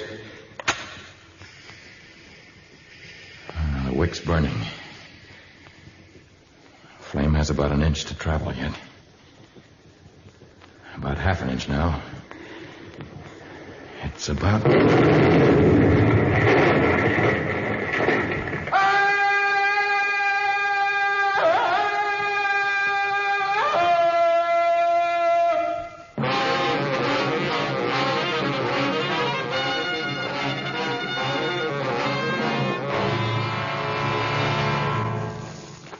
You feeling all right, Captain? A lot better than I did inside that cave, I can tell you that. I'm sorry I made you travel so far and so fast since our escape, but we have to reach the Kawacha Valley before Varan and the other one tire of digging for gold. Where is this Kawacha Valley? I've never heard of it. You said it was near the Urbani village, but we passed their kraal a good half hour ago. We're practically there. Just around this bend, you'll see the natives' hidden valley of Kawacha. And I think it will surprise you. Now, here we are. Just beyond this rock is the... Tarzan! Tarzan, this is amazing. A great concrete dam, locks, an irrigation system, broad fields of growing foodstuffs, but there is no record of such a project in the official files at Khartoum. Drop to the ground. Someone's firing arrows at us. Kill, white men! Shoot arrows, great men of Urbani! Hold your arrows, Moanganawas. Hey. We are friends. It is Tarzan, Captain Lawrence. Sorry, shoot arrows. Think you other white men would destroy our valley? Then they are here. They dig big holes all over. We attack, but they use big thundersticks, shoot many balls of fire one time. Machine guns. If I ever get my hands on them... Look, way up there on the top of the locks. But I can't make out anything. There, silhouetted against the sun. Two figures. Look, now they dig hole in locks. They are ruined. Yes, and if they break through the locks, this whole valley will be a torrent of water. Work all years swept away. We can't attack them from the valley. We'd be like a row of clay pigeons if they have machine guns. We circle about through jungle. Come from behind them. Yeah, it will take you an hour to reach there that way. Well, perhaps that would be best. Go ahead, Mawanangwa. Take your men through the jungle. Captain Lawrence, maybe you'd better go with them. And you? I'm going straight across the valley. I'll take my chances scaling the dam and climbing up to the locks above. As the natives, led by Captain Lawrence and their chief, disappeared into the heavy jungle that surrounded the fertile valley, Tarzan made his way across the abundant fields. Undetected by the men who still pursued their relentless search for the gold of the Sudan, he reached the base of the dam and began to climb upwards to the locks that restrained the vast reservoir of water. Now it was a race against time. Tarzan had to reach Varan and Kola before they saw him, and before their spades and pickaxes brought destruction down upon the secret valley of Kawacha. Now Tarzan drew near, but the men were intent on their digging, and Tarzan's light footsteps were blotted out by the sounds of their tools. Kola! Look! Tarzan! Yes, Baron, it is Tarzan! Kola, help me! I'm getting a machine gun.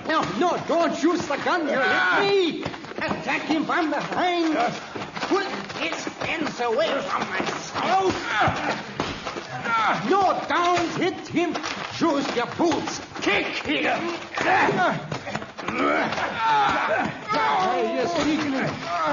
Let's pull his arms off. I have one arm. I have the other. Now, over the side. Throw him over the edge of the bank. No. No, you won't. Don't get away with this. You can't. Over the edge. He's slipping. My feet. I'm slipping. I can't get a grip.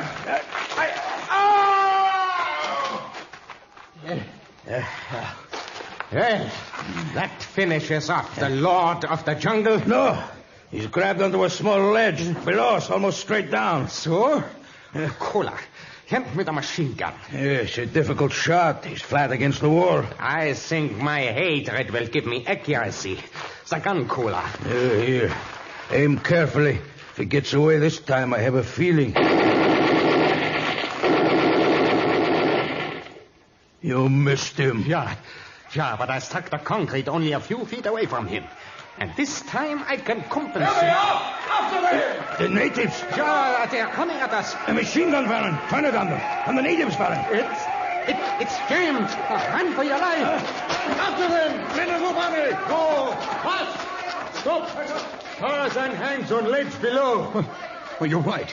Tarzan, we're here. We'll save you. Have no rope to lower. But we must do something. Captain Lawrence, you hold Mawanangwa feet. He hold Zinga's feet. Zinga hold Mauda's feet. Make human rope to save Lord of Jungle, huh?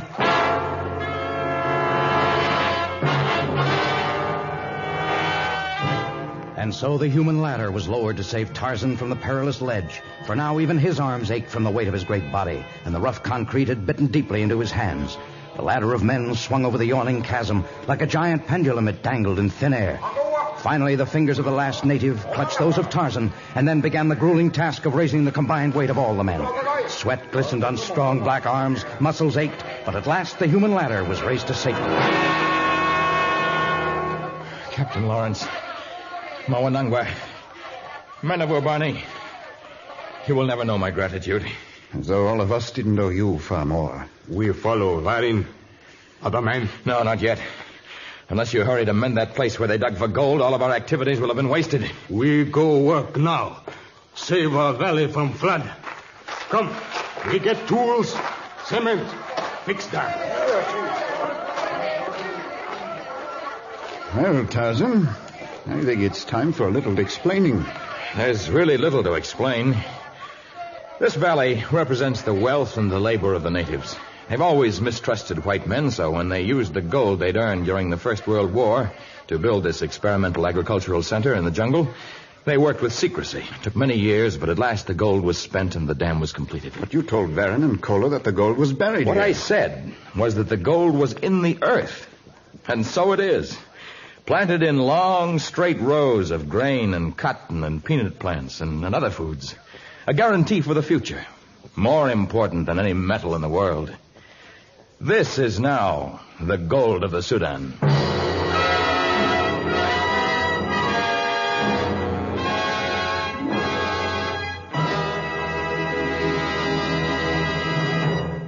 In just a moment, a preview of our next exciting story of Tarzan.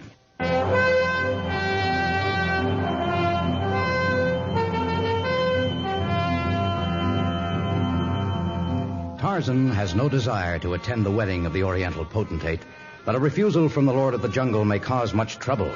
So, arrayed in unaccustomed splendor, mounted on a richly adorned elephant, Tarzan rides to the exotic city of Amdumara. Rides into a maelstrom of trouble, adventure, and intrigue. In our next story, Stolen Jewels. Tarzan, a transcribed creation of the famous Edgar Rice Burroughs, is produced by Walter White, Jr., prepared for radio by Bud Lesser, with original music by Albert Glasser. This is a Commodore production.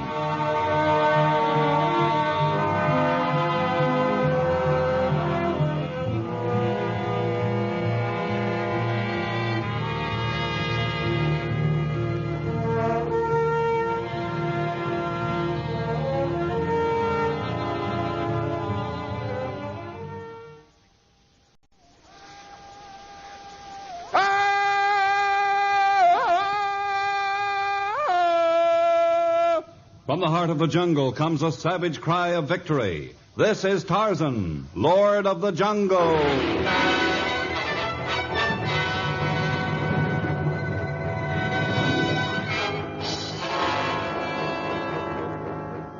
From the black core of dark Africa, land of enchantment, mystery, and violence, comes one of the most colorful figures of all time, transcribed from the immortal pen of Edgar Rice Burroughs.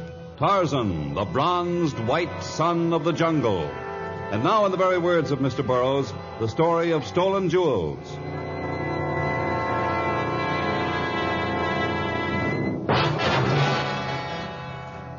This was no ordinary safari, this great collection of men and animals that made its way slowly through the dense jungle near Tarzan's seacoast cabin. The trappings of the elephants were rich, the raiments of the men ornate, and altogether unsuitable for the jungle wilds. And instead of guns, the group carried banners and silk flags bearing the symbol of the Pasha of Amdumara. This was a strange expedition indeed, and one completely unprepared for the attack of the vicious panther that suddenly sprang from the limb of a tree, landed on top of a huge elephant, and raked the slender body of its rider with its cruel talons. Falling to the ground, the panther's on top of the ladder. Look, another panther leaping from the... No, it is a man. A bronzed savage with a knife in his hand. Fantastic.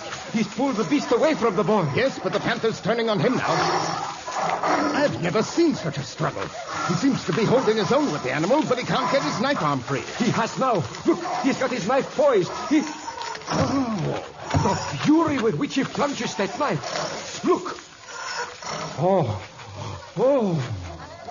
The animal is dead. Never before have these eyes witnessed such a...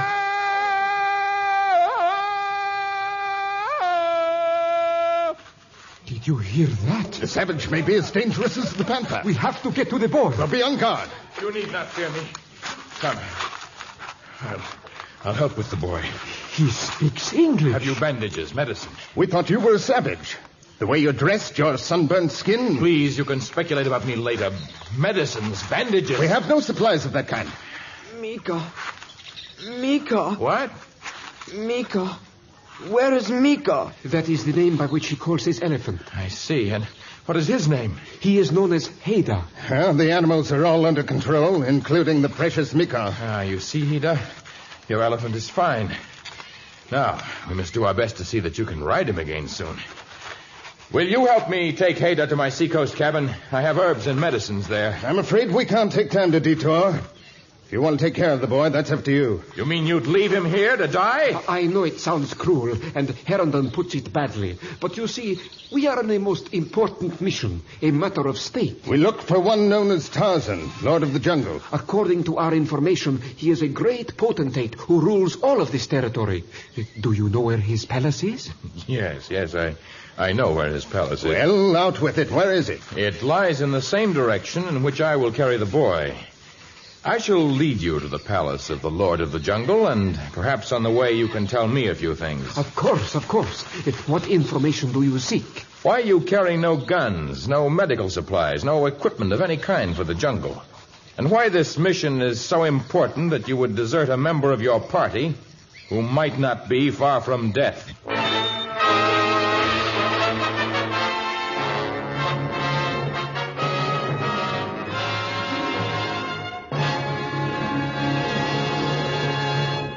In just a moment, we shall return to our story.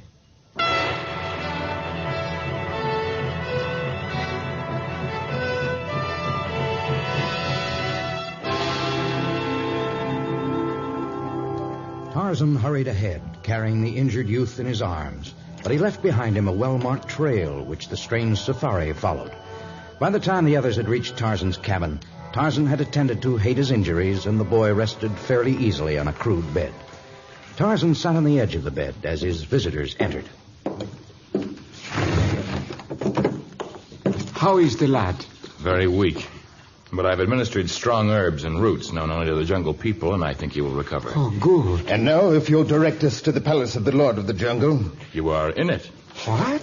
You can't mean this crude cabin. Surely you are not Tarzan. Yes, I am Tarzan. You mean we've crossed hundreds of miles of jungle to pay our respects to a ruler who wears the skin of an animal and lives in a shack? I am not a ruler. The natives call me Lord of the Jungle merely as a sign of affection and respect. But I owe you no explanation for my mode of living. You owe me one concerning your actions. You may have noticed from the banners carried by our safari that we are subjects of the Pasha of Omdurmara. I am familiar with his crest, yes. Our safari carried no weapons because it would have been a sign of ill will when we came on a mission of friendship. You see, we braved this expedition in order to pay our respects to the Lord of the Jungle and to deliver an invitation. An invitation? On the first day of Shabbat, when the position of the stars favor a fruitful union, His Serene Highness will be united in marriage with the Princess Budur Shariman Geyer, high-born lady of the realm. And you are invited to attend the marriage celebration. One that will last for 20 days and 20 nights. There will be great feasting and dancing and revelry. Gentlemen, I want your sovereign to know that I appreciate his invitation. It is a great compliment, but in my life there is no room for such social activities. Thank him and offer him my regrets. Oh, your refusal would be taken as a great insult. His Serene Highness would have no choice but to send an army to destroy you and your jungle people. I have no desire to bring war upon my people, nor to insult the Pasha of Omdurmara. I shall be in his city on the first day of Shabbat. That is February in your language, is it not? That's right, a little less than a month from now. I'll be there. Your mere attendance is not quite enough. Mika, where is Mika? Hayda, your elephant is fine. I've tethered him and given him tender leaves and fine grass to eat. 1,000 thanks to you, Tarzan. You are quite welcome. And now rest quietly while my visitors tell me why my mere attendance at the wedding of the Pasha is not sufficient. Well, firstly, you are to arrive the day before the wedding, bringing with you a gift of priceless value. I am instructed to bring such a gift? To send less than the others would be to invite trouble. Many potentates will come bearing presents of enormous magnitude. I possess little of intrinsic value. I am sure you will bring something suitable for His Excellency. It is the custom. I see. All right. And when you enter the city, you must be garbed in fine raiments, a robe of gold cloth, or perhaps of gossamer silk with threads of silver. And the other conditions? You will have a retinue of porters, bearers, personal boys, and courtiers. Yes. And you will be mounted on a fine elephant. Well, that condition is not difficult. Tantor is my friend. No, a jungle elephant is hardly suitable. You are to be carried in a howdah, a richly ornamented canopy on top of a trained elephant. The animal is to be perfumed and adorned with rich design. And you must have a trained mahout to guide the animal. This is ridiculous. Please, Tarzan, let me be your mahout. Let Mika be the elephant who carries you. It will fill our hearts with pride. I'm sorry, but I own can't see... fine trappings for Mika. Very fine. You will be proud. I'll agree to ride in a howdah. I'll even consent to have Hayda act as my mahout since he's so anxious. I will wear special clothes, and I will bring a gift from my jungle. But I do not believe one man should be the master of others. I will not consent to employ a retinue of servants. Well, perhaps this stipulation will be waived. Perhaps I will enjoy seeing the lavish display of wealth, the extravagant presents sent to the wedding. And it will be a little vacation for me. Do not expect too peaceful a vacation, Tarzan. Where millions of dollars worth of gifts are in evidence, where wealthy potentates gather, their pockets lined with gold, violence is never far away.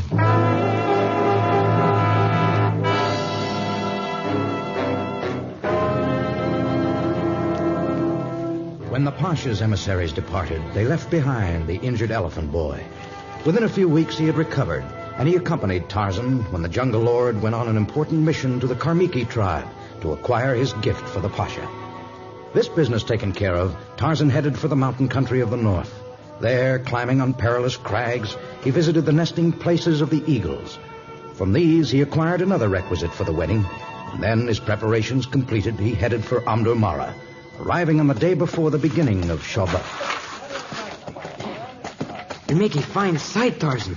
The people of the city look at us in wonderment.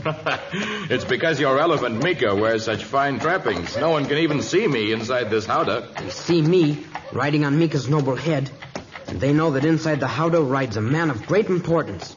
They bow low before my master. I am not your master, Haida. I'm your friend. Is that the Pasha's palace ahead? It is indeed. And look, courtiers await our approach. They stand by the gate waiting to greet you. Oh, there is a great crowd. They're all dressed far differently than I. I hope they understand the customs of my jungle. In your special wedding suit, you look most regal. Halt!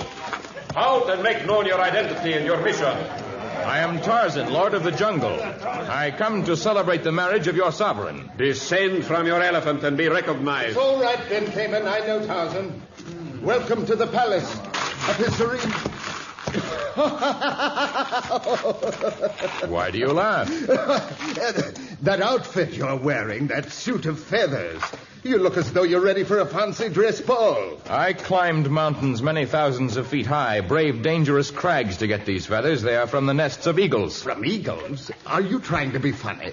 Perhaps I've been apart from civilization too long. You see, the eagle is the symbol of great bravery. He resides only in the highest places.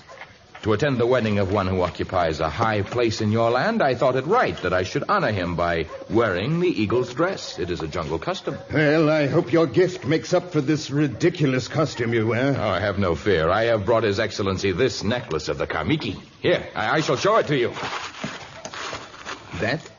That necklace of feathers and bones and claws? Why, it looks like a piece of native junk. Junk? This is beyond price. The Karmikis parted with it only after great argument. It's sacred to them. Its wearing is the greatest of honors. The necklace contains the feather of the eagle, the claw of the leopard, the ivory of the bull elephant. It denotes bravery, cunning, and great strength. Tarzan, your manner of dress and this present constitute a great insult to a man who's received a fortune in gifts during the past few days. Jade figures encrusted with diamonds, ruby pendants, ornaments of matched pearls and onyx. I fear that your days in Amdomara will not be filled with celebration and feasting. If you are displeased, I could return to my jungle now. You will be fortunate if the Pasha permits you to return at all.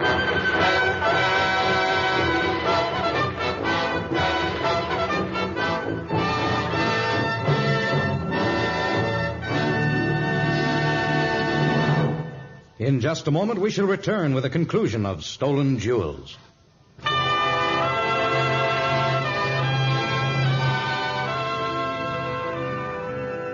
Despite the warning of Mr. Herndon, advisor to the Pasha of Amdomara, the mighty potentate accepted Tarzan's gift without comment. Nor did the monarch see fit to find anything strange in the jungle man's unusual costume. Tarzan was invited to enter the palace with Haida, his lone attendant, and to join the enormous throng which filled the room of 1,000 treasures. At one end of the room, the Pasha sat in state, surrounded by his viceroys, grandees, emirs, and wazirs. And at the end, the visitors to Amdomara passed before the collection of fabulous gifts. It is good of you to show me around, Emir. I am sorry I was otherwise occupied, or I would have greeted you at the gate. Oh, I wish you had. I feel you might have understood the motives that prompted my garb and my gift. His Serene Excellency understood. We talked it over, and he accepted the gift as it was intended.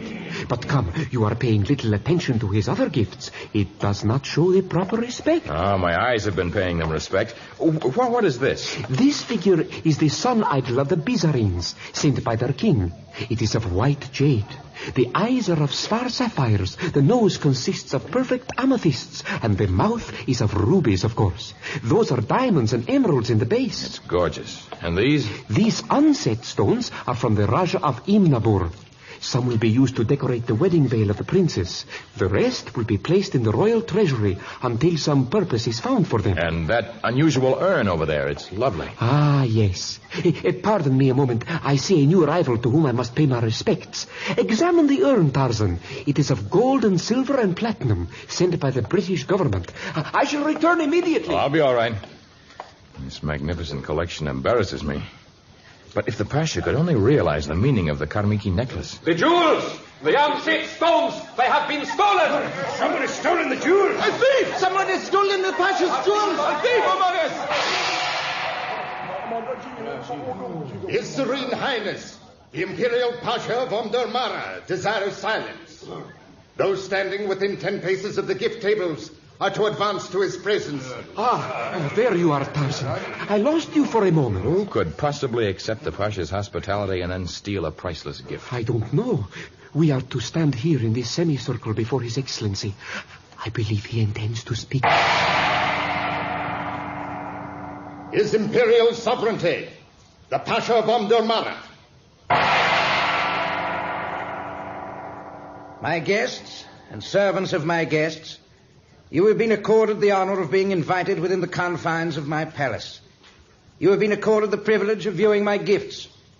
One of you has violated these concessions. If I might suggest, Your Excellency. Yes, Mr. Herrington.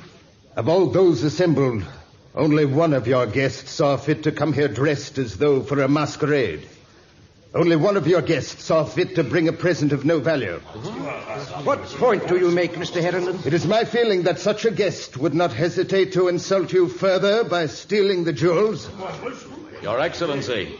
Yes, Tarzan? I think the Emir understands my dress and my gift. But even if all of you should misunderstand these, it does not make a thief of me. I shall willingly submit to a search. Tarzan, it is not fitting that my guest should be searched. You nor anyone else. Mr. Herrington, I am displeased that you should have made such a reckless accusation. Perhaps I have my reasons for making the accusation. What? There'll be no more talk of the theft. It is forgotten. It is not forgotten, Your Excellency. I have been accused, and I intend to clear myself. Since you will not search me and thus make clear that I have not stolen the jewels, it is up to me to find the guilty one.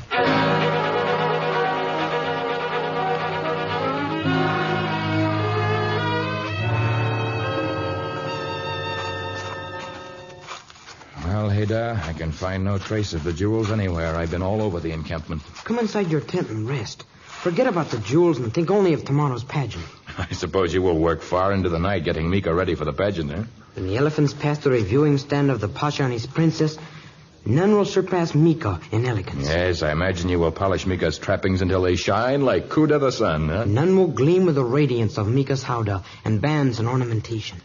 You will be proud. If only you still wore the suit of feathers. The Pasha granted me permission to wear my more accustomed leopard skin. I feel more comfortable in it. You'd better run along, Haydar. Here comes my dear friend, Mr. Herrington, company of his guards. I shall go. I do not like the Englishman, and I fear his Askari. Tarzan, I would like to have a few words with you. What, folks? Yes? Put your men at ease, Captain Benjamin. His favor. Well, Mr. Herrington? It may interest you to know that your apparent attempt to find the jewels and the thief have not gone unnoticed. I've made no secret of my attempt to find the culprit. As a matter of fact, you've looked almost all over the encampment, except here, back of your own quarters. Of course I haven't searched my own quarters. I know that I am not responsible for... What is it? There, in the crotch of that tree. Could that be... The jewels, hidden beneath the foliage. Men! If you make one move for your knife, I will order my men to use their bayonets. I will make no move. Captain Damon, take the jewels to the Pasha. The rest of you see that Tarzan is taken to our very finest dungeon.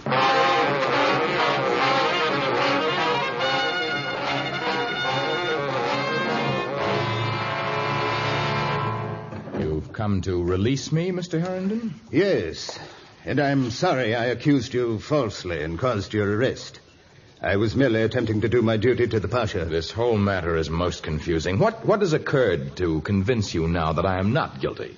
The jewels found near your tent turned out to be nothing but bits of paste and glass, planted there for some unexplainable reason to cast suspicion on you. Though how they expected to do so with imitation stones, I don't know. Nor I. Well, the Pasha knows of your arrest, and he shall learn of your release. But I would advise you to stay out of sight until the pageant tomorrow, lest your enemies strike again.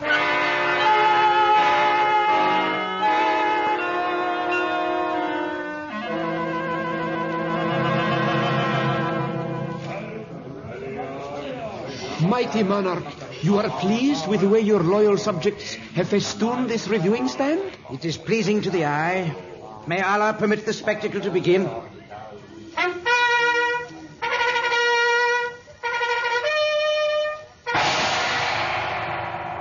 The processional begins, Your Serene Highness. The princess can see from her place in the stand. Your princess and the ladies of her court have positions of advantage. They see well. The other members of my entourage? All right here with you, or at most a short distance from your excellency. All save Mr. Herndon. We have saved a place for him. His duties must make him tardy. Behold, your mounted guard of honor, excellency. Ah, they present a noble appearance.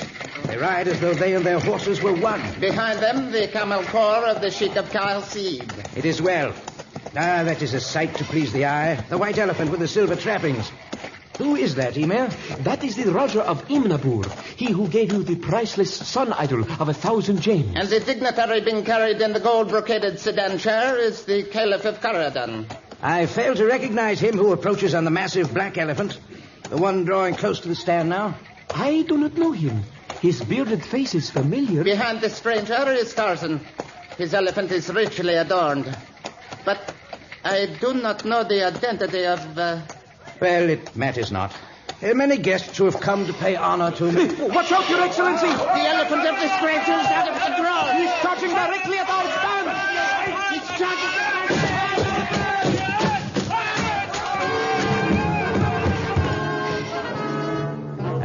Before the reviewing stand milled in hopeless confusion, the elephant of the bearded stranger reared, trumpeted, and crashed into the wooden structure. The Pasha and his courtiers crowded together were helpless. In another moment, dozens would die in this melee. Suddenly, from the back of Mikaw, Tarzan leaped onto the mammoth black elephant. A curved ankus he had wrenched from Hader dug into the elephant's vulnerable cheek, and his commanding voice made the frenzied animal suddenly mild. Down, Tantor! The bearded stranger attempted to goad the beast into renewed violence, but now Tarzan sprang at him. They fell to the ground. As they landed, Tarzan gripped him with a hand of steel, and in one quick motion ripped the beard from his face. Herndon! Herndon wearing a disguise? What is the meaning of this?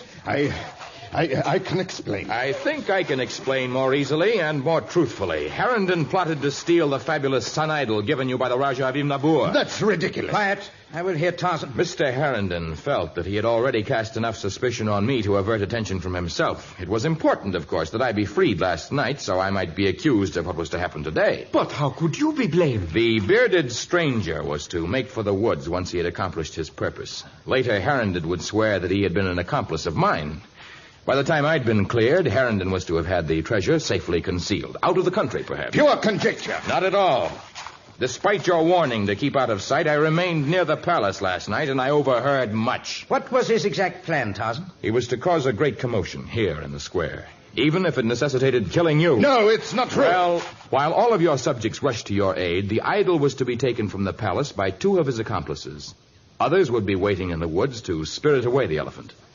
Then, Herndon was to have returned, without the disguise, to make his accusation. No, it's all a pack of lies. Take the traitor away. No, please, Your Serene Highness. Please. Oh, I am quite tired. I have not the patience to witness the rest of the pageant. You have not yet awarded the prize for the finest spectacle of the pageant. And who are you? I am Hader, Mahout of Tarzan. And this is Mika, my elephant. Is he not fine? Hader, you handle the animal well. Tarzan, in his leopard skin, put all others to shame. and the adornment of the elephant is beyond belief. The jewels in its trappings, gleaming in the rising sun, fairly dazzle the eye. You shall get the prize. You are most kind, Your Excellency, but despite Hayda's pride, I am well aware that our trappings are nothing more than bits of tinsel. They are made of paste and glass. Your joke is feeble, Tarzan. I have been surrounded by costly jewels since I lay in my crib. The ornamentation of your elephant's trappings are worth a fortune. Hayda, you own these trappings. What do you say? There is no use in attempting to deceive the Pasha. The gems are real. They are the ones stolen from the room of 1,000 treasures. I stole them. What? You stole them? Yes. Mr. Herndon may have attempted the other theft, but I stole the jewels. I needed them for Miko's decorations. You needed them? Explain yourself, Mahout. From the day I first saw Tarzan, the day he saved my life, I knew he was the most noble man in all the world. It was important that the elephant that carried him in the pageant should be the finest and the richest. I see. That was my only thought when I saw the jewels. I used them to replace ones of glass and paste. The imitations I concealed in the crotch of a tree behind our tent. So. I know Hayda will have to be punished, Mighty Pasha. Silence. I am well aware that he was but attempting to repay you for saving his life. And I am well aware that I, too, owe you for my life. I make no claim on that account. Hayda, crimes must be punished. For a small crime leads to a bigger one. One theft leads to 100 more. However, when I pass judgment on you, I shall show leniency. For I agree with you in one important thing. Tarzan deserves none but the most costly of jewels. Those that adorn your Miko are his now.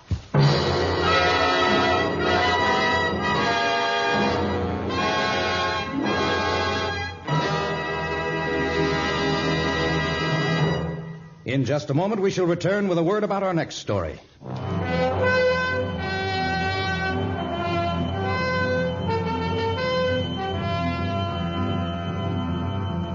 Most people think of Africa as a land of intolerable heat, and it is true that a large segment of the dark continent swelters under a grueling sun. Yet the Ruwenzori Range, astride the equator, is never free of snow, and it is there that Tarzan experiences the greatest hardships of his life. A grueling battle against the elements in our next story, The Drum Without a Heart. Tarzan, a transcribed creation of the famous Edgar Rice Burroughs, is produced by Walter White, Jr., prepared for radio by Bud Lesser, with original music by Albert Glasser. This is a Commodore production.